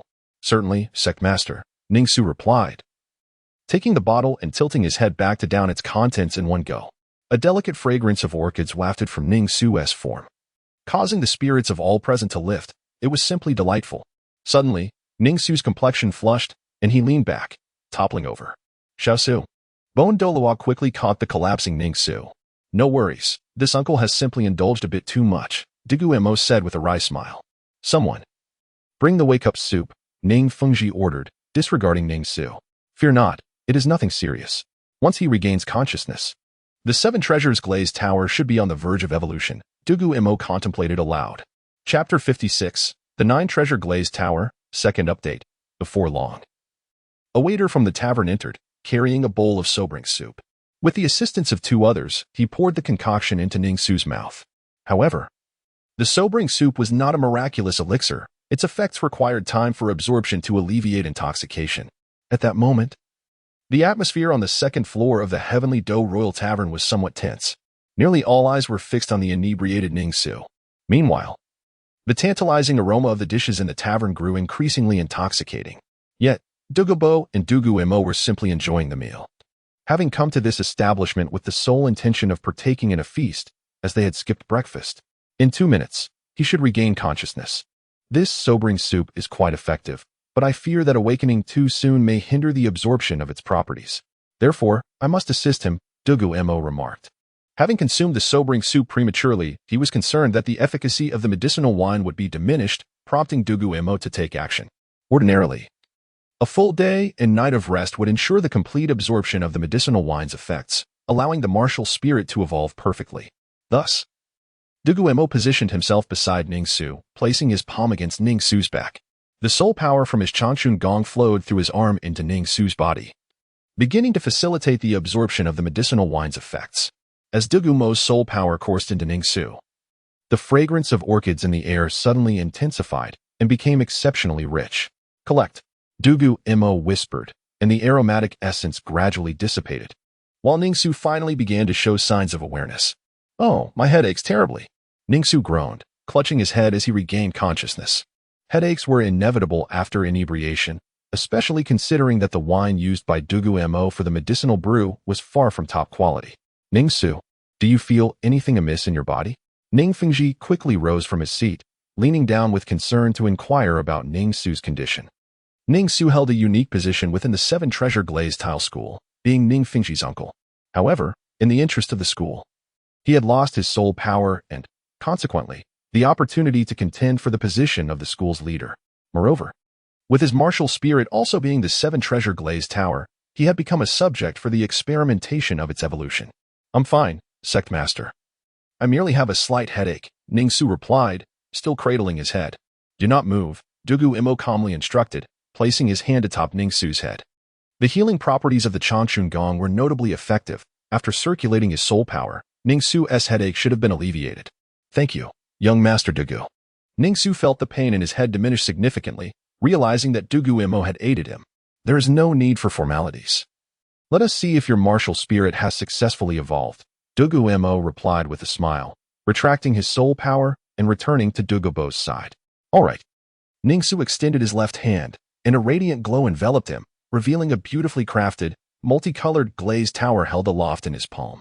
1, 2, 3, 4, 5, 6, 7, 8. Ning Fengji's eyes widened in astonishment. 9. He could hardly believe it. The evolution had indeed reached the 9th tier. Stunned, Ning Fengji staggered back 2 steps and collapsed into his chair, his gaze fixated on the resplendent, glazed tower before him. Ha! I have succeeded. I have transcended to the 9-treasure glazed tower. Ning-su exclaimed, exhilarated as he beheld the tower in his hand. However, as his remaining soul power was completely expended, the 9-treasure glazed tower flickered twice before dissipating into soul power and returning to Ning-su's body. I extend my gratitude to Brother Dugu for the medicinal wine today. I apologize for my rudeness, Sect Master Ning. I shall have to invite you again another day. Sword Douluo stood, glancing at Dugu Mo and offering a slight bow. There is no need for formality. Since Sect Master Ning is indisposed today, I shall take young Mo and depart. Until we meet again, Dugu Mo said with a smile as he led Dugu Mo away. Before departing, however, Dugu Mo left 2 remaining bottles of medicinal wine on the table for Ning Fengji. Uncle Jian, Uncle Gu, I have finally succeeded. I have evolved into the 9-treasure glazed tower. Ning Fengji's eyes brimmed with excitement, gripping Sword Douluo's arm, his gaze rekindling with fervor.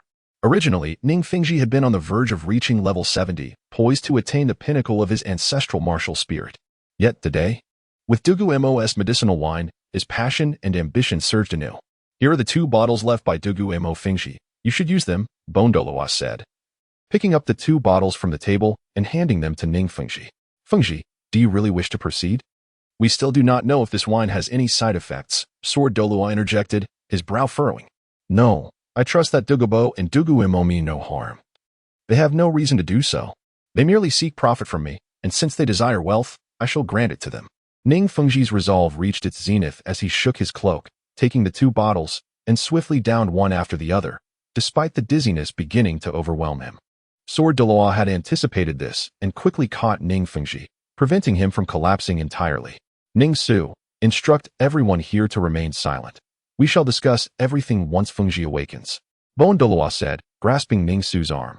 Sword Douluo then burst through the window, soaring into the sky, while Douluo followed closely behind, heading towards the nearest outpost of the 7-treasure glazed tile school to ensure the safety of the unconscious Ning Fengji.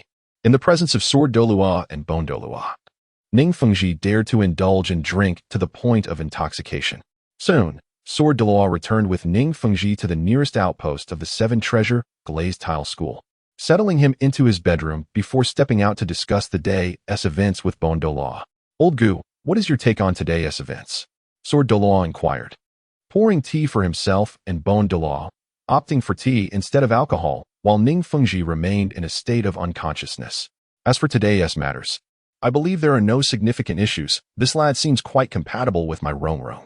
Though young, he handles affairs with remarkable savvy and possesses considerable capability, Gu Rong commented, removing his cloak to reveal his weathered features, a smile gracing his lips as he spoke to Sword Douluo. You know I was not referring to that. I meant the Dugu family.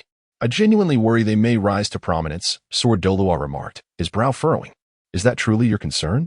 Shouldn't your heart only be set on the sword? Bon Douluo chuckled, sipping his tea as he addressed Sword Douluo. Chapter 57. Warm Spirit White Jade Sandalwood. First update. Dugu Mo returned to the setting sun forest with Dugu Mo, for they had little else to attend to. The matters concerning the Seven Treasures glazed tile school had reached a temporary conclusion, and the threats from that quarter had mostly dissipated. Should the Seven Treasures glazed tile school persist in their folly against the Dugu family, both Dugu Mo and Dugu Mo would not hesitate to take decisive action.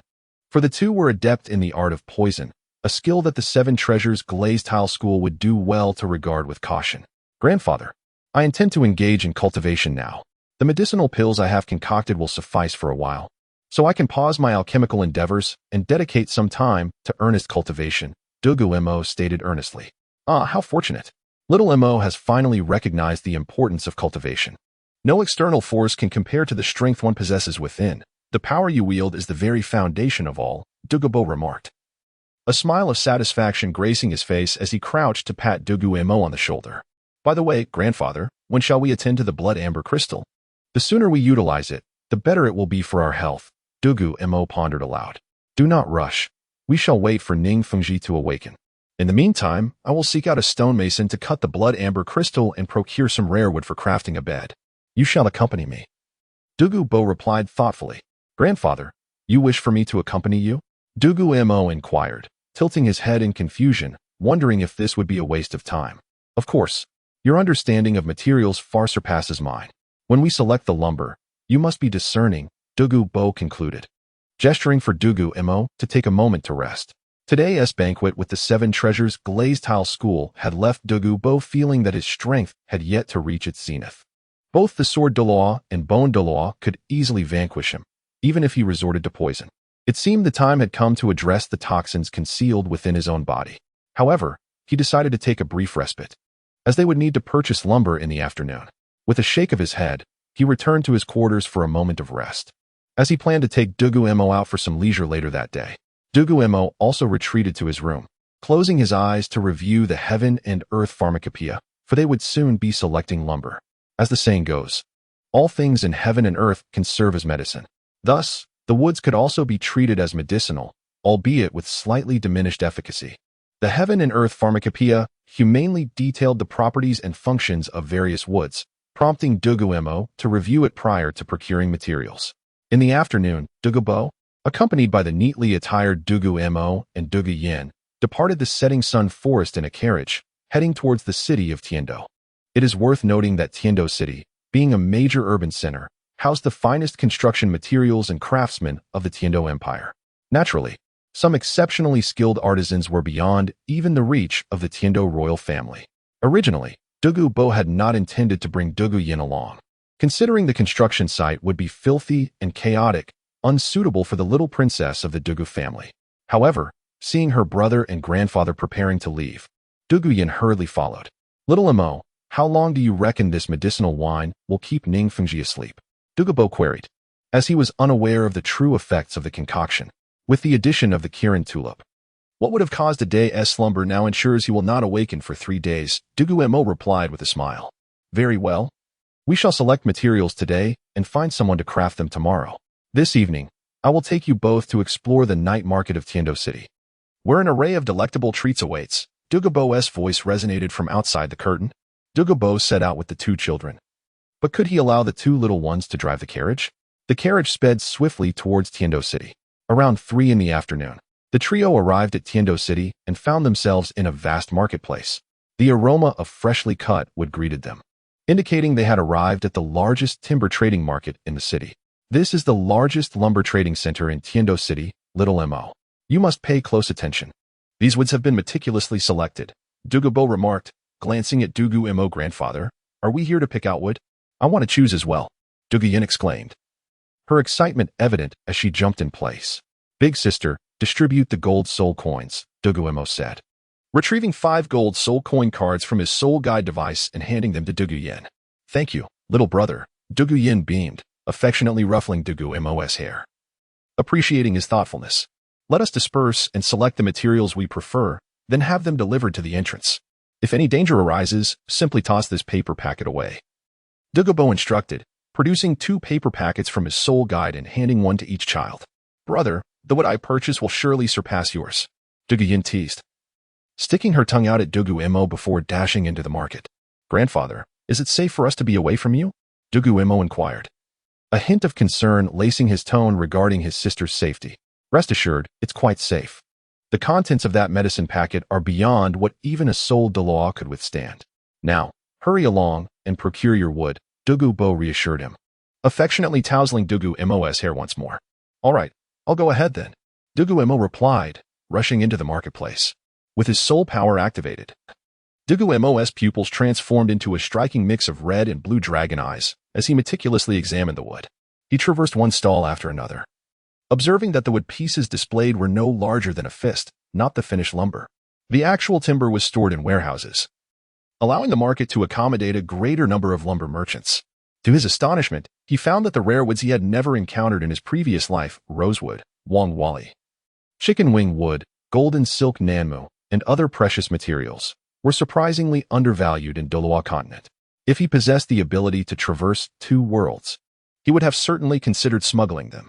However, Dugu Mo understood that these woods did not possess properties that aided cultivation or enhanced one's prowess. They were merely aesthetically pleasing. Thus, after a brief survey, he resumed his search for the materials he truly required. After wandering through a significant portion of the market without any fruitful discoveries, Dugu Mo remained undeterred, knowing that rare materials were hard to come by. If they could be found so easily, they would lose their value. "Brother, look at this piece of wood I have," Dugu Yin called out to Dugu Mo, presenting a piece of lumber she held aloft triumphantly. "Wow, big sister, your luck is truly extraordinary," Dugu Mo exclaimed, nearly losing control of his frustration at the seemingly unfair fortune. "Which stall did you get this from?" "I'll take all of this wood, and I'll pay them 10,000 for just one," Dugu Mo said excitedly, grasping Dugu Yin's hand. "Silly brother. I bought 6 pieces for just 100 gold soul coins. They're all gone. Why would they be so expensive?" Dugu Yin replied, her surprise evident, as she could tell from Dugu Mo's reaction that her choice was exceptional. 6 pieces. My heavens. What kind of place is Douluo continent?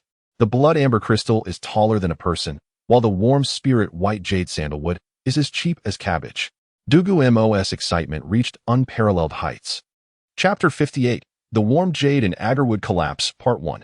Having lost the desire to continue browsing, Dugu Mo, accompanied by Dugu Yin, hurriedly approached the stall owner to acquire several pieces of wood. After all, such precious materials were safest in their possession. Dugu Mo inquired about the roots and leaves, but the stall owner informed him that they were sourced from others and thus unavailable. Though a sense of unease lingered in Dugu Mo's heart, he couldn't shake the feeling that the vendor still possessed the warm spirit white jade sandalwood. Nonetheless, that was a matter for another time, and he would certainly have someone investigate. Next, the vendor led Dugu Mo to the storeroom housing the lumber. Dugu Mo beheld 6 logs, each about the thickness of a bowl and nearly 2 meters long. They radiated warmth akin to a cozy stove, their surfaces smooth and translucent like white jade, exuding a lingering, fragrant aroma. As Dugu Mo's hand gently brushed against the wood, he felt a sense of comfort, envisioning that his future bed would be extraordinary. Once the wood was secured in the soul guide device, Dugu Mo and Dugu Yin stood at the entrance awaiting Dugu Bo, who soon arrived with another individual. "I've purchased several pieces of agarwood, known for its calming properties. What have you 2 little ones acquired?" Dugu Bo remarked with a smile before leading Dugu Mo and Dugu Yin to retrieve the agarwood. "Grandpa, let's discuss this later. My sister's luck is truly extraordinary," Dugu Mo replied with a wry smile. "Oh, very well. I shall first collect the agarwood, and then head directly to Old Lou's to craft a wooden bed." Dugu Bo contemplated aloud. Entering the storeroom once more, Dugu Mo found the abundance of lumber overwhelming.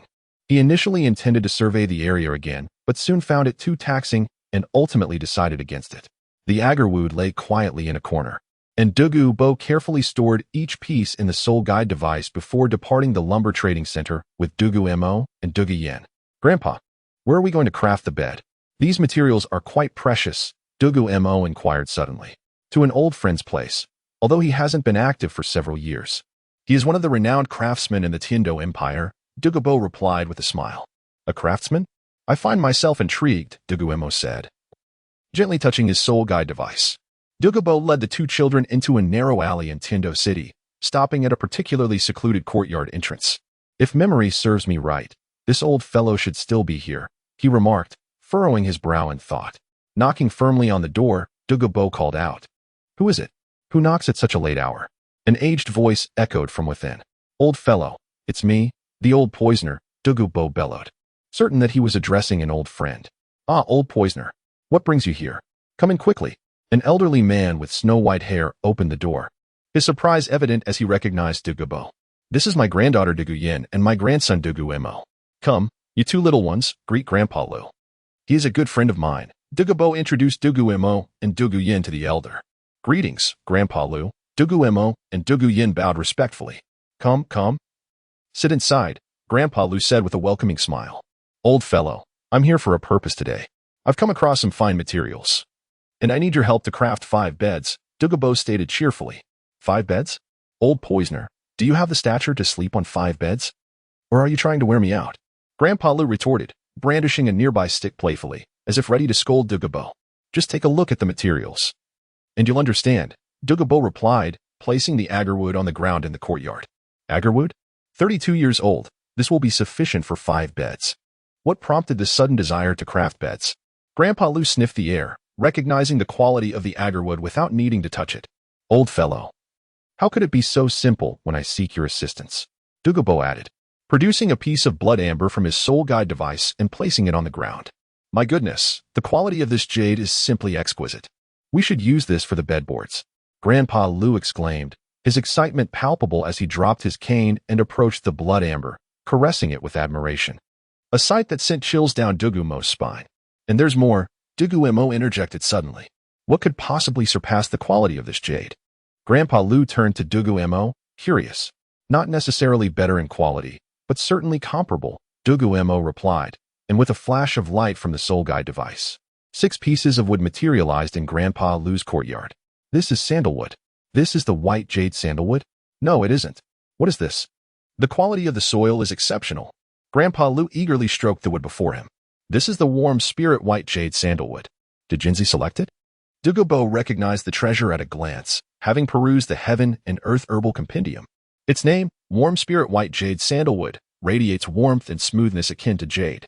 Truly, fine materials are indeed remarkable.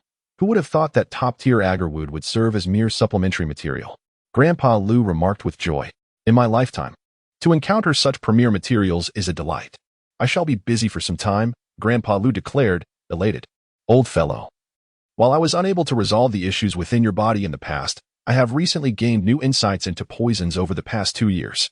Perhaps I could assist you in addressing your ailments. Dugu Mo suddenly grasped Grandpa Lu's wrist, stating earnestly. Take a break. If you hadn't misused medicine, would I have a head full of white hair?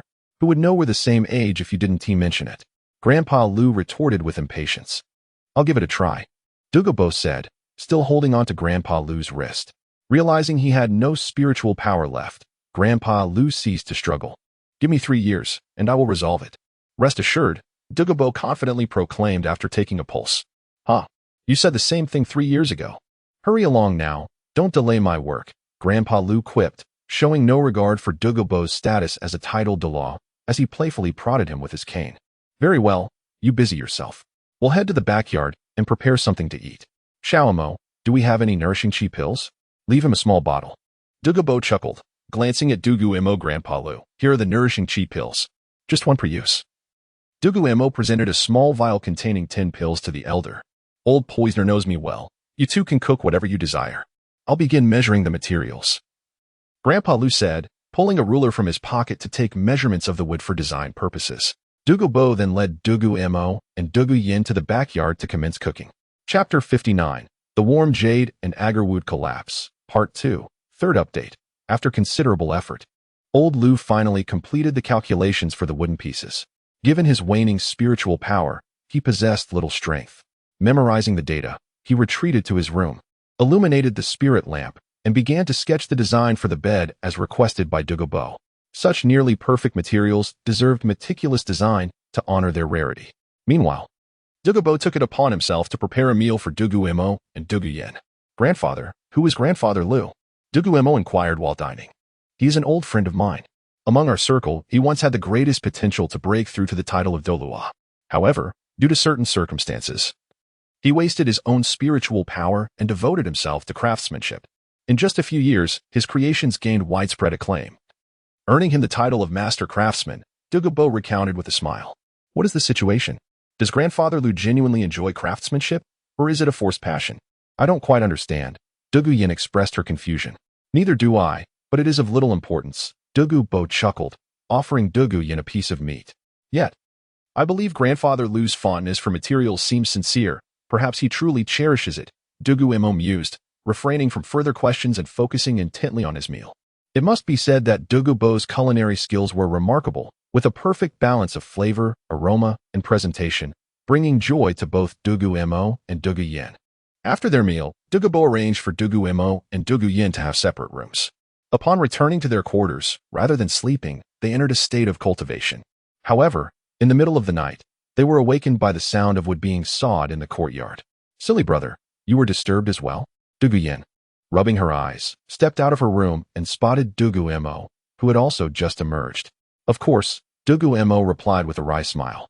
Grandfather Lu, let me help, he said, rushing towards old Lu, who was busy sawing wood. Help me polish the wood. Use this sandpaper, old Lu instructed. Tossing a piece of sandpaper to Dugu Mo. All right, Grandfather Lu. Dugu Mo found a piece of wood that old Lu had cut and began to sand it. A meticulous task. Seeing her brother at work, Dugu Yin could no longer contain her restlessness and joined him.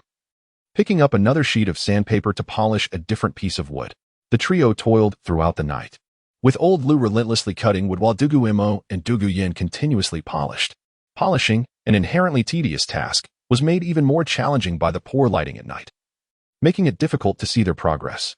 Dugu Yin considered giving up at least 10 times, but seeing her younger brother persist encouraged her to hold on. As dawn broke and the first rays of sunlight illuminated the courtyard, Dugu Mo and Dugu Yin gazed at their polished wooden pieces, which gleamed beautifully in the light.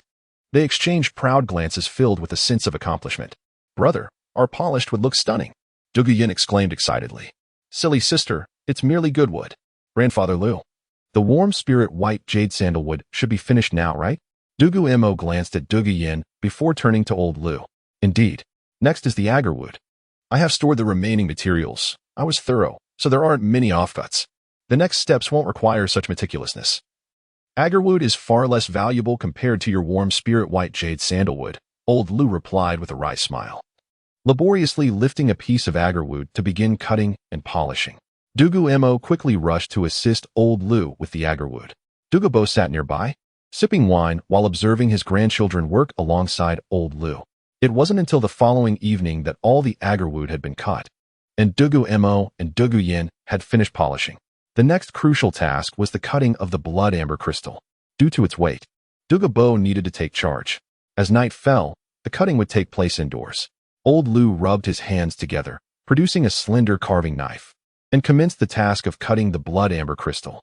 Although blood amber is a crystal formed from the sedimentation of time, its hardness, while not on par with diamonds, is still considerable. However, old Lu's martial spirit effortlessly sliced through the blood amber, swiftly creating a smooth surface that gleamed as if freshly polished. This martial spirit is astonishing. Dugu Mo commented in awe, the sharpness of the knife exceeding his expectations. Old man, did you take the pills I gave you yesterday? Otherwise, you might exhaust your spiritual energy. Dugu Mo reminded him urgently. Oh, does that restore spiritual energy? Old Lu raised an eyebrow, surprised at Dugu Mo's statement. He then retrieved a vial of pills from his pocket, poured one into his palm, and swallowed it with a gulp. Suddenly, a glimmer appeared in old Lu's eyes, and the blade in his hand transformed into a slender, nearly 1 meter long knife. With precision, he followed the pre-marked lines to cut the largest central slab of stone. His hands were steady, operating with the precision of a machine. With 2 swift strokes, a massive slab was severed, dividing the stone into 3 sections. Quickly, remove the central slab. Old Lu's complexion suddenly paled, and he retreated 2 steps to sit in his chair. He instructed Dugu Mo to separate the 3 pieces of stone and extract the central slab, as further cutting would not require the elongated knife. After catching his breath, he consumed another energy-restoring pill, causing the carving knife in his hand to enlarge once more, and he resumed cutting the remaining 2 stone pieces. This time, with 2 swift strokes, he cut 2 more slabs, expending less spiritual energy than before, yet his complexion remained pale. Chapter 60. The Warm Jade and Agarwood Bed, Part 2. Dugu Mo positioned 3 meticulously cut stone pieces against the wall, while the final block awaited the return of Old Lu to be carved. However, Dugu Mo, after careful observation, noted that Old Lu's condition bore some resemblance to Huang Qing's, albeit with notable differences. Huang Qing's affliction was a shattered Dancian, while Old Lu's issue appeared to be a disruption of his entire meridian system. Regardless of the specifics, healing either would necessitate the procurement of 4th-grade medicinal pills. Huang Qing required a 4th-grade restoration pill, specifically designed for Dancian recovery, whereas Old Lu needed a vitality pill, tailored for mending broken meridians. Yet, Dugu Mo mused that such considerations were mere fantasies for now, as he had yet to master even 1st-grade pills. Crafting 4th-grade pills would demand at least 2 to 3 years of diligent effort. "Let us proceed with the last piece of stone," he declared, ready to commence the cutting process. Old Lu, propping himself up, produced a sharp carving knife once more. The final piece of blood amber crystal was sliced open with 2 deft strokes, yielding 2 smooth slabs. "Old man, take a moment to rest." "There's no need to rush," Dugu Mo remarked, observing Old Lu's pallid complexion. "It's nothing at all. Such fine materials stir my heart.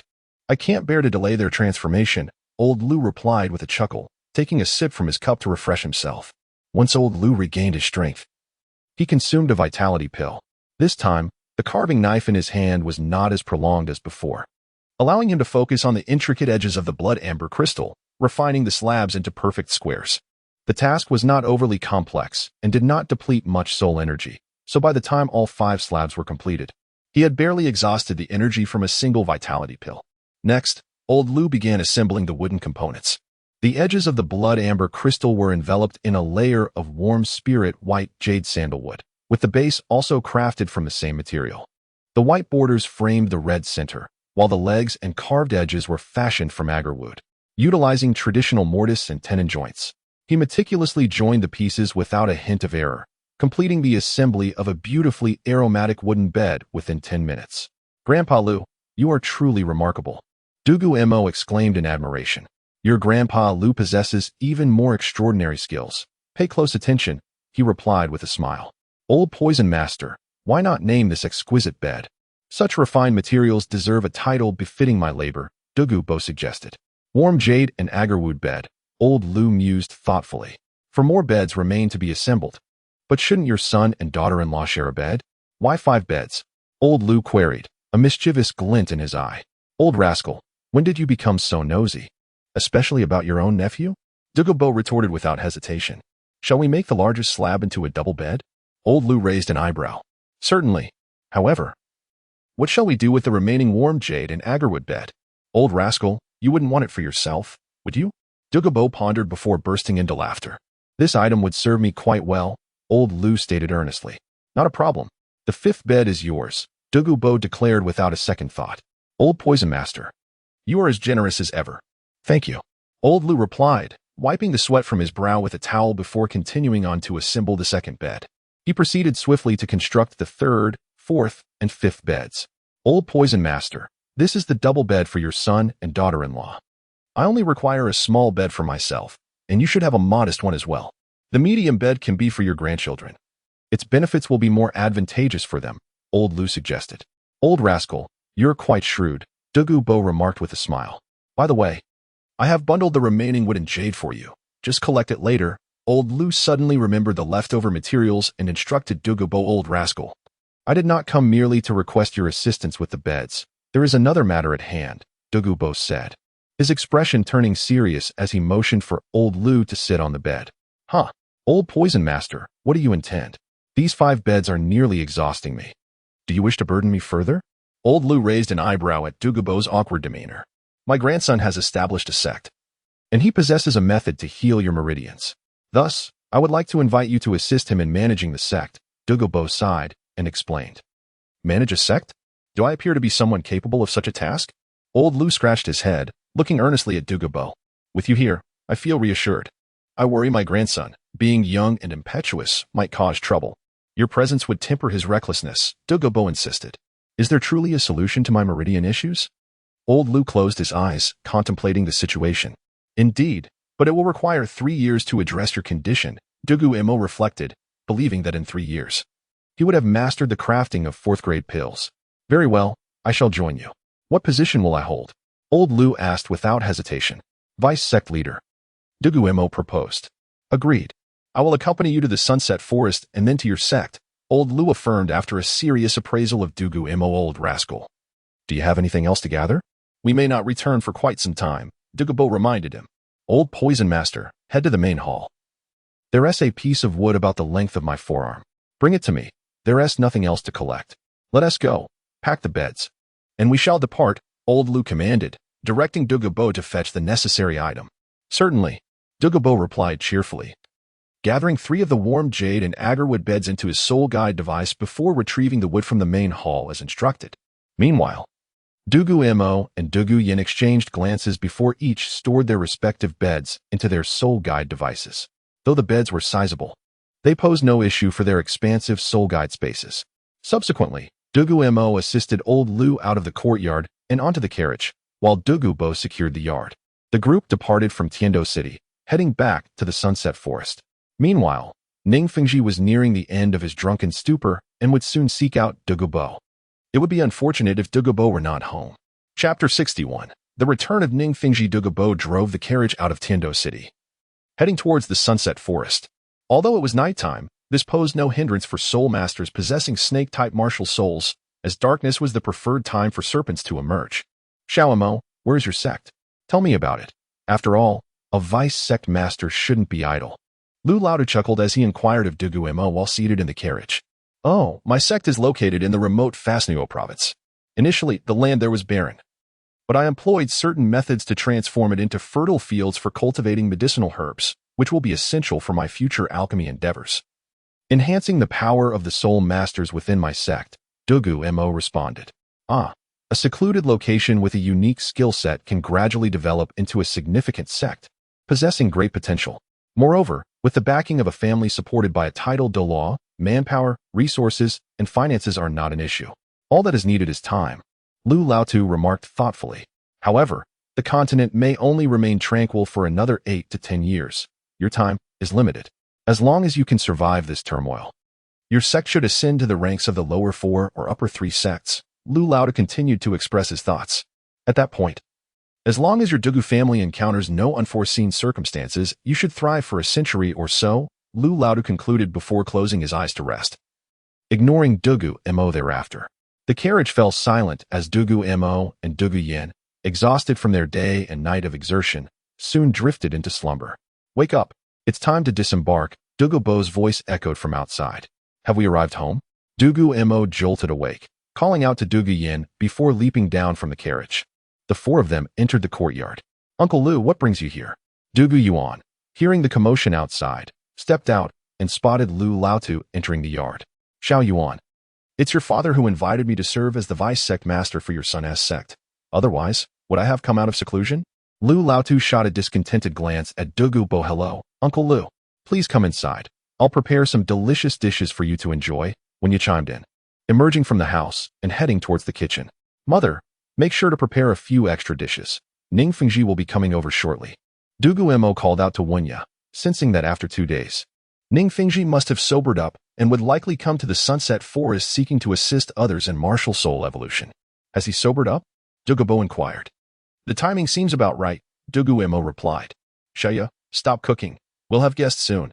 Old fellow, your timing is impeccable, just as you arrive.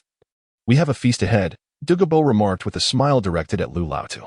How do you still have connections with the 7 treasure glazed tile sect? Old poisoner.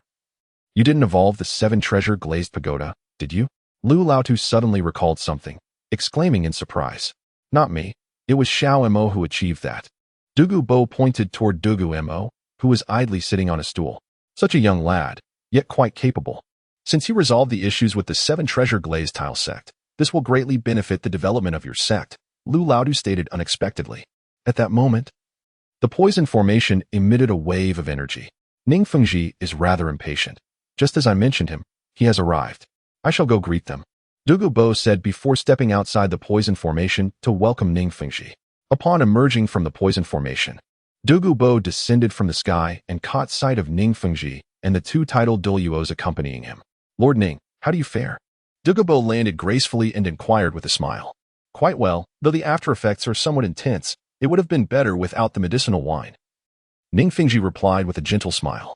Haha, Lord Ning is magnanimous. How could you not appreciate wine? Come, let us enter and take a seat, Dugu Mo said cheerfully, opening the poison formation to let Ning Fengji in. Not today. I shall host a banquet at the Tiandou Royal Restaurant. The other day was interrupted by unforeseen matters.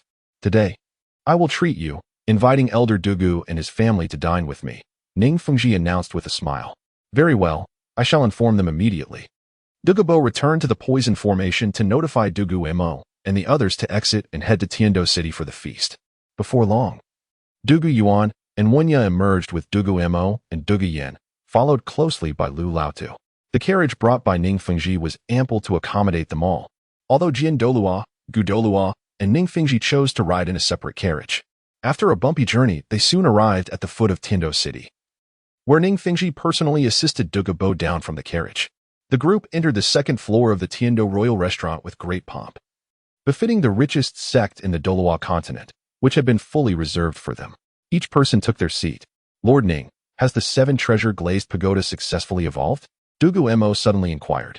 It has indeed evolved successfully, and I owe a debt of gratitude to young Master Dugu for his assistance, Ning Fengji replied with a smile, revealing a 9-layered 9-treasure glazed pagoda in his left hand.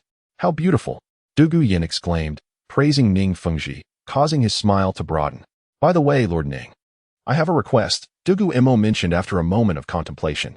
Young Master Dugu, please do not hesitate to ask. Whatever you require, I am at your service. Ning Fengji said, having realized that the medicinal wine he received might not have come from Dugu Mo but rather from Dugu Mo, thus making him more attentive to Dugu Mo's needs.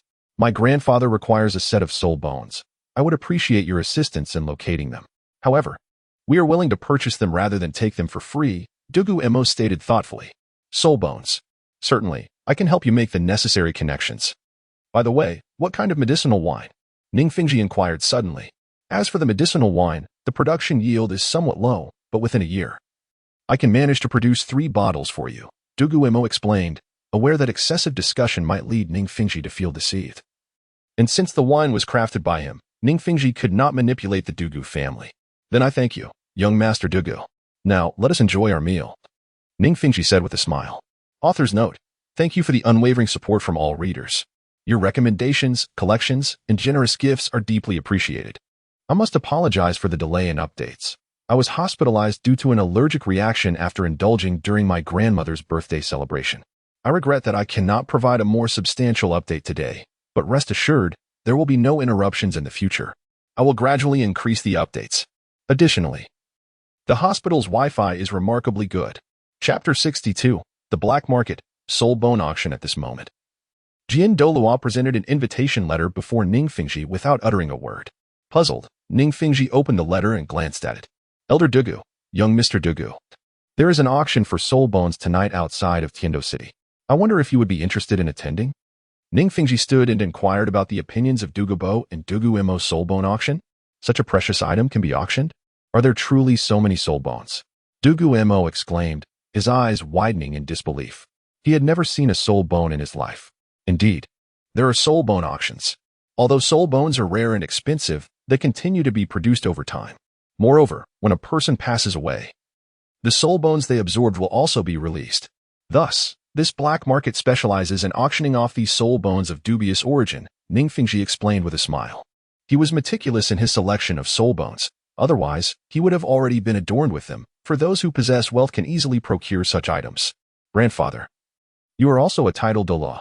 How could you not know this? Dugu Mo turned to Dugu Mo, only to find confusion etched upon Dugu Mo's face.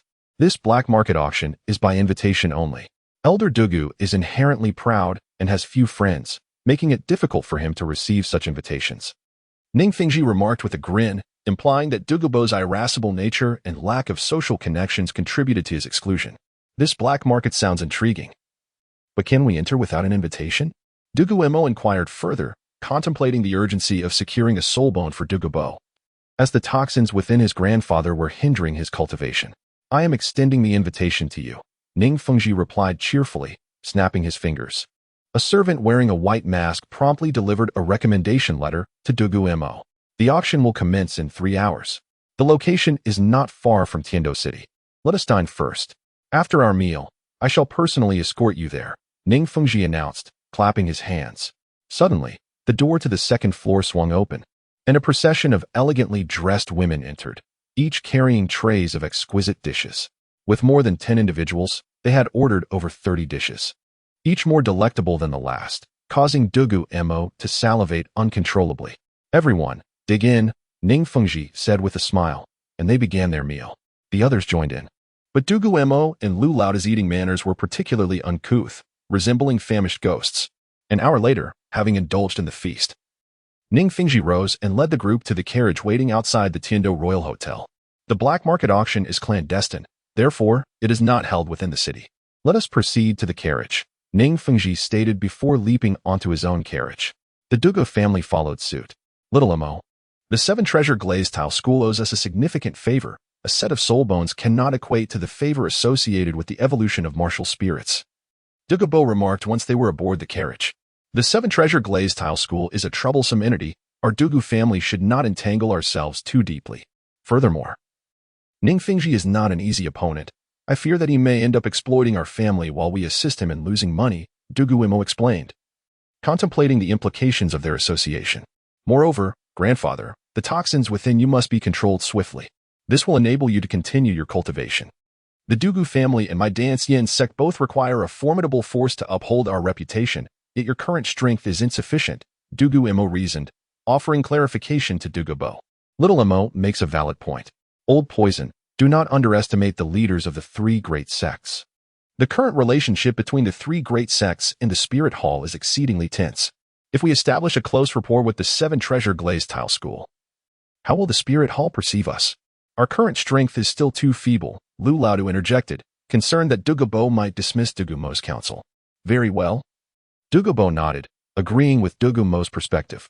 Initially, he had intended for the Seven Treasure Glazed Tile School to support the development of the Dancian sect.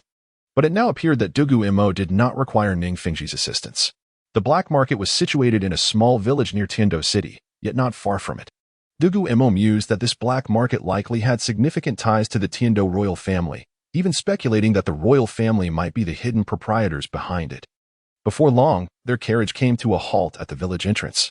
The group disembarked and began walking towards the village, silently following Ning Fengji without a word.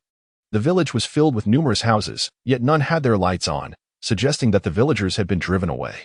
Under Ning Fengji's guidance, they turned several corners until they arrived at the only house in the village that was illuminated. Put on your masks, a cold, emotionless voice echoed in their ears. Masks have been prepared, make sure not to lose them. Ning Fengji turned back to remind them, indicating the table where the masks were arranged. Typically, visitors would bring their own masks. Dugu Mo and the others each selected a mask, and upon seeing that they were ready, Ning Fengji pushed the door open and entered. Inside, there was no floor. Upon opening the door, a long staircase came into view, leading down into darkness. Without hesitation, Ning Fengji descended the staircase. The others exchanged glances and, reassured by Ning Fengji's confidence as a support-type soul master, followed him down. The staircase was lengthy. Initially, the dim light allowed them to see. But soon the light vanished. Ning Fengji produced a fist-sized crystal ball, channeling his soul power into it, casting a faint glow that illuminated the staircase as they continued downward for 10 minutes. Finally, Ning Fengji halted before a pitch-black door. With the crystal ball's feeble light, Dugu Mo could discern that it was a sturdy stone door. Bon uncle, if you please, Ning Fengji gestured for Bon Douluo to take the lead. Watch closely, Bon Douluo said, pressing both palms against the stone door. With a creaking sound, the door easily swung open.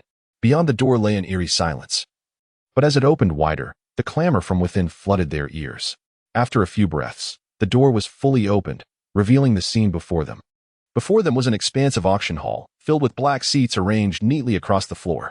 Colorful soul guide chandeliers adorned the ceiling. And the space was larger than a small village, with a ceiling height of at least 10 meters. At the far end of the hall stood a platform, upon which lay more than a dozen boxes draped in red cloth. There was no need to ponder what lay within, with soul bones being auctioned. The contents were undoubtedly soul bones, an auction featuring more than 10 soul bones. Yet, the attendees in the hall were clamorous and rowdy, a stark contrast to Ning Fengji's refined demeanor. Private room number 1, Ning Fengji remarked softly, pinching a light blue card between his fingers. Suddenly, a servant rushed over from nearby. "Esteemed guest, please follow me." The attendant promptly gestured for them to enter and led Ning Fengji and his companions through a concealed door. They ascended several flights of stairs before finally entering a private room. This room was situated at the closest point to the platform, offering the most advantageous vantage for observing the soul bones during the auction. Furthermore, it was spacious and well-appointed, featuring an array of fruits and delicacies, allowing them to indulge in refreshments while bidding on the soul bones. "Senior Dugu, you may remove your mask now. No one else will be entering here," Ning Fengji remarked with a smile. Dugu Mo and the others also removed their masks and took seats around the room. Subsequently, Ning Fengji retrieved a scroll from a hidden compartment in the wall. "This is the list for the upcoming soul bone auction. Senior Dugu, feel free to peruse it. Simply let me know which soul bone you desire, and I shall procure it for you," he said graciously, handing the document to Dugu Mo. "Then I shall not be too courteous," Dugu Mo replied with a smile as he accepted the scroll, carefully studying the information contained within. Among the listings were the left arm soul bone of a 3,000-year-old jade bamboo, the torso soul bone of a 6,000-year-old nether tortoise, and the left leg soul bone of a 4,000-year-old blazing fox. Notably, there was also the left arm soul bone of a 15,000-year-old bloodthirsty serpent, the only 10,000-year soul bone available at the auction, and of serpentine origin. "The bloodthirsty serpent's soul bone would indeed be quite suitable for you, Senior Dugu," Ning Fengji remarked with a grin. "While the bloodthirsty serpent's soul bone possesses a certain toxicity, it could still be utilized to transfer poison, albeit with some difficulty," Dugu Mo mused, furrowing his brow. "Not to worry, if you find it unsuitable. Aside from these soul bones presented by the organizers, there will be others who will offer soul bones for trade or exchange. The quality of these soul bones varies with each auction, and should fortune smile upon us, one might even encounter a 100,000-year soul bone," Ning Fengji added with a smile. So such trading methods exist.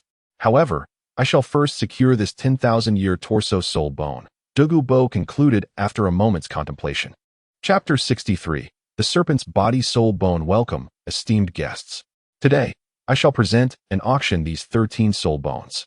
A middle-aged man clad in an extravagant tailcoat and adorned with gold-rimmed spectacles ascended the auction stage from backstage.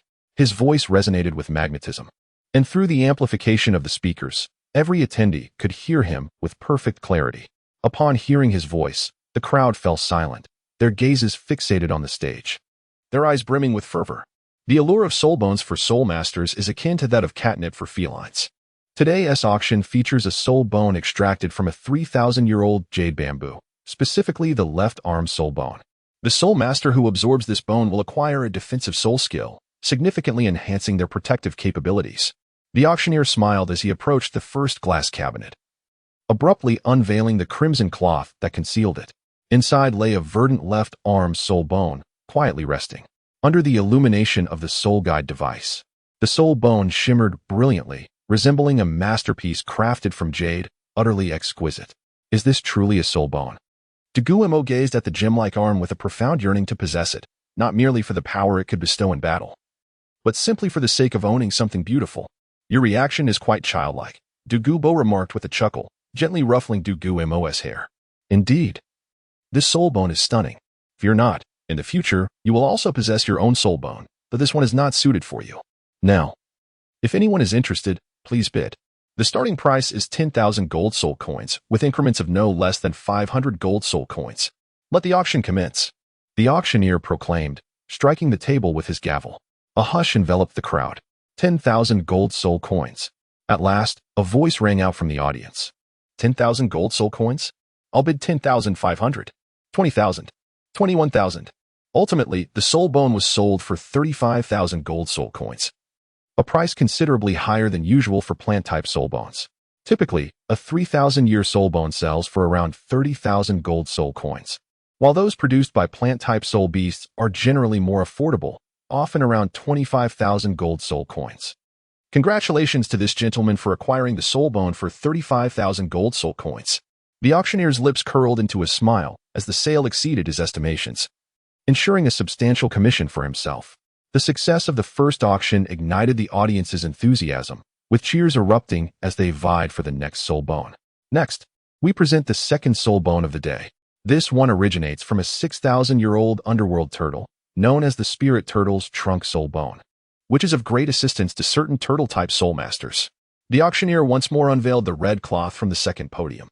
Before the audience appeared a black spine-shaped soul bone, gleaming with the luster of obsidian, radiating a mesmerizing black glow under the illumination of the soul guide device. Without further ado, the starting price is 30,000 gold soul coins, with increments of no less than 1,000 gold soul coins. The auction is officially underway. The auctioneer's gavel struck down once more, signifying the commencement of this bidding. 30,000 gold soul coins. 35,000 gold soul coins. Grandfather, is such a millennial soul bone rare? ISNT 30,000 gold soul coins a bit excessive for it? Dugu Mo inquired. Indeed. Soul bones from turtle-type soul beasts are quite beneficial for defensive soul masters, making them particularly sought after. This soul bone, being a defensive type, commands a higher price than the previous jade arm soul bone by a whole 1,000 gold soul coins, Dugu Mo explained with a smile. I aspire to become a powerful assault-type soul master in the future, so the soul bones I aim to absorb should align with that path, Dugu Mo mused. Stroking his chin thoughtfully. There's no rush. You still need to absorb soul rings. The absorption of a soul bone and a soul ring from the same soul beast yields the greatest enhancement. Therefore, absorbing a soul bone now could hinder your future endeavors. Patience is key, Dugu Mo reassured him with a smile. Grandfather, are we targeting that 10,000-year bloodthirsty spirit snake soul bone? Dugu Mo asked again. Yes. If it becomes available, and if no more suitable soul bones present themselves, I shall have no choice but to absorb it. As I must find a way to transfer the toxins from your grandfather's body, Dugu Mo sighed, acknowledging that the compatibility of the bloodthirsty spirit snake's soul bone with the green phosphor snake king was not particularly high, thus diminishing his urgency for it. If it's not suitable, then we shall refrain from bidding. I will find a proper soul bone within 5 years to resolve the toxins in your body. But during this time, you must refrain from advancing your cultivation, Dugu Mo stated earnestly after a moment of contemplation. Then we shall hold off on the bidding for now, preserving some gold soul coins, Dugu Mo replied, chuckling. Pfft. Do we really need to worry about such gold soul coins? If it's unsuitable, it would hold no value for us. Absorbing it could even diminish your strength. Which is precisely why we refrain, Dugu Mo retorted, casting an exasperated glance at Dugu Mo. Then we shall await the free auction that follows. Ningfingji chimed in, as the bone Douluo produced 3 boxes, placing them upon the table. Congratulations to this gentleman for acquiring the 15,000-year bloodthirsty spirit snake soul bone for 540,000 gold soul coins. Today's soul bone auction is drawing to a close, and the subsequent segment allows for free exchange of soul bones. I shall take my leave now. The auctioneer adjusted his gold-rimmed glasses and, with a smile, retreated backstage. At this moment, the audience engaged in fervent discussions, none eager to be the first to take the stage. Suddenly, a middle-aged man leapt onto the auction platform. This time, it's me, Old Sheng, who will commence the free auction with that same soul bone. I wonder if it will find a buyer today. This individual, sporting a scruffy beard and a playful grin, produced a spine bone the size of a person, thick as a thigh, from his soul guide device. As per tradition, I am willing to exchange this soul bone for a bear-type left leg soul bone. Is there anyone interested in trading? Old Shin shouted to the audience, his voice amplified for all to hear. Your soul bone looks like a giant bone. It lacks any luster. What a joke. How could that possibly be a soul bone? Get off the stage. No one will trade with you. You've been coming here for years, always leaving empty-handed.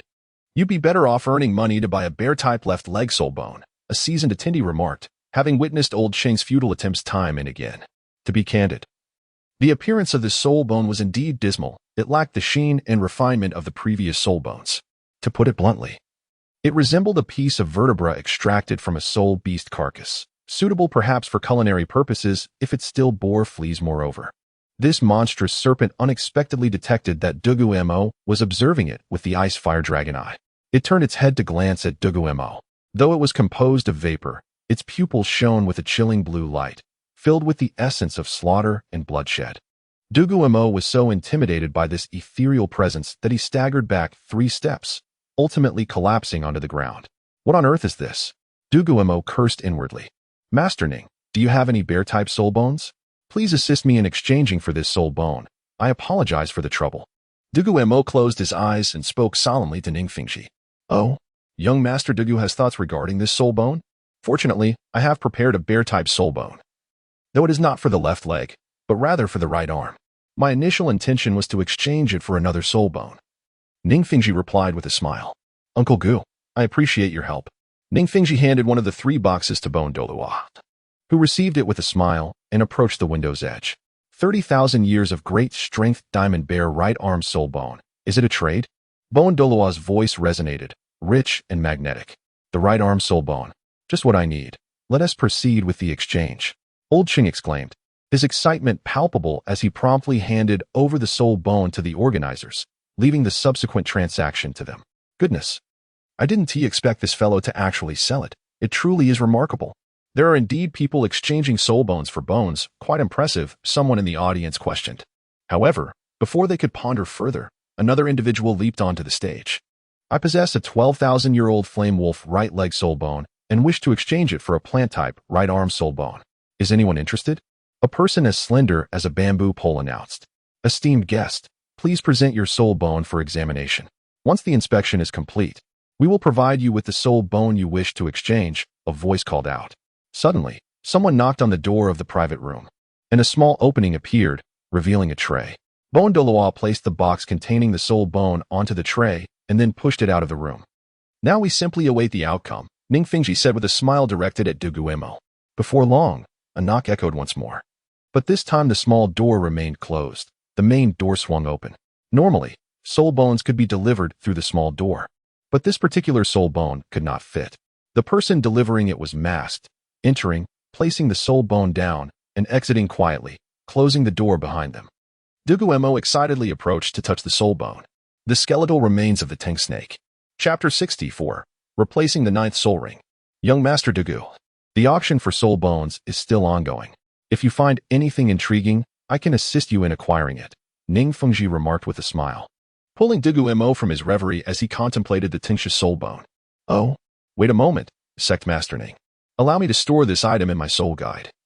I have no more space, Dugu Mo called out to Dugu Bo, needing a moment to regain his composure. The Tungsha, an ancient divine beast, often appears as mere decoration, such as the serpent coiled upon the back of the Xuanwu, or the 2 tingsha adorning the ears or feet of certain ancient shamans, lacking all dignity. Yet, this does not diminish its status as a divine creature. The gathering proceeded with some free trading of soul bones, including several of great rarity. However, these bones held little significance for Dugu Bo, as a title Douluo required soul bones that were at least 10,000 years old. It would be quite embarrassing for a distinguished title Douluo to absorb a mere 1,000-year-old soul bone. Before long, no one else stepped onto the stage to trade soul bones. Dugu Mo silently calculated that 13 soul bones had been traded, and 26 had changed hands freely, indicating that the volume of transactions was still modest. A bold thought crossed Dugu Mo's mind. Could there be elixirs to stimulate soul beasts to produce soul bones? What are you pondering? We ought to return. Today's events have concluded satisfactorily, Dugu Bo said, patting Dugu Mo's shoulder. He then led the Dugu family out of the soul bone black market, following Ning Fingji. Young Master Dugu, what of the medicinal wine? Ning Fingji inquired once they had exited the black market.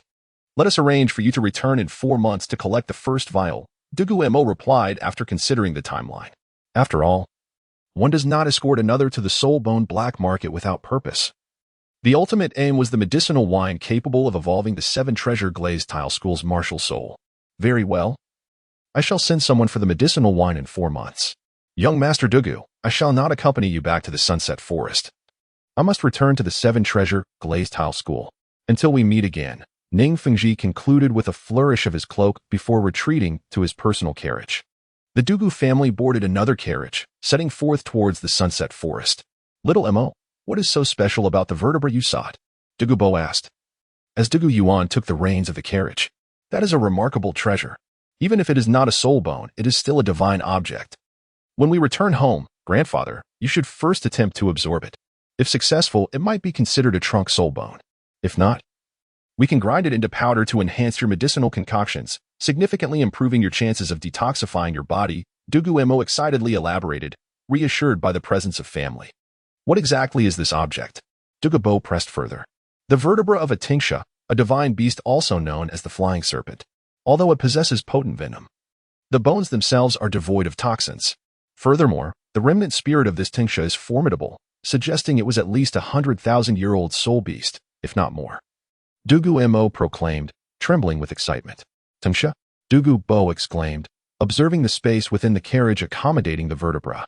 He retrieved it from the soul guide, the bone radiating a chilling aura, though time had diminished its potency. Let us put it away for now. We shall examine it further upon our return to the sunset forest, Dugu Mo urged, promptly placing the Tingsha vertebra into Dugu Mo's embrace. Very well. Dugu Mo replied with a smile as he stowed the vertebra back into the soul guide. Although surprised at the mention of the Tingsha bone, he felt comfortable revealing it among family. As Dugu Mo secured the soul bone, he narrowed his eyes and prepared himself, while the carriage sped toward the sunset forest in silence. At last, we are home, Dugu Yuan announced, gradually bringing the carriage to a halt. Wanya, please take Yinzi inside to rest. Yuan, you escort old Lu to rest. Little Mo, come with me, Dugu Mo instructed, placing Dugu Mo under his arm as they entered the family's secret chamber. Dugu Mo did not doubt their loyalty. Rather, he felt uncertain about the peculiar object. What if it caused him to lose face before his son and daughter-in-law? Grandfather, within this bone resides the remnant spirit of a Tingsha. I fear you may not be able to contend with it. Dugu Mo sat in a chair within the chamber, managing a wry smile. A remnant spirit? Am I a titled Douluo, incapable of handling a mere remnant spirit?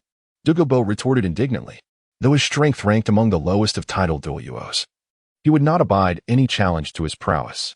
Dugu Mo immediately assumed a meditative position, channeling soul power into the bone, while Dugu Mo circulated his own soul power. Employing the ice fire dragon's eye to scrutinize the remnant spirit within the bone, a sudden hiss reverberated throughout the chamber as Dugu Mo's eyes widened, witnessing the emergence of a black and white patterned serpent shadow on the vertebra. Alas, if only I had encountered you a few centuries earlier, I could have devoured you whole.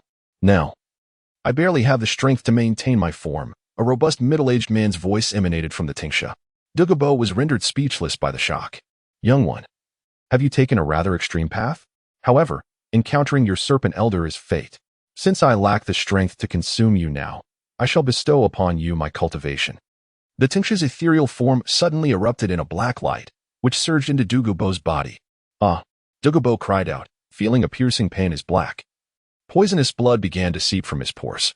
The toxicity that had long plagued him was effortlessly dispelled by the Tingsha. Do not move, young one. I am assisting your grandfather, the Tingsha remarked as it noticed Dugu Mo's presence. Is this cleansing and refining the marrow? Dugu Mo raised an eyebrow, glancing at the Tingsha, his skepticism mounting regarding the creature's seemingly benevolent actions. The Tingsha, one of the 6 divine beings alongside the 4 divine beasts in Gochin, was known for its association with calamity. How could it possibly be so kind-hearted? After half an hour, the flow of black blood from Dugu Mo ceased, though he remained in considerable pain, and his green hair appeared to be darkening. Young one, express your gratitude. I have cleared the toxicity accumulated within your body. However, I survived by refining my bones with my own essence, which is why my soul ring has been preserved. Thus, to fulfill my duty as a benefactor, I shall first sacrifice my soul ring to you, then activate my soul bone. Once you have absorbed the soul ring, you may proceed to absorb the soul bone. The Tingsha spoke, disregarding Dugu Mo's potential objections, who was rendered too weak to respond due to the cleansing process. To refuse would imply acquiescence. I shall begin now. The Tingsha declared, intent on proceeding with its sacrifice. Tingsha Elder, my grandfather has already attained the 9th ring of title Douluo. How can you still sacrifice to him? Dugu Mo questioned. Do you imply that I should sacrifice to you? The Tingsha's serpent eyes glared coldly at Dugu Mo. Certainly not. Isn't 9 rings the limit? Dugu Mo hastily gestured in denial. The reason is quite simple. Shattering his first spirit ring will suffice. After the words of the ethereal serpent, its serpentine tail swept across, lifting the feeble figure of Dugu Mo into the air. At that moment, Dugu Mo, drained of strength, could only float limply. Suddenly, the spirit rings behind him began to release one by one from his body, 2 yellow, 2 purple, and 5 black, totaling 9 spirit rings. The combination was rather commendable. Perhaps a century old. The ethereal serpent exclaimed with delight, then dove down and seized a spirit ring in its jaws. With a powerful tug, the spirit ring shattered, dissipating into wisps of spiritual energy in the air. Simultaneously, Dugu Mo stiffened, spewing forth a jet of crimson blood. Haha, the sacrificial process is quite pleasurable. Enjoy it thoroughly, the serpent remarked, as its ethereal form began to disintegrate, transforming into a golden-hued red spirit ring of 100,000 years. 1, 2, 3, 4, 9. A spirit ring of 900,000 years. Dugu Mo gasped in astonishment, his eyes wide as he beheld the 9 patterns adorning the spirit rings, indicating the serpent's cultivation. You foolish boy, it is 990,000 years. If not for the world's consciousness forbidding my ascension as a divine beast, I would have long since achieved divinity instead of refining myself into a spirit bone. The voice of the serpent echoed mysteriously in Dugu Mo's ears. The spirit ring gradually floated towards Dugu Mo, unhesitatingly descending until it settled at his Dancian. The spirit ring suddenly contracted, causing the surrounding spiritual energy to surge into Dugu Mo's body. In an instant, a whirlwind erupted within the chamber. However, the whirlwind was as fleeting as it was swift. Soon, the flow of spiritual energy ceased, and Dugu Mo slowly descended from the air. Dugu Mo hurriedly brought over a chair, allowing Dugu Mo to sit steadily. Before long, Dugu Mo opened his eyes. What just happened? I seem to have acquired 2 new spirit abilities, he queried, rubbing his head and addressing the astonished Dugu Mo beside him. Grandfather, release your spirit rings, and you will understand, Dugu Mo replied, regaining his composure. What is so remarkable about spirit rings? Dugu Mo responded. Yet he proceeded to release his spirit rings one by one. One yellow. I have another spirit ring. He continued to unveil each of his spirit rings until the 9th. What the heck? A red one. Chapter 65. The conspiracy of the tongue snake. Just moments ago, the tongue snake offered its soul ring to you. The blood-red 100,000-year soul ring. It first shattered your grandfather's first soul ring. However, everything felt too seamless, leading me to suspect something amiss. Dugu Mo, with a bitter smile, expressed his skepticism about the tongue snake's seemingly benevolent intentions toward Dugu Mo. Isn't the soul bone merely a remnant of the tongue snake's spirit? How could a fragment possess such formidable power, capable of making a sacrifice? Dugu Mo furrowed his brow, contemplating as he scrutinized his first 100,000-year soul ring, which bore numerous indistinguishable marks indicative of its extraordinary age. This 100,000-year soul ring is not an ordinary one. It is, in fact, a 990,000-year soul ring. It seems the tongue snake, unable to transcend the million-year threshold, refined its entire essence into its spine, thus embedding its soul ring and soul bone within this vertebra. Moreover, had the tongue snake been alive, one can scarcely fathom the extent of its power. Dugu Mo shuddered at the thought, recalling the icy glare from the tongue snake's remnant spirit, which had chilled him to the bone. By the way, grandfather, every 100,000-year soul ring grants 2 soul skills, right? What are the new skills you've obtained? Dugu Mo suddenly remembered the skills brought by the tongue snake's soul ring and became curious about the new abilities acquired by Dugu Mo. The greatest advantage of a 100,000-year soul ring lies in its dual soul powers. One grants the ability of mist, transforming the user into vapor for 10 minutes, rendering them immune to all physical and soul attacks, while also possessing a degree of offensive and toxic properties. The other is a toxic mist domain, akin to my poison domain, which can be used in conjunction, effectively doubling my power. Dugu Mo smiled as he demonstrated, his hand transforming into a white toxic mist, which Dugu Mo confirmed was indeed impervious to physical attacks. 2 commendable soul skills, splendid indeed.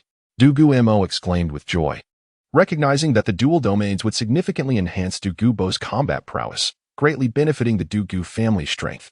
Otherwise, either Jin Douluo or Gu Douluo could easily defeat Dugu Mo. However, with the dual domains, Dugu Mo now possessed the means to contend with the 2. Moreover, not only is there a 990,000-year soul ring, but there is also a 990,000-year soul bone. The tongue snake even suggested that you absorb its soul bone. Dugu Mo suddenly recalled and mentioned to Dugu Mo, though his expression betrayed hesitation, as he struggled to decipher the tongue snake's intentions. So fortunate? The tongue snake has truly prepared everything for me, Dugu Mo queried, puzzled. Furthermore, grandfather, the toxicity within your body has been completely resolved. After all our research, it simply expelled a black orb, and I am at a loss for words. Dugu Mo remarked helplessly. Oh, really? The lingering toxins in my body have been utterly eradicated, and my soul power has surged to level 93. I may even reach level 94 within days. Dugu Mo exclaimed in astonishment, having not advanced in 5 or 6 years, now experiencing a 2-level leap. So soon? Grandfather, didn't you just recently break through to level 92? Dugu Mo inquired, astonished, recognizing the considerable challenge of progressing beyond level 90. Absorbing a soul ring aids in enhancing one's cultivation, albeit contingent upon the quality of the soul ring. In this case, the 990,000-year soul ring was offered to me. resulting in a 2-level increase in soul power. Dugu Mo explained thoughtfully. Let us set aside this fortuitous gain for now. Grandfather, please analyze the tongue snake's motives. I find it perplexing. This creature is not a benevolent divine beast. How could it possibly be so generous toward a stranger, first curing the poison, then gifting a soul ring and preparing a soul bone for you? Dugu Mo kicked aside the unaltered large vertebra and settled into a chair. It first cleansed the toxins from my body, then sacrificed a 100,000-year soul ring to me. However, thus far, the tongue snake has not caused me any adverse effects. I wonder if the final step will have an impact on me. Dugu Mo furrowed his brow, contemplating. They had little connection with the tongue snake, and he too felt it unlikely that the creature would extend such kindness. There must be a conspiracy at play, though the specifics eluded him. Grandfather, consider this. A master willing to refine its entire cultivation into its bones. What could its ultimate desire be? Dugu Mo pondered deeply, struggling to comprehend what the snake sought from Dugu Mo. Perhaps the tongue snake believes its lifespan has reached its limit, wishing to pass on its legacy. Dugu Mo voiced his thoughts, though he himself found them hard to believe. If that were the case, it would not easily relinquish its possessions to a stranger. Wait, grandfather, you mentioned lifespan? Dugu Mo furrowed his brow in contemplation. This creature intends to seize control. It seeks to use its final strength to enhance your body, subsequently transferring its soul ring to you, striving to empower its new vessel. As for the last step, it likely aims to embed its soul within the soul bone, consuming your essence upon your absorption of it, thereby commandeering your body. In that scenario, it could eliminate me and the rest of our family, becoming Dugu Mo. Dugu Mo suddenly grasped the tongue snake's intentions. Realizing why it had gone to such lengths to assist Dugu Mo in cleansing his essence and offering the soul ring. Is there any solution to this? If that is the case, this soul bone is exceedingly perilous. It should be sealed and buried underground. After all, the toxicity within my body has been contained. So I no longer require the soul bone for detoxification, thus, there is no need to absorb it. Dugu Mo felt a chill at Dugu Mo's words. Realizing that if they acted impulsively and absorbed the soul bone, the Dugu family could face annihilation. Leave the soul bone to me. I wish to experiment with it. A 990,000-year soul bone could significantly enhance your powers if you were to absorb it. We must not forfeit such an opportunity. Since Dugu Mo had discerned the tongue snake's intentions, he resolved to address the issue, although he lacked immediate solutions. It remains too dangerous, Xiao Mo. While enhancing my strength is significant, it pales in comparison to the value of life. I believe we should forego this soul bone. Dugu Mo contemplated, leaning toward abandoning the soul bone. Grandfather, you must trust me. I will give it a try. If I cannot resolve it, I too will agree to bury or destroy it. Dugu Mo asserted after consideration. Well, you may proceed, but ensure your safety at all costs. After all, you are the most gifted among our lineage, destined to uphold the Dugu family's legacy. Dugu Mo nodded, casting a serious glance at Dugu Mo. Rest assured. Grandfather, my safety is of no concern. I will take the soul bone for now and attempt to handle it. If I find no viable solution, I shall resort to its complete destruction or burial. Dugu Mo stated, acknowledging the preciousness of the 990,000-year soul bone. Indeed, one must remain vigilant regarding one's safety. I, too, am preparing to retreat for a few days as I aspire to transcend to level 94. The subsequent level 95 is the most formidable challenge within the realm of Douluo, and to achieve this breakthrough will demand considerable time. After pondering for a moment, Dugu Mo seated himself and remarked, at present, my alchemical skills are insufficient to assist you in your cultivation. However, since the toxins within your body have been thoroughly purged, you may now consume the celestial herb. I recommend you partake of the fragrant, exquisite celestial product. He mused that the herb, if left untouched, merely serves as decoration. It is only through consumption that its true potential is realized. Given the daunting nature of breaking through level 95, it would be prudent for Dugu Mo to harness the power of the celestial herb to facilitate his advancement. This approach would not only enable him to break through but also safeguard his foundational strength, while simultaneously preventing the accumulation of toxins from further toxic cultivation practices. In truth, I can manage without the celestial herb. A gradual cultivation process would suffice to elevate my soul power level, and it may be more prudent to reserve the herb for the younger generation, Dugu Mo expressed, feeling that utilizing the herb for his own advancement would be somewhat wasteful, especially considering he had amassed fewer than 10 herbs over countless years. He held these celestial herbs in high regard, making it entirely reasonable for him to hesitate in using them. Your usage is by no means wasteful, These herbs can indeed be cultivated anew. Besides, should we reserve them solely for others? With 5 members in our family, I have already consumed one, leaving 4 more required for us. And we can still retain several celestial herbs, Dugu Mo retorted, casting a disapproving glance at Dugu Mo. Was he truly awaiting Tang San to distribute these celestial products among the 7 monsters? That would indeed be a waste. It is far better to share such fine treasures among family. Very well then, once I have successfully transcended to level 94 and consolidated my cultivation, I shall consume the fragrant, exquisite celestial herb and strive to breach level 95 as swiftly as possible, Dugu Mo conceded. Recognizing the truth in the notion that since the celestial herb had come into their possession, it signified a fateful connection with their family. Hesitating further might invite calamity. And Dugu Mo was not one devoid of ambition. Every encounter with Sword Douluo and Bone Douluo stirred within him a profound envy. His inability to match their prowess only fueled his yearning for strength. Chapter 66. Departure. Dancian Sect. By the way, grandfather, I have already made plans for the potions needed by the 7 treasures glazed tile sect. I have found a substitute for the 9-leaf dragon orchid. And the herbs are not particularly rare. Most of them are annual plants. As long as we plant them on schedule, we can provide sufficient medicinal liquor for the 7 treasures glazed tile sect. Moreover, I have already prepared the seeds for these herbs, and soon I will plant them around the ice and fire duality eye. After contemplating for a moment, Dugu Mo spoke. After all, he had promised the 7 treasures glazed tile sect to supply them with potions, and he must deliver them on time. Furthermore, these potions are not free. The 7 treasures glazed tile sect must pay, which can also become a lucrative venture. As long as you have a plan in mind, it is sufficient. Once I break through to level 95, I will also focus on researching various herbs. After all, the use of poisons is too limited in certain aspects. And there are times when I will need your assistance, young one. It is too embarrassing otherwise. Dugu Mo awkwardly tugged at the corner of his mouth, pretending to be angry. Grandfather, I merely took advantage of a clever shortcut. My understanding of herbs certainly cannot compare to yours. Dugu Mo chuckled. Without the heaven and earth pharmacopoeia as his cheat, he truly would struggle to remember so many herbs. In terms of true strength, Dugu Mo could not surpass Dugu Mo. If one can continue to take clever shortcuts, that in itself can be considered a form of strength, Dugu Mo said with a smile, patting Dugu Mo's head, expressing his satisfaction. After all, relying on external forces is not a legitimate means. Strengthening oneself is the true path of a warrior. By the way, grandfather, I am preparing to return to the Fasnuo province. I have been away for quite some time, and I must go back to check on things since the sect needs me to oversee the situation, Dugu Mo contemplated. The sect can manage without him, but the Elixirs cannot. He still needed to return to the Fasnuo province to use the ground fire for alchemy. Initially, he had set out with Dugu Yin to hunt soul beasts for the 2nd soul ring, but who could have anticipated so many events unfolding? First, he clashed with Ning Fengji, then encountered the soul bone auction.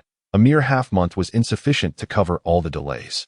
Indeed, as the sect master, one cannot remain here indefinitely. It is time for you to return to your sect. However, this time do not take your sister along. It is more prudent for her to cultivate with your parents. Dugu Mo reflected.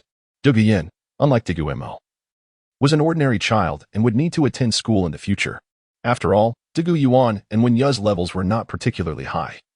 And Dugu Mo was not adept at teaching, so a specialized instructor was necessary for Dugu Yan's training. Certainly, my elder sister's goal is to become a lady of refinement. She should not be subjected to my escapades. What if she ends up unable to marry in the future? Dugu Mo stuck out his tongue at Dugu Mo. Rest assured, my granddaughter has many suitors vying for her hand. You should be more concerned about yourself. This time when you return to the Fasnuo province, travel with old Lu. Although he lacks cultivation, his knowledge and experience far exceed yours, so you must heed his advice in the future. Dugu Mo advised Dugu Mo. As old Lu was his close friend, and Dugu Mo was quite familiar with his capabilities, with old Lu around, the Dancian sect would not falter. All right then, grandfather. I will go pack my things. You should also prepare for your seclusion. There is no need for you to see me off when I depart. Focus on your cultivation. If I handle that soul bone properly, I will bring it back to you. If not, I shall grind it to powder and bury it on site. Understood. After you leave, inform them of my seclusion. You should pack your belongings and leave with old Lu promptly. Do not attempt to force the use of that soul bone. Only by living can one possess everything. Dugu Mo could not help but reiterate his caution to Dugu Mo. All right, grandfather, I shall take my leave now. Dugu Mo clasped his fists in respect to Dugu Mo, then turned and exited the secret chamber. Pushing open the door to the secret chamber, Dugu Mo reflected that since he was leaving, he did not know when he would return next. He still needed to expedite the growth of the Blue-Silver Emperor, as it was still the strongest in the Dancian sect for the years to come. However, Dugu Mo first conveyed the news of Dugu Mo's impending seclusion to Dugu Yuan and Wenya, advising them to make preparations. Only then did Dugu Mo venture alone to the ice and fire duality eye, taking out 6 long-aged celestial herbs to extract their essence and enhance the age of the Blue-Silver Emperor. At this moment, the Blue-Silver Emperor had already grown to 3 meters tall, and it was difficult to discern whether it was still a herbaceous plant. More importantly, Dugu Mo could even sense the emotions conveyed by the Blue-Silver Emperor. Truly, it was a formidable being that had already taken shape. Fear not, in a few years, you will restore your cultivation and be able to see your son again. After saying this, Dugu Mo infused all the life essence he had extracted into the Blue-Silver Emperor. As the Blue-Silver Emperor continuously absorbed the life essence, its blue-golden leaves emitted a faint glow. A gentle joy emanated from the stem of the Blue-Silver Emperor, an emotion that Dugu Mo could distinctly feel. I shall take my leave now. Fortunately, I did not overextend my soul power. I will return in a year to expedite your growth once more. With that, Dugu Mo tidied up the jade box, crushed the withered herbs, and scattered them as fertilizer on the ground, then planted these herbs near the ice and fire duality eye. Dugu Mo returned to Dugu Mo's small courtyard, where old Lu had already prepared everything and was waiting for him in the carriage. Grandpa Lu, thank you for your hard work, Dugu Mo exclaimed as he jumped onto the carriage and entered the cabin. Being too small, he could not drive the carriage. Hence, old Lu had taken on that responsibility, given that they were traveling alone this time. Father, mother, elder sister, farewell. Dugu Mo waved his hand to bid goodbye to Dugu Yuan and the others. Be safe on your journey. Xiaomo, is there anything else you forgot to buy? Old Lu's voice came from outside the cabin. They had not traveled far from the Sunset Forest and should have arrived at Tiandou City, where old Lu wanted to ensure he had all he needed. I believe there is nothing more I require. It is best to return to the Fasnuo province as soon as possible. Dugu Mo opened his eyes. Having been cultivating his soul power, to avoid wasting time, he had been practicing in the carriage, as upon returning to the sect, he would need to devote most of his time to alchemy, given that he was currently the only one capable of refining pills in the entire sect. Very well, then I shall set off at full speed. With a crack of the whip, old Lu accelerated the carriage, continuing their journey towards the Fasnuo province.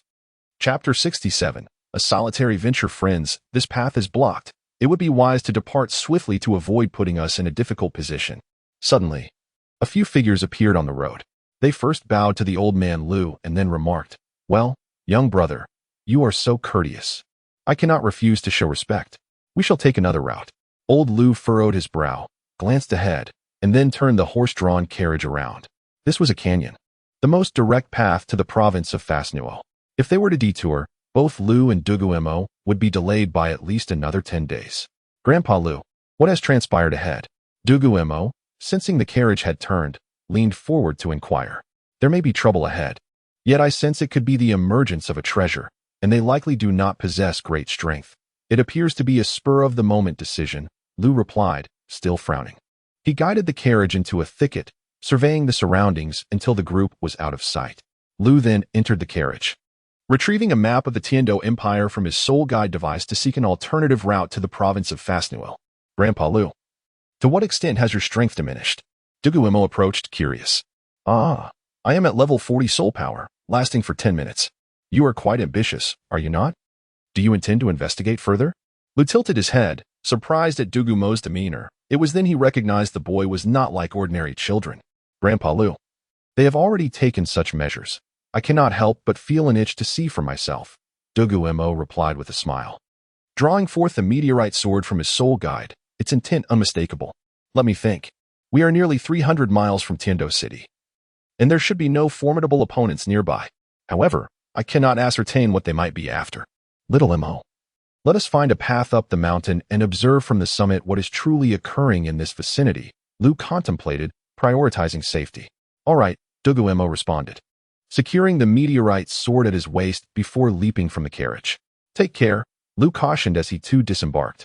Ensuring the carriage was tethered to a tree to prevent losing it upon their return, which would necessitate a walk to Fasnuo province. Dugu Mo surveyed his surroundings. The ice fire dragon I had quietly activated, revealing that there was not a soul on the mountain path to the left of the canyon. Are these individuals truly so careless? Dugu Mo raised an eyebrow, pondering aloud. Suddenly, his interest in the area waned. It no longer seemed promising. Yet having commenced the ascent, he resolved not to abandon it lightly. Clutching the meteorite sword, he swiftly climbed towards the peak. The mountain was not particularly high, yet the surrounding foliage was dense, aiding his ascent. In no time, he reached the summit. Activating the ice fire dragon eye, he gazed into the distance, only to discover a group of individuals excavating at the edge of the canyon opposite him. They were few, numbering perhaps a dozen. Yet what they were unearthing remained elusive even to his enhanced sight. Looking up, he spotted old Lu on the opposing peak, signaling him. After which he resumed his observation of the scene below. Both remained silent, attentively scrutinizing their surroundings. Dugu Mo counted. Most in the canyon appeared to be ordinary folk wielding picks and shovels to dig into the mountainside. Nearby, a middle-aged man in splendid attire sat beside a carriage, supervising quietly, attended by two soul masters, both only in their 30s. What manner of endeavor is this? If it were a valuable treasure, why would it attract only these two feeble souls? Dugu Mo frowned, sensing a waste of talent among them. Suddenly, he noticed Lu gesturing for him to descend.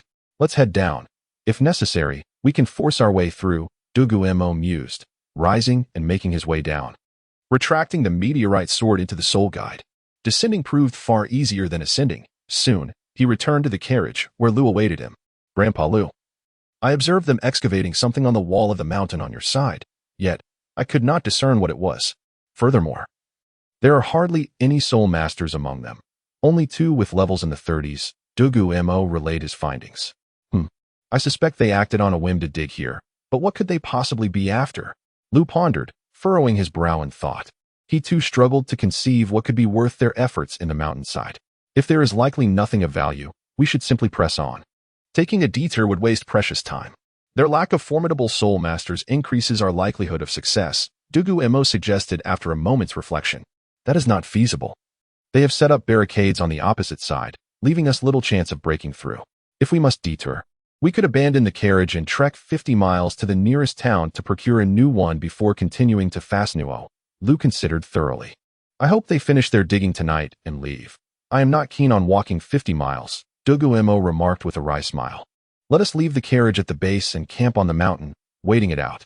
This route remains the quickest, should they still linger tomorrow. We shall proceed on foot to the nearest town, Lu decided, entering the carriage to gather what he could into the soul guide. After completing his preparations, Lu led Dugu Mo back to the summit they had previously climbed. They set up a tent in a hollow that provided shelter from the wind and concealed them from the excavators below. They are still digging. What could they possibly be seeking? Dugu Mo mused as he arranged their campsite, then climbed to the peak to observe the flickering lights of their nocturnal labor. I believe I spotted the emblem of the elephant armor sect. Could they truly be involved? Lu considered this, having indeed glimpsed the sect's insignia moments prior. The elephant armor sect? Is that not one of the lower 4 sects? Why would they send merely 2 soul masters, neither surpassing level 30, to excavate treasure? Dugu Mo inquired, astonished. Rest now. They will not unearth anything of significance. I am old and require less sleep. I shall continue to monitor them while you rest. Lu stated, settling atop the peak to maintain his vigil over the laborers below. Very well, Grandpa Lu. I will keep watch until midnight, allowing you some time to rest. Dugu Mo replied, turning to return to the tent. Ah, quite satisfactory, Lu mused, watching Dugu Mo retreat within, appreciating the boy's spirit, and resumed his observation of the elephant armor sect's activities below. Once inside the tent, Dugu Mo lay down on the warm, jade-scented bedding, quickly slipping into slumber. This sleep is truly refreshing. The timing is just right. Dugu Mo opened his eyes, peering through the tent to see the moon outside. It seemed still shy of midnight. Grandpa Lu, you should return to rest. I have nearly finished my rest. Aha, youth is indeed a blessing, Dugu Mo chuckled. Very well. I shall take my leave to rest. As the first half of the night has shown no anomalies, Lu replied. After yawning, old Lu returned to the tent, retrieved his warm jade incense bed, and succumbed to slumber. Indeed, this group of individuals was utterly vexing, having excavated tirelessly for an entire day. They persisted in their labor without revealing the purpose of their efforts. Dugu Mo let out a wry smile and remarked that, since he was obligated to monitor them, he could not engage in cultivation.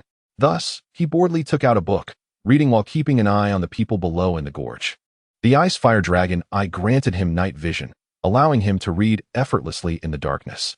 Time slipped away swiftly, the moon gradually sank, and the sun began to rise. Dugu Mo observed that the group had grown exceedingly fatigued. One individual exchanged a few words with a middle-aged man adorned in fine garments, seated beside a cart.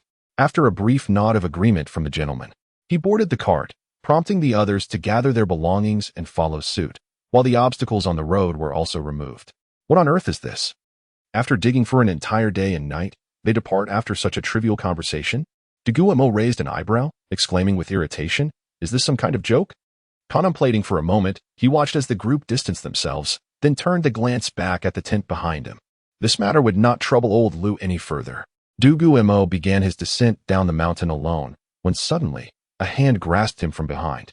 Startled, he swiftly drew the meteorite sword from his soul guide and turned to strike. "Grandfather Lu, you're awake." Upon realizing it was old Lu who had seized him, he hastily sheathed the sword back into the soul guide. "Youngster, hurry over and help me gather our things. Let us go see what they've uncovered." "They likely found nothing," old Lu said with a chuckle. "All right, Grandfather Lu," Dugu Mo replied, promptly turning to pack the tent. Once everything was in order, Dugu Mo and old Lu descended the mountain. Instead of seeking the cart immediately, they ventured directly into the gorge. Dugu Mo looked up and soon located the site of the excavation. To his astonishment, the group had sealed the entrance with stones. "Young lad, give it your all. You can't expect an old man to do all the work," old Lu chuckled encouragingly. Chapter 68. The Tomb of the Title Douluo. Dugu Mo glanced helplessly at old Lu before beginning to remove the stones sealing the cave entrance. Despite his youth, Dugu Mo possessed considerable strength, and as these stones had been moved by ordinary people without soul power, it was effortless for him to use his soul energy to shift them. In no time, the stones blocking the entrance were entirely cleared away. The simplicity of sealing the entrance suggested that their expedition was meant to be brief. Otherwise, the situation would not have been resolved so easily. Old Lu surveyed the cave entrance, noting that the passage had indeed been painstakingly excavated by hand. The efficiency of the workers was remarkable. They had carved out a tunnel with a diameter of 1 meter and a length of 3 to 4 meters within a day and a night. Dugu Mo reached the innermost part of the tunnel, where he observed some shallow scratches on the stone wall. He surmised that the workers' tools had become ineffective. "Grandpa Lu, come take a look at this wall. Its hardness seems unusual," Dugu Mo called out to old Lu behind him. He felt that the material was metallic, though he could not identify the specific type. After all, in the realm of medicinal concoctions, the more metals one ingested, the swifter the demise. And traditional alchemy did not include substances like cinnabar or mercury. "Let me see," replied old Lu, producing a soul-guiding lamp to examine the wall closely. "This is a synthetic metal, not a naturally occurring one. It has been artificially forged. However, I have not encountered this particular alloy before." Old Lu furrowed his brow in contemplation, uncertain about the precise composition of the alloy. "If it is a synthetic metal, should we not investigate further?" Dugu Mo suggested thoughtfully. "I shall give it a try. By the way, do we still have those medicinal pills? I worry that my soul power may be insufficient," old Lu pondered aloud. "Plenty." Dugu Mo smiled, retrieving a large vial of energy-restoring pills from his soul-guiding device and handing it to old Lu. "All right, watch me," said old Lu, accepting the vial and consuming one of the pills. The magical, retractable carving knife reappeared in his grasp, and he deftly inserted it into the alloy wall. The alloy, which had resisted the pickaxe, yielded effortlessly to the knife as if it were mere tofu. Old Lu then closed his eyes, beginning to extend the knife's length. Although this process was imperceptible from the outside, after a minute, he opened his eyes, exhaling deeply, his face flushed with exertion as he sank to the ground. "This alloy wall is half a meter thick. What a waste of materials. Just think of the weapons that could be forged from this," he lamented, pointing at the wall. "Grandpa Lu, did you see what lies beyond?" Dugu Mo could not contain his curiosity about what could possibly warrant such a thick metallic barrier. "Do you think my carving knife has eyes? We're fortunate to sense the thickness of the wall. As for what lies within, how could I possibly know?" Old Lu retorted, closing his eyes to rest. "Mo, shall we continue? If we do, I will have to cut through the wall. There may be other unknown elements inside." Old Lu remarked seriously, once again brandishing the carving knife. "Let us proceed."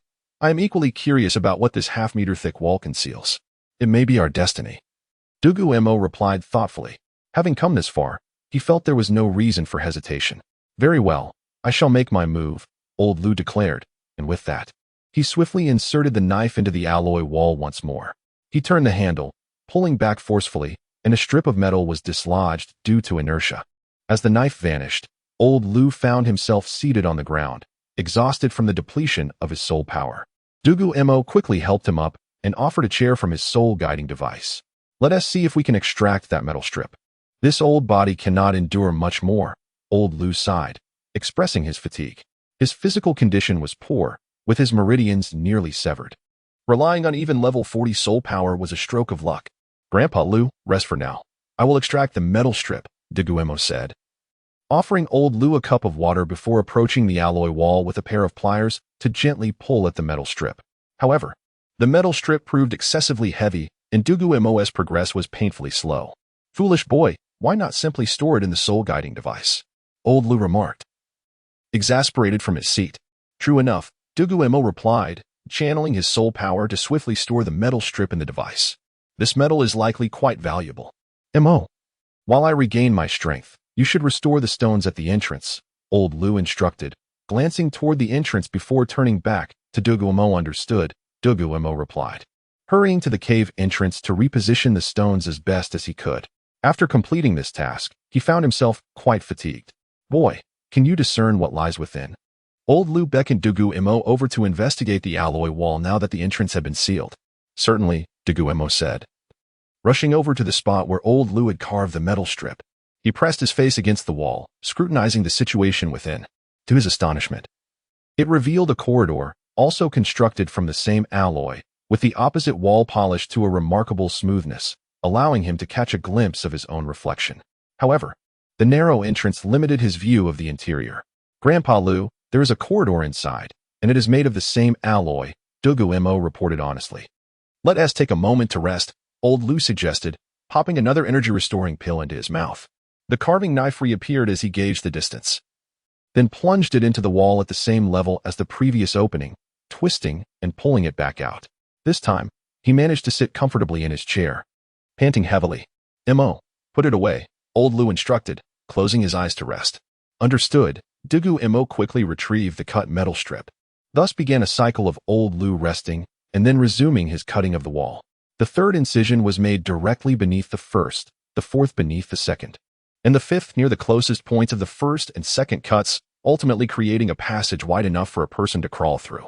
Mo, if anything seems amiss, pull me out immediately, old Lu cautioned before consuming 2 more energy-restoring pills and beginning to crawl into the passage. Though half a meter was not far, old Lu did not immediately traverse the corridor, but instead peered carefully around him. The passage was entirely constructed from metal. He pressed his hands against the ground and exerted force, finding no changes, a sign that there were likely no traps present. Only then did he feel secure enough to crawl out of the passage, calling for Dugu Mo to join him. Mo, come over, it's safe. Coming, Dugu Mo exclaimed, his smaller stature allowing him to traverse the space far more quickly than old Lu.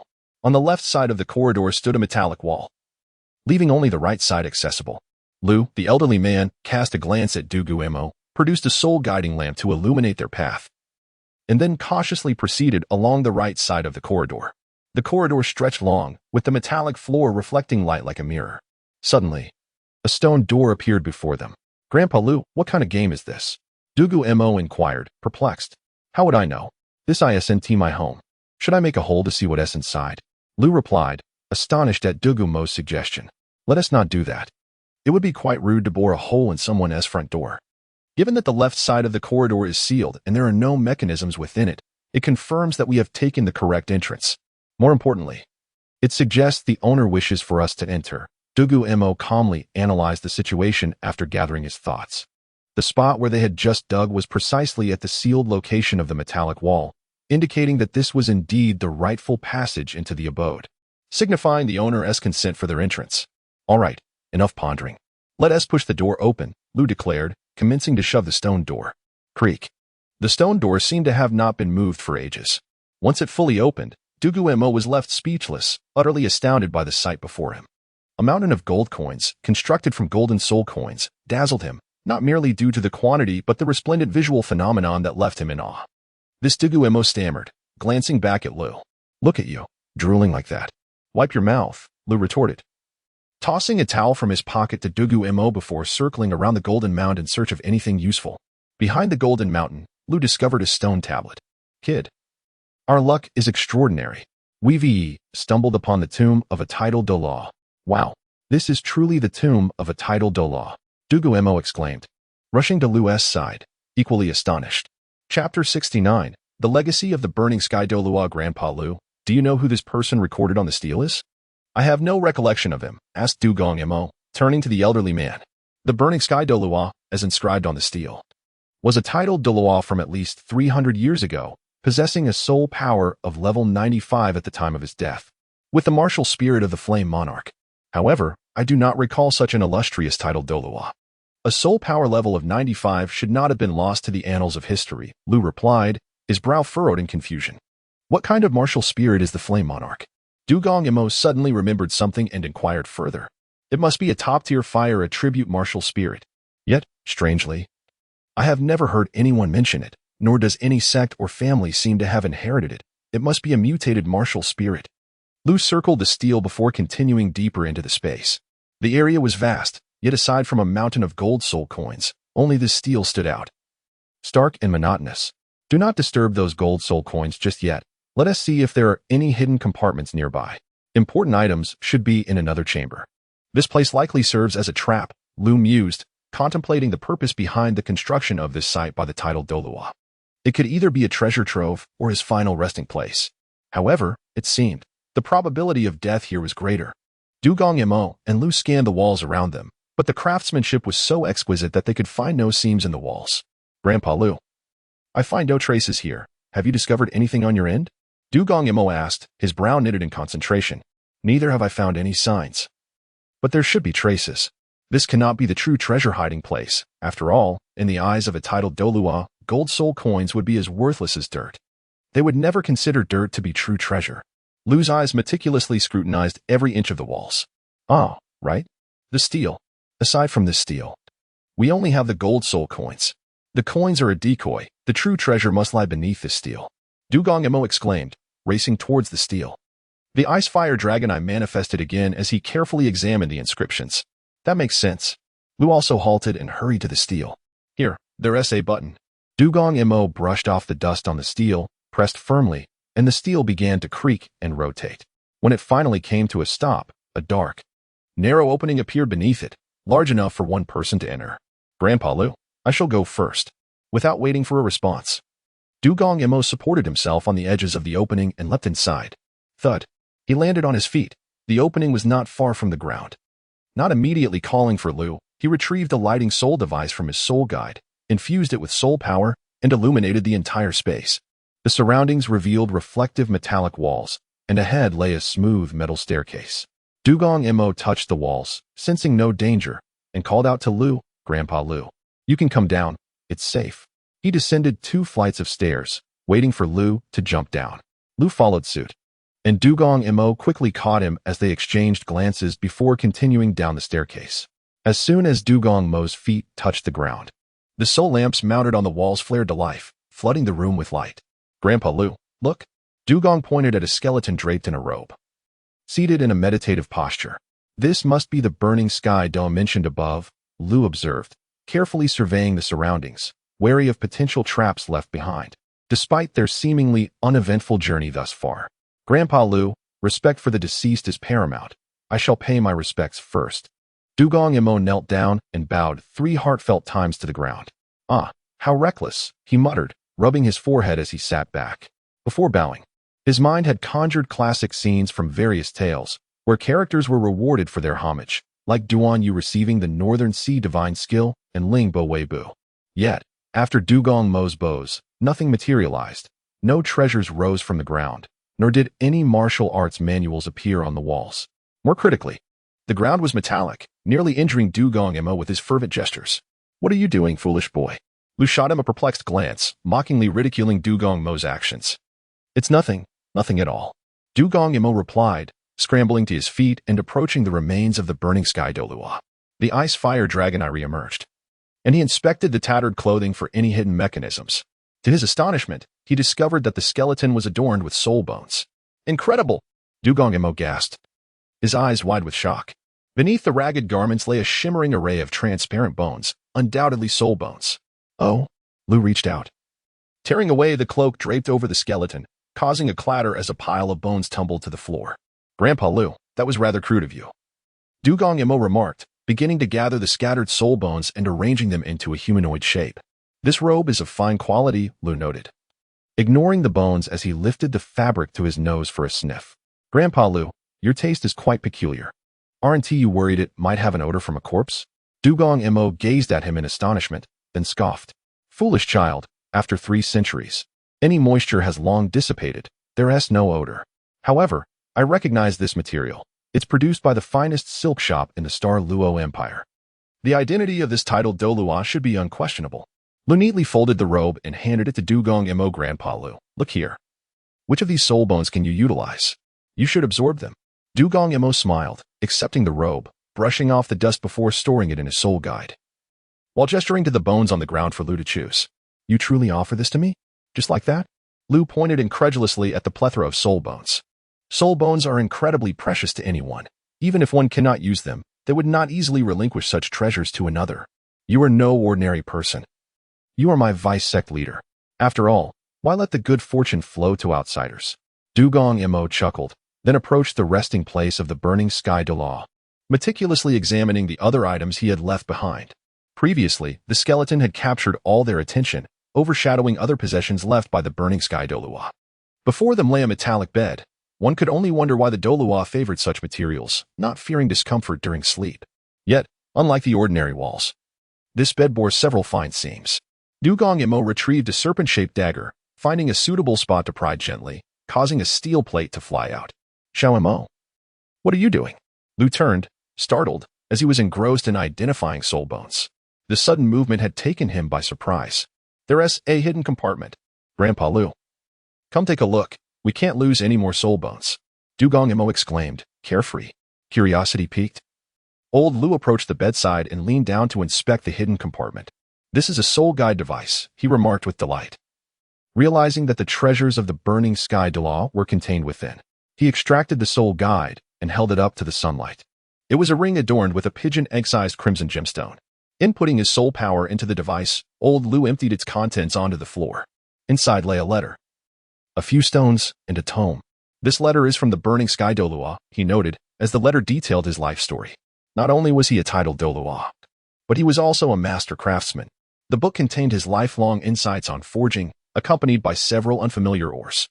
It seemed the rest of his possessions had been used for acquiring alloys, leaving behind merely a stash of gold soul coins.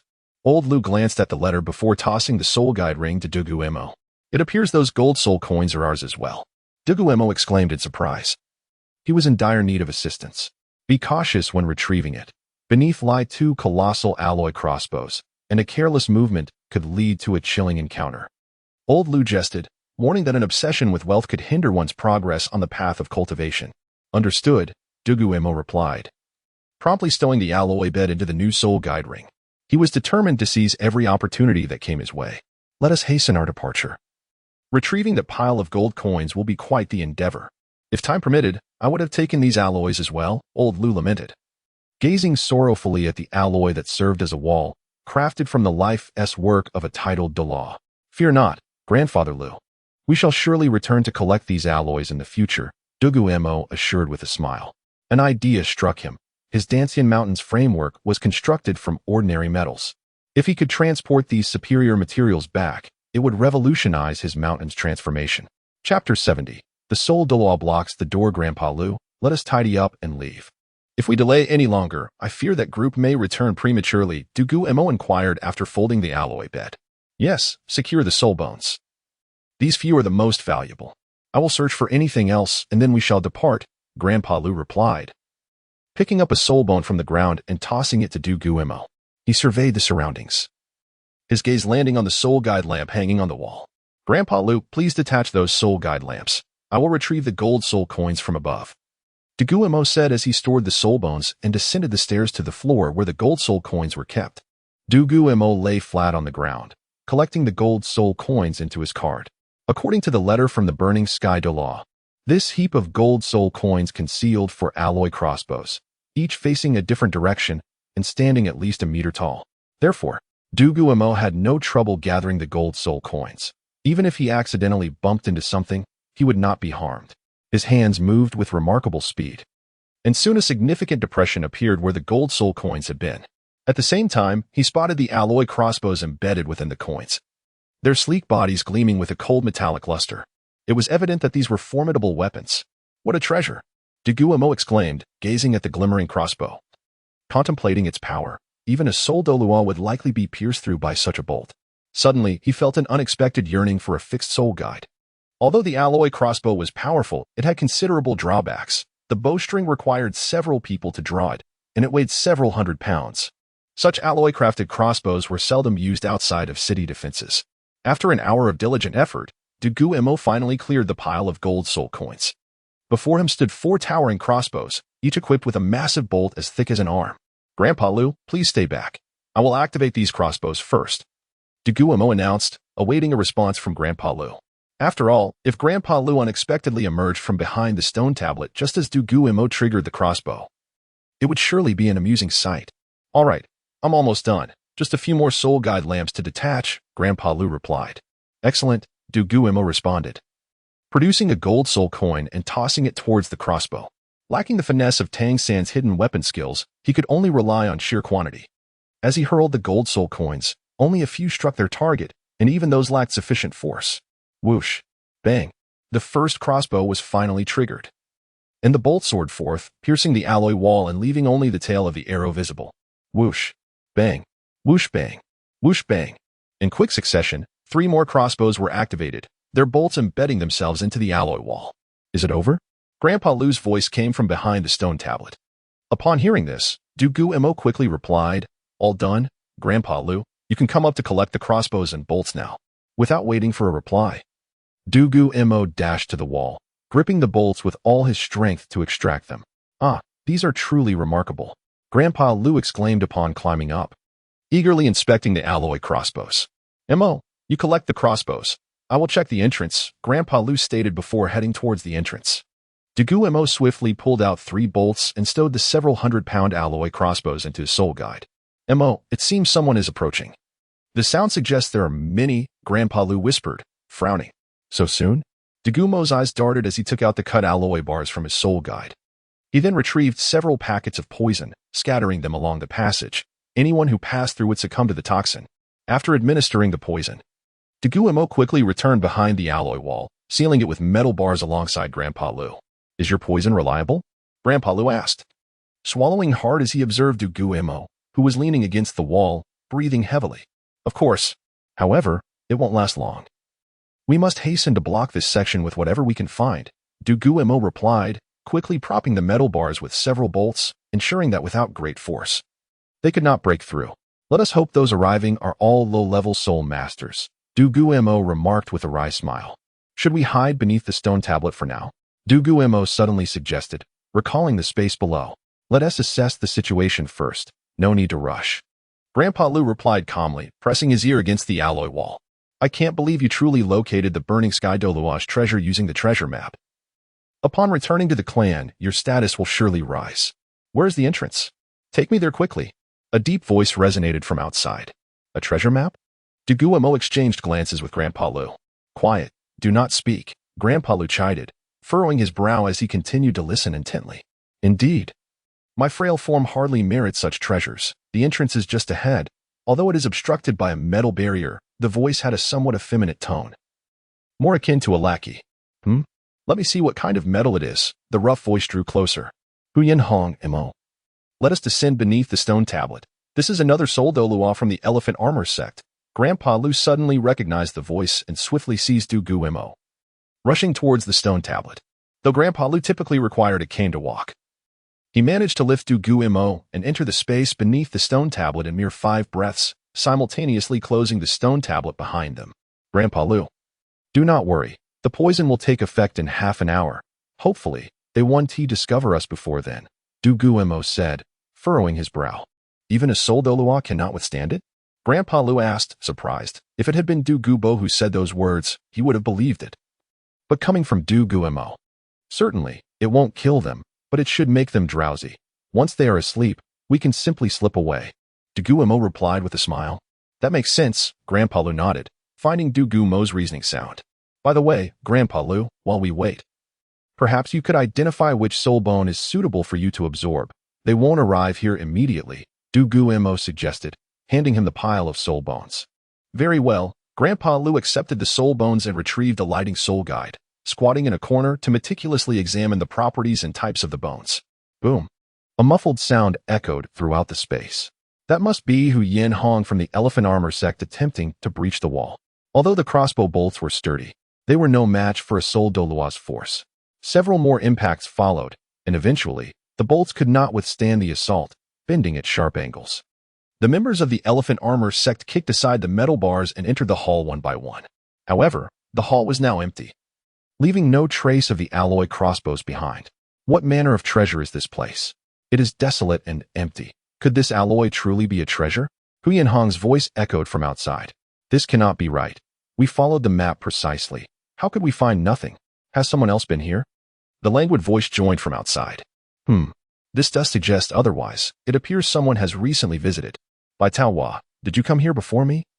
Luring me into this trap, intending to. Hu Yanhong's voice brimmed with menace as he deduced that Bai Taohua, the owner of the soft voice, sought to ensnare him. Suddenly, a cacophony erupted from the steel, a symphony of roars and bloodshed. Grandpa Lu, are they devoid of reason? A group of soul masters barely reaching the 30s attempting to outmaneuver a soul Douluo. Yet, perhaps this is fortuitous. A brief skirmish may hasten the dispersal of the potion's effects. In just a few minutes, this soul Douluo should succumb to slumber.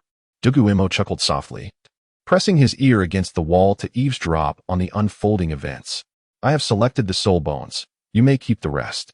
The soul bones absorbed by this flame heaven Douluo are exceedingly chaotic, a mishmash of various types. Grandpa Lu handed the remaining soul bones to Dugu Mo, who chose one suitable for his absorption from the 6 offered. You dare to poison me? My life is forfeit. Before long, those lower-ranked soul masters had perished. While the poison Dugu Mo had left in the tunnel began to take effect. Boom. Hu Yanhong crumpled to the ground. Grandpa Lu, we should make our exit. We must depart swiftly, for the soul Douluo possesses formidable resistance to toxins, and I cannot ascertain how long this drug will incapacitate him. Upon finishing his words, Dugu Mo pushed aside the steel, glanced at Hu Yanhong, who was now drooling, then turned to pull Grandpa Lu, and the two departed without a backward glance. Once outside, they sought the carriage and hastily departed, for it was wise to distance themselves from this perilous place. Chapter 71. Alchemical Techniques. The 9 turns of fire controlled Dugu Mo, and the old man Lu hurried towards the Fasnuo province, their hearts racing with trepidation.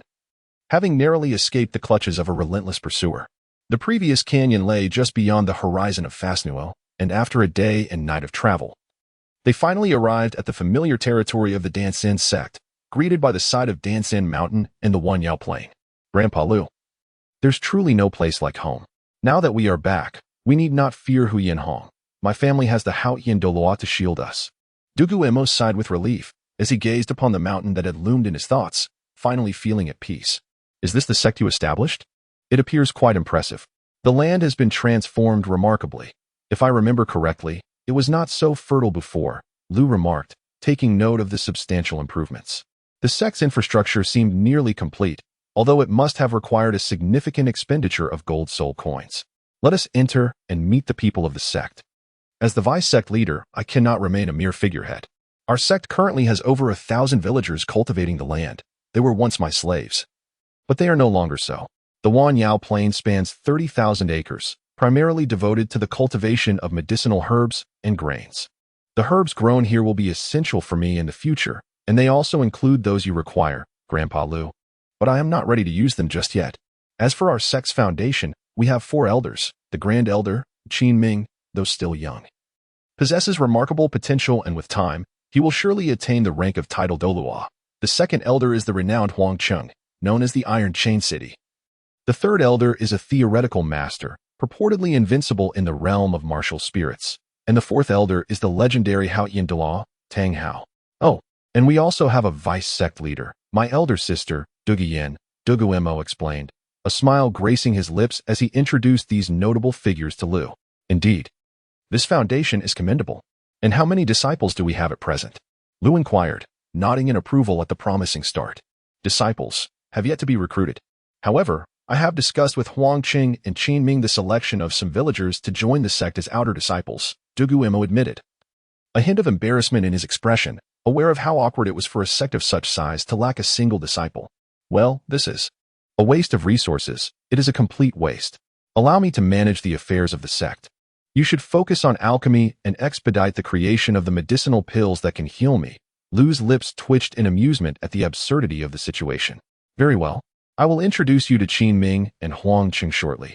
The master and Tang Hao do not partake in the sect's daily operations, Dugu Mo confirmed.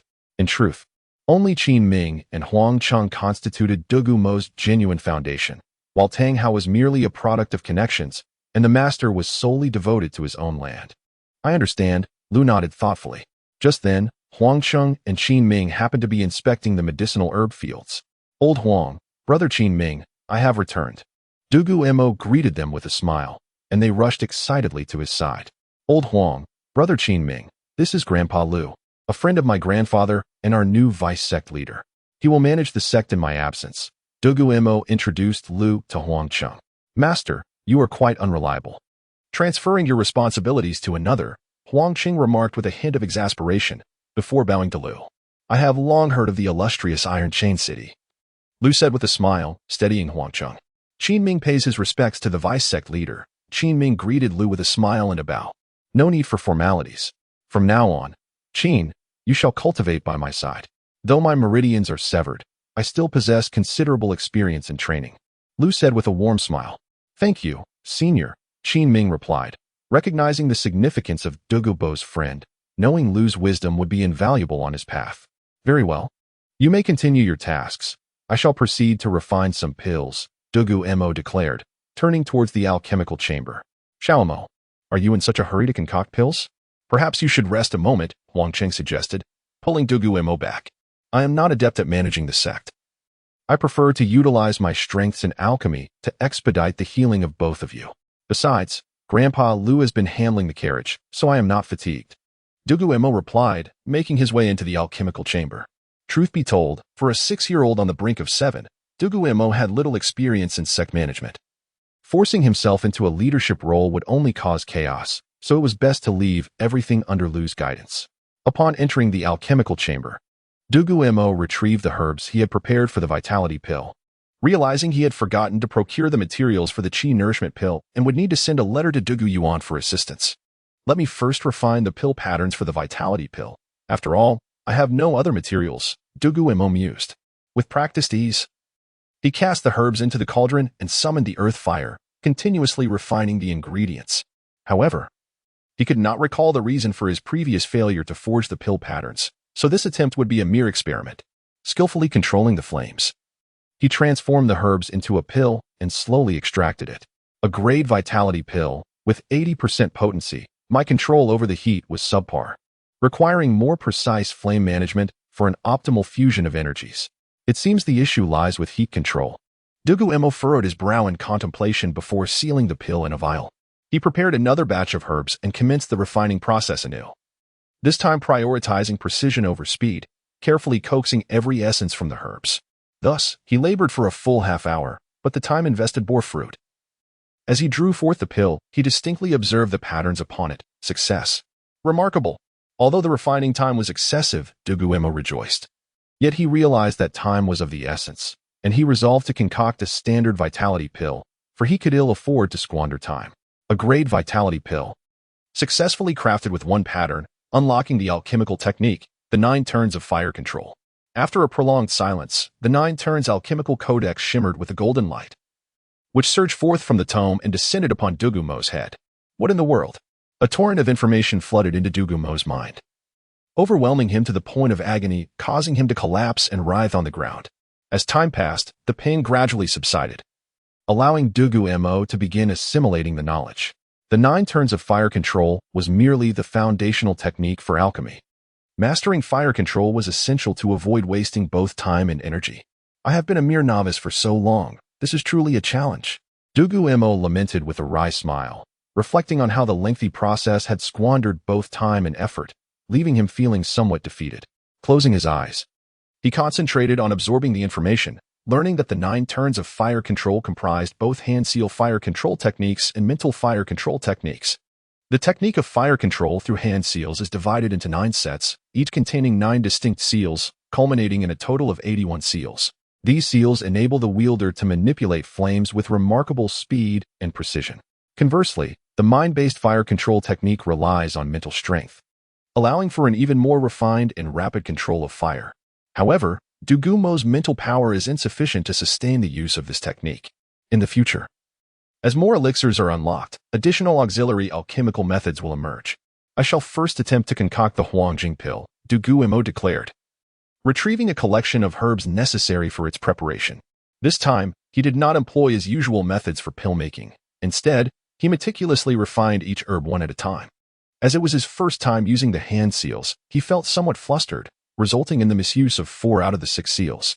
Consequently, the efficacy of the resulting pill was a mere 60%. Nevertheless, Dugu Mo remained undeterred, sensing that the fire control technique had opened unprecedented avenues in his alchemical pursuits. Subsequently, he continued practicing the hand seals with the Huangjing pill. After numerous attempts and failures, the efficacy of the pill soared from 60%, improving by nearly 10% with each refinement.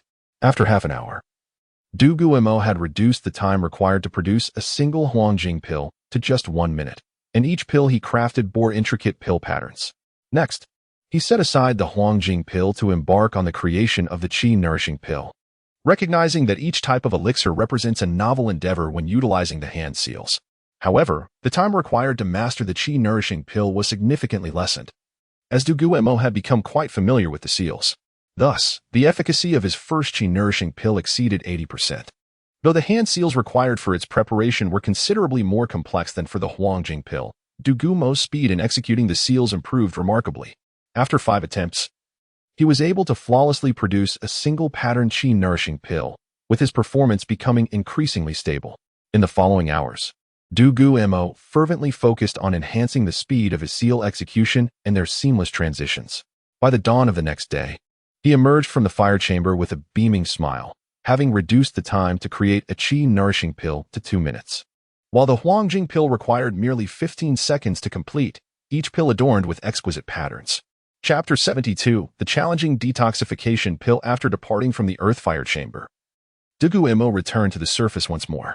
It seems that the goal of allowing our sect to access medicinal pills is drawing ever closer. Dugu Mo sat in a corner, gazing up at the sky before casting his eyes down to his hands, swollen like dumplings. With a resigned sigh, he reclined on a wicker chair, sunbathing like a languid fish. Yesterday marked his first attempt at pill refining using hand seals, and he labored tirelessly for a full day and night. The fact that he could still move his hands was already a stroke of luck. It was high time to apply some blood-invigorating ointment to alleviate the swelling. The difficulty was overwhelming. After a day and night of refining, his hands had suffered so. What would happen if he were to refine for several days and nights? He closed his eyes, his mind filled with images of delectable, tender chicken feet. Dugu Mo was not solely adept at pill refining. He had also meticulously transcribed the heaven and earth pharmacopoeia, which endowed him with insights into the combinations of medicinal herbs. Thus, concocting a blood-invigorating ointment was not beyond his capabilities. If only Tang San would teach me his mystic jade hand, I wouldn't have to worry about my swollen hands. As he basked in the sun, Dugu Mo allowed his thoughts to drift. Although he envied Tang San's mystic jade hand, he would never resort to coercion, especially with Tang Hao still around. The Dancian sect required Tang Hao's protection until Huang Qing and old Lu could break through to the rank of title Douluo. Little Mo. It's not good to be so idle, Huang Qing remarked, having just finished his own tasks. He spotted Dugu Mo sunbathing and could not help but mutter a few words of admonition. With all their busyness, how could Dugu Mo still find time to sunbathe? It's not that I wish to rest. My body simply cannot endure it. Old Huang, take a look at my hands, Dugu Mo replied, already awake, extending his hands for Huang Qing to inspect the cause of his current state. My heavens, little Mo, you've been far too harsh on yourself. Quickly apply some medicine. There is no rush with pill refining. I've been at this for decades, and recovery is not something to be hastened. Do take care not to exhaust yourself. Huang Qing exclaimed, supporting Dugu Mo's hands, his concern evident. Truth be told, he regarded Dugu Mo as his own grandson, having no descendants of his own. It's all right. A brief rest will suffice. My soul power is quite effective for healing injuries. And soon I shall prepare to concoct some herbs to enhance the strength of my hand muscles, Dugu Mo reassured him. By the way, old Huang, how are our medicinal herbs coming along? Dugu Mo inquired after a moment's contemplation. Indeed, all has been planted, and each herb has been assigned to dedicated individuals for cultivation.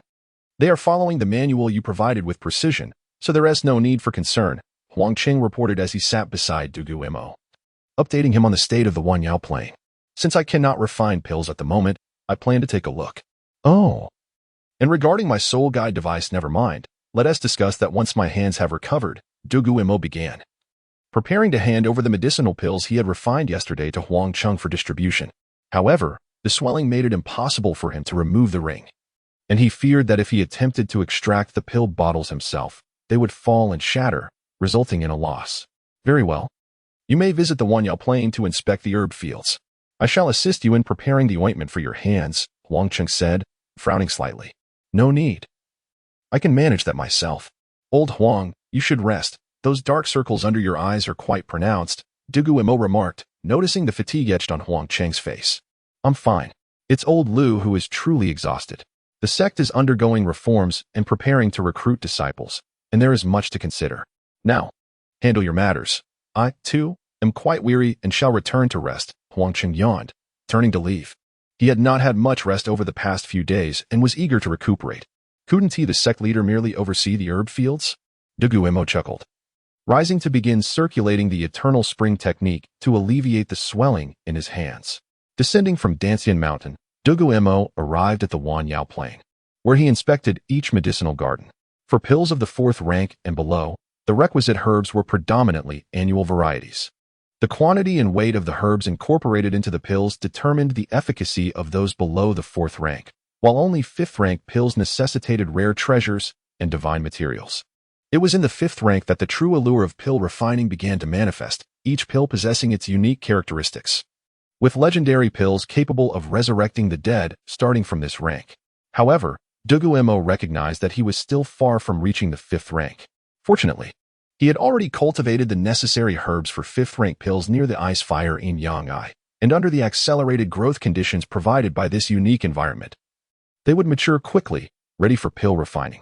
After a day of inspections, Dugu Mo found that the herbs were flourishing and would be ready for harvest in half a year. Once dried, they could be utilized for pill refining. Additionally, he had entrusted some of the leftover materials from his refining to local farmers, encouraging them to raise poultry and livestock. As he fondly recalled the delectable flavor of the Huhan beast chicken he had tasted previously, which far surpassed ordinary chicken. Having completed his rounds, Dugu Mo found no discrepancies. The herbs were thriving. He returned to his earth fire chamber to continue refining pills. However, he did not encounter old Lu and thus could not deliver the qi-nurturing pill into his hands. Upon returning to the earth fire chamber, Dugu Mo surveyed his surroundings, realizing that the materials for the qi-nurturing pill were nearly exhausted, leaving him with only the ingredients for the 1st-rank detoxification pill.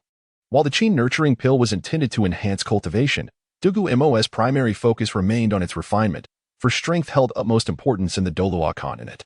Consequently, the more qi-nurturing pills he could produce, the better. The materials for the detoxification pill had merely been an afterthought among the ingredients for the qi-nurturing pill. Reflecting for a moment, Dugu Mo ultimately resolved to refine the detoxification pill, as experimenting with a new type of pill could further hone his mastery of hand seal techniques. He quickly gathered dozens of sets of detoxification pill materials, deftly processing each herb with precision, placing them aside in preparation for use. Thanks to the nurturing effects of the eternal spring technique, his previously swollen hands had nearly returned to normal by evening. However, he had yet to discover an ointment to remedy the swelling, requiring additional time for research. Dugu Mo began selecting herbs with similar medicinal properties from the pile. He understood the importance of cultivating a meticulous habit, as each pill's refinement demanded attention to detail, ensuring a stable output. With practiced skill, he tossed the herbs into the Wenyang furnace, joining his hands in prayer as he initiated the hand seals.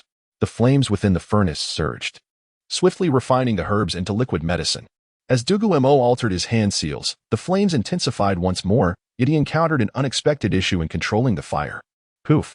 Just as the liquid was on the verge of solidifying into a pill, it turned to ash. What the? How could this go wrong? I followed the recipe precisely. Dugu Mo exclaimed, staring in astonishment at his Wenyang furnace. Dugu Mo once again retrieved a batch of medicinal pills, immersing himself anew in the art of alchemy. This time, his control over the flames was executed with far greater precision. Alas, yet another attempt ended in failure. However, this mishap occurred during the extraction process. A mere slip of the hand, which indicated that Dugu Mo was indeed capable of concocting detoxifying elixirs. This failure highlighted that the earlier errors in producing the detoxifying pill stemmed from a lack of meticulousness in regulating the temperature. I still cannot believe it, Dugu Mo remarked, as he cast another set of ingredients into the Wenyang furnace.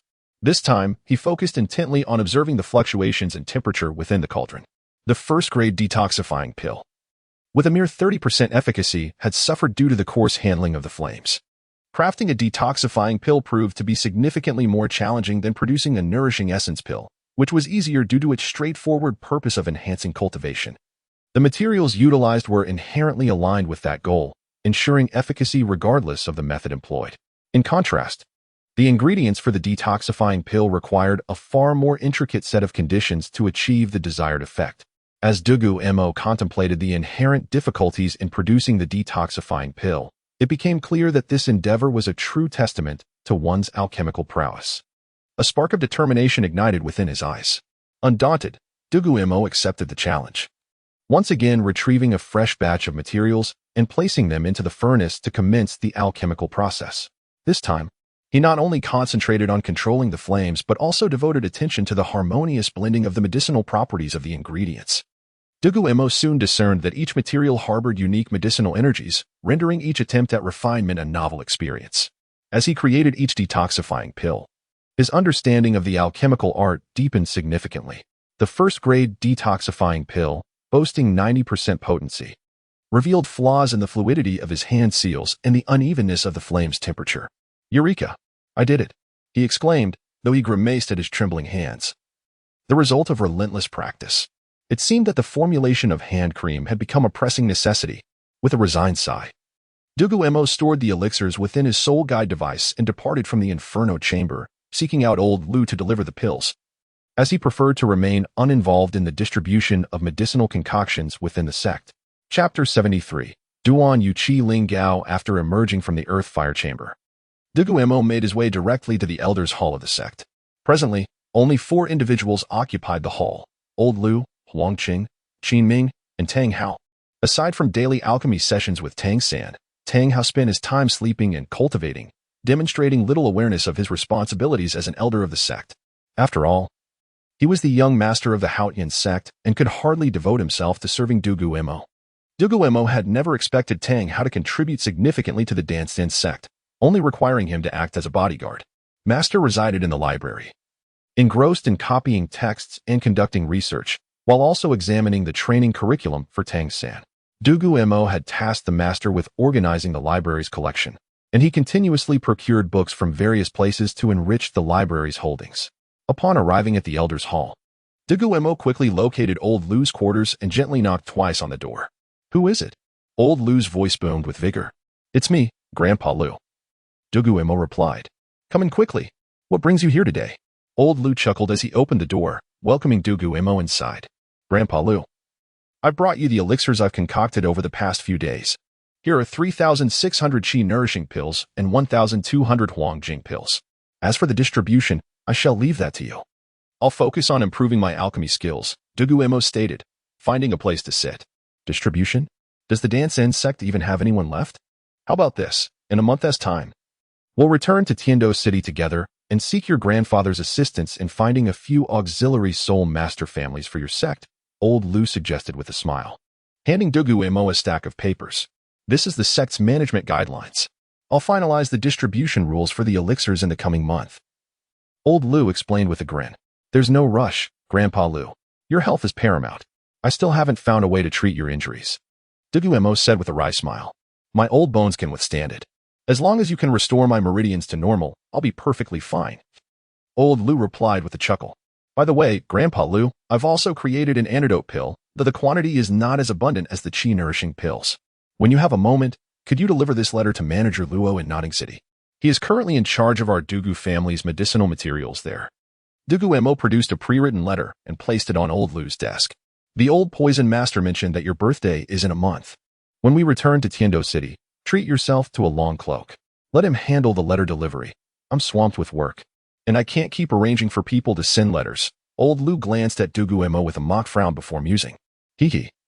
I'll definitely get a long cloak when I return. Thank you, Grandpa Lu. I must be on my way now, Dugu Mo said, leaving promptly.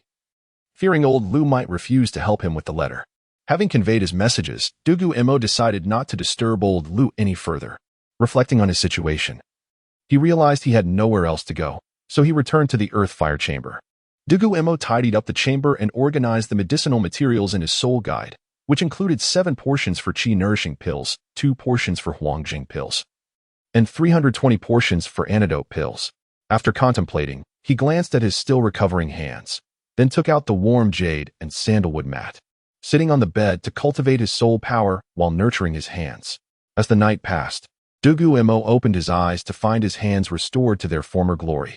Smiling, he took out the materials for huangjing pills and proceeded to refine 2 portions of huangjing pills alongside 7 portions of qi-nourishing pills. Before attempting to concoct antidote pills, time flew by as he meticulously transformed the antidote materials into pills, maintaining the efficacy at 90% for nearly all of the first 100 antidote pills produced. However, Dugu Mo was not easily satisfied. He aimed to elevate the antidote's efficacy to a 1-pattern level. Therefore, he slowed his refining pace, refining his control over every hand gesture for greater precision and stability. Although the subsequent antidote pills retained a 90% efficacy, their color and aroma significantly improved compared to the earlier batch. Just as he extracted the 188th antidote pill from the furnace, Dugu Mo beheld the pill patterns once more. 1-pattern antidote pill unlocked numerous elixirs, healing pills, qi replenishing pills, 2-pattern fiery pills, and the elusive Duan Yu Qi Lingao. Wow, so many elixirs unlocked by the 1-pattern antidote pill, Dugu Mo exclaimed. Opening the 9 Revolutions pill codex to locate the 1-pattern healing and qi replenishing pills. The healing pill treated injuries, while the qi replenishing pill restored soul power. Given their lower refinement difficulty compared to the antidote pill, Dugu Mo could quickly produce these pills with the available materials, and they would even bear pill patterns. Ah, found it. The 2-pattern fiery pill, does it refer to natural gas or coal gas? It's a potential enhancing pill that raises strength by 30%, but leaves one feeling weak for 3 days. Dugu Mo read the description of the fiery pill in the 9 Revolutions pill codex with great interest. But where is the Duan Yu Qi Lingao? It's not listed among the 5-pattern pills. It must be too advanced for me to refine, he mused, flipping through the pages of the codex until he found a description of Duan Yu Qi Lingao in the appendix. It enhances muscle elasticity, perfect for my hands. Dugu Mo chuckled as he continued to read about the Duan Yu Qi Lingao. It was not a singular elixir but a combination of 7 distinct medicinal pastes, each representing a level of mastery, progressing from shallow to profound. Ultimately, it could transform one's hands into Duan Yu hands, capable of slicing through gold and jade with ease. This was a unique hand technique on par with the Xianyu hands. The first paste required common materials, most of which were readily available within the Dugu family and could be procured from Notting City with just a letter. Dugu Mo resumed refining the antidote pills, as he still had over 100 materials left to process. By the time the clock struck late at night, Dugu Mo had successfully refined all remaining antidote pills, and the sun began to rise. He stored the last antidote pill in a crystal vial, closed the earth fire eye, and tidied up the leftover materials from his alchemy session before departing the chamber. Good morning, Grandpa Lu, Dugu Mo greeted as he encountered old Lu. Oh, it's wonderful to see you. I currently have no one free, so take this letter to Notting City yourself. Old Lu promptly retrieved a letter from his soul guide and handed it to Dugu Mo. This, very well, I shall go myself. Dugu Mo replied with a resigned shrug, accepting the letter and preparing to set off for Notting City. By the way, Qin Ming will accompany you, old Lu added. Understood. I'll go find brother Qin Ming now, Dugu Mo said, waving the letter in his hand before seeking out Qin Ming to travel to Notting City together. Finally locating Qin Ming, the two set off in a horse-drawn carriage toward Notting City. After half a day's journey, They arrived at the medicinal shop of the Dugu family in Notting City. Dugu Mo handed manager Luo a list of materials required for the qi-nourishing pills and the Huangjing pills, while also instructing him to urgently source materials for the Duanyu Qi Linggao, as Dugu Mo intended to concoct the paste that very day and test its effects. This time, Dugu Mo sought only the materials for the spirit-nourishing pill and the qi-cultivating pill. Given that the consumption of these two elixirs is anticipated to reach astonishing levels in the future, it is prudent to stockpile a sufficient quantity, as the sect cannot rely solely on a handful of individuals. While arranging for manager Luo to gather the necessary materials, Dugu Mo and Qin Ming ventured into the largest tavern in Notting City, a property of the Dugu family. The business of medicinal wines has expanded significantly, contributing a substantial income to the Dugu family each year from various trades in Notting City. Brother Qin Ming, how do you find Grandpa Lu's teachings? Dugu Mo inquired with a smile. Many of the questions I had have been resolved. In another 2 years, I will be able to reach level 50. Which is far sooner than I had anticipated, Qin Ming replied, his demeanor still gentle and refined, exuding a remarkable charm. That is wonderful, Brother Qin Ming. Once the next batch of materials arrives, I will be able to refine the qi cultivating pill, which will be of even greater assistance to you. Perhaps within a year, you will achieve a breakthrough to level 50, Dugu Mo mused aloud. Well, I must thank you, Xiaomo. Let us eat. We must return to the sect tonight, Qin Ming said with a smile, adding more dishes to Dugu Mo's plate. Dugu Mo replied, choosing to remain silent as he focused on his meal. After finishing their dinner, they proceeded to the Dugu family's apothecary. At that moment, manager Luo had already gathered the materials for 20 qi cultivating pills, along with nearly 200 sets for the spirit-nourishing pill. Most importantly, 3 sets of materials for the Duanyu 7 spirit ointment had been located. Dugu Mo joyfully stored these materials in his soul guide device before returning to the Dancian sect with Qin Ming. Upon his return to the sect, he made his way to his fiery chamber, where he crushed the materials for the Duanyu 7 spirit ointment and placed them into the winning furnace to heat. As the materials transformed into a medicinal liquid, he extracted them, resulting in the coveted ointment he required. The preparation of this ointment was quite straightforward, prompting Dugu Mo to process the remaining 2 sets of materials into ointment as well. With 3 jars of ointment before him, Dugu Mo smiled, thinking, this time, Mother will no longer have to worry about my hands swelling like steamed buns. Chapter 74. Returning home for the new year, Dugu Mo evenly applied the Duanyu 7 spirit balm to his hands, using nearly 1/10 of the ointment in a single application. With a full month remaining until his birthday, he would have just enough time to use all 3 portions of the balm. The instant he returned the remaining balm to his soul guide, its effects took hold, unleashing a searing pain that surged through his hands, as if a colossal hammer were shattering the very bones within. Oh dear. Dugu Mo's muscles tensed instantaneously, his veins visibly bulging. His once fair hands turned crimson, resembling freshly boiled crabs.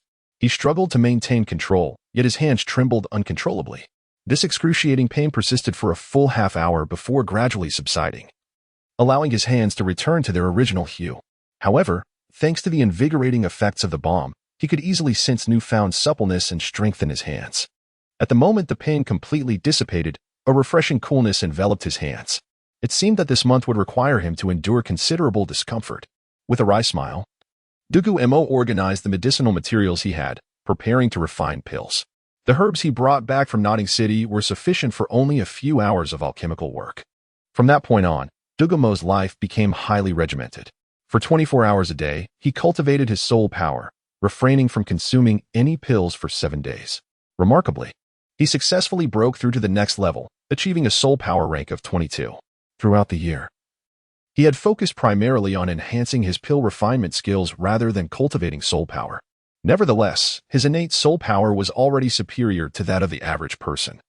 And with the assistance of the Chanchun Gong, it was certain he would eventually become a titled Douluo. Thus, he felt confident in prioritizing alchemy over cultivation. For he was still young, and achieving titled Douluo status was still far off. On the 7th day, manager Luo personally delivered the medicinal materials to the Dancian sect. This time, Dugu Yuan had prepared tens of thousands of each herb, providing Dugu Mo with ample supplies for the foreseeable future.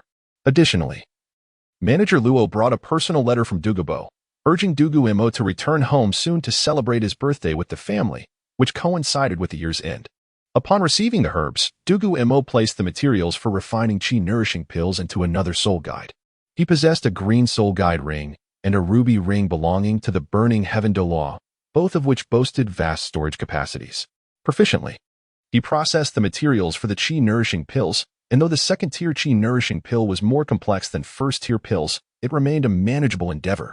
As all pills below fourth tier were considered ordinary, the procedure required twice the steps of a first-tier pill, presenting a certain level of challenge for Dugu Mo due to the numerous hand seals involved and the intricate connections between them.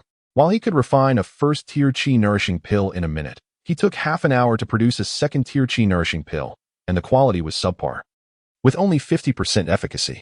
This was primarily due to his lack of proficiency in the transitions between fire control hand seals.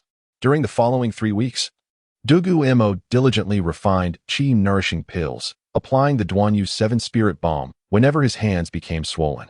He practiced soul power cultivation, and once his hands healed, he returned to alchemical work.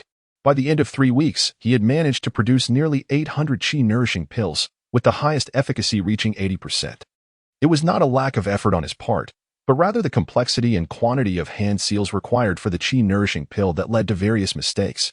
However, through this intensive practice, Dugu Mo gained a deeper understanding of the hand seal alchemy, significantly improving the transitions between seals.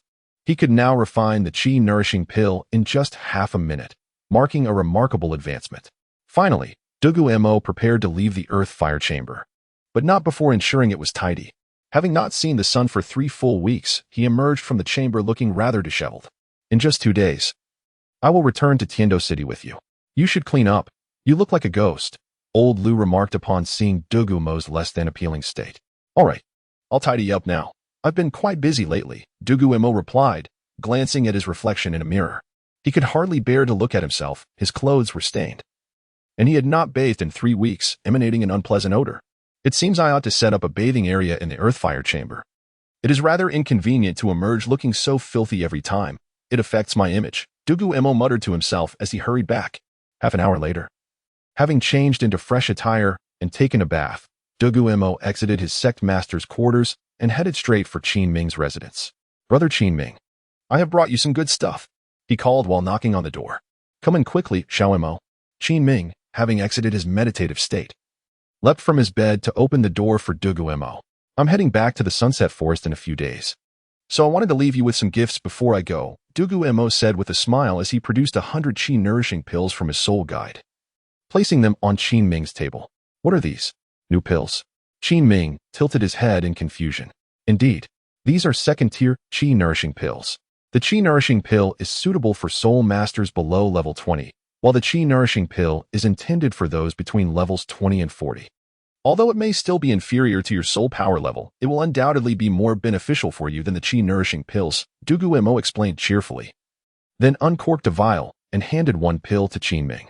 Qin Ming accepted the pill and promptly swallowed it, closing his eyes to allow the soul power to circulate within him. The soul power within the qi-nourishing pill was undeniably more potent than that in the qi-nourishing pill, yet it was easier to absorb. Xiao Mo, this pill contains a substantial amount of soul power.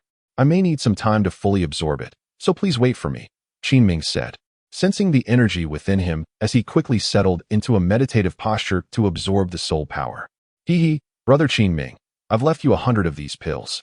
I should be home for about a month, so 100 pills will be ample for you. Dugu Mo grinned as he sat quietly, waiting for Qin Ming to absorb the energy.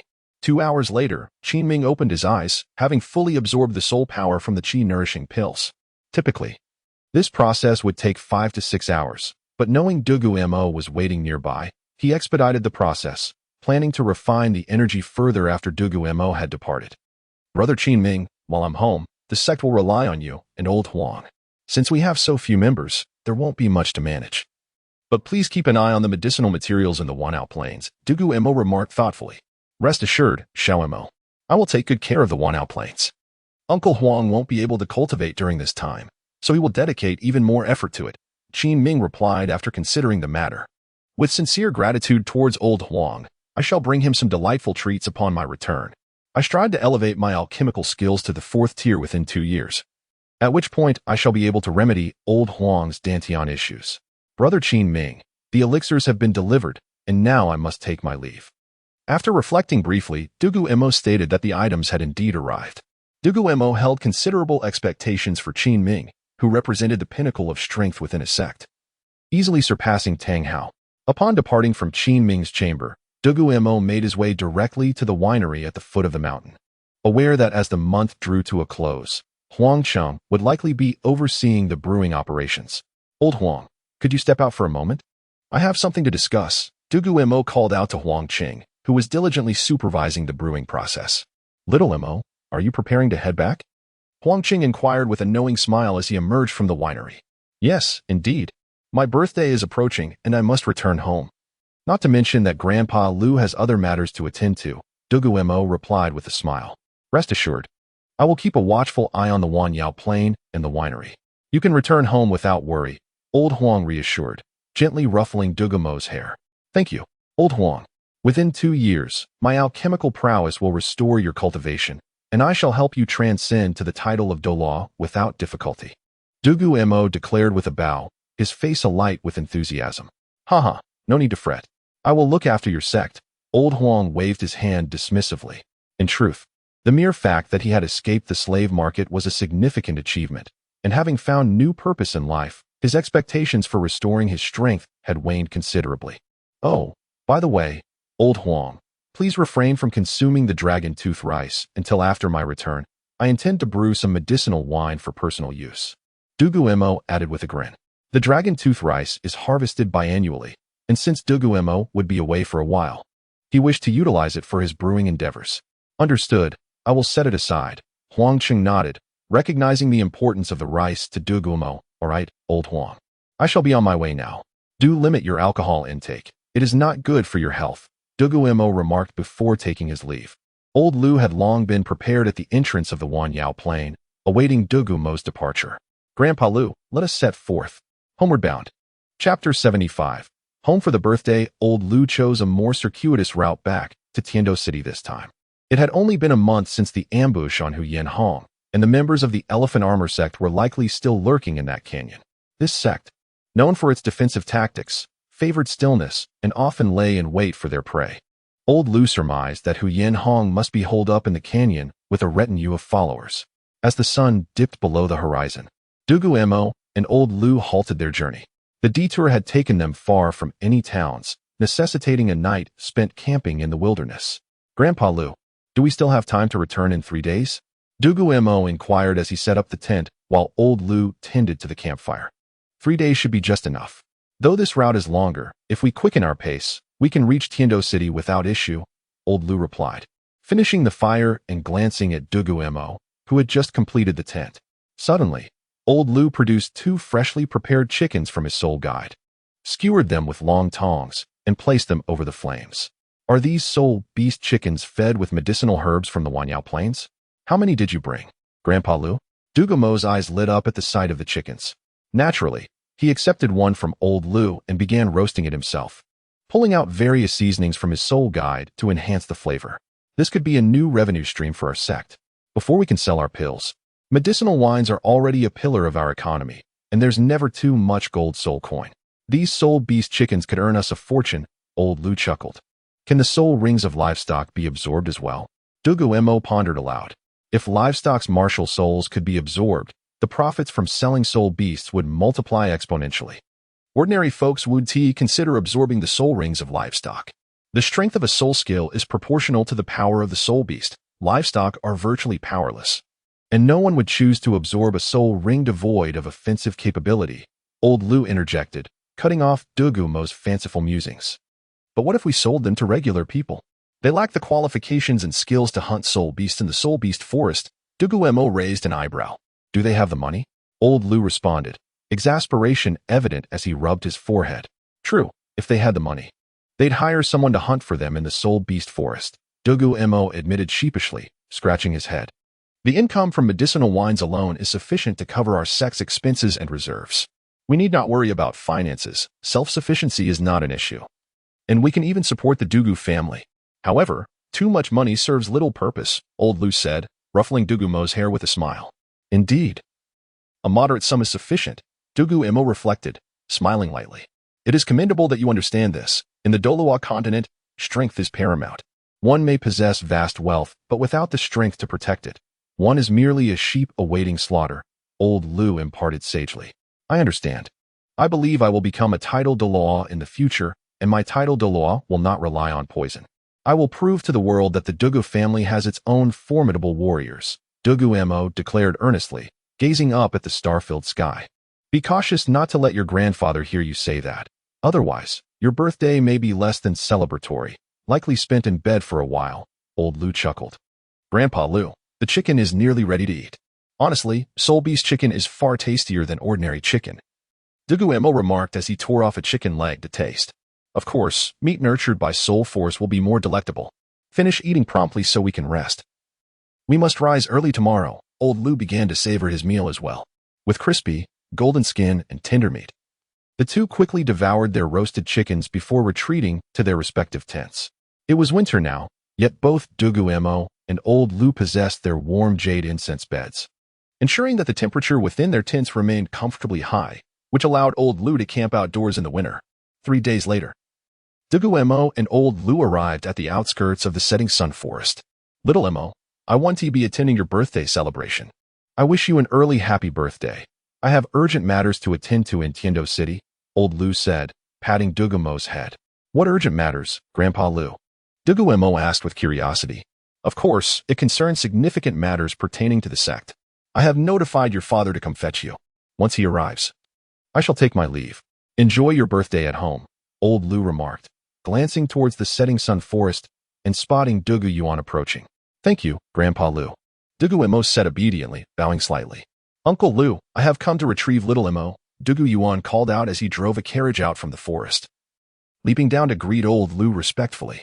All right, hurry back with Little Mo. We haven't had a proper rest in 3 days. And I am preparing to head to Tiandou City, Old Lu said before jumping onto the carriage and departing. Father, Dugu Mo exclaimed with a carefree laugh. Let us go. Your mother has prepared quite a feast for you, Dugu Yuan said, lifting Dugu Mo into the carriage. Dugu Yuan then carried Dugu Mo into the courtyard of Dugu Mo, which was livelier than usual. A grand table laden with dishes awaited them in the center of the yard. Dugu Mo, Winya, and Dugu Yin had all arrived early to celebrate Dugu Mo's birthday. Grandfather, mother, elder sister, Dugu Mo jumped down from the carriage, greeting his family with a smile.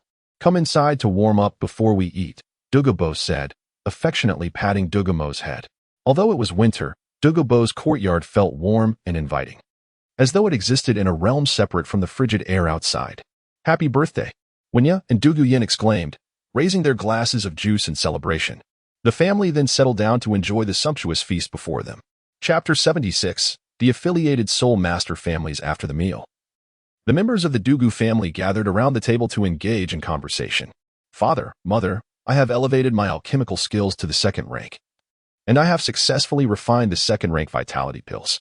These pills will significantly enhance your cultivation speed, so I will leave the remaining vitality pills to my elder sister. Dugu Mo patted his full belly, then activated the Soul Guide device to present the remaining 700 vitality pills to Dugu Yuan.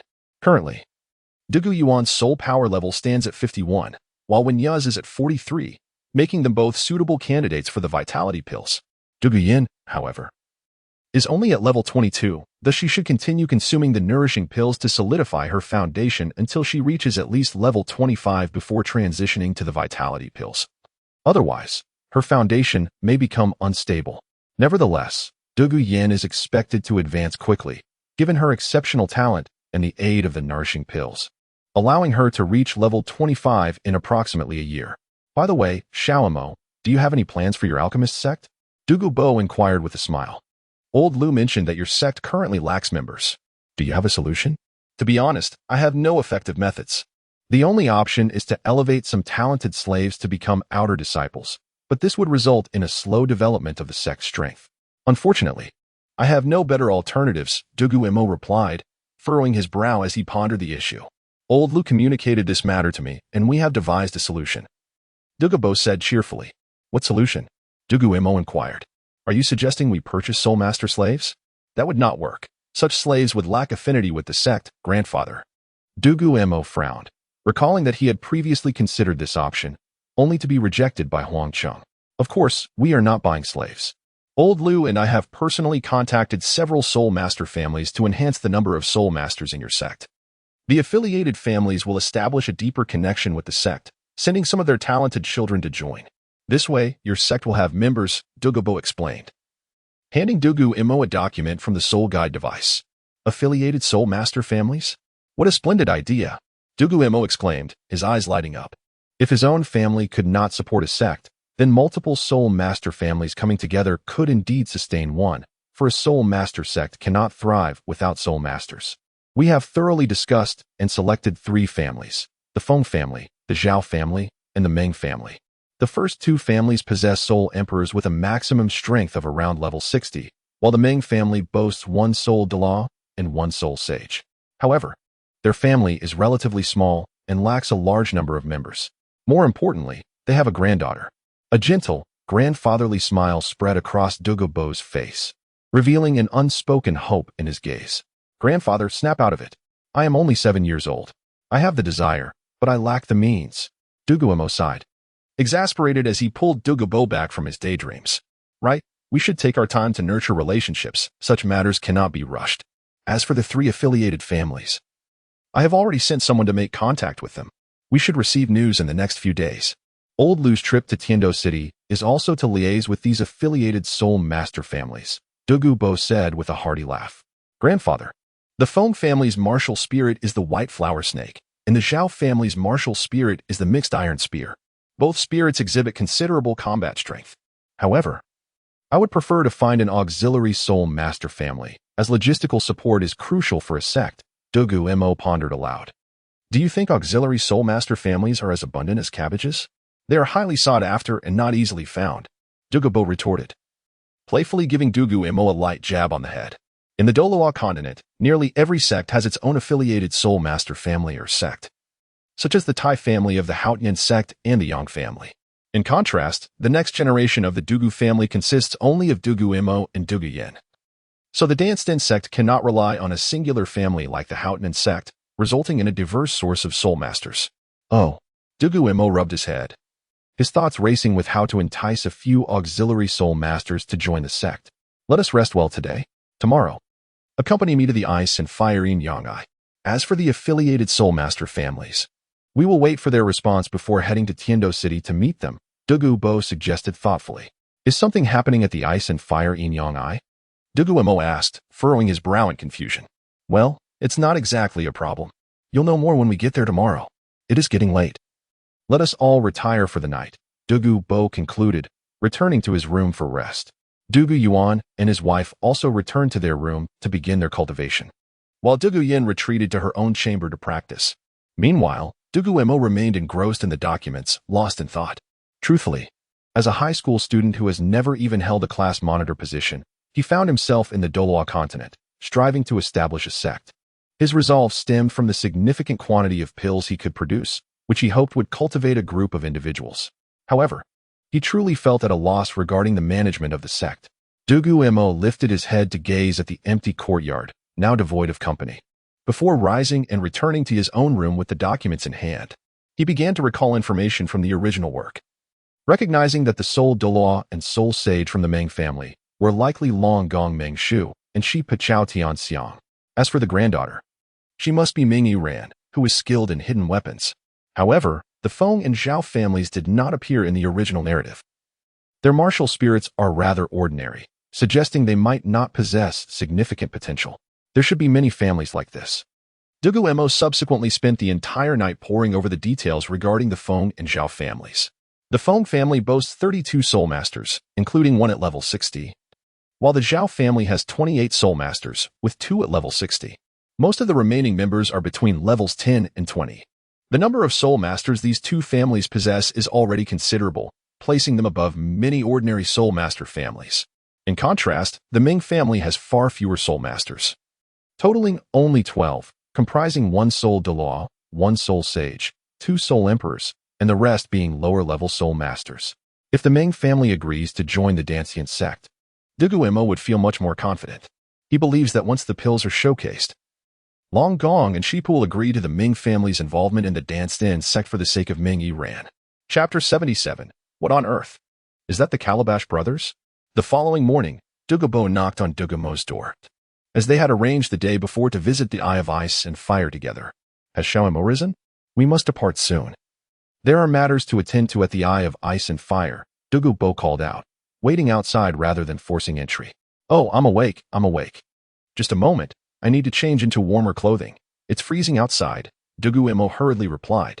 After hearing Dugu Mo's voice, he quickly tucked away his notes, which contained insights he had penned after reviewing the information on the affiliated sections. As the sect leader, although he was not currently involved in daily affairs, it was prudent to have at least a basic understanding of the status of his sect's subordinate forces. Dugu Mo donned a brand new cotton outfit, aware that they were soon to visit the Eye of Ice and Fire. While the courtyard felt as warm as spring, the outside world was a frigid expanse, making warmth essential to avoid the calamity of catching a cold. Just as Dugu Mo stepped out, Dugu Mo seized him, lifting him under his arm and soaring into the sky towards the Eye of Ice and Fire.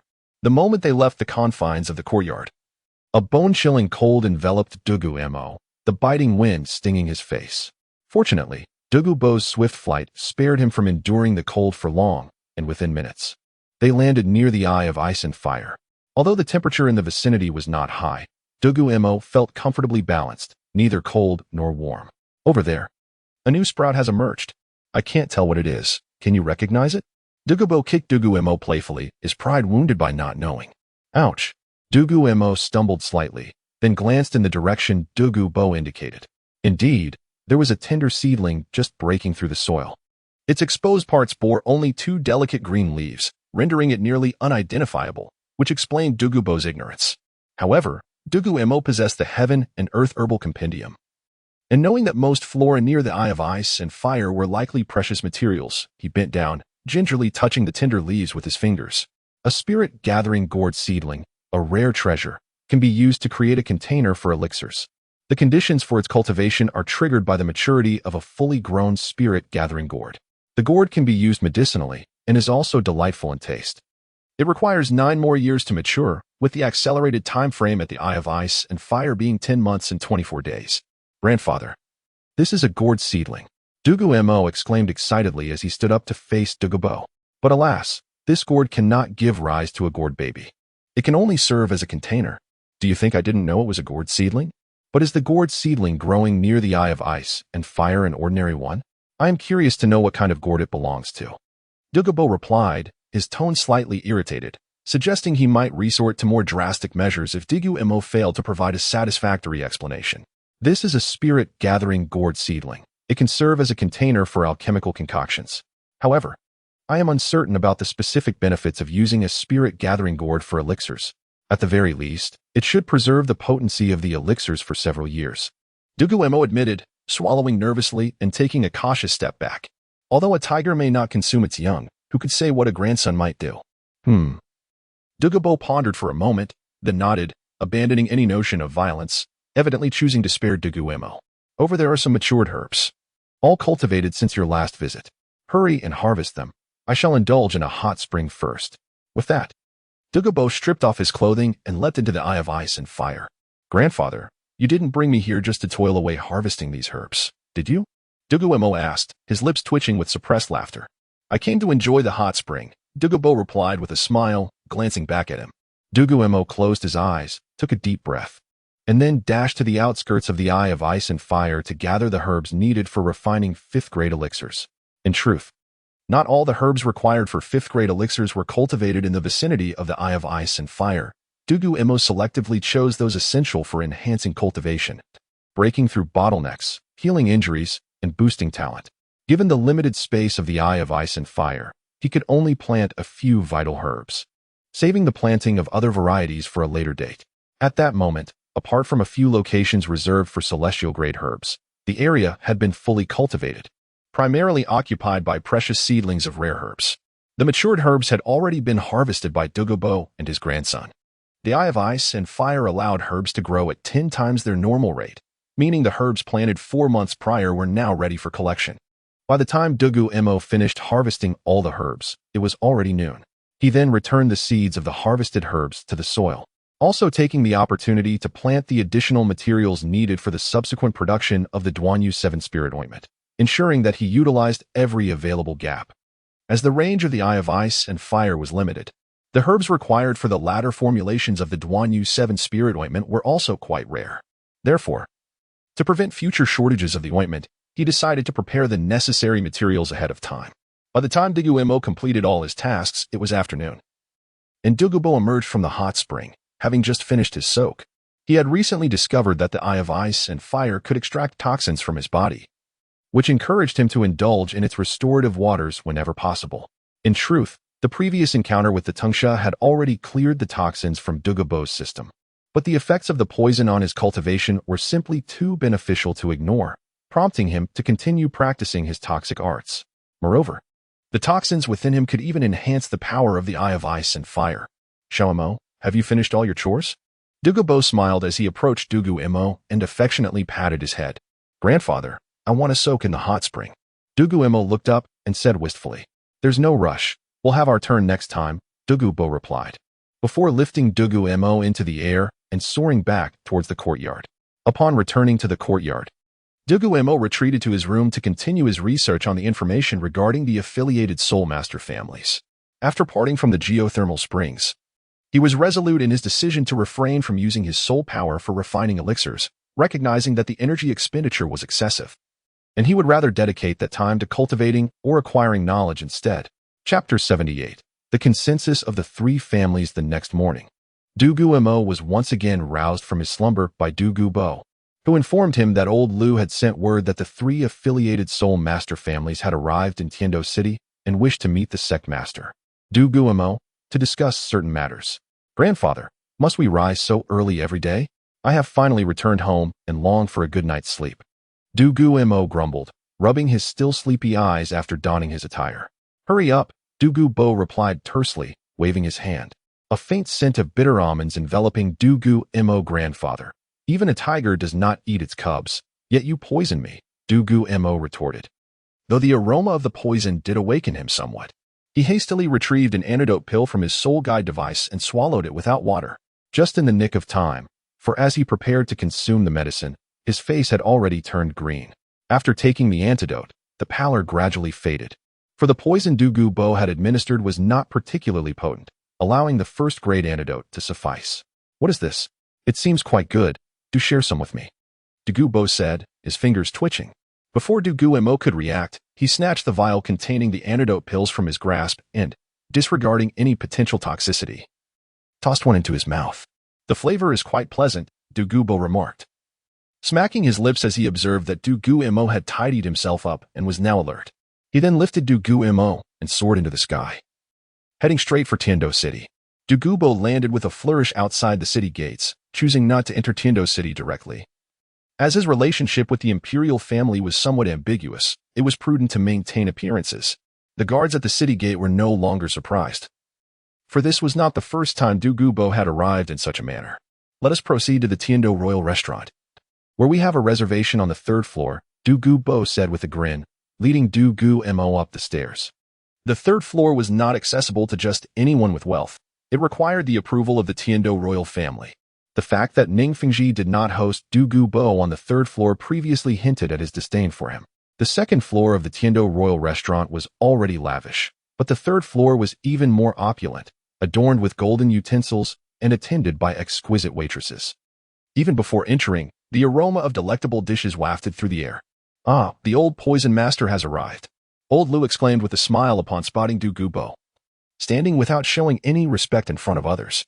Alongside him stood 3 individuals. One among them, a spirited elder with a vibrant aura, was gazing at Dugu Mo. Sensing the elder's penetrating gaze, Dugu Mo instinctively recognized him as the Soul Douluo, Long Gong Meng Shu. The presence of a Soul Douluo was unmistakable. Greetings to the Poison Douluo, the 3 spoke in unison. Please rise. Are you all clear on the purpose of today's gathering? Dugu Mo asked with a smile, exuding a subtle yet formidable authority, a testament to his confidence as a leader. We are grateful for the invitation, Your Grace, Poison Douluo. Mr. Lu has informed us, and we have unanimously agreed to join the sect established by your grandson, becoming affiliated Soul Master families. Meng Shu, the highest ranked among them, stated, representing the trio in dialogue with Dugu Mo.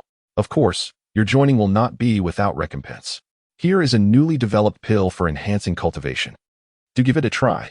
It is quite palatable, Dugu Mo said, playfully patting Dugu Mo on the back of his head, prompting him to present the Huangjing pill to Ming Shu and the others. Dugu Mo shot Dugu Bo an annoyed glance but complied, offering the Huangjing pills for their assessment, aware that they sought these pills, as the output of the qi-nourishing pills was limited. This is Mingshu frowned, glancing at Dugu Bo with evident suspicion after receiving the pill. Rest assured, if I intended to poison you, I would not do it in such a manner. This is a cultivation-enhancing pill. You may distribute it among yourselves, and it will no longer be my concern, Dugu Bo assured them with a smile, shaking his head and refraining from further comment. My apologies, Your Grace, poison Douluo. I was overly cautious, Meng Shu acknowledged, nodding slightly, before uncorking the vial and consuming a pill, then passing the bottle to the heads of the other families. The three of them ingested the pills simultaneously, closing their eyes to absorb the energy contained within. While it may not benefit us, it will undoubtedly be effective for the younger generation. One family head exclaimed in surprise as he opened his eyes wide. Dugu Mo turned to glance at old Lu, who was busily gnawing on a chicken leg, his hands smeared with grease. Oh, this is Ming Shu, head of the Ming family. This is Zhao Wu, head of the Zhao family, and that is Feng Patang, head of the Feng family. Little Mo, you should pay your respects to these esteemed elders, old Lu said, wiping his mouth with his sleeve and introducing Dugu Mo. I am Dugu Mo, honored to meet all esteemed elders. Dugu Mo respectfully saluted the three. No need for such formality, you shall be our sect master henceforth.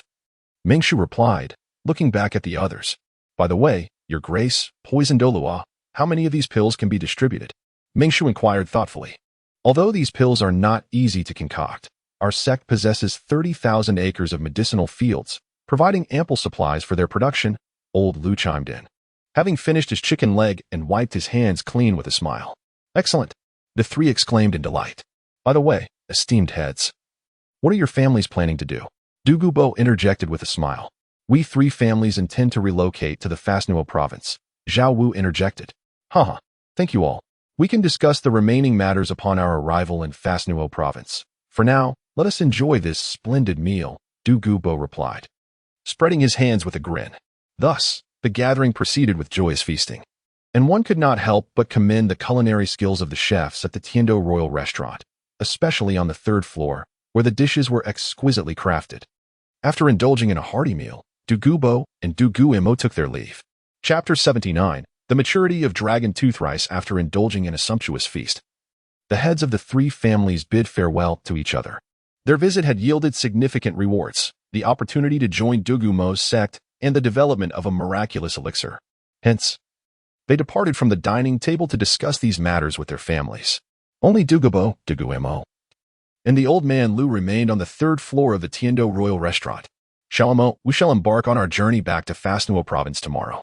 The families will also be relocating there in the coming days, so we must return to the sect early to make preparations. I regret to inform you that our holiday is cancelled, Lu chuckled, casting a glance at Dugu Mo. Grandfather Lu. I've barely spent 2 days at home, and I haven't even had the chance to sleep in, Dugu Mo lamented, his face resembling a bitter gourd. At such a tender age, to not strive for progress but instead indulge in pleasures? Lu, take him with you, Dugu Bo remarked, frowning as he playfully slapped Dugu Mo on the back of the head. Grandfather, if you want me to go, just say so, there's no need to hit me, Dugu Mo replied, rubbing the back of his head, aware that he was still young and should seize the opportunity to work hard. Old fellow, these three affiliated spirit master families are relatively obedient and manageable. However, you must tutor Mo in management.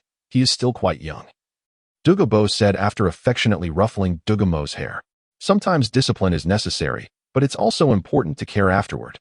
Rest assured, I will assist Mo in handling these matters. Lu nodded in agreement.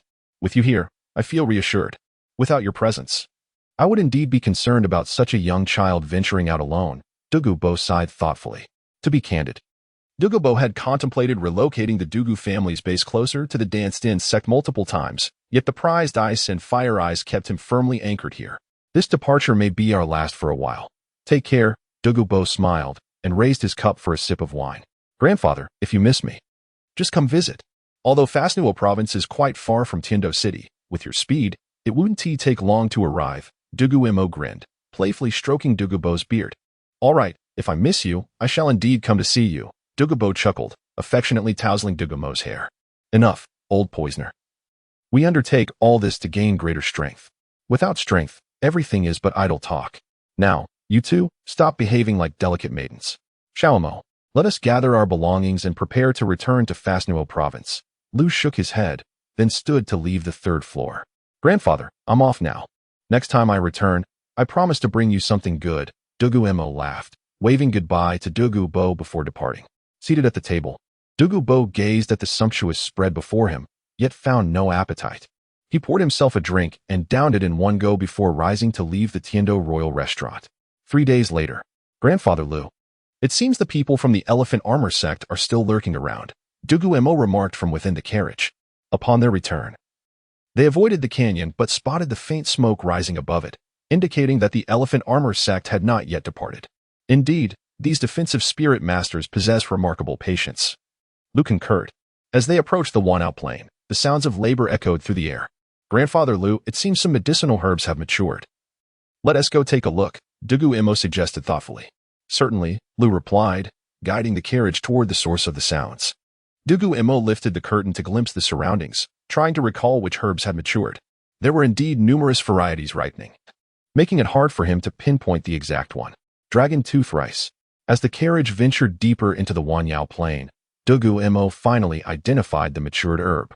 Grandfather Lu, I'll dash over to take a look, he exclaimed, leaping from the carriage and sprinting toward the fields where dragon tooth rice was cultivated. Xiao Mo, when did you return? Huang Qing, busy harvesting rice, spotted Dugu Mo and inquired, puzzled, for he thought Dugu Mo was supposed to be celebrating his birthday at home. Hee. Old Huang, I came back early, just joined the sect, and happened upon you all harvesting dragon tooth rice. Let me help you with the harvest. Dugu Mo replied with a grin, seizing a sickle from a pile of farming tools and leaping into the paddy to assist. The rice ears were as thick as Dugu Mo's forearm, yet each ear contained only a couple of grains of dragon tooth rice, a remarkable and fragrant variety.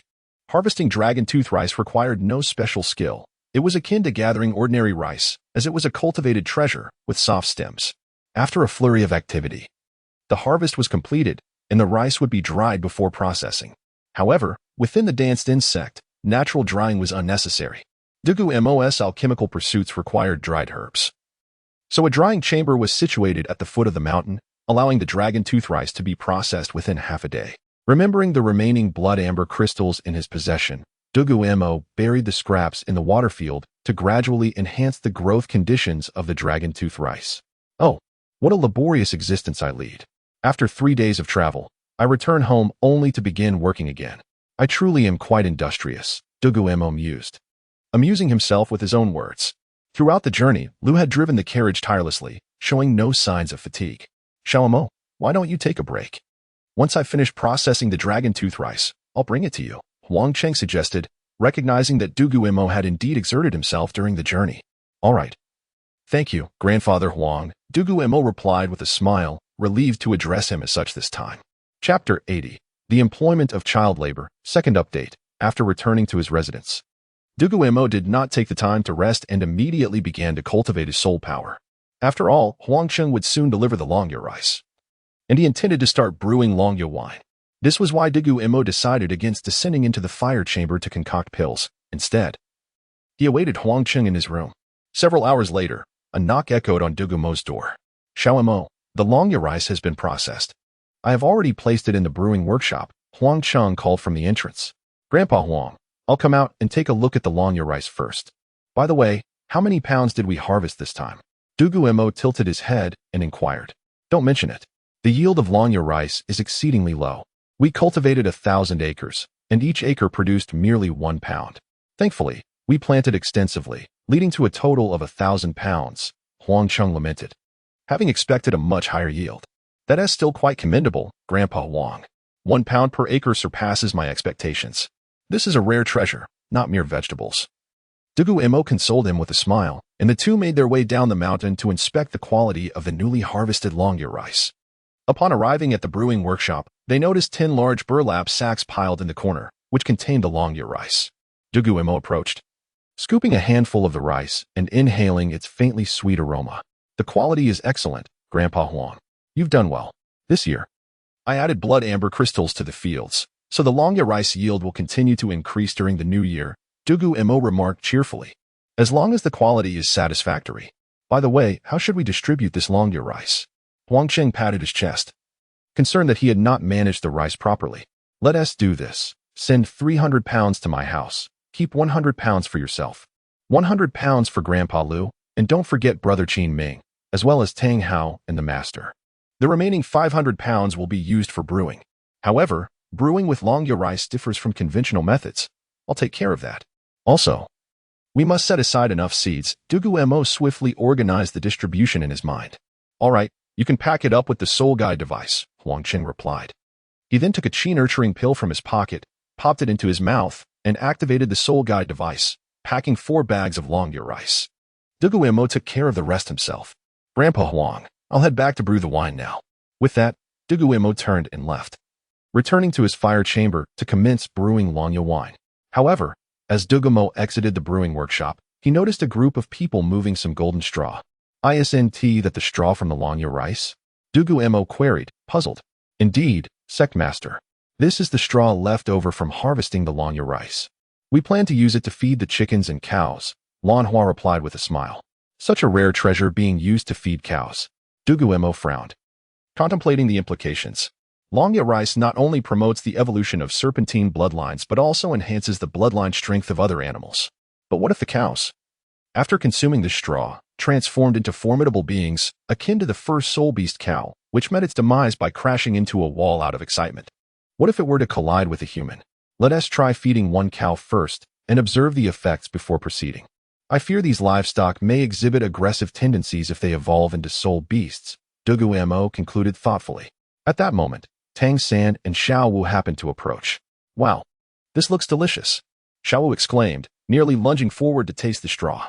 Xiao Wu, being a 10,000-year soul beast, could potentially subdue any aggressive cow if it were to transform. A spark of inspiration struck Dugu Mo as he pondered this. Xiao Wu, I'll give you 10 pounds of this rice. Will you help me feed the cows for 2 months? Dugu Mo chuckled, addressing Xiao Wu. This is Longya rice. Sect Master, you possess great skill. Tang San marveled, inspecting a piece of straw closely before looking up at Dugu Mo in astonishment. It's a small matter. Will you both agree? Dugu Mo closed his eyes, opened a hole in one of the burlap sacks within the soul guide device, and retrieved 10 pounds of Longya rice to show Tang San and Xiao Wu. Wow, it smells amazing. Xiao Wu's wide eyes expressed her desire to touch the rice, glancing back at Tang San for approval. Such generosity from the Sect Master. In that case, we shall help you feed the cows for 2 months. Tang San responded with a smile and a respectful gesture. Deal. Lan Hua, move all the straw to the cow shed and have them feed the cows.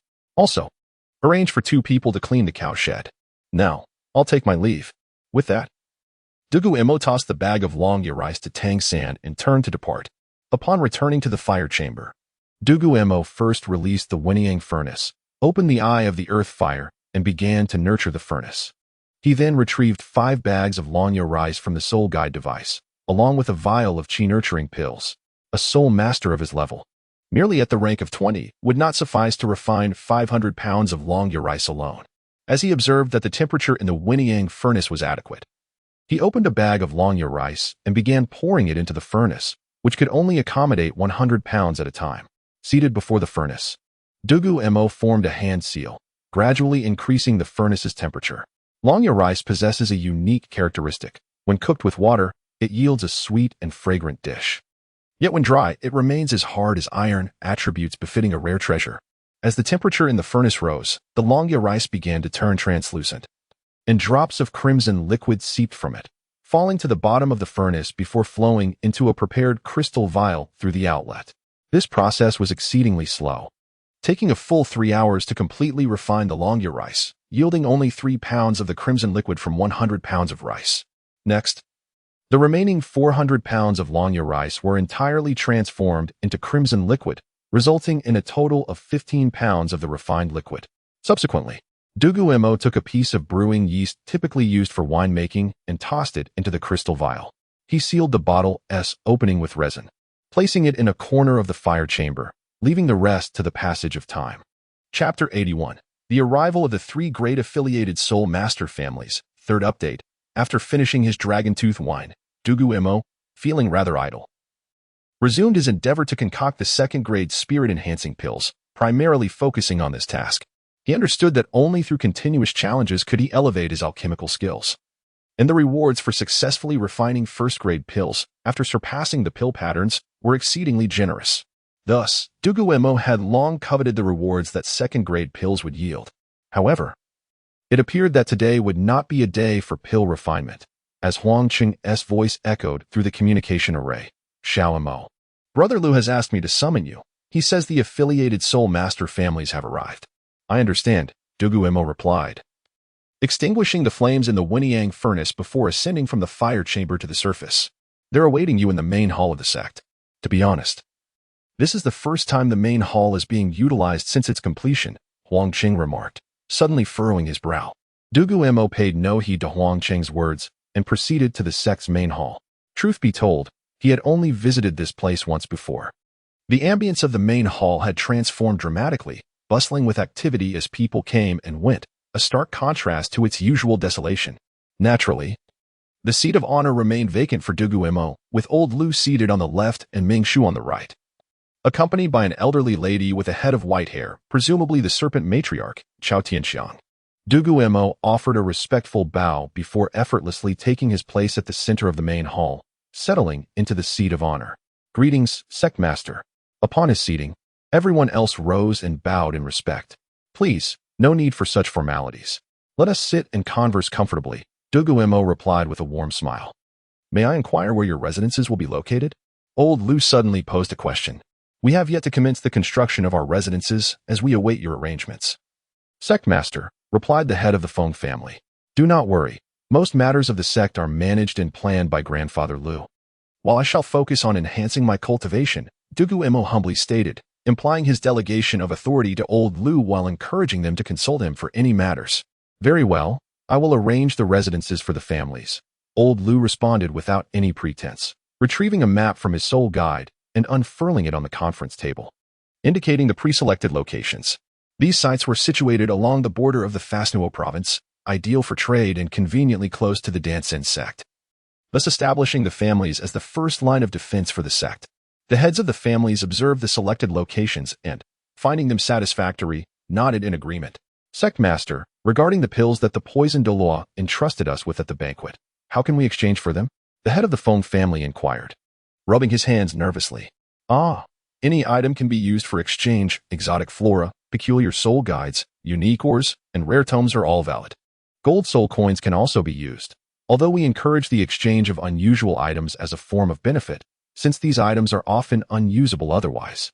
However, these pills must remain confidential. Our sect lacks the ability for self-protection and sales, so I trust you understand. Dugu Mo chuckled, not yet ready to divulge further.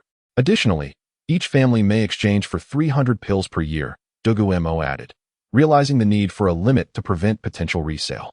300? That is splendid. The head of the Zhao family exclaimed, visibly excited. As a smaller soul master family primarily composed of low-level practitioners, the Huangjing pills were particularly beneficial for them. Sect Master, I possess a soul guide capable of storing living beings. How many Huangjing pills could it be exchanged for? The head of the Feng family promptly produced a green pendant from his robes and presented it to Dugu Mo. With a smile, Dugu Mo accepted the soul guide, infused it with soul power, and discovered it contained an impressive 100 square meters of land. Remarkably, the pendant could exchange air with the outside, facilitating the growth of various vegetables without issue. 50 Huangjing pills, Dugu Mo stated with a smile, handing over 2 small vials to the head of the Feng family. Such a soul guide could fetch tens of thousands of gold soul coins on the market. Dugu Mo's true desire lay in their increased efforts to gather diverse items from the Douluo continent, and he planned to offer Yangqi pills to the affiliated soul master families in the future, ensuring their value would rise. Ultimately, everything they possessed would belong to Dugu Mo. Subsequently, the family heads began presenting their long-sought treasures to Dugu Mo. He received 5 soul guides, for gemstones, 2 ores, and 6 ancient texts, one of which contained insights from a serpent martial spirit soul master. After acquiring a sufficient amount of Huangjing pills, the family heads took their leave, eager to return home and distribute the pills while arranging for expeditions across the continent to seek treasures for exchange with Dugu Mo Xiao Mo. We could consider absorbing some members from these soul master families to bolster our sect's numbers. Otherwise, our sect feels rather empty, old Lu remarked, observing Dugu Mo's silly grin while clutching his newfound treasures. Grandfather Lu, why didn't you mention this while they were present? Dugu Mo tilted his head and asked, "Such matters do not require mention. They should send their disciples here by tomorrow," old Lu replied, maintaining a gentle smile. "Oh," Dugu Mo responded, storing the ores in the soul guide while handing the ancient texts and soul guides to old Lu, recognizing their utility for the sect. "By the way, I instructed you to procure 2 personal attendants in Tiandou City, but I couldn't complete the purchase due to travel. No worries, as disciples will soon arrive. I have acquired a batch of servants to assist with the daily lives of those in the sect," old Lu mentioned. Dugu Mo nodded and handed over the gold soul coins he had amassed from the plunder of the burning heaven Douluo to old Lu. "Grandfather Lu, I entrust the sect's affairs to you. I shall now focus on enhancing my alchemical skills to expedite your recovery," Dugu Mo said with a smile before taking his leave. Chapter 82. The 9 Revolutions Elixir Technique. Upon returning to the fiery chamber, Dugu Mo once again engaged fervently with the qi-nourishing pill. He felt an unsettling discomfort coursing through him until he successfully inscribed the pill with its unique patterns. Having received an ample supply of medicinal herbs from Dugu Yuan for his birthday, he found himself with an abundance of materials yet to be utilized. Dugu Mo activated the Wenyang furnace and commenced the alchemical process. One by one, the herbs were cast into the furnace, and shortly thereafter, pills began to emerge from the outlet. As he refined the pills and nurtured them with the Duanyu Qiling ointment, his hands grew increasingly supple. Each hand gesture he executed became more flawless and fluid, enhancing the efficacy of the qi-nourishing pill. However, a bottleneck soon presented itself. Despite his relentless efforts to master the flames, he could not elevate the pill's effectiveness beyond 80%. For an entire month, Dugu Mo sequestered himself in the fiery chamber, diligently crafting pills, yet he achieved no breakthroughs. Subsequently, he procured a water barrel from outside, placing his hands within it as he executed the hand seals, utilizing the water's resistance to refine his control. A month later, Dugu Mo had mastered the ability to forge qi-nourishing pills with an efficacy of 80% while submerged in water. After 2 months of neglecting his appearance, his hair was disheveled, his clothes reflected light, and a potent odor emanated from him. Nevertheless, his eyes sparkled with fervent determination. "This time, I shall succeed," he murmured, pale-faced, as he retrieved a fresh batch of qi-nourishing pill ingredients and embarked on a new refining endeavor. The extraction and congealing processes unfolded step by step, each gesture of his hands exuding grace and beauty. As he approached the final, tense moment of pill extraction, Dugu Mo maintained a serious demeanor, skillfully withdrawing the pill from the furnace. At the instant the pill emerged, a delightful fragrance enveloped the entire room, and 2 exquisite patterns appeared prominently on the qi-nourishing pill. "I have succeeded. A 2-pattern qi-nourishing pill," Dugu Mo exclaimed in excitement, kissing the pill affectionately before carefully placing it into a pre-prepared crystal vial. The second tier, 2-pattern qi-nourishing pill unlocked the 3rd-tier transformation pill, the 3rd-tier closed breath pill, and the 2nd-tier abstinence pill, along with the auxiliary cultivation technique, the 9 Revolutions Elixir Technique. 3 types of pills. Although the actual effects of the other 2 aren't particularly useful, the closed breath pill lasts for 3 hours without breathing, and the abstinence pill allows one to go an entire day without food. It's perplexing why they qualify as 2nd-tier pills. What could this auxiliary cultivation technique be? Dugu Mo mused, glancing over the descriptions of the 3 pills before flipping to the back of the 9 Revolutions Elixir Manual to find the introduction and cultivation methods for the 9 Revolutions Elixir Technique. Upon the completion of pill refinement, a substance known as elixir qi would manifest. Typically, this essence would enter the human body upon consumption of the pill. However, if not absorbed correctly, it would dissipate naturally. The 9 Revolutions Elixir Technique was designed to absorb this elixir qi for the enhancement of cultivation without any adverse effects. This is perfectly suited for me. I am so engrossed in alchemy that I scarcely have time to cultivate my soul power. This way, I can refine pills while simultaneously elevating my cultivation, a splendid duality. Dugu Mo exclaimed, brimming with joy as he began practicing the 9 Revolutions Elixir Technique. The first step of the technique involved sensing the elixir qi within the pills. Without this awareness, one could not utilize the qi to enhance their cultivation. A proud smile crept upon Dugu Mo's lips as he retrieved numerous vials of pills from his soul device, filling the floor with a myriad of containers. With his eyes closed, he began to sense the elixir qi in the air, adhering to the method recorded in the 9 Revolutions Elixir Technique. Within a mere second, he detected the presence of elixir qi. While most individuals would use 1 or several pills to sense the qi, Dugu Mo had released the essence from thousands of pills. saturating the fiery chamber with a remarkable concentration of elixir qi. Dugu Mo sensed an anomaly. Following the technique, he converted this elixir qi into soul power within his body. Once his soul power reached a certain threshold, the 9 revolutions elixir technique spontaneously activated his Changchun technique, initiating the absorption and transformation of this soul power. This process required no intervention from Dugu Mo and did not occupy his mind, allowing him to continue his alchemical endeavors undisturbed. 2 full hours passed, and the elixir qi in the fiery chamber was entirely absorbed by Dugu Mo. Upon opening his eyes, he exhaled deeply. In that instant, his soul power surged dramatically, elevating him 5 levels. His soul power now stood at level 27, a remarkable feat considering that, at the age of 7, he was nearly on par with Tang Hao, who was 12 and at level 29. Subsequently, Dugu Mo sealed the pill vials one by one, returning them to his soul device. He stretched to loosen his muscles before returning to the surface. After 2 hours of cleansing and grooming, he emerged looking tidy and presentable once more. Though his prolonged stay underground had left him somewhat pale, a bit of sunlight would remedy that. More importantly, his hands had swollen to an alarming size.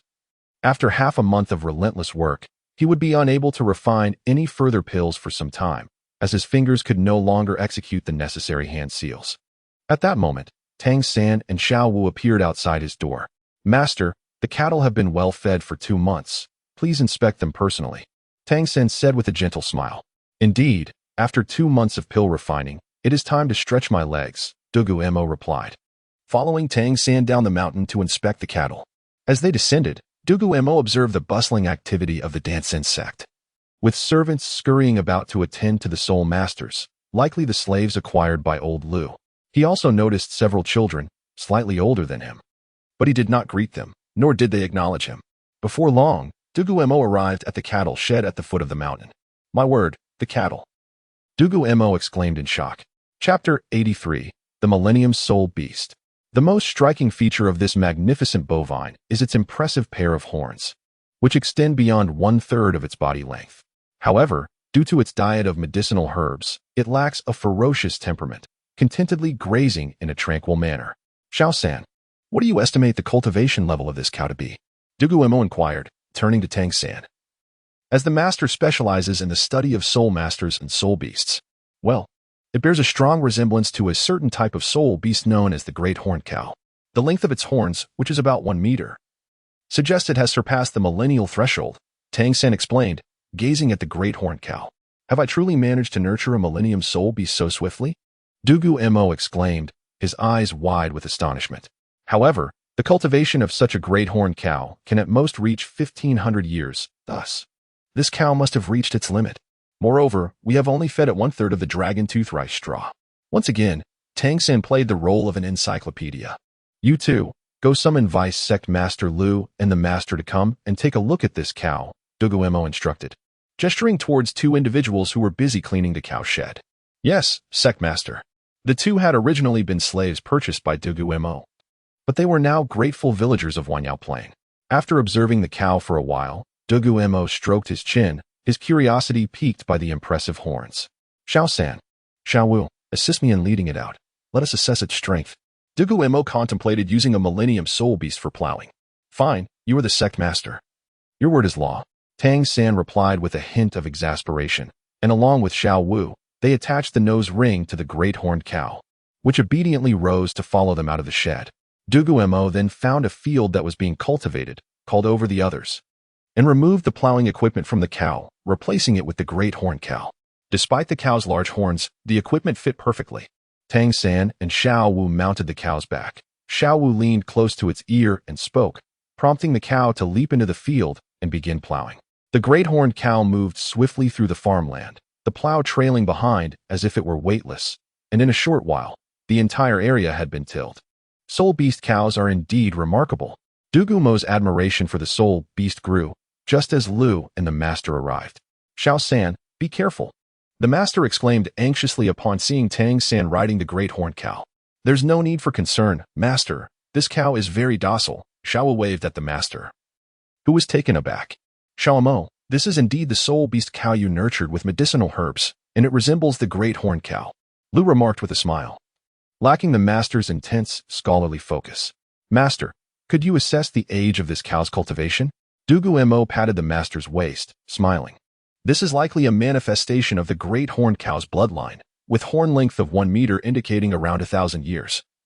And this one's horns measuring approximately 1 meter and 20 centimeters. Its cultivation should be around 1,200 years, the master deduced. Before Dugu Mo could revel in the joy of this revelation, the great horned cow suddenly halted and collapsed in the field. Revealing Chapter 84. Departure to the Tiandou forest. Dugu Mo and his companions carefully extracted the great horned bull from the fields, making no delay as they transported it directly to the kitchen, for Dugu Mo had plans for a sumptuous beef hot pot that evening. Master Lu, is our leader perhaps not in his right mind? The flesh of soul beasts is notoriously sour and astringent. How can one possibly consume it? Zhao Chong furrowed his brows and posed the question to the elderly Lu. Never you mind. When the time comes, a serving will be presented to you, and you shall see for yourself, Lu chuckled, before making his way to find Dugu Mo. While others may not be acquainted with the taste of domesticated soul beasts, Lu certainly was, as he indulged in a roasted chicken every day. However, Dugu Mo's recent alchemical endeavors had necessitated an abundance of materials, ensuring that the chickens he raised were more than sufficient. Shortly thereafter, Dugu Mo and his companions arrived at a dining hall within the Elder Hall. For the hall of the leader lacked such facilities. After all, there was but one leader, rendering a dining hall there an extravagant waste. At the table sat Lu, Huang Cheng, Qin Ming, Tang Hao, the master, as well as Tang San and Xiao Wu. They had initially intended to take the children on a hunt for soul beasts, but Zhao Chong had already acquired a soul ring, leaving only 2 children yet to attain theirs, namely, the 2 present. Lu gestured towards Tang San and Xiao Wu. Have you 2 already broken through to level 20? So soon? Dugu Mo inquired, his brow knitted in curiosity. With the potions and dragon tooth rice provided by our esteemed leader, it would be strange if we hadn't, Tang San replied with a smile. Originally, Tang San had advanced to level 29 at the tender age of 12, averaging a 10-level increase every 2 years, even with rapid progress. Reaching level 20 would typically require at least a year and a half, yet here he was, having achieved it 4 months ahead of schedule. That makes sense. Fine potions do indeed yield remarkable results. Dugu Mo nodded in agreement. Since we are gathered here to enjoy hot pot, the hunt for soul beasts can wait until tomorrow. 1 day more or less does not matter, Tang Hao remarked, his demeanor lightened by the revival of his wife and the accomplishments of his son. We've yet to savor soul beast beef. It should be delightful, Dugu Mo exclaimed with excitement, pouring a platter of beef into the hot pot. Though the chef's skills were lacking, resulting in uneven cuts, the exquisite flavor of the beef effortlessly masked the imperfections, posing no hindrance to the hot pot experience. Before long, Dugu Mo eagerly fished a piece of beef from the pot, disregarding its heat, and stuffed it into his mouth. Tender and juicy, truly a delicacy. What are you all staring at? Hurry and eat, or it will all end up in my stomach. Dugu Mo glanced around at his companions, noticing that, apart from Lu and Huang Cheng, the others regarded him with peculiar expressions. It is common knowledge that the flesh of soul beasts is both sour and astringent, rendering it inedible, the master remarked, his brow furrowed in skepticism. Don't overthink it. I raised this myself. Give it a proper taste. You can ask Tang San. He fed this bull for 2 months. Dugu Mo retorted, slightly pouting as he continued to eat. Indeed, master, this bull was indeed raised by us, Tang San affirmed, though he dared not touch his chopsticks until the master did. However, Xiao Wu, unable to resist the enticing aroma, wrinkled her nose and began to partake in the beef. Soon, the sound of fervent eating filled the air as conversation dwindled. By the way, where are we headed for the hunt? Dugu Mo inquired, patting his round belly. We shall venture to the Tiandou forest, the nearest soul beast habitat. The soul beasts we target are but a century old. A brief hunt on the outskirts will suffice, Tang San replied with a smile, his youth belied by a poised demeanor. Tiandou forest? Dugu Mo's gaze inadvertently drifted towards Xiao Wu. He felt no trepidation about potentially rousing the peculiar entity known as Air Ming. However, Dugu Mo chose not to elaborate further. Lost in contemplation, I wish to accompany you to the Tiandou forest, Dugu Mo declared, raising his voice. Given the temperament of the local inhabitants of Douluo continent, it was likely that the various medicinal resources in the Tiandou forest remained untouched. Thus, Dugu Mo envisioned himself as a gatherer, hoping to unearth rare herbs and treasures. In truth, Dugu Mo would prefer to stay indoors if not for the pressing need to occupy himself. Having spent the last 2 months refining potions, he would be unable to do so for the next month, compelling him to seek out activities. Encountering Ming with Xiao Wu by his side should pose little risk. Little Mo, have you broken through to level 30? Huang Cheng asked in surprise, clearly taken aback by Dugu Mo's rapid progress. Nay, I merely wish to gather herbs in the Tiandou forest, Dugu Mo replied with a grin. You must be out of your mind, Lu retorted bluntly, offering no quarter. Will you be accompanying us, Tang Hao? Dugu Mo inquired. Yes, Tang Hao replied after a moment's consideration. Then it is settled, with Uncle Hao joining us. We should face minimal danger, Dugu Mo reassured himself, patting his chest. Very well, then it is agreed. Tomorrow morning, I shall set out with you all to the Tiandou forest, Dugu Mo proclaimed, rising from his seat. I shall join as well. Qin Ming suddenly stood, adding his voice to the mix. That is splendid news, Dugu Mo responded, resuming his meal. The gathering around the hot pot continued well into the afternoon, after which each returned to their quarters to rest for the night, preparing for their journey to the Tiandou forest the following day. At the break of dawn the next day, Dugu Mo awaited eagerly at the entrance of the sect. Though the swelling in his hands had subsided, he still lacked strength. Soon, Tang Hao, the master, Qin Ming, and the 2 younger companions arrived at the carriage. Tang Hao donned a cloak as he took the reins. Earlier that morning, Dugu Mo had fed the horse some dragon tooth rice straw. Though the amount was modest, it was sufficient to invigorate the horse, which galloped energetically as if on a stimulant. The journey from the Dancian Sect to the Tiandou forest would take 2 days, during which Dugu Mo diligently cultivated his soul power. At last, on the 2nd day, he beheld the outskirts of the Tiandou forest. However, their arrival coincided with the afternoon, leading the group to seek refuge in a nearby town for the night, before resuming their journey the following day. The town exterior to the Tiandou forest was indeed more vibrant than many small cities, with an abundance of vendors lining the streets. The nightlife seemed even livelier than the day. Exhausted from 2 days of travel, Dugu Mo and his companions chose not to explore further, opting instead to settle into a local inn for the night. Chapter 85. Speak of the devil, and he doth appear.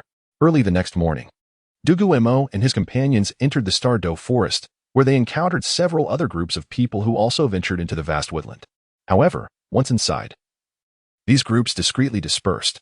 Initially, these individuals had intentions of ambushing Dugu Mo's party, but after Tang Hao subtly released a hint of his imposing aura, they obediently retreated. Are there really so many people hunting soul beasts in the Tiandou forest now? Dugu Mo inquired, surprised. In his mind, he believed that the soul beasts here possessed formidable powers, typically attracting only high-ranking soul masters for their hunts. There are 3 teams of soul masters accompanying us this time, each seeking their respective soul rings. The 4th, 5th, and 7th, Qin Ming remarked, adjusting his glasses after keenly observing their surroundings. We're only hunting 200-year soul beasts this time. You all should search for them while I gather medicinal herbs, Dugu Mo said with a wry smile. Upon finishing his words, he swiftly vanished into the woods, seeking out herbal remedies. He had considered that Xiao Wu might inadvertently attract Ming, but since they were still on the outskirts, far from the core region, he thought Ming would not arrive so quickly. How Tiandou? Let us set up camp here. If Xiao Mo returns, he will be able to find us, Qin Ming suggested, immediately unpacking camping gear from his soul guide without waiting for Tang Hao's consent. Although the nights in Tiandou forest were perilous, staying on the periphery for a night should pose no problem, especially with Tang Hao present, for ordinary soul beasts would dare not approach him. Due to his small stature and swift movement, Dugu Mo quickly navigated through the forest, collecting various herbs. Before long, he had gathered several roots of ginseng. Just as he was about to harvest a mushroom, a sudden roar echoed through the air, unmistakably not from a human, but resembling that of a gorilla. Oh no, could Ming really have arrived? Dugu Mo thought, abandoning his herbal gathering to dash back. He had initially planned to collect more medicinal plants from the Tiandou forest, but he was astonished by Ming's rapid arrival. As he returned, he saw Tang Hao soaring through the sky, while a colossal gorilla resembling a small mountain was bellowing on the ground. Hey, Brother Qin, what are those 2 fighting about? Dugu Mo asked, spotting Qin Ming and the master, who were watching the spectacle. I'm not sure. Just now, the Titan Great Ape charged at Tang San and Xiao Wu. And then how Douluo took to the skies to confront it, Qin Ming replied, raising an eyebrow. Titan Great Ape.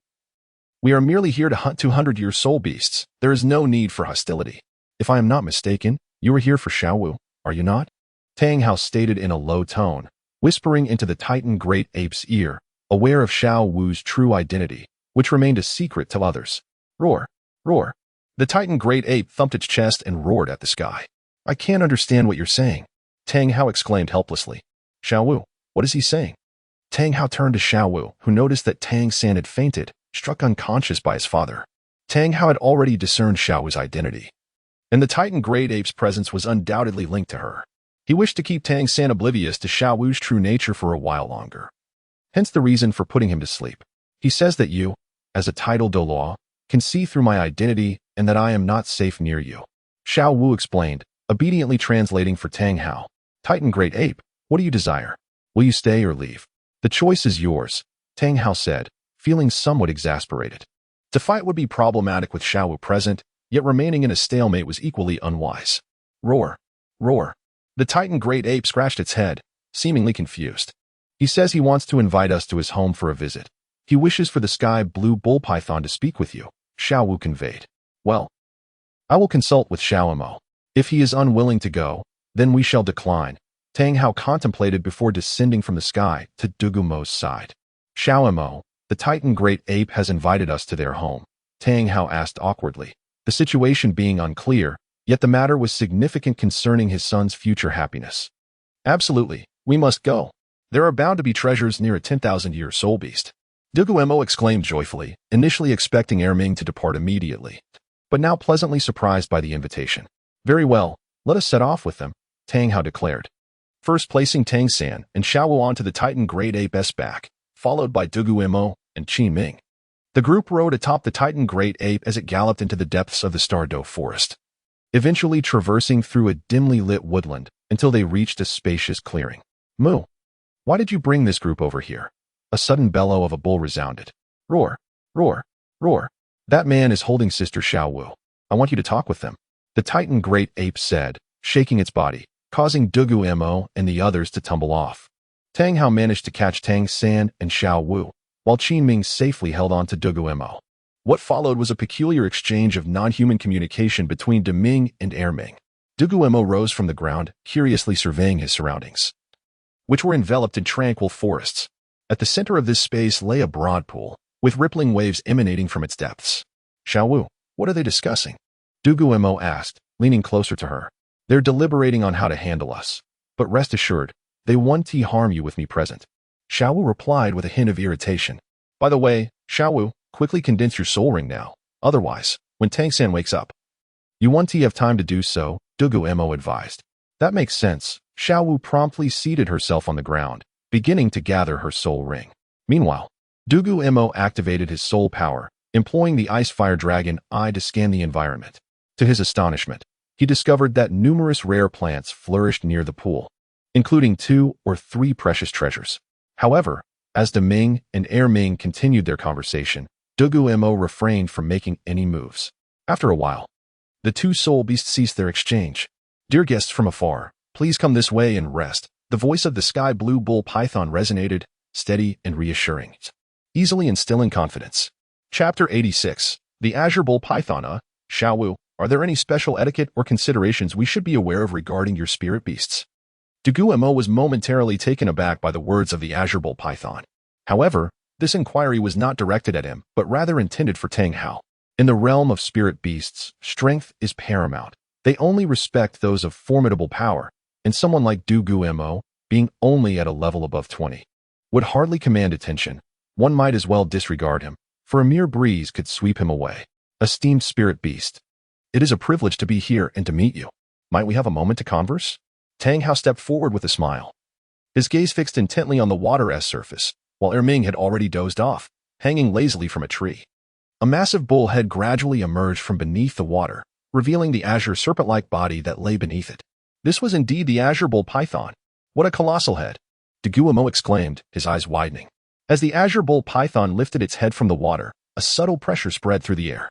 Tang Hao narrowed his eyes slightly, as his killing domain quietly began to emanate from his body. The 2 domains silently engaged in a contest, gradually. The pressure from the Azure Bull Python began to overpower Tang Hao's killing domain. As expected, the one who had lived longer ultimately triumphed. Meanwhile, Dugu Mo watched as Qin Ming struggled against the pressure and could not help but smile wryly. He stepped in front of Qin Ming to assist him in resisting the oppressive force. Dugu Mo possessed an outer soul bone, its silver scales undulating with the pressure and creating a vacuum around them. The Azure Bull Python truly lives up to its reputation. I concede defeat, Tang Hao said with a faint smile, bowing in acknowledgement of his loss. Both the man and the spirit beast simultaneously retracted their domains back into their bodies. You must be Tang Hao. Your strength is quite impressive. I can sense the presence of a upon you, remarked the Azure Bull Python, chuckling heartily. Do you know my wife? Tang Hao asked, surprised. Though we are not closely acquainted, as fellow denizens of the Tiandou forest for 100,000 years, we have had our interactions, the Azure Bull Python replied. I have summoned you here today to request a favor. I would like you to care for Xiaowu. Although my brother and I can protect her as she cultivates to become a title Douluo, she must thoroughly learn the ways of humanity in a human environment. The Azure Bull Python sighed and glanced at Tang Hao with a hint of resignation. There is no pressing matter at hand. If you have no further concerns, you may leave. Erming can escort you, the Azure Bull Python said as it prepared to return to the depths of the water to continue its cultivation. Please wait. Esteemed elder, Dugu Mo adjusted his attire and stepped forward, exuding a calm composure befitting a leader. I possess a type of elixir that can allow you both to take human form without depleting your cultivation, and it will remain undetected by others, Dugu Mo said with a smile. Oh, such a wondrous item exists. Let us see it, the Azure Bull Python responded, intrigued by Dugu Mo's claim. For countless years, spirit beasts had to sacrifice all their cultivation to take human form, a process fraught with peril. The prospect of an elixir that could facilitate this transformation without loss of power certainly piqued the Azure Bull Python's interest. I cannot concoct it at present, but if you would grant me some time, I shall endeavor to create it, Dugu Mo maintained a gentle smile. Undeterred by the imposing presence of the Azure Bull Python. Are you not afraid I might consume you? The Azure Bull Python's pupils suddenly turned crimson, exuding an aura of menace. Please, esteemed elder, spare him. Might I request your mercy on my behalf? Tang Hao quickly interposed himself in front of Dugu Mo. Bowing respectfully, Dai Ming, I have faith in his capabilities. At that moment, Xiaowu lifted her head, her second spirit ring materializing behind her. Wah! Dai Ming was taken aback. Humans are deceitful. Xiaowu, do not be swayed by their trickery, he suddenly exclaimed, furrowing his brow in anger. Dai Ming, allow me to demonstrate my sincerity. Please, try this, Dugu Mo said.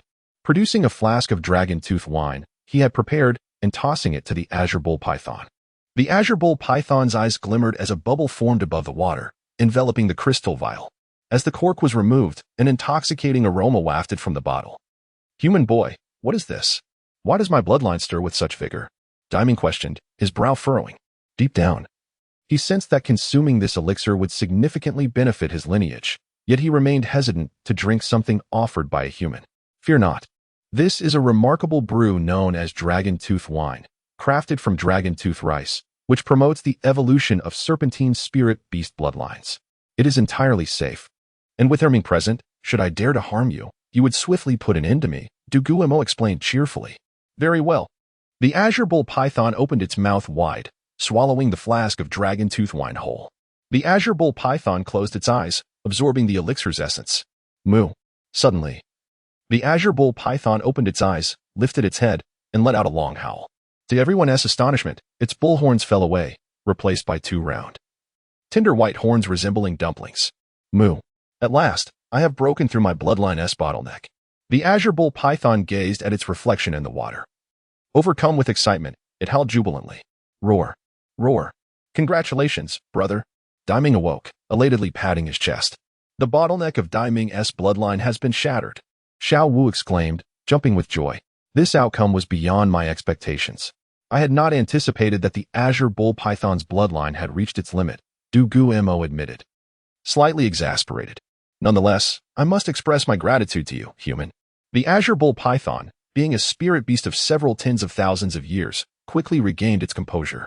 In truth, the Azure Bull Python's bloodline was inherently strong, and reaching a bottleneck necessitated a stimulus to break through. The dragon tooth wine was indeed the key to surmounting that threshold. As for the fallen horns, the new ones were none other than dragon horns. Chapter 87. Ling Luo To Leaf Dugu Mo unceremoniously stored the fallen horn of the heavenly blue bull python into his soul guidance device. This item was a precious medicinal material. The water buffalo horn itself possessed properties that could clear heat and detoxify, while the horn from a 100,000-year-old beast had even more extraordinary effects. Moreover, the 6th spirit paste of the Duanyu 7 spirit paste required a horn from a water buffalo-type spirit beast. And if the horn of the heavenly blue bull python were used, the efficacy of the Duanyu 7 spirit paste would be greatly enhanced. The heavenly blue bull python lowered its head and inquired whether the elixir that could transform them into human forms, as mentioned by the young human brother, was indeed real. At this moment, it had begun to trust Dugu Mo to some extent. Of course, it is true, but at my current level, I cannot refine it just yet. Within 10 years, I will certainly be able to do so, Dugu Mo replied with a smile, acknowledging that 7th grade elixirs were far more complex than those of the 4th grade, and he had much to improve upon. Humans' favorite trait. You would not simply allow us to obtain such an elixir without compensation, would you? Speak. What do you desire? The heavenly blue bull python was still somewhat brusque, but had softened considerably compared to before. I wish to seek medicinal materials in the Tiandou forest and require Ming to serve as my bodyguard for a time, Dugu Mo stated with a smile. Is that all? Ming asked, puzzled at the simplicity of the request. Certainly not. This is merely the reward for the dragon tooth wine. To acquire the transformation elixir, I will need your protection for 1,000 years. Dugu Mo raised an eyebrow and stated earnestly, 1,000 years? The heavenly blue bull python furrowed its brow. The implication clear. Our Dancian sect may lack in many areas, but we are abundant in elixirs. Assisting you in breaking through the million-year soul beast threshold is not beyond possibility, Dugu Mo said confidently with a smile. Ming hesitated to agree. Have no fear. We shall take it one step at a time. Let us first study the transformation elixir before discussing the matter of breaking through the million-year soul beast threshold. Dugu Mo reassured him with a smile. Very well. If such an elixir truly exists, feel free to bring it to us. If it proves as effective as you claim, I shall agree to guard your sect for a millennium, the heavenly blue bull python stated seriously. Roar. Ming echoed in agreement. Ming said he is in accord. Xiao Wu translated for him. All right. Uncle Hao, we shall first assist Xiao San in locating his 2nd spirit ring, Dugu Mo remarked, glancing at the still-dazed Tang San. Tang Hao, indeed a strict father, had left Tang San unconscious for quite a while. Ming then extended his arms, signaling Dugu Mo, Qin Ming, and the master to stand upon his hands, while Tang Hao lifted Tang San and Xiao Wu, soaring towards the outskirts of the Tiandou forest. Soon, the group arrived at the periphery of the Tiandou forest.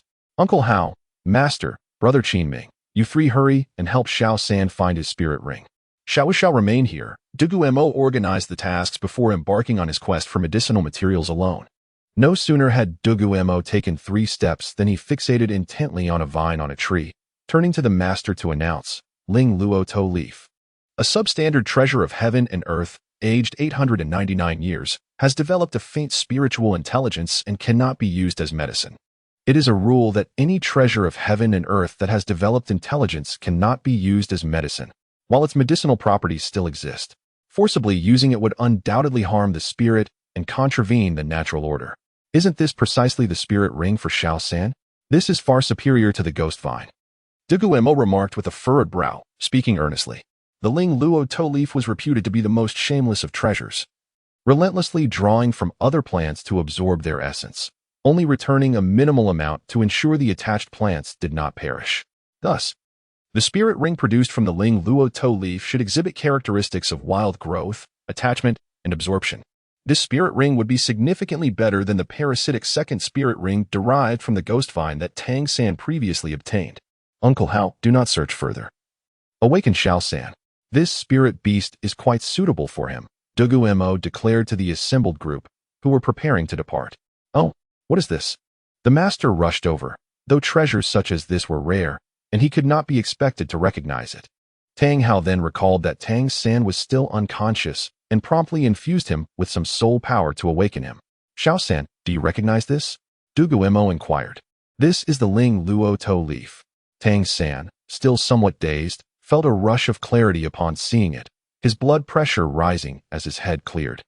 It has developed spiritual intelligence and can absorb spirit rings, but it cannot be used as medicine. Dugu Mo smiled as he explained. Oh, Tang San nodded. Can this plant-type spirit beast indeed serve as your spirit ring? The master asked as he approached Tang San. This plant-type spirit beast is indeed more effective than the ghost vine we initially considered, Tang San affirmed seriously. Well, if that is the case, then absorb this spirit ring. The master nodded in agreement, trusting Tang San's judgment after their extensive training together. By the way, where is Xiao Wu? Has her spirit ring been located? Tang San suddenly inquired. She has just finished absorbing her spirit ring. You should absorb this one quickly so we can leave the Tiandou forest as soon as possible. Tang Hao replied, casting a glance at Xiao Wu before addressing Tang San. Tang San nodded, retrieving a dagger from his soul guidance device to sever the root of the Ling Luo To leaf. He then split it open along a thin white vein of the vine. A white sap slowly oozed out, pooling in Tang San's hand. Once the sap had drained completely, a yellow spirit ring appeared above the Ling Luo To leaf. Tang San sat cross-legged before the spirit ring, channeling his Xian Tian Gong to commence the absorption of the spirit ring before him. The spirit rings born from treasures developing spiritual intelligence were substantially more potent than ordinary spirit rings, and gradually, a look of pain appeared on Tang San's face. Fear not. While this spirit ring is formidable, Xiao San is stronger than we anticipate, Tang Hao reassured the master, who was about to step forward. As time passed, the expression of anguish on Tang San's face began to fade, and his soul power level surged, abruptly breaking through to level 22. Although the Ling Luo To leaf was a treasure, its medicinal properties had diminished significantly had it been consumed directly. Tang San would have needed to elevate his soul power by at least 7 or 8 levels. Dugu Mo, unperturbed by Tang San's soul skill, picked up the discarded vine of the Ling Luo To leaf. The sap within the vine was the essence of this treasure, while the vine itself bore no redeeming qualities. Ah, such vitality. Dugu Mo was astonished to feel that the vine still retained a semblance of life. Were spirit beasts not supposed to only produce spirit rings upon death? How could this be? Yet, since it had died once and returned to life, it must be fate. Finishing his thoughts, Dugu Mo planted the vine into the soil of his pendant, intending to find a suitable vessel for the Ling Luo To leaf. However, lacking one at present, he allowed the Ling Luo To leaf to rest on the ground for the time being. Chapter 88. The treasure-seeking weasel. After meticulously organizing the Chiloate, Dugu Mo handed a letter from his soul guide device to Qin Ming. Brother Qin Ming, I must remain in the Tiandou forest for at least a month. However, do not worry about me. I am under the protection of the Titan giant ape, and I shall encounter no issues in the forest.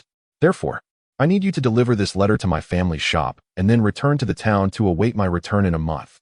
It is impossible for me to make the journey back to the Dancian sect alone, Dugu Mo explained thoughtfully. The letter primarily detailed the medicinal herbs required for the third-grade Qi nourishing pill. Dugu Mo instructed Dugu Yuan to send the herbs directly to the Dancian sect, so that upon his return he could immediately commence the pill refining process. Rest assured, I shall deliver the letter to your shop expeditiously and return to the town to wait for you in the same room we occupied before our departure. Qin Ming nodded affirmatively. Moreover, we cannot afford to waste time this month. Here are 1,000 Qi nourishing pills for you. Train diligently and strive for a breakthrough. Dugu Mo added, producing a large vial of Qi nourishing pills from his soul guide device and handing it to Qin Ming. Xiao Mo, I have yet to finish the Qi nourishing pills you gave me last time. Qin Ming replied with a wry smile as he accepted the pills and stored them in his soul guide device. Brother Qin Ming, our sect does not have many powerful cultivators. Grandpa Lu and Grandpa Huang will only be healed once I break through to become a 4th-grade alchemist. Thus, during this time, you are the strongest in our sect, so you must train diligently. We are comrades, and of course, your well-being is my priority. Dugu Mo earnestly admonished. Yes, I understand, Xiao Mo, Qin Ming replied, nodding seriously, feeling the genuine concern Dugu Mo held for him. Uncle Hao, since Xiao San and Xiao Wu have completed absorbing their soul rings, you may return to the sect. Xiao San and Xiao Wu can acquire the medicinal pills they need directly from Grandpa Lu, Dugu Mo said, moving away from Qin Ming to address Tang Hao. Be cautious in the Tiandou forest, Xiao Mo. If you encounter danger, make sure to retreat. Tang Hao also advised Dugu Mo with concern. All right, you may leave now. I must gather herbs, Dugu Mo said with a light chuckle before disappearing into the woods in search of medicinal plants. After watching Dugu Mo depart, Tang Hao and the others followed suit.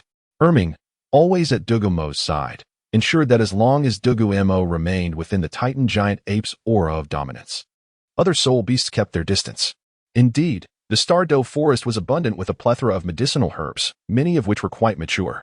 Dugu Mo began harvesting from the outskirts, carefully placing some ripe herbs into jade boxes within his soul guide device. For the unripe herbs, he selectively transplanted a few rare seedlings, which were not found near the ice and fire yin-yang well, into his pendant space. As Dugu Mo cleared the outer region, he advanced deeper into the Tiandou forest. Gradually, he stumbled upon even more precious herbs and even encountered a rare treasure of nature. Although this particular treasure was not of significant use, he still harvested its mature parts, storing some seeds while leaving the remaining seeds to grow back in their original location. Most of the herbs he had collected were done so without completely uprooting them, allowing for their survival. The usual tranquility of the forest was disrupted by the arrival of erming, causing many soul beasts to retreat into their caves. However, Dugu Mo suddenly heard a faint cry from a wounded soul beast. Following the sound, he parted the underbrush to discover a pure white weasel lying on the ground, injured and bleeding profusely from 2 deep wounds on its back. "This is a treasure-seeking weasel," Dugu Mo exclaimed, hastening to the weasel's side. He retrieved some hemostatic herbs from his soul guide device, igniting a flame in his hand to swiftly refine the herbs into a medicinal liquid. He then applied the liquid to the weasel's wounds and meticulously bandaged it with a white cloth. During the treatment, the little white weasel lost consciousness. Dugu Mo cradled it in his arms, furrowing his brow in contemplation. "It seems I shall need to linger here for a few more days," he mused with a faint smile before glancing at erming. "Erming, please take me back to Brother Daming. This little one requires a peaceful environment to recuperate." "Roar," erming responded, lifting Dugu Mo and leaping towards the water pool with great speed. Before long, Dugu Mo found himself back at the edge of the water pool. "Human lad, have you already finished gathering all the herbs so quickly?" Daming, sensing Dugu Mo's presence, raised his bovine head above the water to inquire. "Not yet. I encountered a little creature that is quite severely injured, so I wish to leave it here to recover for a while," Dugu Mo replied with a smile. Gently placing the white weasel on the ground, he sat down beside it, using straw from dragon tooth rice to craft a small nest next to the pool, carefully placing the weasel within the makeshift bed. "Moo." The sky blue bull python suddenly opened its mouth, releasing a bubble that floated towards the little weasel, enveloping it. Gradually, the bubble was absorbed by the weasel, causing its body to relax somewhat. "Thank you, Brother Daming," Dugu Mo said with a smile. "There's no need for thanks. In another hour or 2, it should awaken. While its injuries are not severe, they are not light either. It appears this little creature possesses a remarkable spirit." "You seem intent on taming it," the sky blue bull python remarked with a grin. "Indeed, this little one has the innate ability to seek all sorts of treasures. It would be a shame for such talent to go to waste in the Tiandou forest." Dugu Mo nodded in agreement. "What are your plans moving forward? Will you continue searching for medicinal herbs in the Tiandou forest?" Daming inquired. "Yes, I will persist in my search for herbs, though having this little creature's assistance would be ideal. With its help, I could expedite the gathering process significantly," Dugu Mo responded thoughtfully. "Human lad, rest assured. This little one will awaken in an hour. However, I am curious about the medicinal pills you mentioned. They intrigue me," Daming asked slowly. "Oh, medicinal pills are crafted by extracting the essence of various herbs and then fusing them through special methods to produce more potent effects. These are second-grade pills, which should hold little enhancement for a soul beast of your caliber, but you may experience their effects," Dugu Mo explained, tossing a few chi-nourishing pills into the sky blue bull python's mouth for it to sense their power. The sky blue bull python closed its eyes, beginning to attune itself to the energy within the pills. "These pills are derived from numerous plants. I had no idea their effects could be so extraordinary," it exclaimed upon opening its eyes. "Human lad, I am beginning to believe you," the sky blue bull python said earnestly, fixing its gaze on Dugu Mo. Chapter 89. Di Ming spoke. "There are numerous varieties of elixirs, which not only enhance one's cultivation but also possess the ability to heal wounds, detoxify, awaken latent potential, and unlock the power of one's bloodline. They can even refine the skeletal remains, enabling animals to speak." Dugu Mo chuckled. "Is that truly possible for Di Ming?" Di Ming glanced at the slumbering Di Ming and replied, "Of course. Typically, one must awaken the spiritual intelligence of the animal for it to speak. However, Di Ming already possesses the ability to communicate. It is merely that without refining the skeletal remains, the soul beast cannot articulate. To remedy this, one only requires a single piece of dissolving bone grass along with a few other herbs. This is not considered an elixir, but rather a rudimentary method devised by spirit beast masters." After contemplating, Dugu Mo added, In fact, aside from this simplistic approach, there exists another method, the fifth great elixir, the awakening pill, which not only unlocks the wisdom of soul beasts, but also has the capacity to refine the skeletal remains. However, I am currently unable to concoct such a potion. There is yet a more straightforward approach. Find a spiritual herb that allows him to transcend the shackles of his bloodline. The Titan giant ape still cannot speak due to an impending bloodline deficiency. Although it has reached 100,000 years of age, further advancement is arduous. Shall we offer him a vial of dragon tooth wine? Dugu Mo furrowed his brow. Ming, awaken and give it a try. With that, Dugu Mo presented a half-kilogram bottle of dragon tooth wine to Ming. Dragon tooth wine is a crucial ingredient in the brewing of transformation wine, requiring 3 years of aging before it can be utilized medicinally. Dugu Mo stored 10 kilograms in the earth fire chamber, intending to retrieve it after 3 years, while the remaining 5 kilograms he kept for personal use. Ming remained in slumber, as if the half-kilogram of wine had no effect on him. Still lying on the ground in deep sleep, suddenly, he felt an intense heat coursing through his body, and the soul power within him surged wildly. He abruptly opened his eyes and howled at the sky, "Owo! Who dares to poison me?" Suddenly, the Titan giant ape felt a sharp pain in its throat, clenching its hands around its neck. Moments later, it coughed up a bone the thickness of a thumb. Goodness, this skeletal remains is quite substantial. Dugu Mo swiftly approached, unperturbed by the filth, and grasped the bone with his hands, rinsing it carefully in water. After a brief respite, the Titan giant ape leaned by the water's edge, quenching its thirst. "Isn't this the bone I just coughed up?" Its voice was exceptionally coarse and slightly hoarse. "Ming, you can speak now?" Ming exclaimed with joy. "Me? I can speak." The Titan giant ape rejoiced, bouncing about, causing the earth to tremble. "While your skeletal remains are as thin as a strand of hair, yours resembles a finger, and yet you are joyous," Dugu Mo remarked with mild annoyance.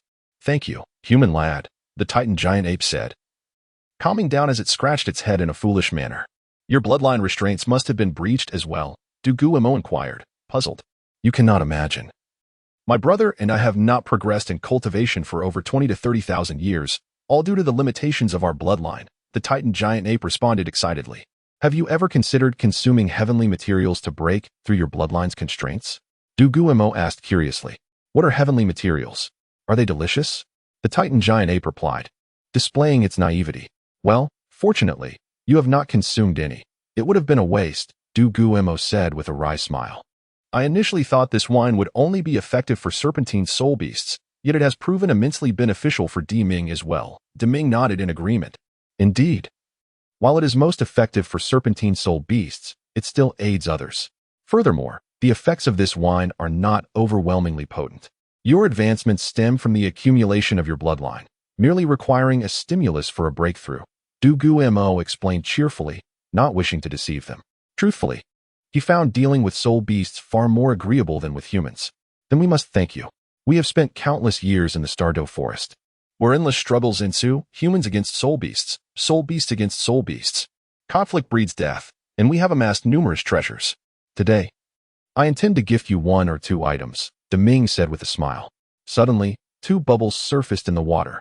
One contained a left arm soul bone, shimmering in a pale golden hue, while the other housed a belt. This item is a relic of a titled Douluo. In a past battle, he attempted to ambush Ming after conceding defeat, resulting in his demise at my hands. "I recall it was my last intervention," Ming narrated, amused. Feeling that Dugu Mo was trustworthy, Dugu Mo examined the soul bone and belt. The soul bone was not a 100,000-year relic, but rather aged around 70 to 80,000 years, a piece belonging to an 80,000-year dark gold snowflake serpent. "Your martial spirit is serpentine. This is perfectly suited for you to absorb," Ming remarked with a smile. "No need. I have no intention of absorbing soul bones for the time being. I plan to reserve it for my grandfather," Dugu Mo replied with a grin.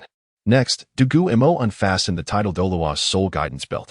"My goodness," he gasped in astonishment, for the belt possessed an astonishing spatial capacity exceeding 30,000 cubic meters, akin to a small warehouse, filled with various soul guidance devices. However, Dugu Mo was more interested in whether any treasures lay within. He inserted his gold soul coin card into the soul guidance device, swiftly transferring numerous gold soul coins until the device was emptied. Upon inspecting the card's record, it indicated a staggering total of 360,000 gold soul coins. After removing the coins, The soul guidance device contained little else. Merely a few sets of spare clothing, and nothing more. Goodness, this fellow is excessively tidy, Dugu Mo remarked, his mouth twitching in disbelief, pondering the identity of its previous owner. Who knows if they kept a diary? Yet, it is not unusual that they did not. Who among us keeps one? Shaking his head, Dugu Mo began to modify the belt. The functioning elements of the belt were the 3 gemstones adorning it, though their nature remained a mystery to him.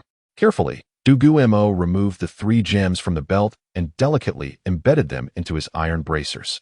He infused his soul power into the bracers, and indeed, the spatial capacity remained unchanged, undamaged in any way. Now, Dugu Mo possessed a total of 3 storage soul guidance devices. Chapter 90. 4 rare treasures of heaven and earth. At that moment, the little white weasel awoke, chirping softly. Daming, please help it calm down. We must avoid reopening its wound, Dugu Mo advised Daming. Moo, moo. Daming communicated with the creature in the language of spirit beasts, and indeed, some persuasion was necessary. After Tianqing Yolong's words, the little white weasel nestled back into its den, hiding from view. Daming, I want to venture to the outskirts for the next few days. Instead, I will search this vicinity for valuable medicinal herbs while taking care of this little one. It appears to have been injured by an eagle, with a rather deep wound. Dugu Mo contemplated, gently stroking the weasel's smooth fur. I will ensure that this little fellow is well cared for, Daming assured Dugu Mo with a nod. It must be said that Daming and Dugu Mo's dwelling was indeed a splendid location, remote and serene, adorned with breathtaking scenery. More importantly, the presence of 2 formidable spirit beasts in the area ensured that no powerful creatures lurked nearby. Only a few weak spirit beasts thrived here. Dugu Mo wandered alone in the surrounding forest, unperturbed by the small creatures that dared to provoke him. After swatting them aside, he began foraging for various precious herbs in the grass. Thanks to the presence of 200,000-year-old spirit beasts, the local flora flourished remarkably. Dugu Mo diligently cleared the underbrush, searching for herbs hidden beneath. It was undeniable that most of the herbs here were of considerable age. Within a short time, Dugu Mo had already discovered 10 types of rare herbs that were absent near the ice-fire Douluo. As per his usual practice, he harvested the herbs while ensuring to leave seeds for future generations.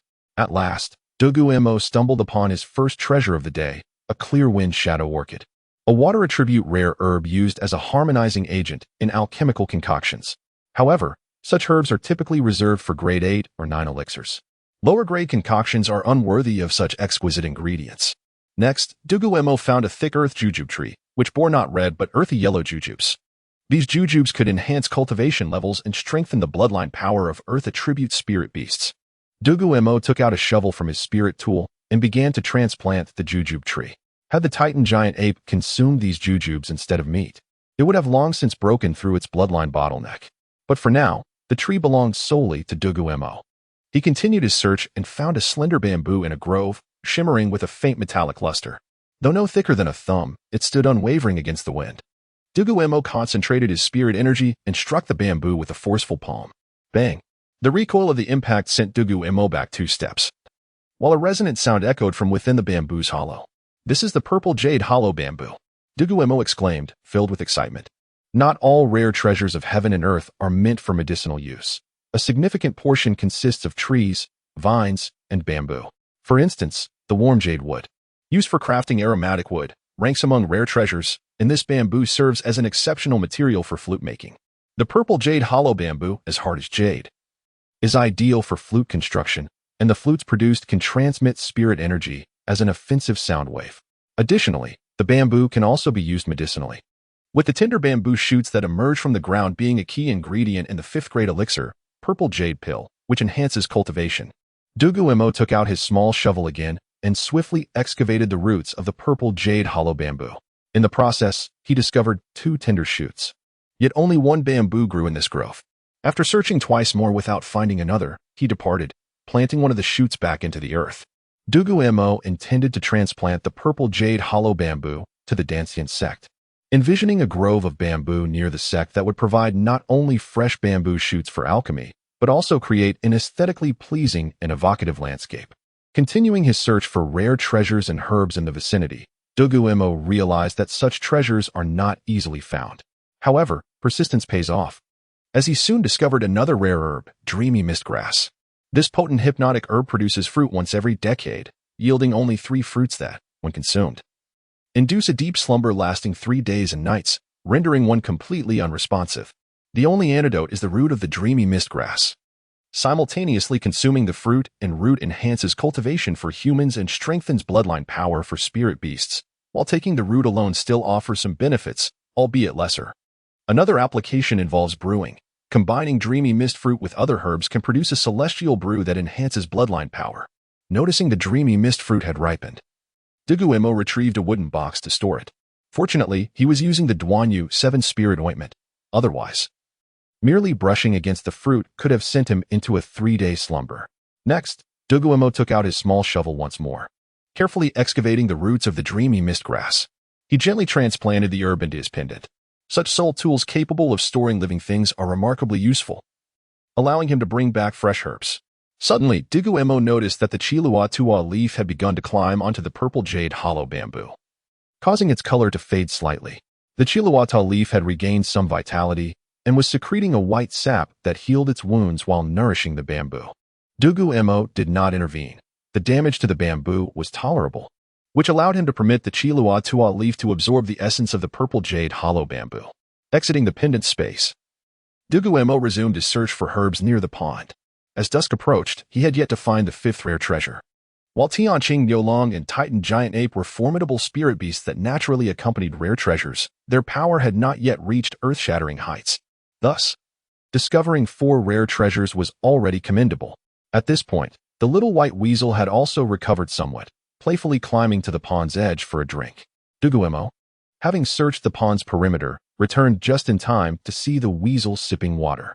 He hurried over, cupping his hands to offer water to the little creature, which eagerly leaned forward to lap it up. From its gaze, Dugu Mo sensed a hint of nervousness, but not fear. Such a spirited little one, he remarked with a smile. Activating his ice-fire dragon eye, he peered through the gauze to examine the weasel's wound, which had scabbed over nicely. Tianqing Yolong's healing skills were indeed commendable. It appeared that, in a few days, the little weasel would be just fine. Chapter 91. Homeward Bound. Dugu Mo gently placed the well-fed white ferret back in its nest, then retrieved a fruit to place beside it. However, the ferret seemed disinterested in the fruit, remaining weakly sprawled in its nest, though still exhibiting a hint of gluttony. Dugu Mo then produced a substantial barbecue grill from his soul guide device. He placed 2 beef legs onto the grill, followed by some charcoal, which he ignited swiftly with the flames from his palm, positioning it beneath the grill to heat the meat. While the charcoal cooked the beef, Dugu Mo arranged various seasonings nearby, basting the meat with oil and honey while sprinkling it with an assortment of spices. The 2 beef legs were far too much for Dugu Mo alone. They were intended for Daming and Erming. After indulging excessively during their last hot pot meal, Dugu Mo felt less inclined to eat meat this time. The beef legs were sizable, and although they were challenging to cook thoroughly, soul beasts preferred their meat medium rare, with a crispy exterior and tender, juicy interior, ideally retaining some blood. Dugu Mo sliced a piece from one beef leg and tossed it to the white ferret. True to its carnivorous nature, the ferret eagerly gnawed at the chunk of beef, demonstrating no signs of its earlier injury through its voracious eating pace. After a considerable time of roasting, Dugu Mo judged the beef legs to be adequately cooked. Daming, Erming, please sample this delectable soul beast meat we have cultivated. Regrettably, there is not much left, he remarked with a smile. Wow, is this really for us? It smells divine, exclaimed the Titan Great Ape, who had been anxiously sitting beside Dugu Mo, saliva pooling at his feet. Go ahead and eat. I will prepare something else, Dugu Mo said, prompting Erming to remove the 2 beef legs from the grill, handing one to Daming while keeping the other for himself. The 2 soul beasts began devouring their respective legs. Although the horned cattle soul beast was significantly larger than an ordinary cow, it still proved insufficient for the Titan Great Ape and the Sky Blue Cow Python, who quickly finished off a leg in just a few bites, leaving them wanting more. Typically, ordinary soul beast meat is tough and unpalatable, but Dugu Mo's herb-fed soul beast meat was exceptionally tender and juicy. The 2 beasts, having spent countless years in the Stardow forest, had never tasted such exquisite meat. Meanwhile, Dugu Mo, who refrained from eating meat, took out over a dozen thick earth jujubes from the jujube tree in his soul guide device and skewered them on an iron stick.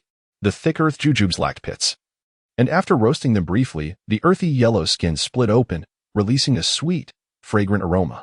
Observing the jujubes had been sufficiently roasted, Dugu Mo extinguished the charcoal fire and tossed one jujube to the white ferret. The ferret paused its meat gnawing, sniffing at the thick earth jujube before glancing back at its meat chunk. After some indecision, the little creature ultimately chose the jujube. For the young treasure-hunting ferret's obsession with treasures far outweighed its appetite. Had it been an adult treasure-hunting ferret, there would have been no hesitation.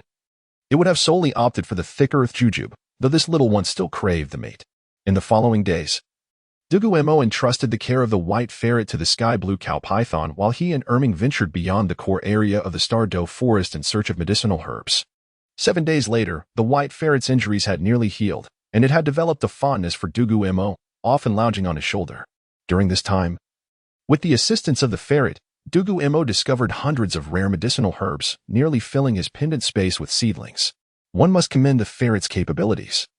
As long as there were herbs nearby, it could promptly alert Dugu Mo, making herb hunting significantly easier than before. As days passed, Dugu Mo and the white ferret traversed the Tiandou forest. Although they found a plethora of herbs, they did not come across a single heavenly treasure. With the white ferret's treasure-finding talent, the speed of herb collection had greatly increased, as the ferret not only sought medicinal herbs but other treasures as well. In just half a month, Dugu Mo discovered over 10 soul guide devices and more than 20 rare ores, remnants left behind by soul masters who had come to hunt soul beasts in the Tiandou forest, along with their lost lives. A month had passed since Qin Ming and the others departed from the Tiandou forest, and Dugu Mo calculated it was time for him to leave. Daming, Erming, I am preparing to depart. I have been here for a month, and it is time to meet my friends, Dugu Mo said with a smile. Ultimately, humans must return to their own society. Please take good care of Sister Xiao Wu for us. Daming replied with a hearty laugh. Xiao Mo, you are always welcome to return, Erming said seriously, patting his chest. By the way, Daming, could you ask the little one if it wishes to accompany me? I am unable to communicate with it right now. Dugu Mo suddenly recalled the little creature perched on his shoulder. Moo, moo, moo, Daming responded immediately. Chirp, chirp, chirp. The little ferret squeaked nervously, hiding behind Dugu Mo as the oppressive aura from the sky-blue cow python made it tremble.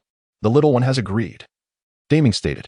Haha, I knew you would want to come with me, Dugu Mo exclaimed, pulling out a beef strip from his soul guide device and offering it to the white ferret. The ferret joyfully clutched Dugu Mo's clothing with its hind paws while gnawing on the meat strip with its front paws. Erming, please escort Xiao Mo out, Daming instructed, lifting his head to speak to Erming before diving back into the water, leaving one to wonder if the sky-blue cow python was concerned about its skin drying out. Thank you, Erming, Dugu Mo smiled as he climbed onto Erming's palm with the white ferret. No need for thanks. Once your transformation elixir is refined, I will surely visit your sect, the Titan great ape chuckled, then leaped into the trees, swinging swiftly towards the outskirts of the Tiandou forest. Rest assured, when you come to visit, we will treat you well. However, you both must be cautious. You are quite alluring to other soul masters, Dugu Mo remarked with a smile. We know, having been here for tens of thousands of years, we certainly have ways to protect ourselves, Erming replied, laughing heartily as they quickly reached the outskirts of the Tiandou forest. Dugu Mo leaped down from Erming's palm. Erming, I will return to see you next time. Take care of yourself, he said before quietly departing. With that, Dugu Mo, carrying the white ferret, made his way towards the town at the outskirts of the Tiandou forest to reunite with Qin Ming. Chapter 92. The awakening of the treasure mongoose. Dugu Mo arrived alone at the town outside the Tiandou Great Forest, where he found Qin Ming, who had been waiting for quite some time. With the aid of the essence-gathering pill, Qin Ming had successfully advanced to level 47, drawing ever closer to level 50. Xiao Mo, you finally returned. This is, Qin Ming exclaimed with immense joy upon seeing Dugu Mo. His surprise briefly flickered when he noticed the little white mongoose, but he quickly regained his composure, knowing that Dugu Mo possessed numerous skills, making it easy for him to have a spirit beast as a pet. Brother Qin Ming, this is Xiao Bai, a treasure mongoose endowed with a natural talent for treasure hunting.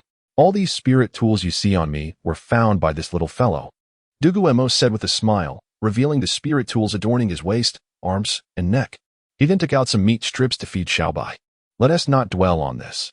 It's time for us to return to the Dancian sect. We've been away for over a month, and I wonder if anything significant has occurred in the sect, Qin Ming remarked, shaking his head with a smile. Indeed, we should head back, Brother Qin Ming. Let us return to the sect at once. Dugu Mo agreed with a nod. Qin Ming nodded in response, leading Dugu Mo out of the inn and to the carriage waiting nearby. The two boarded the carriage and set off towards the Fastno province. After 2 days, Dugu Mo and Qin Ming finally arrived back at the Dancian sect. Everything remained as usual. Villagers were working diligently in the fields, aiding Dugu Mo in cultivating medicinal herbs. In a month or two, the first batch of herbs would be ready for harvest, allowing Dugu Mo to refine pills using the herbs cultivated by the sect.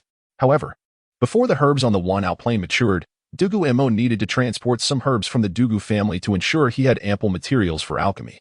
Xiao Mo, you're back. Huang Cheng's voice suddenly called from outside the carriage. Grandpa Huang, have you been selling wine? Dugu Mo inquired, furrowing his brow. Of course. We have to make a trip for wine every month. Otherwise, we would run out. Our sect is flourishing now, Huang Cheng replied with a cheerful smile. Moreover, Huang Cheng's winemaking skills had improved tremendously, resulting in increasingly exquisite wine, which naturally led to soaring sales. All right, Grandpa Huang, we'll head back to rest now. Thank you for your hard work. Dugu Mo smiled and said, no trouble at all. You should hurry back and rest. After being out for more than a month, you've tanned and lost weight. Huang Cheng chuckled, waving his hand as he left with his team to deliver the wine to Notting City for distribution to the suppliers. Thanks to Dugu Mo's medicinal wine, the economy of Notting City was revitalized, and the current mayor Xiao had transformed significantly. Not only was he adorned in gold and silver, but Notting City had also undergone multiple expansions. Upon returning to his chamber, Dugu Mo did not rest, but took Xiao Bai to the earth fire chamber. He retrieved a copper basin, ground the horn of a heavenly azure bull python into powder, and ground some bones of the Titan great ape as well. He added leaves from the purple jade hollow bamboo and 2 precious plants imbued with yin-yang and lightning attributes into the basin. Next, Dugu Mo set up a furnace above the eye of earth fire and placed the copper basin over the flames. In a short while, the various powders and herbs within the basin turned a dark hue. Dugu Mo then poured a basin of water into the copper basin. The dark powders quickly dissolved, but instead of darkening the water, they formed a vibrant array of distinct colors.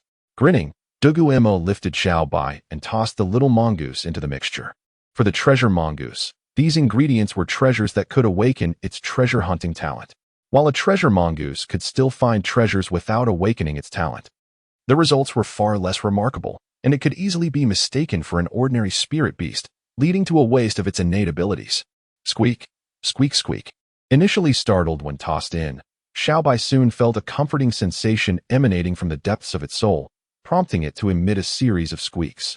Gradually, the surrounding soul power converged towards Xiao Bai, while the medicinal liquid in the copper basin was rapidly absorbed by it. This process was lengthy and could easily be mistaken for preparing a stew if one were not careful. Since the little one occupied the eye of earth fire, Dugu Mo had to sit to the side and rest. 3 hours passed, and the copper basin remained unchanged under the relentless heat, while Xiao Bai lay quietly within. Seemingly asleep, fire posed little danger to it. Squeak, squeak. Xiao Bai opened its eyes, and its originally dark pupils transformed into a golden hue. The little mongoose leaped from the copper basin to Dugu Mo's side, extending its tiny tongue to gently lick his palm. How delightful! Dugu Mo inhaled the fragrant aroma emanating from Xiao Bai. The potion he concocted to awaken the treasure mongoose's talent utilized the remnants and bones of a 10,000-year spirit beast, enhancing not only its cultivation but also its bloodline power. Xiao Bai had awakened a more potent treasure hunting ability. My dear little one, it's your scent that I detect. Shouldn't a normal mongoose smell foul? It seems you have successfully awakened your talent. Dugu Mo chuckled, cradling Xiao Bai in his arms. However, I wonder how much your cultivation has improved.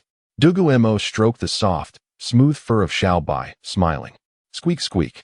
Xiao Bai chirped, but Dugu Mo, unfamiliar with beast language, could not comprehend its words. Never mind how much you've improved. Since you are following me now, you shall have a name. How about Xiao Bai? Dugu Mo mused, glancing at the ceiling. It seemed Dugu Mo's talent for naming did not reach the same level as his alchemical skills, as the name was rather mundane. Nevertheless, Xiao Bai appeared to be quite fond of it, circling Dugu Mo and squeaking joyfully. All right, little one, you can practice here. While I refine pills, the aura produced will greatly enhance your cultivation speed. I hope you can break through to 10,000 years. I'm eager to see what you look like in human form, Dugu Mo said, affectionately stroking Xiao Bai's fur before placing it aside. Understanding that Dugu Mo had matters to attend to, Xiaobai obediently lay on the ground, watching him intently. Chapter 93. The first harvest of the 10,000 herbs plain Dugu Mo took out the pile of medicinal materials set aside, which were the ingredients he and Dugu Yuan had applied for to concoct the qi-enhancing pill. However, the requirements for third-grade pills, both in quantity and quality, were relatively high. Thus, Dugu Yuan could only gather a little over 1,000 portions of materials. Although only 1,000 portions were available, it would suffice for Dugu Mo for quite some time, as third-grade pills were not the same as first-grade ones. Dugu Mo had already reached the proficiency of concocting the Huangjing pill in just 2 breaths. Yet, the difficulty of crafting the qi-enhancing pill was significantly greater than that of the Huangjing pill, and this was Dugu Mo's first attempt, which would considerably slow down his pace. Shaking off his distracting thoughts, Dugu Mo picked up a portion of the required materials for the qi-enhancing pill and tossed it into the alchemical furnace. He then began to perform hand seals, adjusting the flames within the furnace to melt the materials as swiftly as possible. Once all the materials were refined into a medicinal liquid, Dugu Mo's hand seals changed abruptly, and the temperature in the furnace surged once more. Soon, the medicinal liquid was transformed into a pill under the intense heat, and Dugu Mo smoothly extracted the pill from the output of the furnace. Surrounding spiritual energy surged into the pill, and Dugu Mo altered his hand seals, as if suppressing the surrounding energy, meticulously refining it before it merged into the pill. After the pill absorbed all the spiritual energy, Dugu Mo beckoned, and the pill flew into his palm. The third-grade qi-enhancing pill had a potency of 50%. Due to issues with the connection of his hand seals and insufficient application, he needed to continue enhancing the flexibility of his fingers and palms with the Duanyu 7 Spirit Ointment. 50% potency? Dugu Mo furrowed his brows and remarked, then inhaled sharply, drawing the pill's energy into his Dancian. This third-grade pill was indeed remarkable, even with only 50% potency. The essence contained was several times that of previous pills. If I can successfully concoct all these pills, I will surely break through to level 29, Dugu Mo said, nodding in delight. Squeak, squeak, squeak. The little white ferret jumped to Dugu Mo's side and inhaled sharply towards the pill. Although the treasure-hunting ferret could absorb spiritual energy like ordinary soul beasts to enhance its cultivation, it possessed a unique method of cultivation, drawing the treasure aura from valuable items. This aura could be found in pills, heavenly materials, precious stones, and other gems. However, the treasure-hunting ferret typically could not awaken its innate talent without external assistance, making this extraordinary cultivation method rare among them. Subsequently, Dugu Mo decided against continuing with the qi-enhancing pill concoction. The 9-turn pill manual had just indicated that the 50% potency he achieved was due to the inflexibility of his hands, necessitating further use of the Duanyu 7 Spirit Ointment to enhance his alchemical skills. Forcing the concoction would only waste materials. Thus, Dugu Mo ceased the preparation of the qi-enhancing pill and retrieved the materials for the first-grade healing pill from his soul guide device. Dugu Mo speculated that the unlocking of each pill followed a certain pattern. For instance, the qi-enhancing pill and the transformation pill were primarily focused on enhancing cultivation. Yet there were also various chaotic unlocking methods, such as the first-grade detox pill being linked to the first-grade healing pill.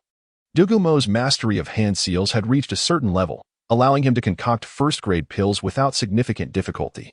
Within a day, he successfully elevated the first-grade healing pill to a 1-pattern standard. The 1-pattern healing pill unlocked the second-grade rejuvenation pill, which also served to heal injuries. Dugu Mo had enough materials on hand to piece together the ingredients for the rejuvenation pill, thus shifting his focus to its preparation.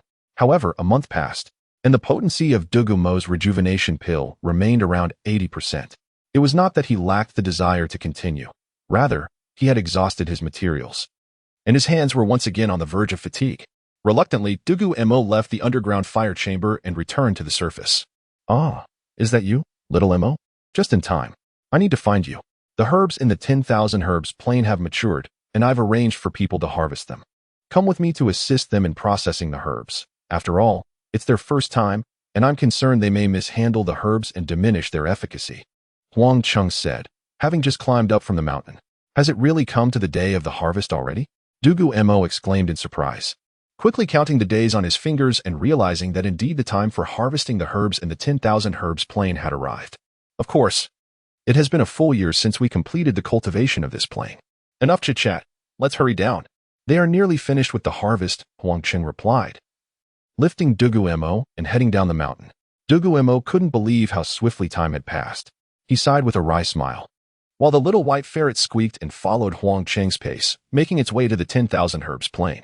Upon arrival, the plain was dotted with small stacks of herbs, as the materials for crafting these pills were all herbaceous plants. The little white ferret sniffed around eagerly. Although the herbs were only a year old, they still emitted a trace of treasure aura, albeit in smaller quantities. Huangqing set Dugu Mo down. And since this was the first harvest of the 10,000 herbs plain, having someone with Dugu Mo's knowledge of herbs as the chief coordinator was crucial to prevent wasting the fruits of their labor. Exchanging glances, Huangqing and Dugu Mo began directing the villagers to place the herbs in the drying chamber for processing. Some herbs with stable properties were laid out directly on the ground by Dugu Mo, while those with unstable effects were sent to the drying chamber for artificial drying. However, due to limited space in the drying chamber, some herbs remained unprocessed and would require further work the next day. Dugu Mo inspected the already dried herbs and retrieved several soul guide devices he had found in the starry forest. After cleaning them, he stored the herbs for future alchemical use after a brief rest. The following day, Huangqing arrived early to seek out Dugu Mo, and together they busied themselves for a morning, ultimately processing all the herbs harvested from over 15,000 acres. Dugu Mo then proposed holding a bonfire party. A suggestion met with unanimous approval from everyone, including Old Lu. After all, this was the first harvest of the 10,000 herbs plain, and celebrating with a bonfire party was indeed fitting to commemorate this bountiful yield. Chapter 94. The bonfire party. Dugu Mo and Huangqing had already informed Old Lu that a bonfire party was to be arranged that evening to celebrate the bountiful harvest. As Old Lu was unfamiliar with medicinal herbs, only Dugu Mo and Huangqing directed the work at the one-out plain. Old Lu's role was limited to logistical support. He constructed a flat platform in a clearing beneath Dancian mountain, designated for villagers to rest, gather, and celebrate. Old Lu instructed the villagers to gather soul beasts and livestock that were regularly fed with medicinal herbs. They ultimately slaughtered 10 soul beast cattle, over 300 soul beast chickens, along with some sheep and pigs. These creatures had been cultivated from the leftover materials used by Dugu Mo in alchemy, all possessing soul rings. Notably, 1 cow and 1 chicken had even surpassed the 10-year limit, reaching the realm of 100-year soul beasts. However, no one needed to absorb the soul rings, which would thus go to waste, particularly as the soul rings from such livestock were rather feeble, rendering them undesirable for absorption. After completing his tasks in the morning, Dugu Mo retired to his chamber for a brief respite, conserving his energy for the evening's festivities, which were bound to be lengthy. Xiaomo, it's time to wake up. The bonfire party is about to begin, Qin Ming announced, knocking on Dugu Mo's door. At that moment, the sun was setting, and the festivities were imminent. Dugu Mo opened his eyes, hastily donned his attire, and exited the room, following Qin Ming down the mountain. The platform was expansive, capable of accommodating thousands, constructed by Old Lu and his team that very afternoon. The square was adorned with small tables for the villagers to sit comfortably. Dugu Mo nodded in satisfaction and scanned the area for Old Lu, eventually spotting him near the northern hillside. He hurried over to inquire about his designated seating. Feeling somewhat inadequate as the sect leader, Grandpa Lu, where should I sit? Dugu Mo asked, standing beside Old Lu. That table in the center is yours. The exclusive seat for the sect leader. Old Lu pointed to a table larger than his own, not far from him. Thank you, Grandpa Lu, Dugu Mo said. Making his way to the center of the northern area, where he settled onto a soft carpet, the table, crafted by Old Lu himself, exuding elegance and grandeur. Subsequently, Huangqing led the villagers, arranging the prepared cattle, sheep, and pigs around the bonfire for grilling. Among the intriguing sights were several clay mounds neatly piled near the fire, which Dugu Mo had introduced as the beggaress chicken. As the sun vanished completely, Old Lu stood and announced through a loudspeaker soul guide, "The bonfire party begins now. Please, sect leader, ignite the fire. Ignite, ignite, ignite." The villagers shouted excitedly at Dugu Mo. Grandpa Lu, what should I do? Dugu Mo turned to Old Lu for guidance. Light it. What are you waiting for? Old Lu chuckled. Contemplating for a moment, Dugu Mo waved his hand, conjuring a violet fireball that he hurled toward the bonfire, igniting it instantly. The villagers then lit the braziers surrounding the square, illuminating the entire platform. Given the current limited number of soul masters in the Dancian sect, they had opted not to use soul guiding devices. This square would continue to evolve. Old Lu envisioned enhancing the platform further, possibly installing soul-guiding lights in the future. Once everything was set, the villagers began to sing and dance in celebration of their harvest, which included not just medicinal herbs but also over 10,000 acres of grain. Thanks to Dugu Mo's cultivation efforts, the yield had reached 2 to 3 times that of normal farming. A year ago, they had been commodities sold in the slave market. Now, they not only received grain distributions but also secured a steady income. Dugu Mo shared some medicinal wine with the villagers to enjoy. Although initially distanced, the tables soon drew closer together as Old Lu, Dugu Mo, Qin Ming, and Huang Cheng, representing different generations, sat on the ground, drinking, chatting, and discussing cultivation and the future direction of the sect. Before long, the revelry took its toll. Old Lu and Qin Ming, having imbibed too much, collapsed onto the ground and fell asleep. Meanwhile, Huang Cheng and Dugu Mo, slightly inebriated, danced and sang around the bonfire. The villagers were delighted to see their sect leader joining in the festivities, yet Dugu Mo, quite intoxicated, nearly toppled into the flames, only to be saved by the quick reactions of the villagers. Huang Cheng, too, fell into a vat of wine, nearly suffocating before being rescued by the villagers.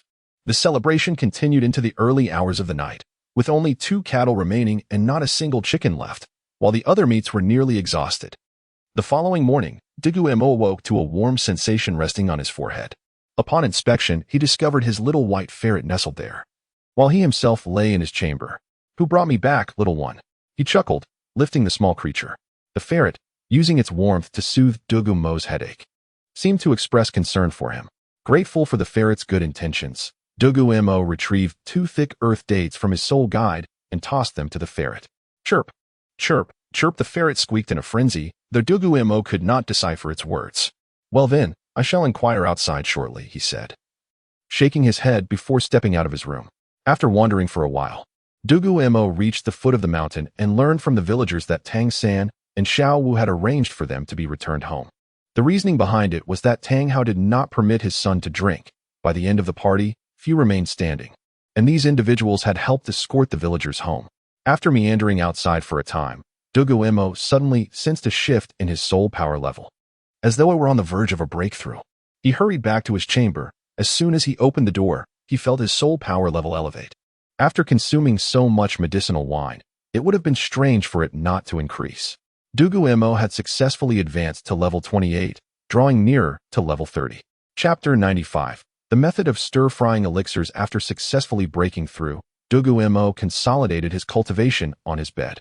Given his solid foundation, the recent advancement in his cultivation level required no further reinforcement, and he stabilized it effortlessly. With no other choice, Dugu Mo ventured back into the earth-fire chamber to refine all the first and second-grade elixirs. However, the sheer volume of medicinal materials produced by the 10,000 medicinal planes was overwhelming. A total of 500,000 portions of Huangjing pills, 100,000 portions of Qi-nourishing pills, and 50,000 portions of essence-nurturing pills, along with various other elixirs ranging from 5,000 to 10,000 portions each. Dugu Mo's subsequent routine revolved around transforming these materials into elixirs. Although the quantity was substantial, his current alchemical speed had significantly increased. He could produce a Huangjing pill in merely 5 seconds, while a Qi-nourishing pill required just 1 minute. Nevertheless, even with this efficiency, it would take several years to refine the entirety of these elixirs. Yet, when faced with a challenge, a solution invariably exists. The legendary method of stir-frying elixirs involves simultaneously tossing numerous portions of materials into the elixir furnace, allowing them to be refined and condensed at once. This technique demands a higher level of skill from the alchemist. Other alchemists often find themselves short on materials, leading them to meticulously refine each elixir one by one, striving for perfection. Crucially, the current production of first and even second-grade elixirs offered limited advancement in Dugu Mo's alchemical prowess. Thus, he sought not only to expedite the refining process but also to introduce a degree of complexity to his craft. After all, Dugu Mo aimed to elevate his alchemical skills to the 4th grade swiftly in order to heal both Old Lu and Huang Cheng's injuries. It is worth noting that the stir-frying method was inspired by a novel Dugu Mo had previously read, rather than originating from the 9 Turns Elixir Codex. Without hesitation, Dugu Mo gathered 100 portions of materials for Huangjing pills and tossed them into the furnace. The furnace brimmed with materials, obscuring the flames within. Dugu Mo formed hand seals, and a surge of earth fire erupted from the earth fire eye, entering the Winiang furnace. He concentrated all his energy on controlling the flames, ensuring the materials absorbed sufficient heat. In just 1 minute, the materials melted into a medicinal liquid, each varying in color, creating a vibrant flow of distinctly colored elixirs. As Dugu Mo transformed his hand seals, the medicinal liquid in the Winiang furnace quickly condensed into elixirs. With another change of hand seals, the elixirs rolled out of the furnace and into the crystal vials prepared below. After 10 minutes, it became evident that producing Huangjing pills one by one was still the fastest method. Refining 100 took approximately 10 minutes in total. Dugu Mo mused over the time required for elixir production, noting that the speed of Huangjing pills had reached a certain threshold, making further acceleration challenging. To enhance the speed of refining Huangjing pills, Dugu Mo would need to possess a more formidable soul power, as soul power significantly influences alchemical capabilities. Next, Dugu Mo placed 100 portions of materials for qi-nourishing pills into the furnace, and the earth fire reappeared. The average refining speed for qi-nourishing pills was about 1 minute per pill, so employing the stir-frying method would greatly enhance this pace. The process continued with the steps of refining, condensing, and extracting elixirs, but this time it took merely 15 minutes, an impressive improvement in his alchemical speed, reducing what would normally take 100 minutes to just 15. Dugu Mo had achieved nearly a 6 or 7-fold increase in efficiency. The medicinal potency stood at 90%, still not reaching the level of a complete pattern, indicating that further practice was necessary. Dugu Mo consumed a qi-nourishing pill, savoring its taste as he remarked on the high level of skill required for the stir-frying method. This not only accelerated his alchemical speed, but also deepened his understanding of hand seals and elixir crafting. Subsequently, Dugu Mo entered a frenzied state, continuously producing batch after batch of elixirs. Using the stir-frying method, he completed the first-grade elixirs in 20 days, while the second-grade elixirs took only 15 days. However, the downside of this method was evident. Only the last few batches of first-grade elixirs bore a single pattern, while no patterns appeared in the second-grade elixirs at all. Finally, Dugu Mo had exhausted all the first and second-grade materials available in the 10,000 medicinal planes and emerged from the earth fire chamber. He appeared weary, with deep dark circles under his eyes and a pale complexion. This was the most fatigued he had felt since beginning his alchemical endeavors. The stir-frying method demanded that Dugu Mo maintain a heightened state of vigilance, far more intense than during regular alchemical practices. For an entire month, he had labored tirelessly, sacrificing sleep for the sake of elixir production. After a refreshing shower and changing into clean clothes, Dugu Mo meticulously organized the recently crafted elixirs from his soul-guiding device, classifying them with care. He then uncorked the vials, allowing the elixir energy to diffuse into the air. Once all the elixirs were arranged, he began absorbing the elixir energy, while the small white ferret sat nearby, soaking in the energy emanating from the elixirs. The total number of elixirs produced approached 1 million. And even with the majority being first grade, the resultant elixir energy was substantial. While each elixir generated a modest amount of energy, the cumulative total was significant. Dugu Mo devoted an entire day and night to absorbing the elixir energy, successfully elevating his soul power level to level 30 through the consumption of 1 million elixirs. Meanwhile, the small white ferret fell into a deep slumber just hours after Dugu Mo's breakthrough, likely preparing for its own advancement. Amused by the sleeping ferret, Dugu Mo smiled and retrieved the small nest he had woven from straw, gently placing the ferret back inside. He then sealed all the elixirs back in their vials and returned over 100,000 elixirs to his soul-guiding device. The task of sealing each of the numerous vials was no small feat, taking until noon the following day for Dugu Mo to clear out the earthfire chamber. Fortunately, the spacious soul-guiding device gifted by the Tianqing Yulong provided ample room. Otherwise, Dugu Mo would have struggled to find a place to store all the elixirs. Chapter 96. The breakthrough of the little white ferret. Suddenly, Dugu Mo sensed a surge of soul energy fluctuations around the little white ferret. He retracted his leg, which was about to step out of the fire chamber, and carefully placed the ferret's cozy nest on the ground. As he applied the Duan Yu Qiling ointment to himself, he awaited the awakening of the little white ferret. Suddenly, the soul energy fluctuations around the ferret became unstable. To his astonishment, Dugu Mo, while circulating his soul power, noticed a yellow soul ring floating above the ferret's head, with faint purple specks appearing intermittently, albeit still rather weak. Is my ice fire dragon I truly so powerful that it can perceive the soul ring of a soul beast? Dugu Mo pondered with a furrowed brow. Soul rings manifest during a soul beast's significant breakthroughs, such as transitioning from 10 years to 100 years, or from 100 to 1,000 years. It is only under fortunate circumstances that one might discover a soul beast soul ring. At that moment, the purple components within the yellow soul ring began to multiply. Yet they remained unable to merge, failing to completely replace the yellow. This indicated that the little white ferret's breakthrough was not proceeding smoothly. Under normal circumstances, having consumed the remnants and bones of the Titan giant ape from the Tianqing Nyomambo, the ferret's bloodline power should have been enhanced. Why then was its breakthrough so arduous? Dugu Mo feared that there was little he could do to assist the ferret at this juncture. He had yet to master the alchemy of spirit beast pills and did not dare to recklessly feed the ferret rare herbs, uncertain of their effects on its breakthrough.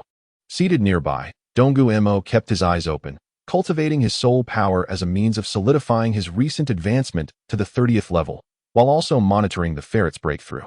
After a couple of hours, the yellow soul ring above the ferret's head was finally completely supplanted by purple. What a gentle breakthrough. It lacks any explosive force. Achieving the 1,000-year mark for a soul beast requires considerable effort, Dugu Mo remarked with a wry smile. If the bloodline power were sufficiently robust, the breakthrough would occur swiftly, potentially even leading to the phenomenon of shattering the ring and reforming it anew. However, it was not that the little white ferret's bloodline was inadequate. Rather, the little creature had not fully awakened for long, and its bloodline power was still being mastered, resulting in its current struggle. Given a few more months for adaptation, the ferret should have no trouble breaking through to 1,000 years, possibly even reaching the point of shattering the ring. As Dugu Mo watched, the soul ring gradually faded and disappeared, and the little white ferret finally awoke, energetically bounding onto Dugu Mo's shoulder, chirping happily. "Little one, how do you feel? You seem very lively." Dugu Mo chuckled, ruffling the top of the ferret's head.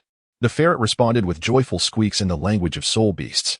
"Ah, I cannot understand you, but it seems you have indeed broken through to 1,000 years and are in good health."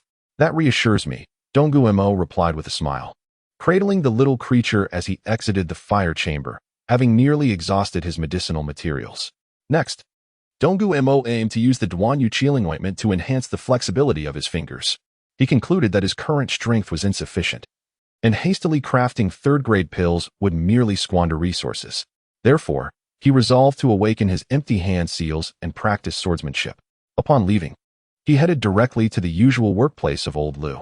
"Grandpa Lu, I have nearly finished crafting the pills.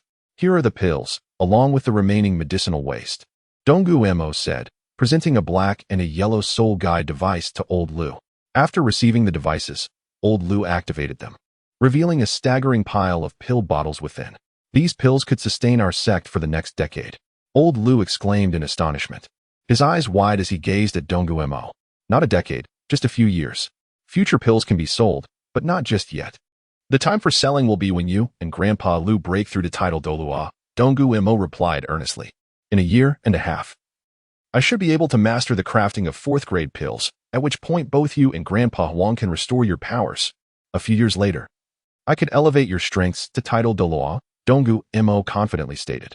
"Indeed, your foresight is commendable.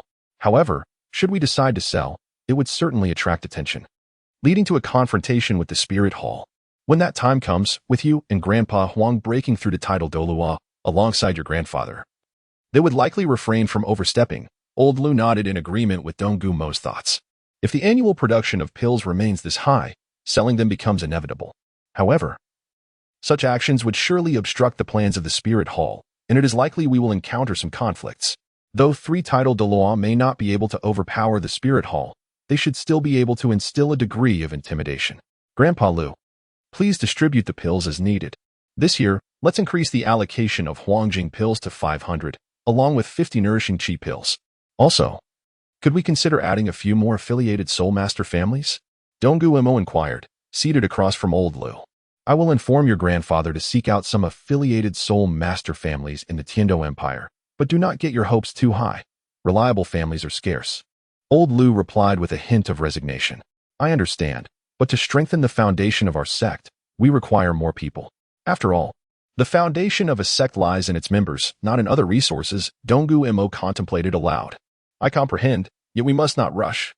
Our sect's pill crafting remains somewhat of a secret, and having fewer people can help safeguard that secret better, old Lu remarked seriously. Apologies, Grandpa Lu. It seems I have been overly eager, Dugu Mo acknowledged, reflecting on old Lu's wisdom. However, you also have a point. I will recruit some wandering soul masters to join our sect and select some newly awakened children from nearby villages to integrate into our ranks. Carefully vetting them before distributing pills, old Lu suggested. I appreciate your assistance, Grandpa Lu. I must reduce my time spent on alchemy. As I have reached a bottleneck and need to focus on enhancing my finger strength, Dugu Mo replied earnestly. Tomorrow, you should accompany Xiaoming to explore Nanning City. You seem to be under too much pressure, old Lu advised, furrowing his brow. Old Lu had anticipated that Dugu Mo's alchemy skills would encounter a bottleneck, given how smoothly he had progressed since he began. Chapter 97. Preparing to depart for Nanning City. By the way, Xiaomo, this is for you. Keep it safe. The old man Lu took out a golden medallion from his pocket and tossed it into Dugu Mo's hand. What is this? Dugu Mo gazed at the medallion, which was intricately engraved with an alchemical furnace, while the reverse side depicted a steaming elixir. After a moment of contemplation, he realized that the furnace engraved on it was his very own Tiandou furnace. I have crafted 4 types of tokens: gold, silver, copper, and iron. Each token symbolizes a different identity. The gold medallion represents your status as the sect leader. The silver medallions belong to Xiaoming and Lao Wang, who are elders. The copper medallion is for the deacon's use, although it is currently unassigned, and the iron medallion signifies a disciple's identity, Lu chuckled as he explained. Oh, Grandpa Lu. Perhaps you should delegate the engraving of these tokens to someone else. Dugu Mo furrowed his brow, observing Lu's aged visage, unable to suppress his concern for the old man's well-being. It's not burdensome at all. The affairs of the sect have been arranged, allowing me the leisure to pursue some of my personal interests, Lu replied with a smile, retrieving a silver ingot to commence the engraving. But you must take care of your health. After all, your meridians have yet to fully recover, Dugu Mo expressed his worry. Rest assured, I will personally engrave 3 sect leader tokens, 9 elder tokens, and 12 deacon tokens. The remaining tokens will be cast using molds. Lu reassured him with a cheerful demeanor as he consumed a vitality pill, summoning his engraving tool to begin the task. Very well, Dugu Mo conceded, feeling that at Lu's advanced age, he would refrain from undertaking any reckless endeavors. Exiting Lu's quarters, Dugu Mo made his way down the mountain, for he needed to speak with Qin Ming in advance of their journey together the following day. Ah, third brother. Is that not the little white ferret that the sect leader brought back a couple of days ago? It has now ascended to the status of a 1,000-year soul beast. At that moment, Xiaowu and Tang San approached, with Xiaowu exclaiming in delight upon seeing the ferret, as her own lineage as a 100,000-year soul beast rendered the white ferret's cultivation level transparent to her. What is this? A treasure-hunting ferret? A 1,000-year treasure-hunting ferret? Tang San's eyes widened in astonishment as he recalled the records within the Tang sect, which spoke of such rare creatures, born with an innate talent for treasure-seeking. Once, an elder from the Tang sect had tamed a treasure-hunting ferret, which enabled him to gather the necessary ores for forging the Buddha's Fury Tang Lotus, marking it as one of the few instances recorded throughout the Tang sect's extensive history. Squeak. The little white ferret seemed frightened by Xiao Wu and promptly burrowed into Dugu Mo's collar, indicating that the little creature was feeling the pressure of Xiao Wu's bloodline. The little one seems a bit timid. Dugu Mo soothed the startled ferret through his clothing. What is the sect leader planning to do? Tang Sen inquired with a smile. The two were indeed of the same age, and each had a titled Douluo in their family. Although Tang Hao could easily overpower Dugu Mo, Tang Sen still respectfully addressed Dugu Mo as sect leader. I intend to descend the mountain. We shall set off tomorrow morning. So I wish to discuss our travel arrangements with Brother Qin Ming, Dugu Mo replied with a smile. Oh, you're heading out tomorrow too? We plan to visit Nanning City as well, as we need to have our soul master rankings certified by the Spirit Hall. That way, we can receive gold soul coins. Then we can use the coins to buy carrots. Xiaowu exclaimed, her excitement palpable. Doesn't Master and Tang Hao give you two any pocket money?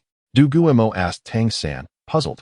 Why, despite Tang Hao's apparent stability, did Tang San still find himself without funds? My father insists that if I want money, I should earn it myself, so I plan to work as a blacksmith in Nanning City to earn some living expenses, Tang San replied with a wry smile. Indeed. I have no money for carrots either, Xiao Wu pouted, visibly displeased. How about this, Xiao San?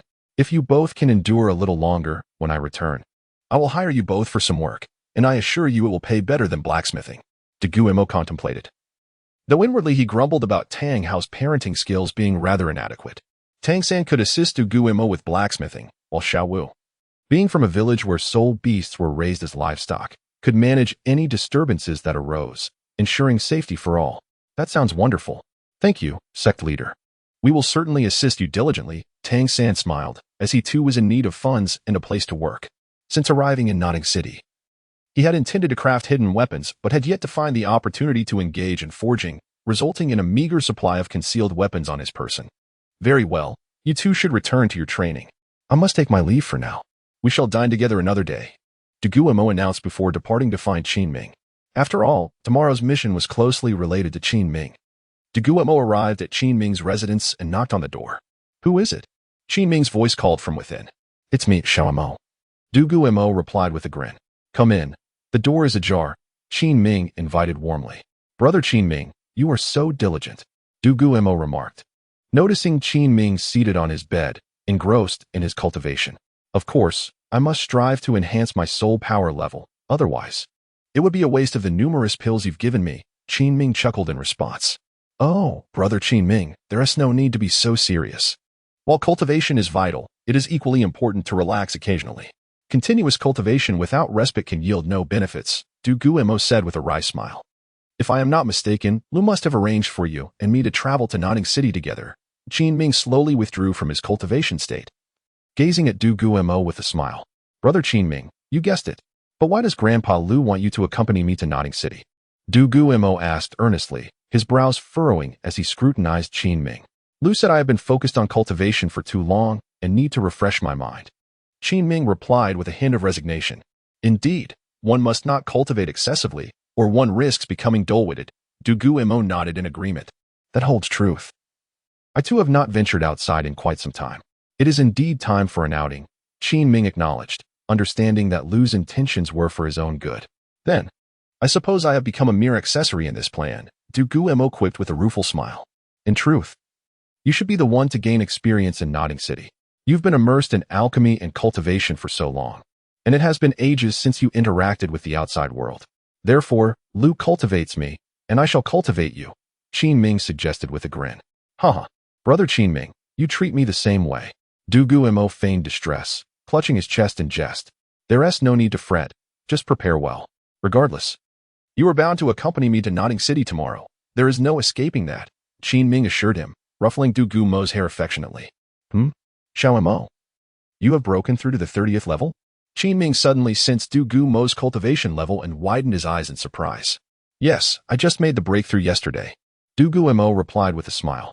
In truth, his soul ring configuration had long been determined, set by Dugu Mo himself, perfectly suited for the path of a poison master. However, Dugu Mo did not intend to absorb the soul rings immediately. He planned to return to the Sunset Forest a few months later to hunt for soul rings, as the journey back would consume considerable time. So, you intend to wait until later to return home and absorb the soul rings? Qin Ming discerned the thoughts of Dugu Mo and inquired, indeed. We shall discuss it when we return to the Sunset Forest in due time. After all, without absorbing the soul rings, our soul power will not diminish. Dugu Mo responded with a smile. That is true. We should return early to organize our belongings. Tomorrow morning, we shall embark for Notting City. Although we are yet unaware of the tasks that await us. Qin Ming chuckled and shook his head in agreement. Brother Qin Ming, please take good care of yourself. I shall take my leave now. Dugu Mo rose and exited Qin Ming's room. The following morning, both Dugu Mo and Qin Ming arrived early by the carriage. Dugu Mo once again produced some dragon tooth rice straw to feed the horses, which had become increasingly magnificent under the nurturing of rare herbs. He gently stroked the mane of the horse before leaping onto the carriage, while Qin Ming took the reins and set off towards Notting City. Thanks to the enhancement from the dragon tooth rice straw, the carriage's speed increased significantly, reducing what would have been several hours of travel to merely one. Brother Qin Ming, let us first find something to eat today. However, I have no desire for the fare offered by the taverns. Let us seek a place for hot pot. Dugu Mo remarked as he lifted the curtain to speak to Qin Ming. I shall arrange for us, Qin Ming replied with a smile, pulling the carriage aside before heading to the Dancian Sect's establishment, producing the Silver Elder's token meticulously carved by old Lu. Indeed, the shopkeeper hurriedly emerged from within. escorting Qin Ming and Dugu Mo to a courtyard. Once they entered the courtyard, the shopkeeper took his leave. "Mo, you prepare the ingredients while I tend to the charcoal," Qin Ming said, setting up the hot pot on the table. After an hour of preparation, Dugu Mo and Qin Ming were finally ready to feast. "Mo, you may begin to eat," Qin Ming cheerfully announced. "Certainly, brother Qin Ming," Dugu Mo replied, and they commenced their hot pot meal. Following his previous indulgence in alcohol, Dugu Mo had been strictly ordered by old Lu to limit himself to fruit juice. Thus his soul guide was now filled with several barrels of juice. Chapter 98. The Purple Jade Mist Spirit Flute as the night deepened.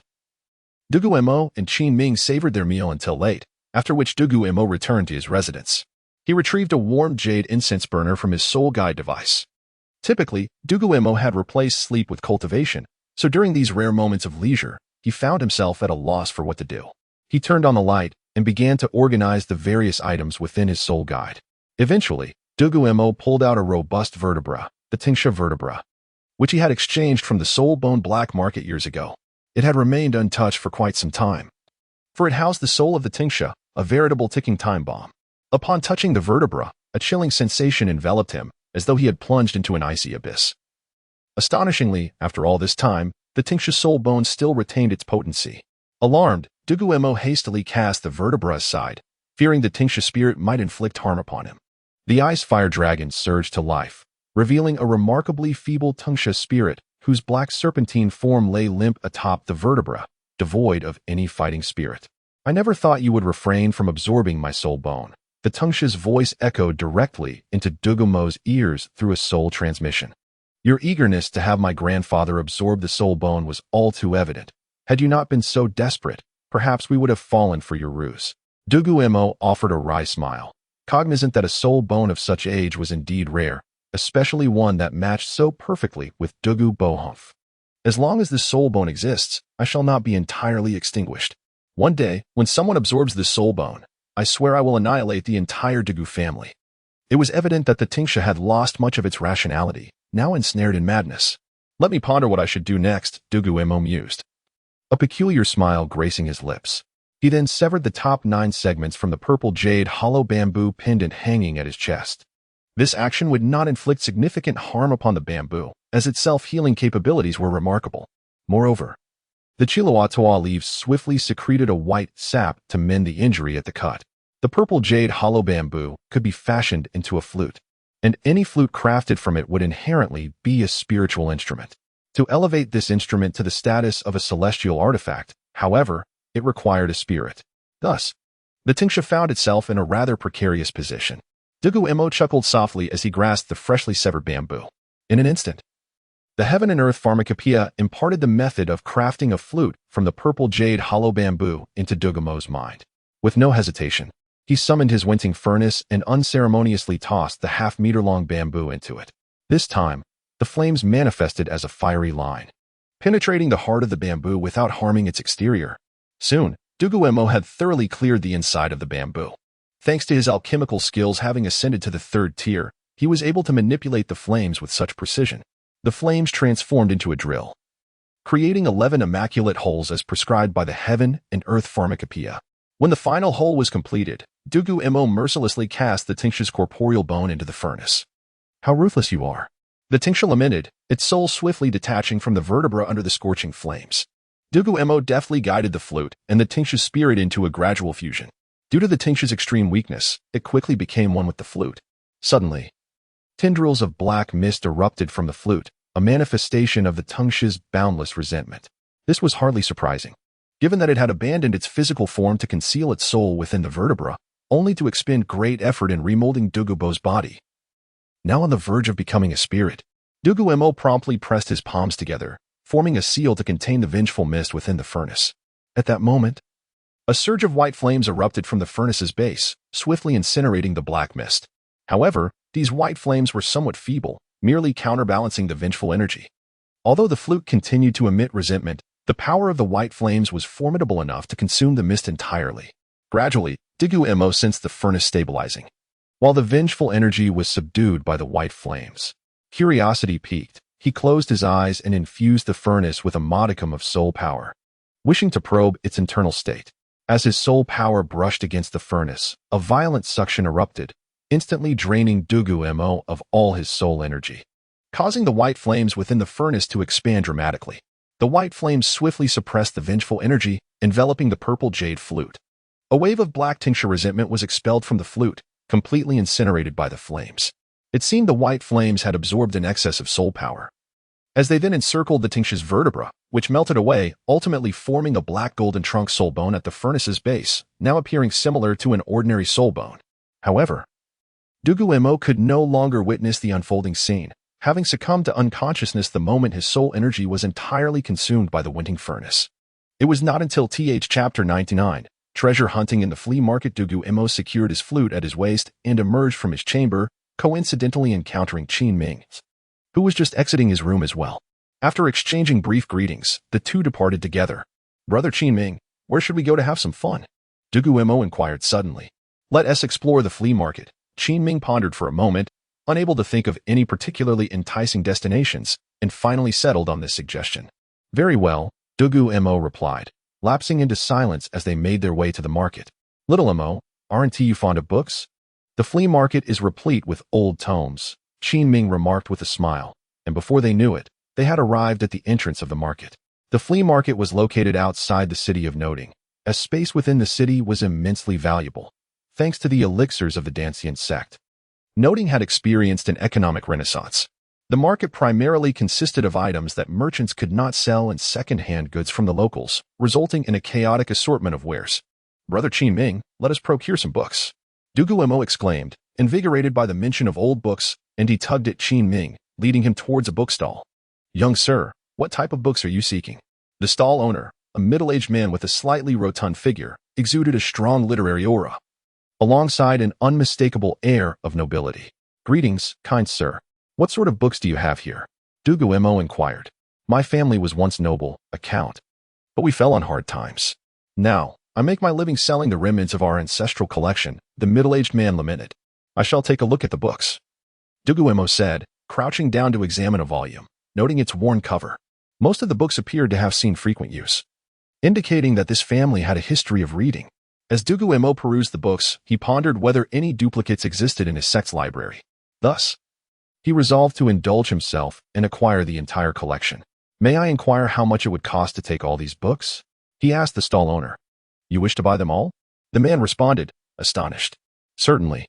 Name your price. I shall not haggle," Dugu Mo replied with a smile. "These books hold little value. I will part with them for a single gold soul coin," the middle-aged man said, his eyes lighting up with joy. "Little Mo, that seems a bit steep." Qin Ming interjected candidly.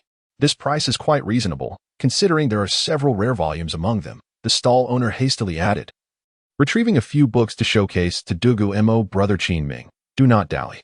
I will pay," Dugu Mo chuckled, tossing a gold soul coin to the middle-aged man. "Allow me to pack these for you." The stall owner eagerly knelt to bundle the books, handing them to Dugu Mo. Dugu Mo promptly stowed the volumes in his soul guide, an action that did not escape the middle-aged man's notice. Just as Dugu Mo and Qin Ming prepared to depart from the stall, the owner called out, "Please, wait. I have one more item I wish to offer you." "But the price?" "It seems it is not suitable for discussion here," Dugu Mo smiled knowingly.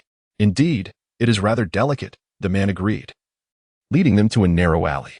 "To be candid, my ancestors were counts, and our inherited martial soul was formidable. However, due to its degradation, I find myself nearly devoid of innate soul power.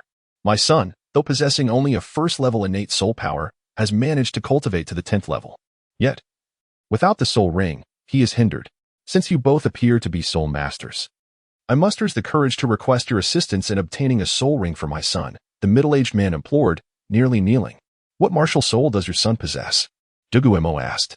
"A rounded horned cow," the man replied, his face lighting up with excitement. Dugu Mo nearly burst into laughter, exchanging a knowing glance with Qin Ming, and they shared a silent chuckle. "Very well, we shall assist you, but what compensation do you offer?" Dugu Mo inquired with a smile. "A rare ancient text," the middle-aged man said, producing a notably worn book from his garments. "This is." Dugu Mo carefully opened the book, wary of damaging it. To his astonishment, the contents were not mere travelogues, but a comprehensive treatise on mechanism techniques. Dugu Mo calmly absorbed the information, leafing through the pages with keen interest. After an hour in the corner, he had thoroughly perused the book. All right, tomorrow morning, I will accompany your son to obtain a soul ring from a century-old horned cow. Dugu Mo declared after deliberation. Thank you both. Where shall we meet tomorrow? The middle-aged man asked, executing a formal noble bow. Bring your son to the west gate of Noting City tomorrow morning, and we shall meet there, Dugu Mo responded thoughtfully. Very well, I shall take my leave. The man said before departing. Dugu Mo and Qin Ming also made their exit, returning to their lodgings. Dugu Mo chose not to engage Qin Ming in conversation, retreating directly to his room to begin transcribing the ancient text. The volume was substantial, detailing various methods of crafting mechanisms, their interactions, and the principles of their configuration. Dugu Mo spent the entire day meticulously transcribing the contents, and by the dawn of the following day, he had completed his task. The original book, now in tatters, could barely withstand a gentle touch. After organizing his transcriptions, Dugu Mo stored them in his soul guide and set out with Qin Ming, who was guiding a horse-drawn carriage. Leaving Noting City behind, the middle-aged man awaited them at the west gate of Noting City, accompanied by a young man. Dugu Mo beckoned them onto the carriage, and they promptly set off towards the Dancian Sect. Are there any soul beast forests nearby? Shouldn't the west of Noting City be barren land? Why have you brought us here? The middle-aged man suddenly exclaimed, his eyes wide with surprise. Fear not, I am the sect master of the Dancian sect. We have cultivated various soul beasts within our sect, and arranging a century-old soul beast for your son will pose no difficulty, Dugu Mo reassured him with a smile. Upon hearing this, the two men remained visibly tense, still struggling to calm their nerves. Chapter 100. Discovering a genius despite the addition of 2 passengers. The speed of Dugu Mo's carriage remained remarkably swift. An hour later, Qin Ming brought the carriage to a halt at the entrance of the Wanao Plain. Xiao Mo. We have arrived home, Qin Ming remarked with a smile. Please disembark and follow me. By the way, Brother Qin, could you fetch Xiao Wu for me? Dugu Mo pondered for a moment and then spoke. Dugu Mo needed to cull a spirit beast but was unable to determine its age, thus requiring Xiao Wu's guidance to accurately select an appropriate spirit beast for the young man. Dugu Mo led the 2 companions into the area where families typically raised spirit beast cattle. At this juncture, Qin Ming had already located Xiao Wu. Xiao Wu, could you assist me? I will buy you some carrots, Dugu Mo said with a grin. Are you asking me to help you identify the cultivation level of the spirit beast? Xiao Wu's eyes sparkled as she quickly grasped Dugu Mo's request. You are exceedingly clever. Xiao Wu, Dugu Mo chuckled. All right, 10 kilograms of carrots, Xiao Wu declared, believing she had asked for a substantial amount. 20 kilograms. Dugu Mo replied with a smile, extending 2 fingers. Deal. How old shall the beast be? Xiao Wu exclaimed, excitement radiating from her as she jumped in place. Approximately 300 years, no more than 350 years. Dugu Mo considered thoughtfully, feeling the need to reciprocate for the family heirloom mechanism technique that had been sold to him by the young man. That one. With the slightly rounded horns, Xiao Wu scanned the cattle shed and pointed to a bull that exhibited certain spirit beast traits. Very well. Dugu Mo approached the bull and with a flourish of his sleeve, a cloud of white smoke billowed forth. Within moments, the robust bull collapsed peacefully to the ground. Here is a knife for you. Use it to understand this spirit beast and absorb the spirit ring, Dugu Mo said as he produced a short blade from his spirit tool and tossed it to the young man. The young man, displaying remarkable courage, grasped the knife and approached the bull, plunging it into the creature's heart. Dugu Mo swiftly positioned a basin to collect the bull's blood. After a few minutes, a yellow spirit ring manifested above the now bloodless spirit beast. You may absorb it now, Dugu Mo encouraged with a smile. Following Dugu Mo's words, the young man sat down and commenced the absorption of the spirit ring. Although it was his first experience, his movements were fluid, as though he had rehearsed them countless times in his mind. Half an hour later, the young man had completely absorbed the spirit ring. Father, I've absorbed my first spirit ring. I've reached level 20. He exclaimed joyfully, tears streaming down his face as he embraced his father. Level 20? How did you achieve such a breakthrough? The middle-aged man asked, his eyes wide with astonishment. Qin Ming and Dugu Mo shared the same sense of bewilderment. Dugu Mo glanced at Qin Ming. May I inquire, sir, how old is your son? Qin Ming stepped forward to ask. 16 years old, the middle-aged man replied, clearly unaware of his son's potential. How about this, sir? Would your son be interested in joining our sect? I could assist him with acquiring a second spirit ring. Dugu Mo suggested earnestly, concealing his excitement beneath a calm exterior. Well, Danielle, what do you think? The middle-aged man inquired. Father, If they can provide me with a second spirit ring, I will join their sect. That way, I can earn 10 gold soul coins for the family each month. The young man stated wisely. Very well, if you agree, sect master, then I entrust Xiao to your care, the middle-aged man said. Bowing respectfully to Dugu Mo once more. Xiao Wu, select an 800-year spirit beast for me. Dugu Mo turned to Xiao Wu and requested. Here. Xiao Wu gestured for Dugu Mo's attention. Dugu Mo smiled ruefully and handed over the carrots he had meticulously prepared for her. The one that is dark. The iron-armored bull has a cultivation of 820 years. This time, it will require 40 kilograms of carrots, Xiao Wu said, her large eye sparkling. Agreed, Dugu Mo replied. Retrieving a considerable quantity of carrots from his spirit tool and tossing them to Xiao Wu. He then approached the spirit beast again, employing a tranquilizer. The young man, demonstrating his intelligence, stepped forward and used the short knife to pierce the heart of the spirit beast. Dugu Mo paid no mind to the young man's absorption of the spirit ring, knowing that the rings from livestock were typically mild and lacked aggressive tendencies, making the absorption process straightforward. Dugu Mo took the middle-aged man's hand and inquired with a smile, "May I ask your esteemed name, sir? And what should I call your son?" "My name is Li Qing, and my son is Li Niu. May I ask how to address the sect master?" Li Qing asked respectfully, recognizing that his son would be spending time here. "I am Dugu Mo. In the future, you may call me Xiao Mo. Does your family have any other members, Mr. Li?" Dugu Mo inquired, noticing the presence of an extensive collection of books, indicating a literate family. "Alas, my family has fallen into decline, leaving only this branch of ours. Furthermore, Xiao Niu's mother passed away due to complications during childbirth. We have relied on each other for many years," Li Qing lamented. "Mr. Li, how about this? You and Xiao Niu join my sect and assist in teaching the villagers here to read and write," Dugu Mo proposed after careful consideration. "That sounds splendid. I have some books at home. Once my son receives his stipend from the Martial Soul Hall in Notting City, I will bring all the books to the sect." Li Qing responded with evident joy. "Mu." At that moment, Li Niu awoke after absorbing the spirit ring. "Xiao Niu, what are your spirit abilities?" Dugu Mo turned to ask. "My first spirit ability is Barbaric Charge, which increases my speed by 30%. My second spirit ability is Iron Hide, which enhances my defense by 30%. Li Niu replied excitedly. "Excellent spirit abilities. Xiao Niu, what is your current spirit power level?" Dugu Mo inquired further. "Level 23, Li Niu answered seriously. "Mr. Li, please take your son to Notting City to verify his spirit master rank and collect the stipend. Then, return to Dancian sect. Tonight, we shall feast on beef hot pot." Dugu Mo said with delight. "Today, we have successfully acquired 2 spirit beasts. We shall indulge until we are satisfied." Li Qing and Li Niu set their carriage towards Notting City, while Dugu Mo and Qin Ming watched them depart. "Brother Qin, let us find Grandpa Lu to celebrate this morning. This marks our sect's first official recruitment of disciples," Dugu Mo exclaimed with excitement. Chapter 101. The Crimson of the 7 Realms of Broken Jade. That evening, Dugu Mo and his companions commenced a sumptuous beef feast, continuing until the midnight hour when Dugu Mo and Qin Ming returned to their respective abodes to rest. The following morning, Dugu Mo emerged from his chamber and retrieved a pre-prepared iron bucket along with fine sand. He poured the sand into the bucket and inserted his hands into it, practicing hand seals to enhance resistance in his palms. Having acclimatized to the resistance of water, he now resorted to fine sand, with plans to eventually transition to iron sand to further bolster his mastery over the hand seals. Dugu Mo's daily routine became rather simplistic during daylight hours. He practiced hand seals in the sand, and upon completion, he applied the first layer of the broken Jade 7 Spirit Ointment evenly to his hands. Nighttime was devoted to cultivating his soul force.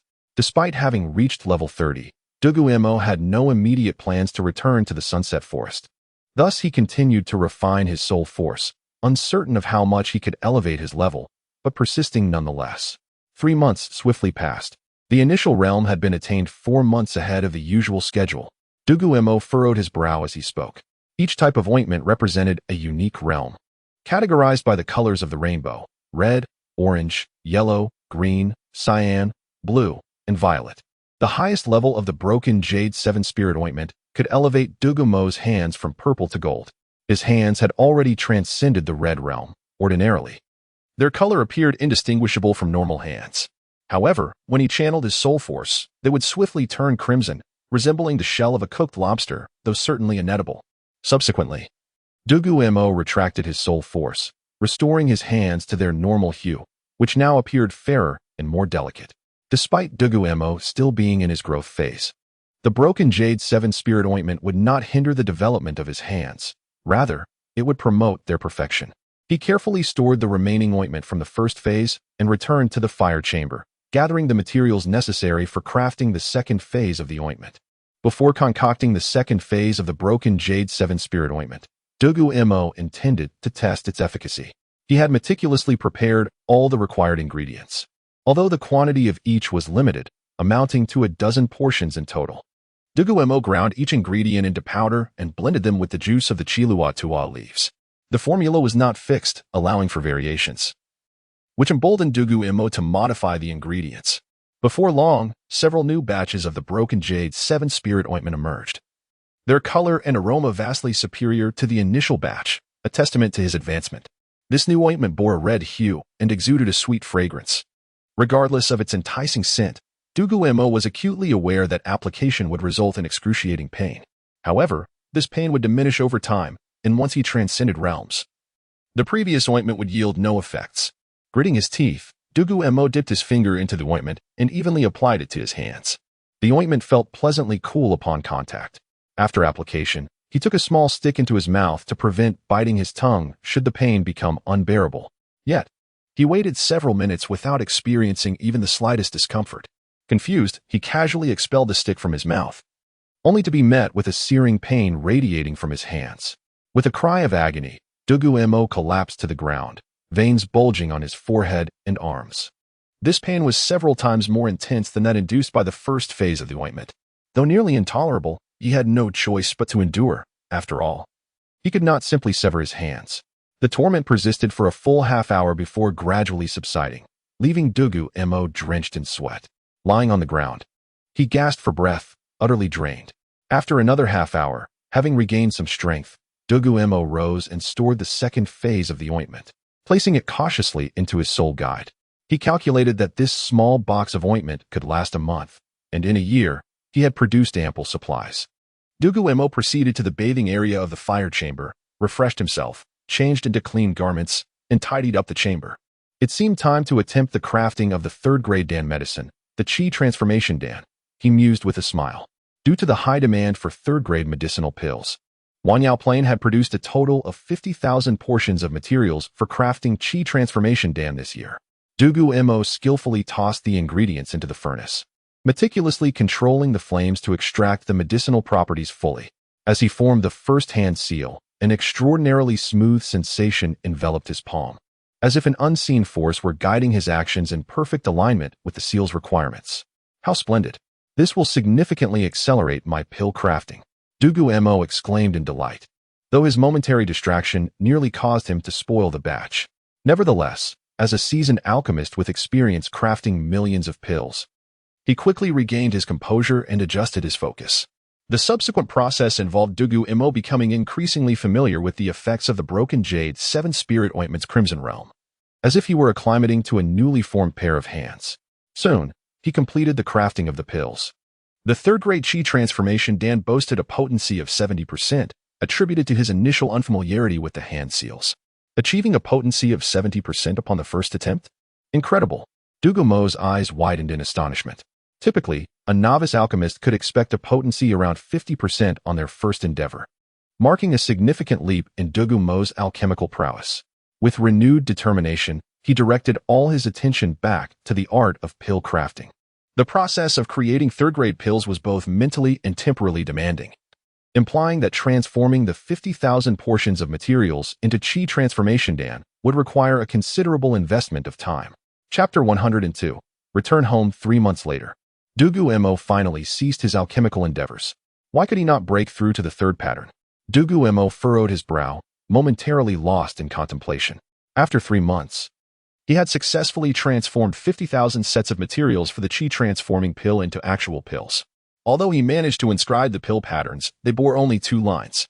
No matter how meticulously Dugu Mo controlled the flames, he could not elevate the Qi transforming pill to the level of 3 patterns. Caught in a vicious cycle, his eyes began to redden, and his movements grew frantic. Squeak! The little white ferret slipped through the sound transmission path, and, upon seeing the frenzied Dugu Mo, leaped onto his shoulder and bit down hard, drawing blood. Ah! The sharp pain jolted Dugu Mo from his trance, and he realized he had nearly succumbed to madness. Trembling, he collapsed onto the ground, gently patting the little ferret on his shoulder, grateful for its timely intervention. Otherwise, he feared he might have perished in that state.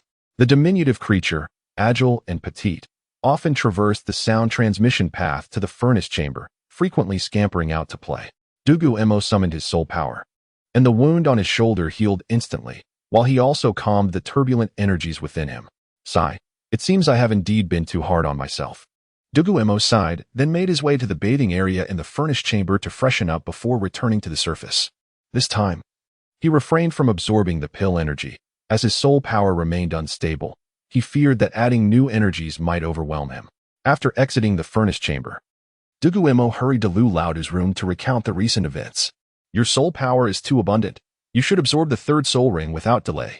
Do not practice soul power for the next few days, Lu Laodu advised after pondering for a moment. Alas, it is truly regrettable that I could not break through to the third pattern of the Qi transforming pill. Otherwise, I could unlock the fourth grade pills, Dugu Mo lamented. In my opinion, your alchemical skills and cultivation are interconnected.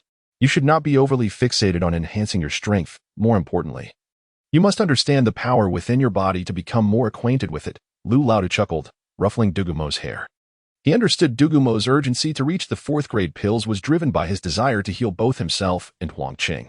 Lu Laodu also recognized that Dugu Mo was but a hair's breadth away from being able to cure both himself and Huang Qing, which contributed to Dugu Mo's anxiety. When something is visible yet remains perpetually out of reach, it is the easiest way to lose oneself. Yes, Grandpa Lu, I plan to return to the Sunset Forest tomorrow. I need to clear my mind and absorb the third soul ring, Dugu Mo resolved. That sounds good. Just wait a moment, Lu Laodu replied, moving to the table to find an account book. He flipped through the pages until he stopped and pointed at one. This caravan is heading to the Sunset Forest. You should accompany them back. Very well. The caravan's slow pace will allow me to appreciate the scenery along the way, Dugu Mo smiled. Prepare to leave. We depart early tomorrow. Do not be late, or you will have to make your own way back to the Sunset Forest, Lu Laodu warned with a grin. Understood. I shall return to my room and rest well, Dugu Mo replied, taking his leave. The following morning, Dugu Mo personally drove the carriage toward Notting City. Having frequently fed the horse with dragon toothrice straw, it was now undergoing a gradual evolution. After about 50 minutes, Dugu Mo finally arrived near Notting City, just in time to encounter a caravan unloading goods. Greetings, Sect Master. The caravan, composed of soul masters from the Dancian Sect, recognized Dugu Mo. Although many were from the three major affiliated soul master families, not every individual in the caravan was a soul master. Out of 100 people, only about 10 were soul masters, with an average caravan typically containing only 6 or 7. There is no need for such formalities, Dugu Mo said with a smile. Gesturing casually, Zhao Chong, please take the reins for the sect master, the caravan leader, a middle-aged man identifiable as a member of the Zhao family, instructed. Yes, leader. Zhao Chong, who had absorbed the soul ring of a millennium-year soul beast cow, replied. Please wait a moment, sect master. We shall finish loading the goods and depart immediately. Leader Zhao said, bowing respectfully before joining in the unloading efforts. Dugu Mo observed for a moment before deciding to help with the cargo. Though young, he was a level 30 soul master and possessed strength greater than that of the average adult. With Dugu Mo's assistance, the cargo was swiftly loaded, and upon Leader Zhao's command, the caravan set off. Dugu Mo's carriage was positioned in the center, ostensibly for protection, though Zhao, a mere level 40, knew well that Dugu Mo's combat prowess far surpassed his own, especially considering Dugu Mo's mastery of poisons. The caravan's pace was indeed slow, the horses seemingly taking leisurely strolls. Though they endured the elements along the way, they occasionally entered towns to replenish supplies. The journey to transport this cargo would take approximately 7 to 8 days, employing the most economical means for their needs. Throughout the journey, Dugu Mo found his mind finally settling, his earlier anxiety and restlessness dissipating. 8 days later, the caravan arrived at the gates of Tiandou City. Sect Master, we have arrived, Zhao Chong whispered as the carriage halted. Indeed, Dugu Mo smiled, lifting the curtain to behold the grand characters inscribed at the city gate, marking his return. Zhao, I shall continue on foot from here. You all focus on delivering the goods, he said with a smile, accepting the reins from Zhao Chong. Farewell, Sect Master, Zhao Wu approached, bowing alongside Zhao Chong in respect. Everyone, please take care, Dugu Mo called as he guided the carriage towards the sunset forest. Chapter 103, The Third Soul Ring Alone. Dugu Mo drove the carriage deep into the sunset forest. Due to frequent visits from Dugu Yuan and Dugu Mo, Dugu Bo had exerted considerable effort to carve out a path leading directly to the outskirts of the poisonous formation in the sunset forest. Grandfather, I have returned, Dugu Mo called out from atop the carriage as he halted the horses. You little rascal, Dugu Bo burst through the door. He had been engrossed in researching a particular poison, which contained explosive components, and had been meticulously adding ingredients. However, with Dugu Mo's sudden shout, he accidentally added too much, causing a plume of black smoke to envelop his face. Grandfather, what have you done? You're covered in black. Dugu Mo chuckled, realizing he might have caused a mishap and decided to feign ignorance to escape blame. What brings you back this time? Dugu Bo asked, taking a seat on a stone bench and splashing water on his face while popping a detoxification pill into his mouth. Hee, I just missed you, Grandfather. Dugu Mo replied with a grin as he settled beside Dugu Bo. Don't think I don't know your character. Speak up. What business do you have with me? Dugu Bo said, though he was genuinely pleased by Dugu Mo's jesting. He understood that Dugu Mo was quite busy as he was just beginning his career. Hee. I've broken through to level 30, and just the other day, I almost fell into a frenzy, Dugu Mo revealed, sipping on a cup of juice while sighing. Frenzy? What happened? Are you all right now? Dugu Bo asked anxiously, gripping Dugu Mo's wrist and channeling his soul power to assess Dugu Mo's condition. A frenzy was no trivial matter. If it escalated, it could be life-threatening. After a thorough examination, Dugu Bo let out a sigh of relief. Next time, don't rush into things. You're still young. There is plenty of time ahead, he advised. I understand, Grandfather. Hee, what soul ring do you have prepared for me now that I've reached level 30? Dugu Mo inquired excitedly. An 1,800-year-old blue flame mysterious serpent, Dugu Bo said with a smile, affectionately ruffling Dugu Mo's hair. His grandson's swift advancement to level 30 filled him with joy, even overshadowing his irritation at being interrupted during his poison making. Indeed, that serpent resides within the sunset forest. Tomorrow, I will take you to find it. You've had a long journey. There is no need to rush in absorbing the soul ring today, Dugu Bo said, beaming at Dugu Mo. Yes, Grandfather, I haven't rested well on the way here. After nearly falling into a frenzy, I couldn't cultivate my soul power, so I had trouble sleeping, Dugu Mo admitted with a wry smile, dark circles under his eyes. Normally, even after a month of alchemy, he would have dark circles due to the rejuvenating effects of soul power, which could substitute for sleep. After a night of rest, Dugu Mo awoke early the next day. Grandfather, when shall we go hunt for the soul beast? I'm fully rested, Dugu Mo asked cheerfully upon seeing Dugu Bo practicing in the courtyard.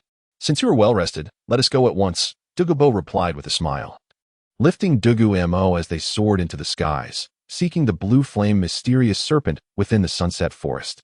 Dugu Bo had already located the territory of the blue flame mysterious serpent, so he led Dugu Mo directly to its lair. The serpent appeared slender compared to typical 1,000-year soul beasts, its body enveloped in black, with the term mysterious denoting its color. However, the blue flames emanating from its form indicated its formidable combat prowess. You go ahead. I want to assist you, Dugu Bo chuckled, settling onto a branch with a gourd of wine, watching Dugu Mo prepare for battle. Dugu Mo unsheathed his meteorite sword from the soul guide, crouching low as he charged forward. The blue flame mysterious serpent, momentarily taken aback, did not utter a word before launching into combat. Yet, the serpent's reflexes were remarkably swift, propelling itself from the ground directly towards Dugu Mo. He swung fiercely at the serpent's neck. Yet fatigue from his journey weighed upon him, and he had not yet had a chance to rest before being drawn into this battle with the Millennium Soul Beast. The serpent's strength lay not in sheer power but in its explosive speed. Just as Dugu Mo's sword was about to make contact, the serpent unleashed a deafening hiss, its tail striking Dugu Mo's meteorite sword with immense force. What strength? Dugu Mo remarked, his brow furrowing. In that case, I shall not hold back. Dugu Mo retreated, sheathing his meteorite sword and taking out the purple jade mist flute, playing a gentle melody. Soon, a faint white mist enveloped his surroundings, thickening rapidly to form a dense fog with a diameter of 20 meters, obscuring vision entirely. A layer of silvery scales appeared on Dugu Mo's body as he held his breath, masking his scent, and cautiously approached the blue flame mysterious serpent within the mist. Thrusting the meteorite sword into the serpent's vital point, Dugu Mo withdrew it and concealed himself once more. To his surprise, the blue flame mysterious serpent remained alive. He had no choice but to seek another opportunity to strike. The serpent thrashed wildly within the mist, unable to breach its confines. Dugu Mo found another opening. Seizing the serpent's body with his left hand while plunging the meteorite sword into its vital point again, twisting it forcefully. This time, the blue flame mysterious serpent could not endure, writhing on the ground in a frenzy, attacking everything around it, its strength multiplying. Yet, Dugu Mo sensed its life force rapidly waning. Once more, he summoned the purple jade mist flute, channeling his soul power to gradually retract the surrounding mist. After an hour of thrashing, the serpent finally succumbed, and a purple soul ring materialized before Dugu Mo. Taking a deep breath, Dugu Mo sat cross-legged before the serpent. An ethereal image of the azure flame serpent king appeared behind him, calling out to the soul ring, which obediently floated towards him. "What is happening?" Dugu Mo exclaimed in astonishment. While he had encountered something similar during his second soul ring absorption, this instance was far more extraordinary. With the soul ring autonomously moving to him, Dugu Mo quickly closed his eyes and began to circulate his cultivation technique to absorb the soul ring. The process unfolded smoothly, and in just 10 minutes, Dugu Mo had successfully absorbed the ring without any pressure. Moreover, his soul power level surged, breaking through to level 33. Chapter 104. The Million-Year Soul Bone of Dugu Mo. Grandfather, my soul ring. It seems the absorption was remarkably effortless. Dugu Mo expressed incredulously to Dugu Mo. The bloodline power of your martial spirit is exceedingly potent, which likely instilled a profound fear in the remnant soul of the blue flame mystic serpent, prompting it to willingly allow you to absorb its soul ring, Dugu Mo mused, furrowing his brow. Nevertheless, this is fortuitous. Absorbing a soul ring inherently carries certain risks, so if it can be done without peril, it is indeed a blessing. Dugu Mo remarked with a smile. Grandfather, let us return home. I have brought you a gift, Dugu Mo said cheerfully. Oh, you little rascal actually remembered to bring me something?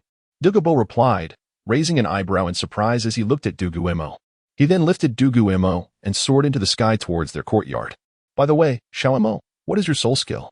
Dugu Mo suddenly inquired while flying through the air. Xuanhua transformation, which enhances my speed and strength by 30% for a duration of 15 minutes, Dugu Mo replied, bracing against the wind. Not bad. It perfectly inherits the explosive characteristics of the blue flame mystic serpent. Very good, Dugu Mo acknowledged as they landed back in the courtyard. Grandfather, this soul bone is the one from the Tangsha, Dugu Mo stated after settling onto a stone bench, retrieving the torso soul bone from his soul guide device to present to Dugu Mo. After all, Dugu Mo's 9th soul ring was no longer the legendary 1,000-year Medusa soul ring, but rather the genuine 990,000-year soul ring of the divine beast Tangsha. Hence, Dugu Mo was indeed the most suitable candidate for absorbing this soul bone. Tangsha, didn't you mention its soul had been lingering on the soul bone? Are you certain you want me to absorb it? Dugu Mo said, somewhat irked, as he playfully tapped Dugu Mo on the back of the head. I have already resolved that matter. The soul's intelligence has been obliterated, and it has become the spirit of my spiritual artifact, Dugu Mo explained, producing the purple jade mist flute to show Dugu Mo. As he infused his soul power, a deep blue serpent materialized upon the flute's body. Indeed, it feels oddly familiar, Dugu Mo remarked as he took the flute and infused it with his soul power, causing the Tangsha to hiss in response. Grandfather, how about this? Once you have absorbed the soul bone, I shall gift you this flute, Dugu Mo suggested with a wry smile. Realizing that the flute was not quite suited to him and ultimately belonged with the soul bone and soul ring of the Tangsha, Dugu Mo nodded with a grin, then took the soul bone and approached the center of the courtyard. This was not Dugu Mo's first experience absorbing a soul bone. He directed his soul power into the soul bone, which erupted with a golden radiance. By heavens, this is not merely a 900,000-year soul bone. It is a million-year one, Dugu Mo exclaimed in astonishment. However, despite the magnitude of the million-year soul bone, Dugu Mo was unlikely to face significant challenges during the absorption, as he was a titled Douluo, albeit the weakest among them. The soul bone gradually melded into Dugu Mo's body, rendering him increasingly transparent. Dugu Mo, utilizing the Ice Fire Dragon Eye, observed as the million-year soul bone systematically replaced Dugu Mo's skeletal structure. The process was slow and agonizing. Yet who was Dugu Mo? A man who could withstand a couple of poisons and a few drinks without uttering a sound, despite the sweat pouring down his brow. Dugu Mo felt a pang of sympathy, but recognized that Dugu Bo had commenced the absorption, leaving him with nothing to do but pray silently. After 2 full hours, Dugu Mo watched as the soul bone completely supplanted Dugu Bo's skeletal structure, prompting Dugu Bo to exhale deeply. Xiao Mo, this soul bone is truly remarkable, Dugu Bo declared, standing with renewed vigor, clearly invigorated by the enhancements it provided. Grandfather, what soul skills did this soul bone grant you? Dugu Mo inquired with a smile. To my astonishment, the million-year soul bone has bestowed upon me 4 soul skills, Dugu Bo replied in disbelief. The first skill is mist form. It allows me to transform my body into white mist, rendering me immune to all physical attacks and 50% resistant to soul power attacks. The second skill is rain of poison. It enables me to unleash a poisonous rain, with the area determined by my strength currently. I can create a poisonous rain over a 10-mile radius. The third skill is calamity binding. It manifests soul power into chains of misfortune, ensnaring the target with toxic bindings. The fourth skill is calamity domain. This formidable domain surpasses my previous poison domain and can be combined with it for enhanced effect. Dugu Bo felt his power surge significantly, realizing he was no longer the weakest title Douluo. Following the absorption of the million-year soul bone, his soul power level had ascended from level 94 to 95, elevating him to a higher echelon of title Douluo. Oh dear, my flute, Dugu Mo lamented as he sensed the connection with the purple jade mist flute severed. The flute soared from Dugu Mo's waist and landed steadily in Dugu Bo's hands. Xiao Mo, what is happening? Dugu Bo asked, taken aback by the unexpected turn of events. Alas, it seems I am not destined to possess this treasure, Dugu Mo sighed, feeling dejected. Grandfather, this artifact is meant for you, perfectly complementing your soul ring and soul bone. Just drop a few drops of blood on it, Dugu Mo suggested with a rueful smile, accepting that the painstakingly crafted artifact had found its way to his grandfather. Nevertheless, he felt a sense of solace, for the spoils remained within the family. Upon hearing this, Dugu Bo used his green fingernail to pierce the tip of his finger, allowing 2 drops of crimson blood to fall upon the surface of the purple jade mist flute. My heavens, this artifact can actually enhance all the soul skills of my 9th soul ring and torso soul bone, Dugu Bo exclaimed as the flute revealed its secrets to him. By the way, grandfather, what soul skills did your new 9th soul ring grant you? Last time, the tincture seemed rather ill-intentioned, and I neglected to inquire, Dugu Mo asked, furrowing his brow. My 9th soul ring, being 100,000 years old, has granted me 2 soul skills, the Tingsha totem, which permanently enhances my strength, speed, and defense by 30%, and the Tingsha seal, which allows me to instantly double my strength, speed, and defense for 1 hour. However, if I exceed this duration, I will be unable to mobilize soul power the next day for 3 days, Dugu Bo shared openly with Dugu Mo, trusting his beloved grandson implicitly. Chapter 105. The Wine Gourd and the Medicinal Gourd. Grandfather, I must say, your soul technique is indeed formidable. With a single soul ring, a soul bone. In this flute, your combat prowess has multiplied several times. Dugu Mo meticulously calculated. Not only has Dugu Bo acquired 5 soul techniques, but he has also obtained a divine artifact that enhances soul power. More importantly, Dugu Bo has not yet fully matched all his soul bones, indicating that he still has room for further enhancement. Ha ha ha, I never imagined that I, Dugu Bo, could possess such immense combat strength without relying on poison. Dugu Bo exclaimed excitedly. Rest assured, grandfather, our family will grow stronger and stronger. In 2 years, when Longya wine has matured for 3 years, I will be able to brew a medicinal wine that enhances the power of our martial souls. At that time, your Emerald Phosphor Serpent Emperor will surely have the opportunity to transform into a dragon. Dugu Mo gazed earnestly at Dugu Bo, recognizing that his grandfather was his steadfast support. The stronger Dugu Bo became, the bolder Dugu Mo felt. Indeed, our family will grow ever stronger. Dugu Bo's face flushed with excitement. Grandfather, let us remain calm. Although you are considerably stronger now, you must understand that the martial soul hall is immensely powerful. Even the weakest among the 3 great sects, the 7-treasure glazed tile sect, surpasses us by a significant margin, Dugu Mo said with a wry smile, as he genuinely did not wish to dampen Dugu Bo's spirits. However, he was genuinely concerned that Dugu Bo might become overconfident and challenge the 3 great sects or the martial soul hall, which would be tantamount to folly. I understand this principle, Xiao Mo, you need not worry. Dugu Mo smiled, for as a titled Douluo, his mental fortitude was indeed substantial. By the way, come with me to the Eye of Ice and Fire. Something wonderful has ripened. Dugu Mo chuckled, then lifted Dugu Mo and soared towards the Eye of Ice and Fire. Before long, Dugu Mo landed near the Eye of Ice and Fire. Behold, this is the treasure. Dugu Mo pointed to a shelf nearby, where a vibrant green vine climbed, adorned with 2 gourds, one black and one yellow. The gourds were not large, measuring about the length of a forearm, resembling the common gourd we encounter. Dugu Mo gently reached out to touch the gourd. The gathering spirit gourd, mature and ready for harvest, can be used in medicine. Once harvested, it can activate the medicinal gourd and the method for brewing the wine gourd. Grandfather, this gourd is ripe. Could you please help me harvest it?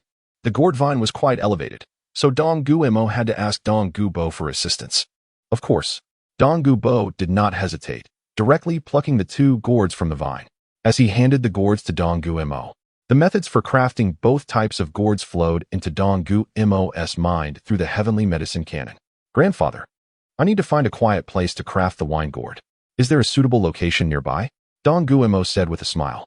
How about we return to the courtyard? It is safe and serene there, Dugu Mo suggested after some thought. No, grandfather. The seeds from this gourd still need to be planted near the Eye of Ice and Fire. Let us find a cave nearby. Dugu Mo replied with a wry smile, contemplating how many medicinal gourds he would require in the future to contain numerous potions.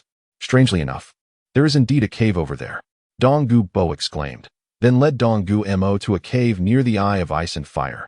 Its entrance overgrown with vines, suggesting it had not been occupied for quite some time. Dugu Mo inspected the cave, summoned the asking heaven furnace, and tossed the black gourd inside. With a series of hand seals, a fierce flame erupted within the furnace. The flames swiftly severed the gourd's head, making a remarkably smooth cut. Dugu Mo altered his hand seals once more, allowing the flame to penetrate deeper into the gourd. In no time, the seeds were extracted, as Dugu Mo maintained the flame at a low temperature to avoid harming them. He retrieved the seeds from the output of the furnace and continued to control the flame, scorching the inner walls of the gourd until they became smooth. The aroma of wine and beeswax. Dugu Mo produced a thumb-sized piece of yellow beeswax from his possession, although this substance was worth its weight in gold. Dugu Mo unceremoniously tossed it into the furnace. Soon, the beeswax melted completely, releasing a rich scent of wine from the furnace. Dugu Mo held his breath, applying the melted beeswax evenly to the inner walls of the gourd while gradually lowering the temperature inside. An hour later, he exhaled, lifted the lid of the asking heaven furnace, and retrieved a black wine gourd from within. Grandfather, please rinse the gourd with ice spring water. Dugu Mo tossed the gourd to Dugu Mo. Only by using ice spring water to thoroughly cool the beeswax can it be used properly. Dugu Mo nodded in response, then took the gourd to fill it with water from the ice spring. Dugu Mo then took the yellow gourd, tossed it into the asking heaven furnace, and repeated the process, using flames to cut the gourd and extracting the seeds intact. He then retrieved the prepared green with spirit amber, a verdant amber, and added it to the furnace. After a while, the medicinal gourd was also completed. Dugu Mo extracted it from the asking heaven furnace, waved his hand, and the furnace transformed into soul power, returning to his body. He took the yellow gourd to the ice spring and, together with Dugu Mo, filled it with ice spring water, pouring it out several times to cleanse it thoroughly. It appears this is indeed a spiritual artifact. Dugu Mo tilted his head, observing the gourd that shimmered with pearlescent beauty. Little fellow, wake up and get to work. After saying this, Dugu Mo pulled out a small white ferret from his pendant. Squeak, squeak. The little white ferret, initially annoyed at being awakened, quickly lost its irritation upon seeing the 2 gourds. Sensing the heavenly materials nearby, it scampered over to the gourds and inhaled deeply, then leaped down to absorb the precious energies from the surrounding herbs. Dugu Mo pricked his finger, allowing his blood to drip onto the gourd. The gourd glowed momentarily, absorbing all of Dugu Mo's blood. Remarkably, these gourds seemed to possess their own space. Dugu Mo realized that these 2 gourds resembled natural soul-guiding devices. The medicinal gourd was divided into 20 compartments, each approximately 1 cubic meter, filled with abundant soul power. Even if medicinal pills were placed inside for centuries, their potency would remain unchanged and might even enhance due to the surplus soul energy. In contrast, the wine gourd was considerably more robust. boasting a capacity of 50 cubic meters, though it did not divide into compartments, meaning it could only store one type of wine. The wine gourd was perfectly suited for holding dragon tooth wine and transformative dragon wine, as it had been crafted from the gathering spirit gourd and could absorb soul power, enhancing the essence within the wine and medicinal concoctions. Chapter 106. The boy with dual pupils. Dugu Mo retrieved 2 gourds from the icy spring and fashioned their stoppers from scraps of warm spirit white jade, achieving a perfect fit. Observing the completed gourds, he placed them into his soul guide, knowing they would serve no purpose for anyone else. He intended to transfer his elixirs and dragon tooth wine into the gourds once he returned to his dwelling. Suddenly, the treasure-hunting weasel, excitedly clutching the rare Qirong Tongtian chrysanthemum, gazed at Dugu Mo with fervor, as if urging him, "Master, hurry and pick this. It is truly a treasure." Dugu Mo chuckled softly, approaching the weasel and lifting it by the scruff of its neck. The little creature struggled in indignation, glaring at Dugu Mo with an expression that seemed to say, "I was only trying to help you, and yet you treat me like this." Humans. Dugu Mo tossed the weasel onto his shoulder, and together with Dugu Bo, they departed from the Eye of Ice and Fire, although the weasel looked back longingly at the treasures behind them. During the time Dugu Mo was crafting the gourds, the weasel had already absorbed all the precious aura from the surrounding immortal herbs. While this absorption did not harm the herbs, it meant that centuries or even millennia of accumulated aura had vanished. Soon, Dugu Mo and Dugu Bo returned swiftly to the small courtyard. Dugu Bo entered his own room to search for flute scores and began learning to play.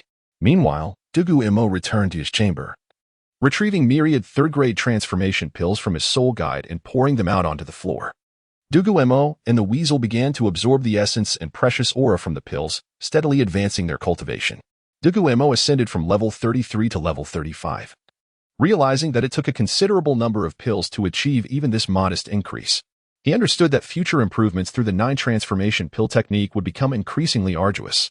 However, he possessed the Wan Yao plane and the Dugu family's extensive herbal resources, ensuring a steady supply of pills in the future. Although the effects of the energy would diminish over time, it would still significantly enhance Dugu Mo's cultivation speed. Before long, Dugu Mo had completely absorbed the pill energy and stored the remaining pills in a compartment of his elixir gourd. The weasel, having absorbed the precious aura, had already fallen asleep. Dugu Mo sensed that the little creature was utilizing its slumber to further absorb the aura, so he gently placed it in its grassy nest and returned it to the pendant at his chest. At that moment, a melodious flute sound suddenly resonated from Dugu Bo's room. As Dugu Mo stepped outside, he was enveloped by a thick white mist emanating from Dugu Bo's chamber, gradually obscuring his surroundings until visibility was reduced to mere inches. With his eyes closed, Dugu Mo silently activated the Ice and Fire Dragon eyes to survey the area, only to be astonished to find that the mist rendered his vision ineffective. "Xiao Mo, this flute is incredible," Dugu Bo's voice echoed, fluctuating in distance and pitch, making it impossible to discern its origin. "Grandfather, must you flaunt your title Douluo strength to bully a mere soul master at level 30? Dugu Mo's soul power surged, but he found himself helpless against the mist. Resigned, he sat down, recognizing the futility of resisting Dugu Bo's formidable prowess. "Humph, how boring." Dugu Bo materialized through the mist, lifting his flute as the surrounding fog gradually retreated into his enchanted instrument. "Grandfather, this is hardly fair. Is this a jest?" Dugu Mo sighed, rubbing his forehead in exasperation. "Humph." Dugu Bo replied haughtily, tousling Dugu Mo's hair. "By the way, there is something else. Please have your father prepare the materials for these pills. I will need them in the future." Dugu Mo handed a few prescription scrolls to Dugu Bo. Although the Wan Yao plane produced ample herbs yearly, Dugu Mo's alchemical skills were rapidly advancing, necessitating additional materials from the Dugu family to ensure an endless supply. "Seeing your prescriptions reminds me, Old Lu wanted you to choose a few personal attendants for delivering messages. This matter has been delayed for too long. How about this? I need to purchase some flute scores, so let us depart together for Tiandou City." Dugu Bo ruffled Dugu Mo's hair once more, accepted the prescriptions, and returned to his room to change clothes. Together, they exited the courtyard and approached the entrance.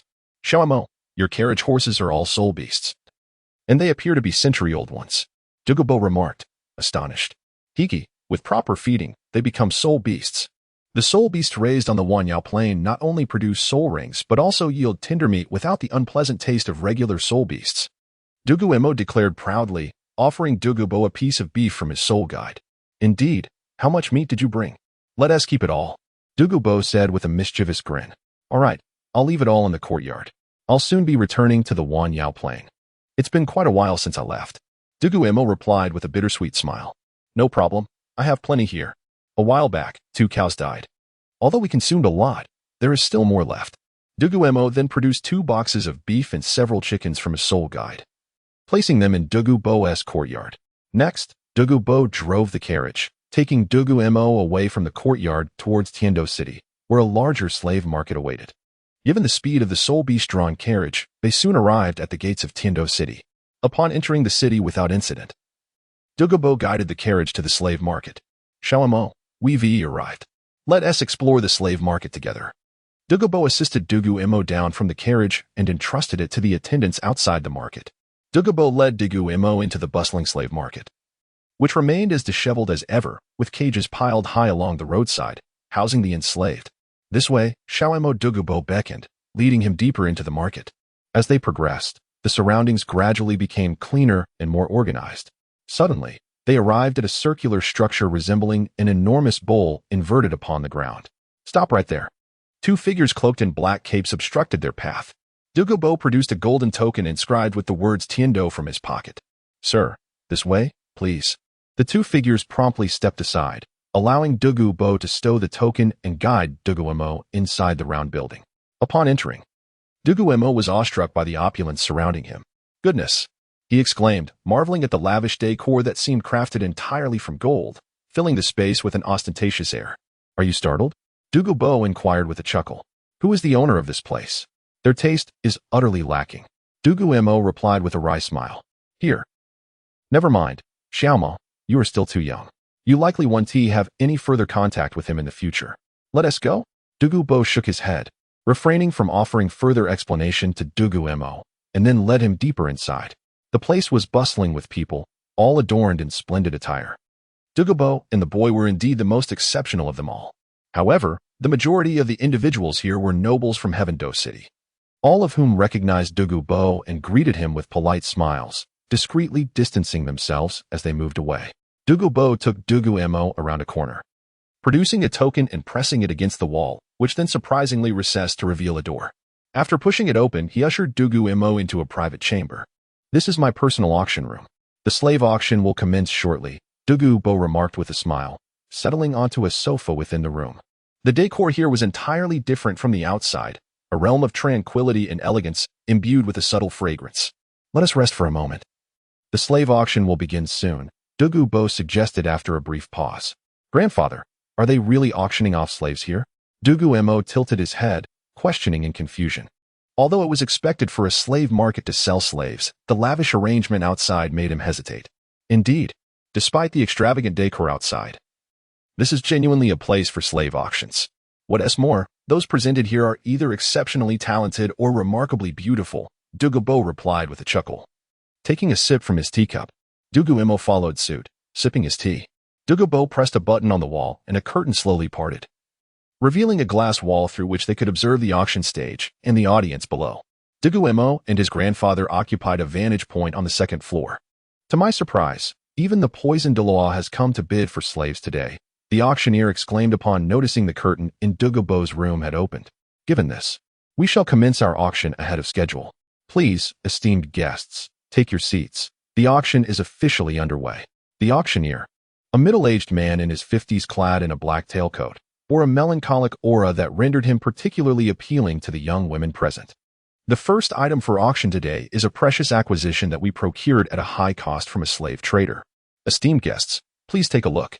The auctioneer gestured, as a bunny-costumed woman wheeled a cage to the center of the stage. Within the cage lay a little girl with rabbit ears, trembling in the corner. Xiaoma, are you interested? Dugu Mo asked with a lecherous grin.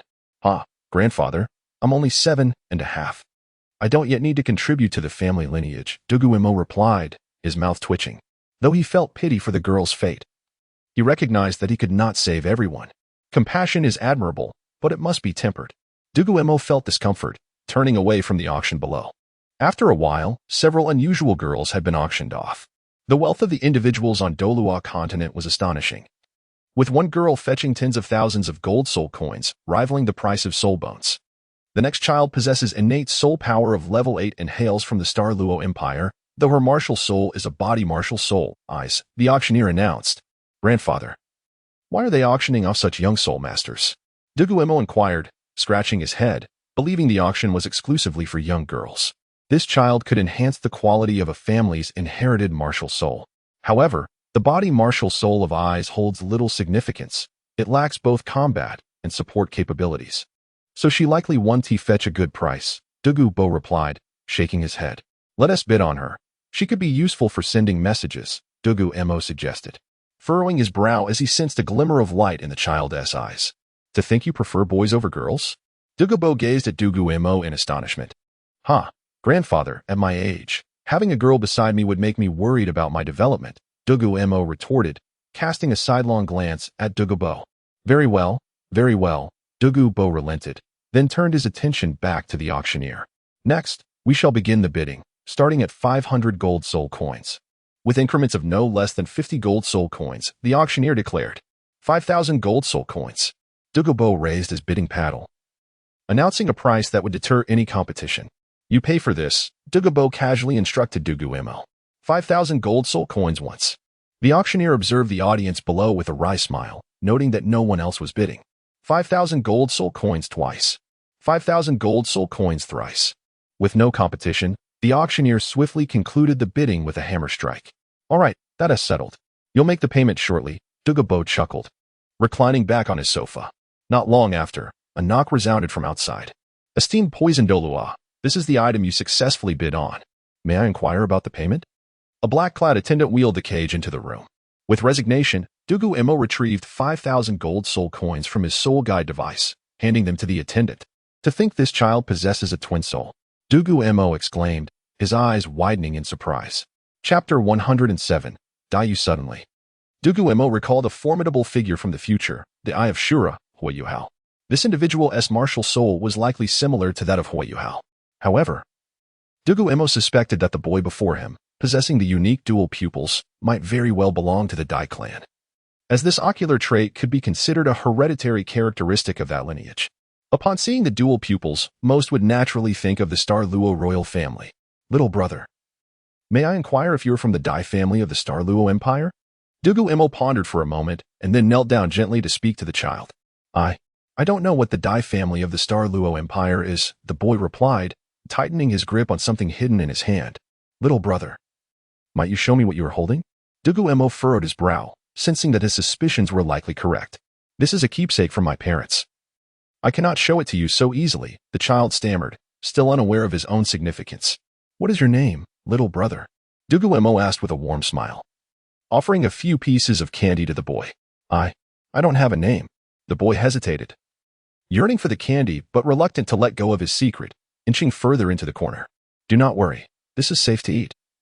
Dugu Mo unwrapped a piece of candy and placed it in the child's hand, encouraging him to taste it. As the boy placed the candy in his mouth, his eyes suddenly brightened and his pupils appeared strikingly clear. Brother, thank you. Look at this, he exclaimed, handing over the object he had concealed. It was a jade tablet, exquisitely crafted and valuable, inscribed with 2 characters, the word Dai on one side and you on the other. Grandfather, look at this. Dugu Mo stood and handed the jade tablet to Dugu Mo, who was engrossed in watching a young, beautiful girl being auctioned on the platform. What is this? A jade tablet of the Dai family's identity? This child belongs to the Dai family? Dugu Mo observed the tablet and then scrutinized the boy's pupils. Yet, it seems his martial soul is not that of the white tiger but resembles the evil eye white tiger, a variant. Dugu Mo glanced at Dugu Mo and silently activated his ice fire dragon eye, examining the boy's soul power level and martial soul state. Through the child's form, Dugu Mo discerned that his soul power was indeed at level 8, indicating he had yet to receive any guidance in cultivation, thus stalling his progress. To Dugu Mo's astonishment, the ice fire dragon eye's piercing ability revealed that the boy's irises were red, radiating waves of heat. This ocular martial soul was evidently of the fire attribute, signifying formidable combat potential, coupled with an innate soul power level of 8, suggesting a future capability to challenge the Tiandou realm, albeit through a challenging journey. Grandfather, his martial soul is certainly extraordinary. Although it appears to be an ocular martial soul, it may have mutated to possess fire attributes, Dugu Mo remarked, his brow furrowed. If this were indeed the case, they had stumbled upon a remarkable fortune. Fire attribute? Dugu Mo, like a phantom, transformed into mist and entered the cage. Grasping the boy's wrist and channeling soul power into him, the child's eyes flew open, and a beam of red fire shot forth. The light penetrated through Dugu Mo's form and scorched 2 deep pits into the wall behind. For Dugu Mo, in his misty state, these fiery rays posed no threat whatsoever. Indeed, a fire attribute. It appears this child's martial soul harbors tremendous potential. He is destined for great accomplishments, Dugu Mo said, affectionately ruffling the boy's hair. However, after Dugu Mo had awakened the child's latent power, the boy succumbed to unconsciousness due to the overwhelming surge of soul energy. Grandfather. He is still just a child, Dugu Mo said with a wry smile, conjuring a fireball that explosively shattered the lock on the cage, sending debris flying. Dugu Mo carried the child out of the cage. There are still a few more items to auction. We shall return to the Sunset Forest shortly, he suggested, placing the boy on the sofa and gently laying the jade tablet in his hand. Dugu Mo and Dugu Mo turned their attention back to the auction, where a girl with a leopard tail had just concluded her sale. Congratulations to Duke Lanchan on acquiring a beauty. Next up for auction is a set of quadruplets. But they are quite young, merely 6 years old, and have yet to awaken their martial souls.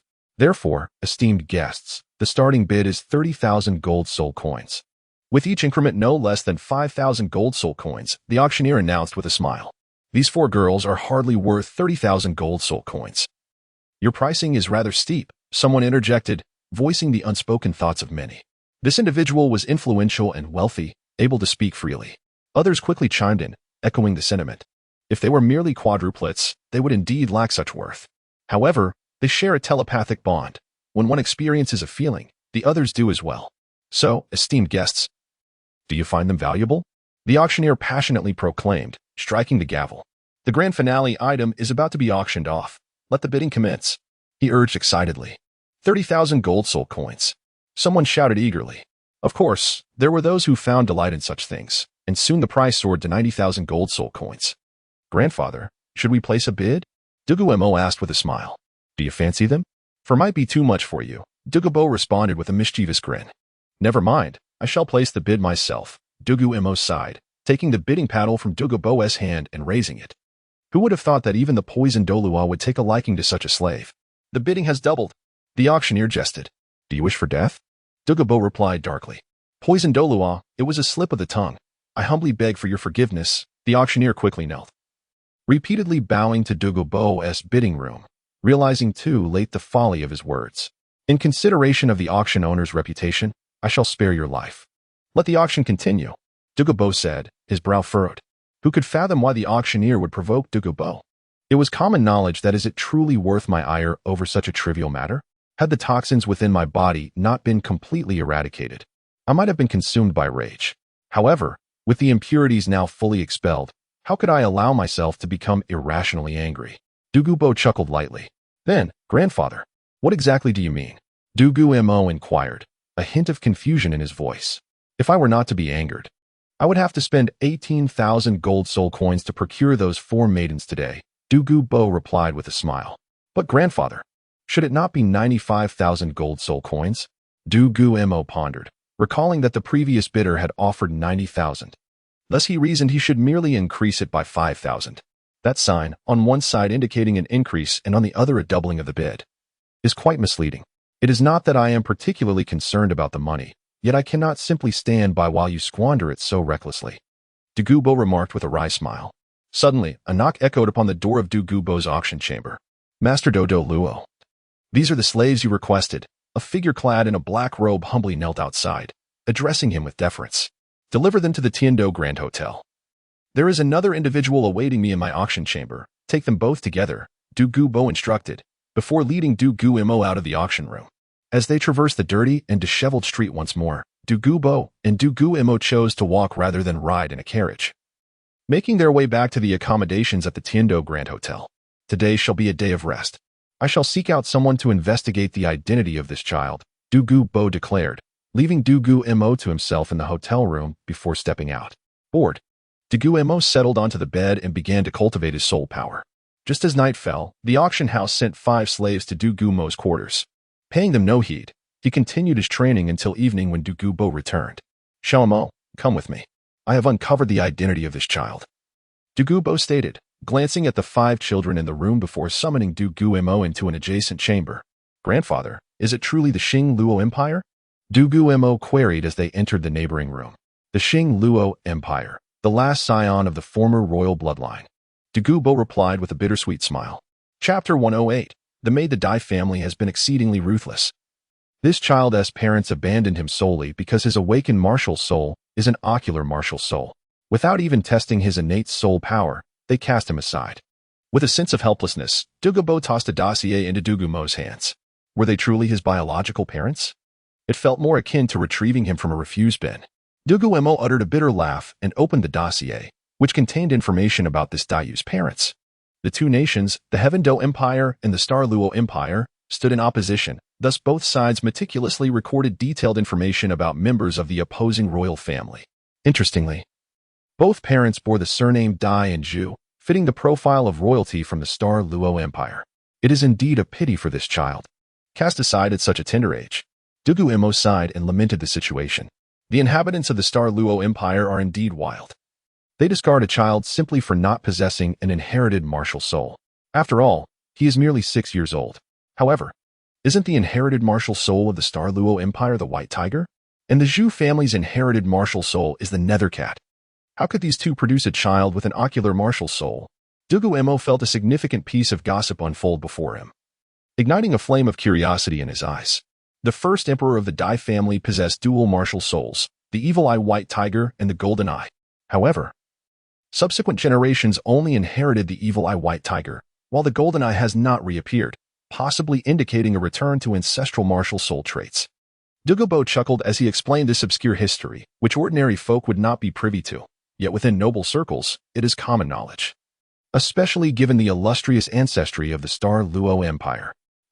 Now it makes sense why an ocular martial soul, seemingly unrelated to the evil eye white tiger or the nether cat, has emerged. Dugu Mo nodded in self-satisfaction. Unbeknownst to him, this little one was not the product of a union between the Dai and Zhu families, but rather the offspring of a Dai and a maid, whose martial soul happened to be an ocular martial soul devoid of soul power. Thus, it awakened the inherited golden eye martial soul within the Dai lineage. Nevertheless, due to the weakness of his mother's martial soul, the innate potential of the golden eye was diminished, transforming it into a fire attribute, ocular martial soul, albeit with an innate soul power still reaching level 8. Furthermore, the ancestor of the Dai family intentionally chose the Zhu family, known for its nether cat martial soul, to ensure that his descendants would inherit the evil eye white tiger. After all, a union between the Dai family and those with feline martial souls would yield children with the evil eye white tiger martial soul. Of course, such intricate matters of martial souls have yet to be uncovered. After all, in this era, no one seems to study genetics, with the exception of Master. It appears that if nurtured properly, this child will undoubtedly become a formidable force in the future. However, he has suffered too much along the way. I hope he still harbors hope within his heart. Dugu Mo sighed, lamenting the injustices of fate. Speaking of which, I borrowed a set of equipment from the Martial Soul Hall for awakening martial souls. Our family, being rather small in number, had no provisions for such matters. With this, we can awaken martial souls ourselves in the future. Dugu Mo retrieved a set of 6 black orbs from the soul guide device and led Dugu Mo out of the room. All of you young ladies, come here. I shall assist you in awakening your martial souls. Dugu Mo addressed the 4 filthy little girls. Fear not, both my grandfather and I are benevolent souls. We will awaken your martial souls shortly, Dugu Mo added with a reassuring smile. Thank you, sir. I am the eldest among the 4. I shall be the first to awaken my martial soul. A composed girl stepped forward, nodding at Dugu Mo. Though still somewhat anxious, she bravely stood forth. As the eldest often cared for the others in impoverished households. Very well, you may go first. Take this, Dugu Mo smiled, producing a chi-nourishing pill from the soul guide device. He pondered whether consuming such a pill during awakening would influence the child's martial soul awakening. If it were effective, he would possess countless innate full soul power soul masters. Yes, young master. The girl's expression darkened, fearing Dugu Mo intended to harm her. However, glancing back at the 3 other girls, she gritted her teeth and swallowed the pill. Dugu Mo chuckled and shook his head, channeling his soul power. The 6 black orbs soared into the air, hovering above the girl's head, gradually forming a luminous barrier that enveloped her. Slowly, a red longsword manifested in her hands. This sword martial soul, does she hail from a notable lineage? Dugu Mo hesitated, gesturing for the girl to rise and step aside. Next, which young lady shall awaken second? Dugu Mo called out. Grandfather, are we not testing their soul power? Dugu Mo inquired. Once all the children have awakened their martial souls, we shall test their soul powers together, Dugu Mo replied, once again channeling his soul power into the awakening array. After a while, the remaining 3 girls completed their martial soul awakenings. The eldest manifested a green longsword, the second a blue longsword, the third a yellow longsword, and the youngest a white longsword. Their attributes corresponded to wind, water, wood, and ice, respectively, and the swords appeared quite formidable, suggesting high-quality martial souls. As beauty is indeed a form of justice, Dugu Mo observed that all 4 girls had awakened their martial souls and retrieved a transparent crystal ball, placing it before them. Sir, how should I proceed with this? The eldest girl asked cautiously, having accepted her fate as a slave. Place your hand on the crystal ball and channel your soul power into it, Dugu Mo explained with a smile. Yes, sir. The eldest girl placed her hand on the crystal ball and closed her eyes, uncertain of what soul power was or how to channel it.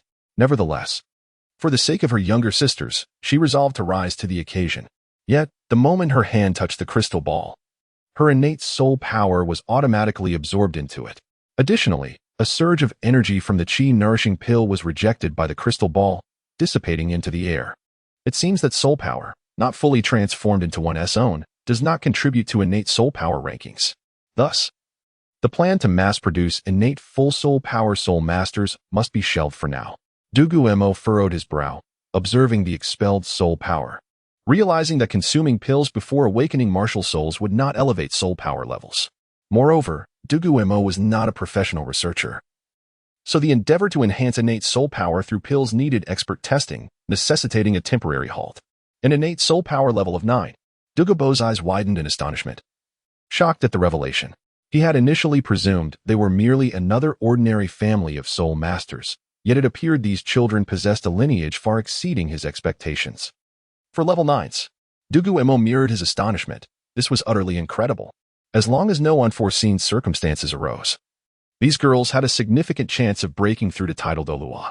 Xiao Mo, bestow them names, Dugu Mo urged, furrowing his brows as he sought information on the girls. Spring breeze, summer wave, autumn leaf, winter snow, Dugu Mo thoughtfully proposed. Xiao Mo, your aptitude for naming has suddenly escalated. You haven't been secretly taking lessons, have you? Dugu Mo cast a surprised glance at Dugu Mo, well aware of the lackluster names Dugu Mo had previously concocted, Xiao Bai, Xiao Huang, Xiao Hua. Ah, how dare you not allow me to improve? Dugu Mo raised an eyebrow and provocatively remarked to Dugu Mo, have you all remembered your names? This is the bathroom. Go wash up one by one. I've purchased 4 new outfits for you. After your baths, change into them before we converse. Dugu Mo gestured towards the adjacent bathroom. The 4 young girls obediently huddled in the corner, with the youngest being nudged by the others into the bathroom to commence their bathing. Dugu Mo and Dugu Mo returned to the sofa in the living room, closing their eyes to rejuvenate their spirits. 2 hours later, the 4 girls emerged, clad in their new garments, standing demurely before Dugu Mo and Dugu Mo astonishingly. All 4 were indeed the epitome of beauty. Dugu Mo squinted slightly and remarked, although the girls were still quite young, it was evident that they possessed the potential to blossom into stunning beauties. Regardless of their appearance, what truly matters is that from this day forth, you 4 shall tend to my daily needs. Spend the remainder of your time honing your skills. Do not squander your talents. We shall address any matters once we return to the sect. Dugu Mo contemplated before earnestly speaking to the 4 girls, mindful of their lingering trepidation. Yes, young master, the 4 girls responded with respectful bows. From now on, you may simply call me Mo Go. There is no need for the title young master. Dugu Mo reflected, for the term young master often brought to mind the foolish son of a feudal landlord. Xiao Mo. This little one will likely remain unconscious for a while. You may take her directly back to your sect shortly. Dugu Mo nodded in agreement. However, regarding the 4th child, as they approach level 10, they will require assistance in selecting soul rings. Dugu Mo narrowed his eyes and stated, what are you pondering? Dugu Mo abruptly struck Dugu Mo on the head, interrupting his train of thought. Chapter 109. The Celestial Loot. By the way, Xiao Mo, it seems you will have to return to the Fasno province alone this time. I am unable to escort you myself, as your sister has just begun her studies at the Tiandou Royal Academy, and I must remain here for a while longer. However, once your sister settles in, I shall visit your Wanyao Plain and the Dancian Sect, Dugu Mo said with a smile. More importantly, he needed to oversee the ice and fire yin-yang and could not easily vacate his position.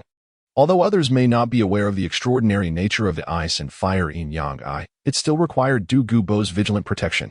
That's all right. Given my current strength, I feel confident that I should be fine under normal circumstances. So, Grandpa, you need not worry about my safety. I have already reached level 30. Dugu Mo replied.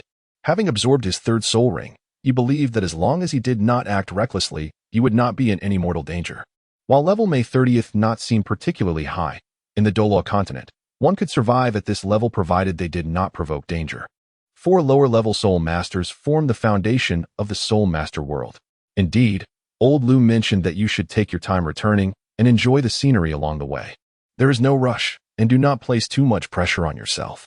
He said he has waited for so many years. He is not afraid to wait a few more, Dugu Mo chuckled. He had only just received Old Lu's message after Dugu Mo arrived home. And he was also aware of Dugu Mo's struggles with his cultivation. I understand that my alchemy skills require time to advance to the 3rd tier. And this process will likely take quite a while. However, I believe I can reach the realm of a 4th tier alchemist within a year, Dugu Mo admitted. Fully aware of the difficulties associated with improving his alchemy skills. Without the heaven and earth medicine canon and the 9-turn pill formula, it would have been impossible for him to advance so swiftly from a 2nd tier to a 3rd tier alchemist, as nurturing proficient alchemists is no easy task. It's good that you recognize this. Do not burden yourself excessively. While improving your power is important, balance is also essential. If the pressure becomes too great, it may lead to collapse, Dugu Mo nodded, affectionately ruffling Dugu Mo's hair. He knew his grandson was intelligent and would easily comprehend his words. After their conversation, he prepared to send Dugu Mo off. As Dugu Mo opened the door, he was greeted by a servant dressed in splendid attire. Under the esteemed Duke of Poison, I am a servant of Prince Xueshing, here to deliver an invitation to the Tiandou auction house. Should you have no other matters, we hope you can attend this auction, the servant announced. His attire did not resemble that of a typical servant, and had he not identified himself, no one would have guessed his true role. Please hand me the invitation. You may return now. By the way, when does the auction commence? Dugu Mo inquired, furrowing his brow. It will begin promptly in 3 hours.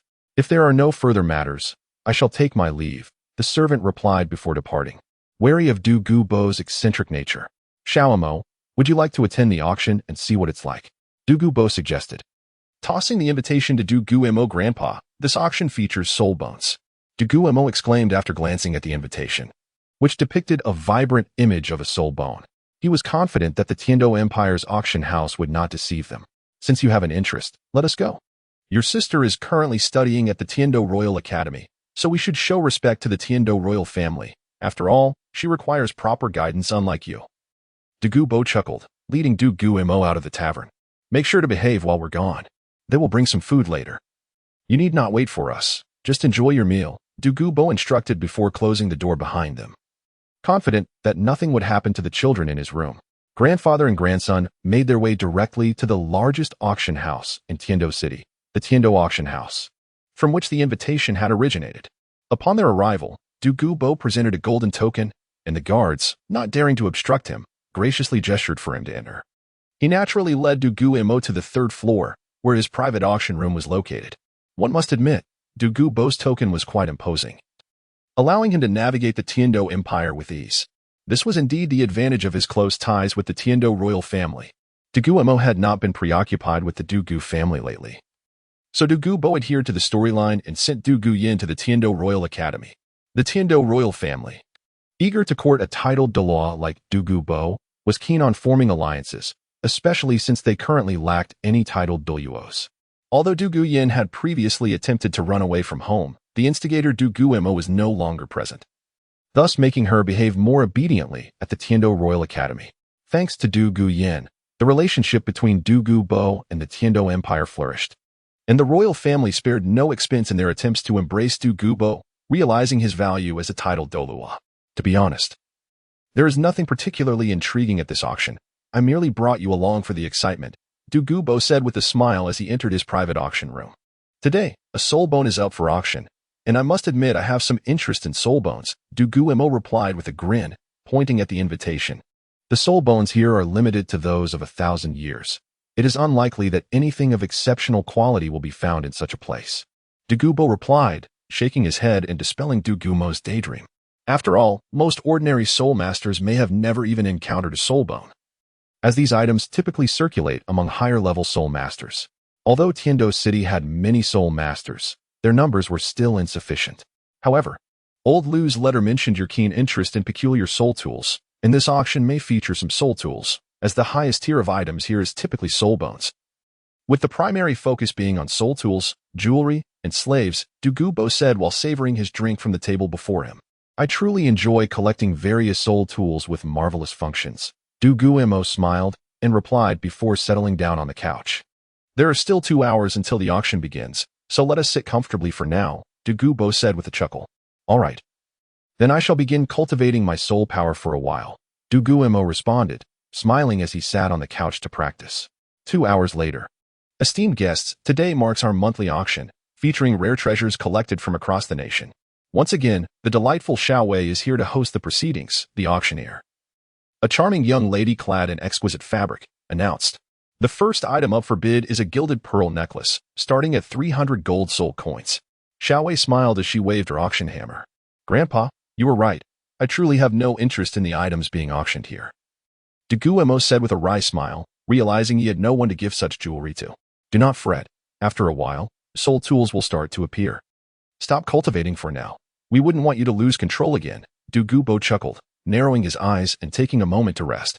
The 9th item of today's auction features a large capacity soul tool, starting price, 300 gold soul coins.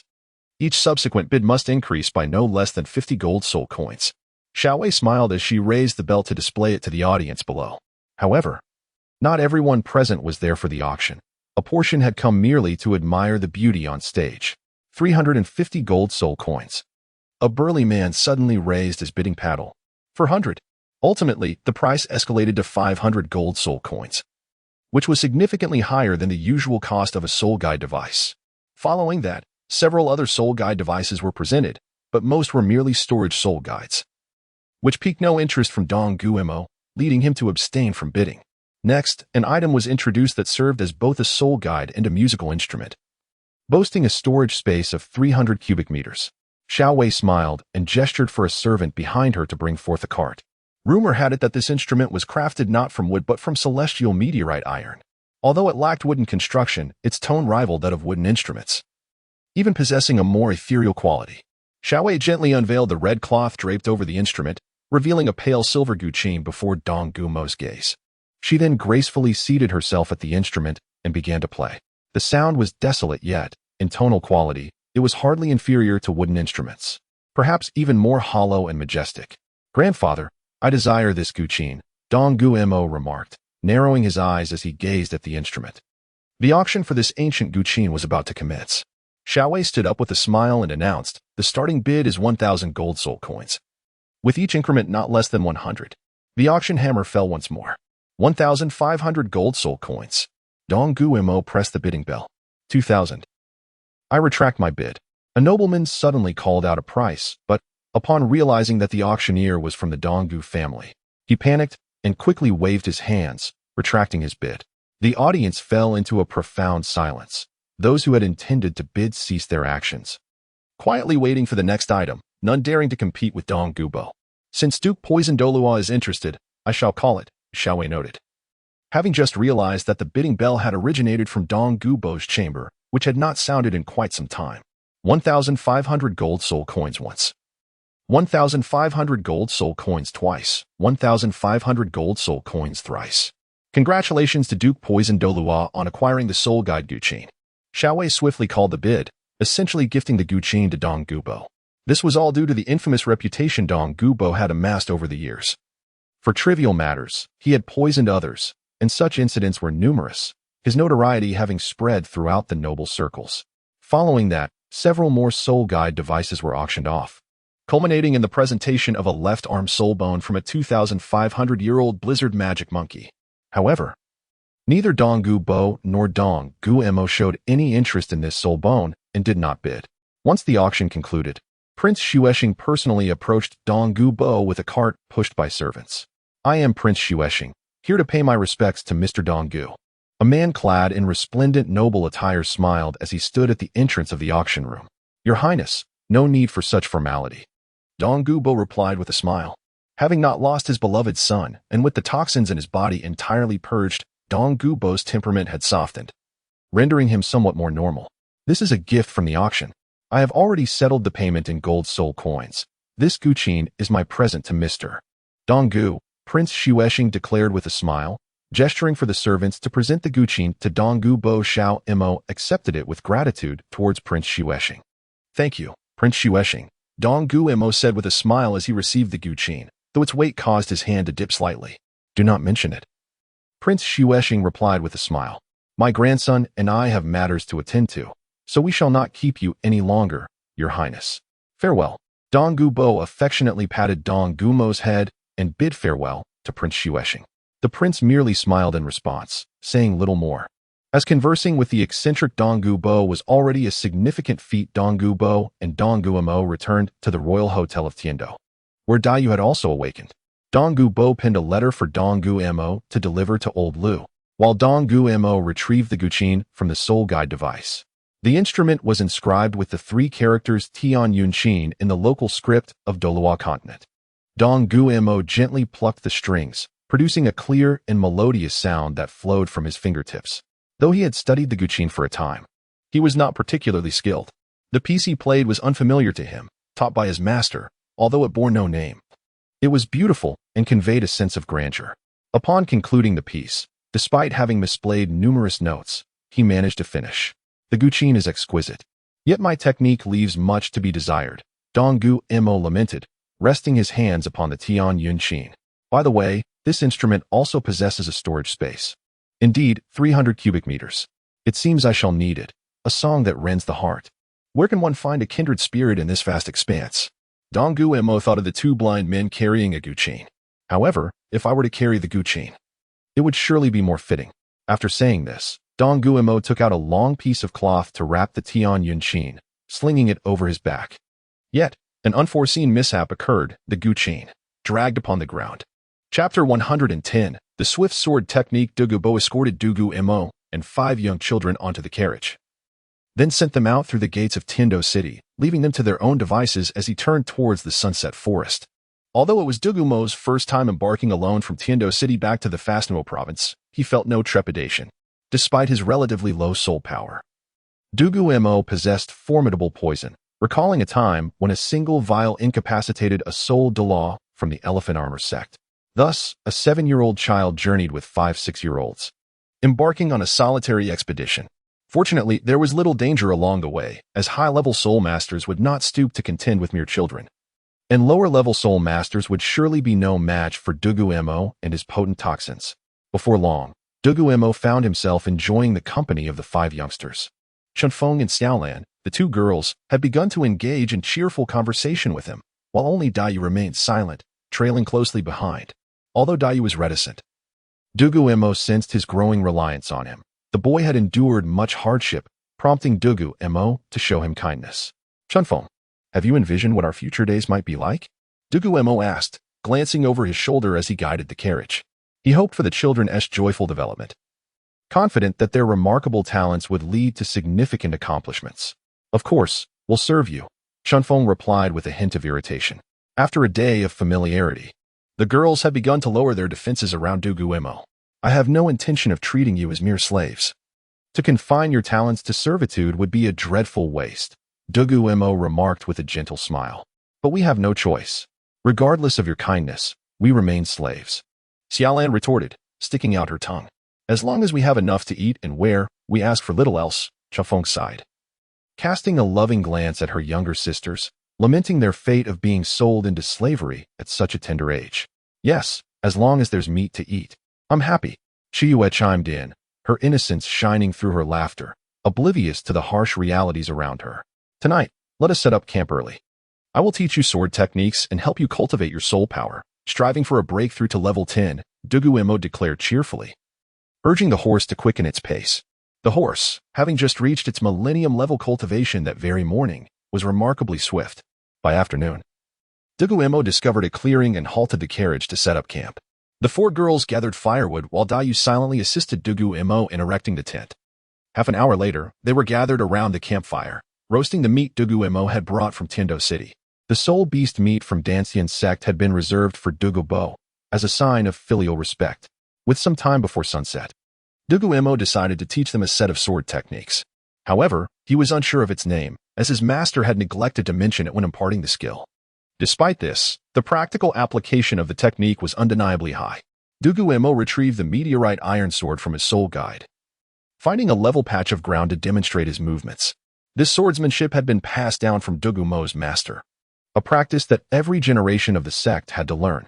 It was not merely a martial art taught by some self-proclaimed masters. Rather, it was a technique inherited through their lineage. Not only did it enhance physical fitness, but it also served as a lethal art.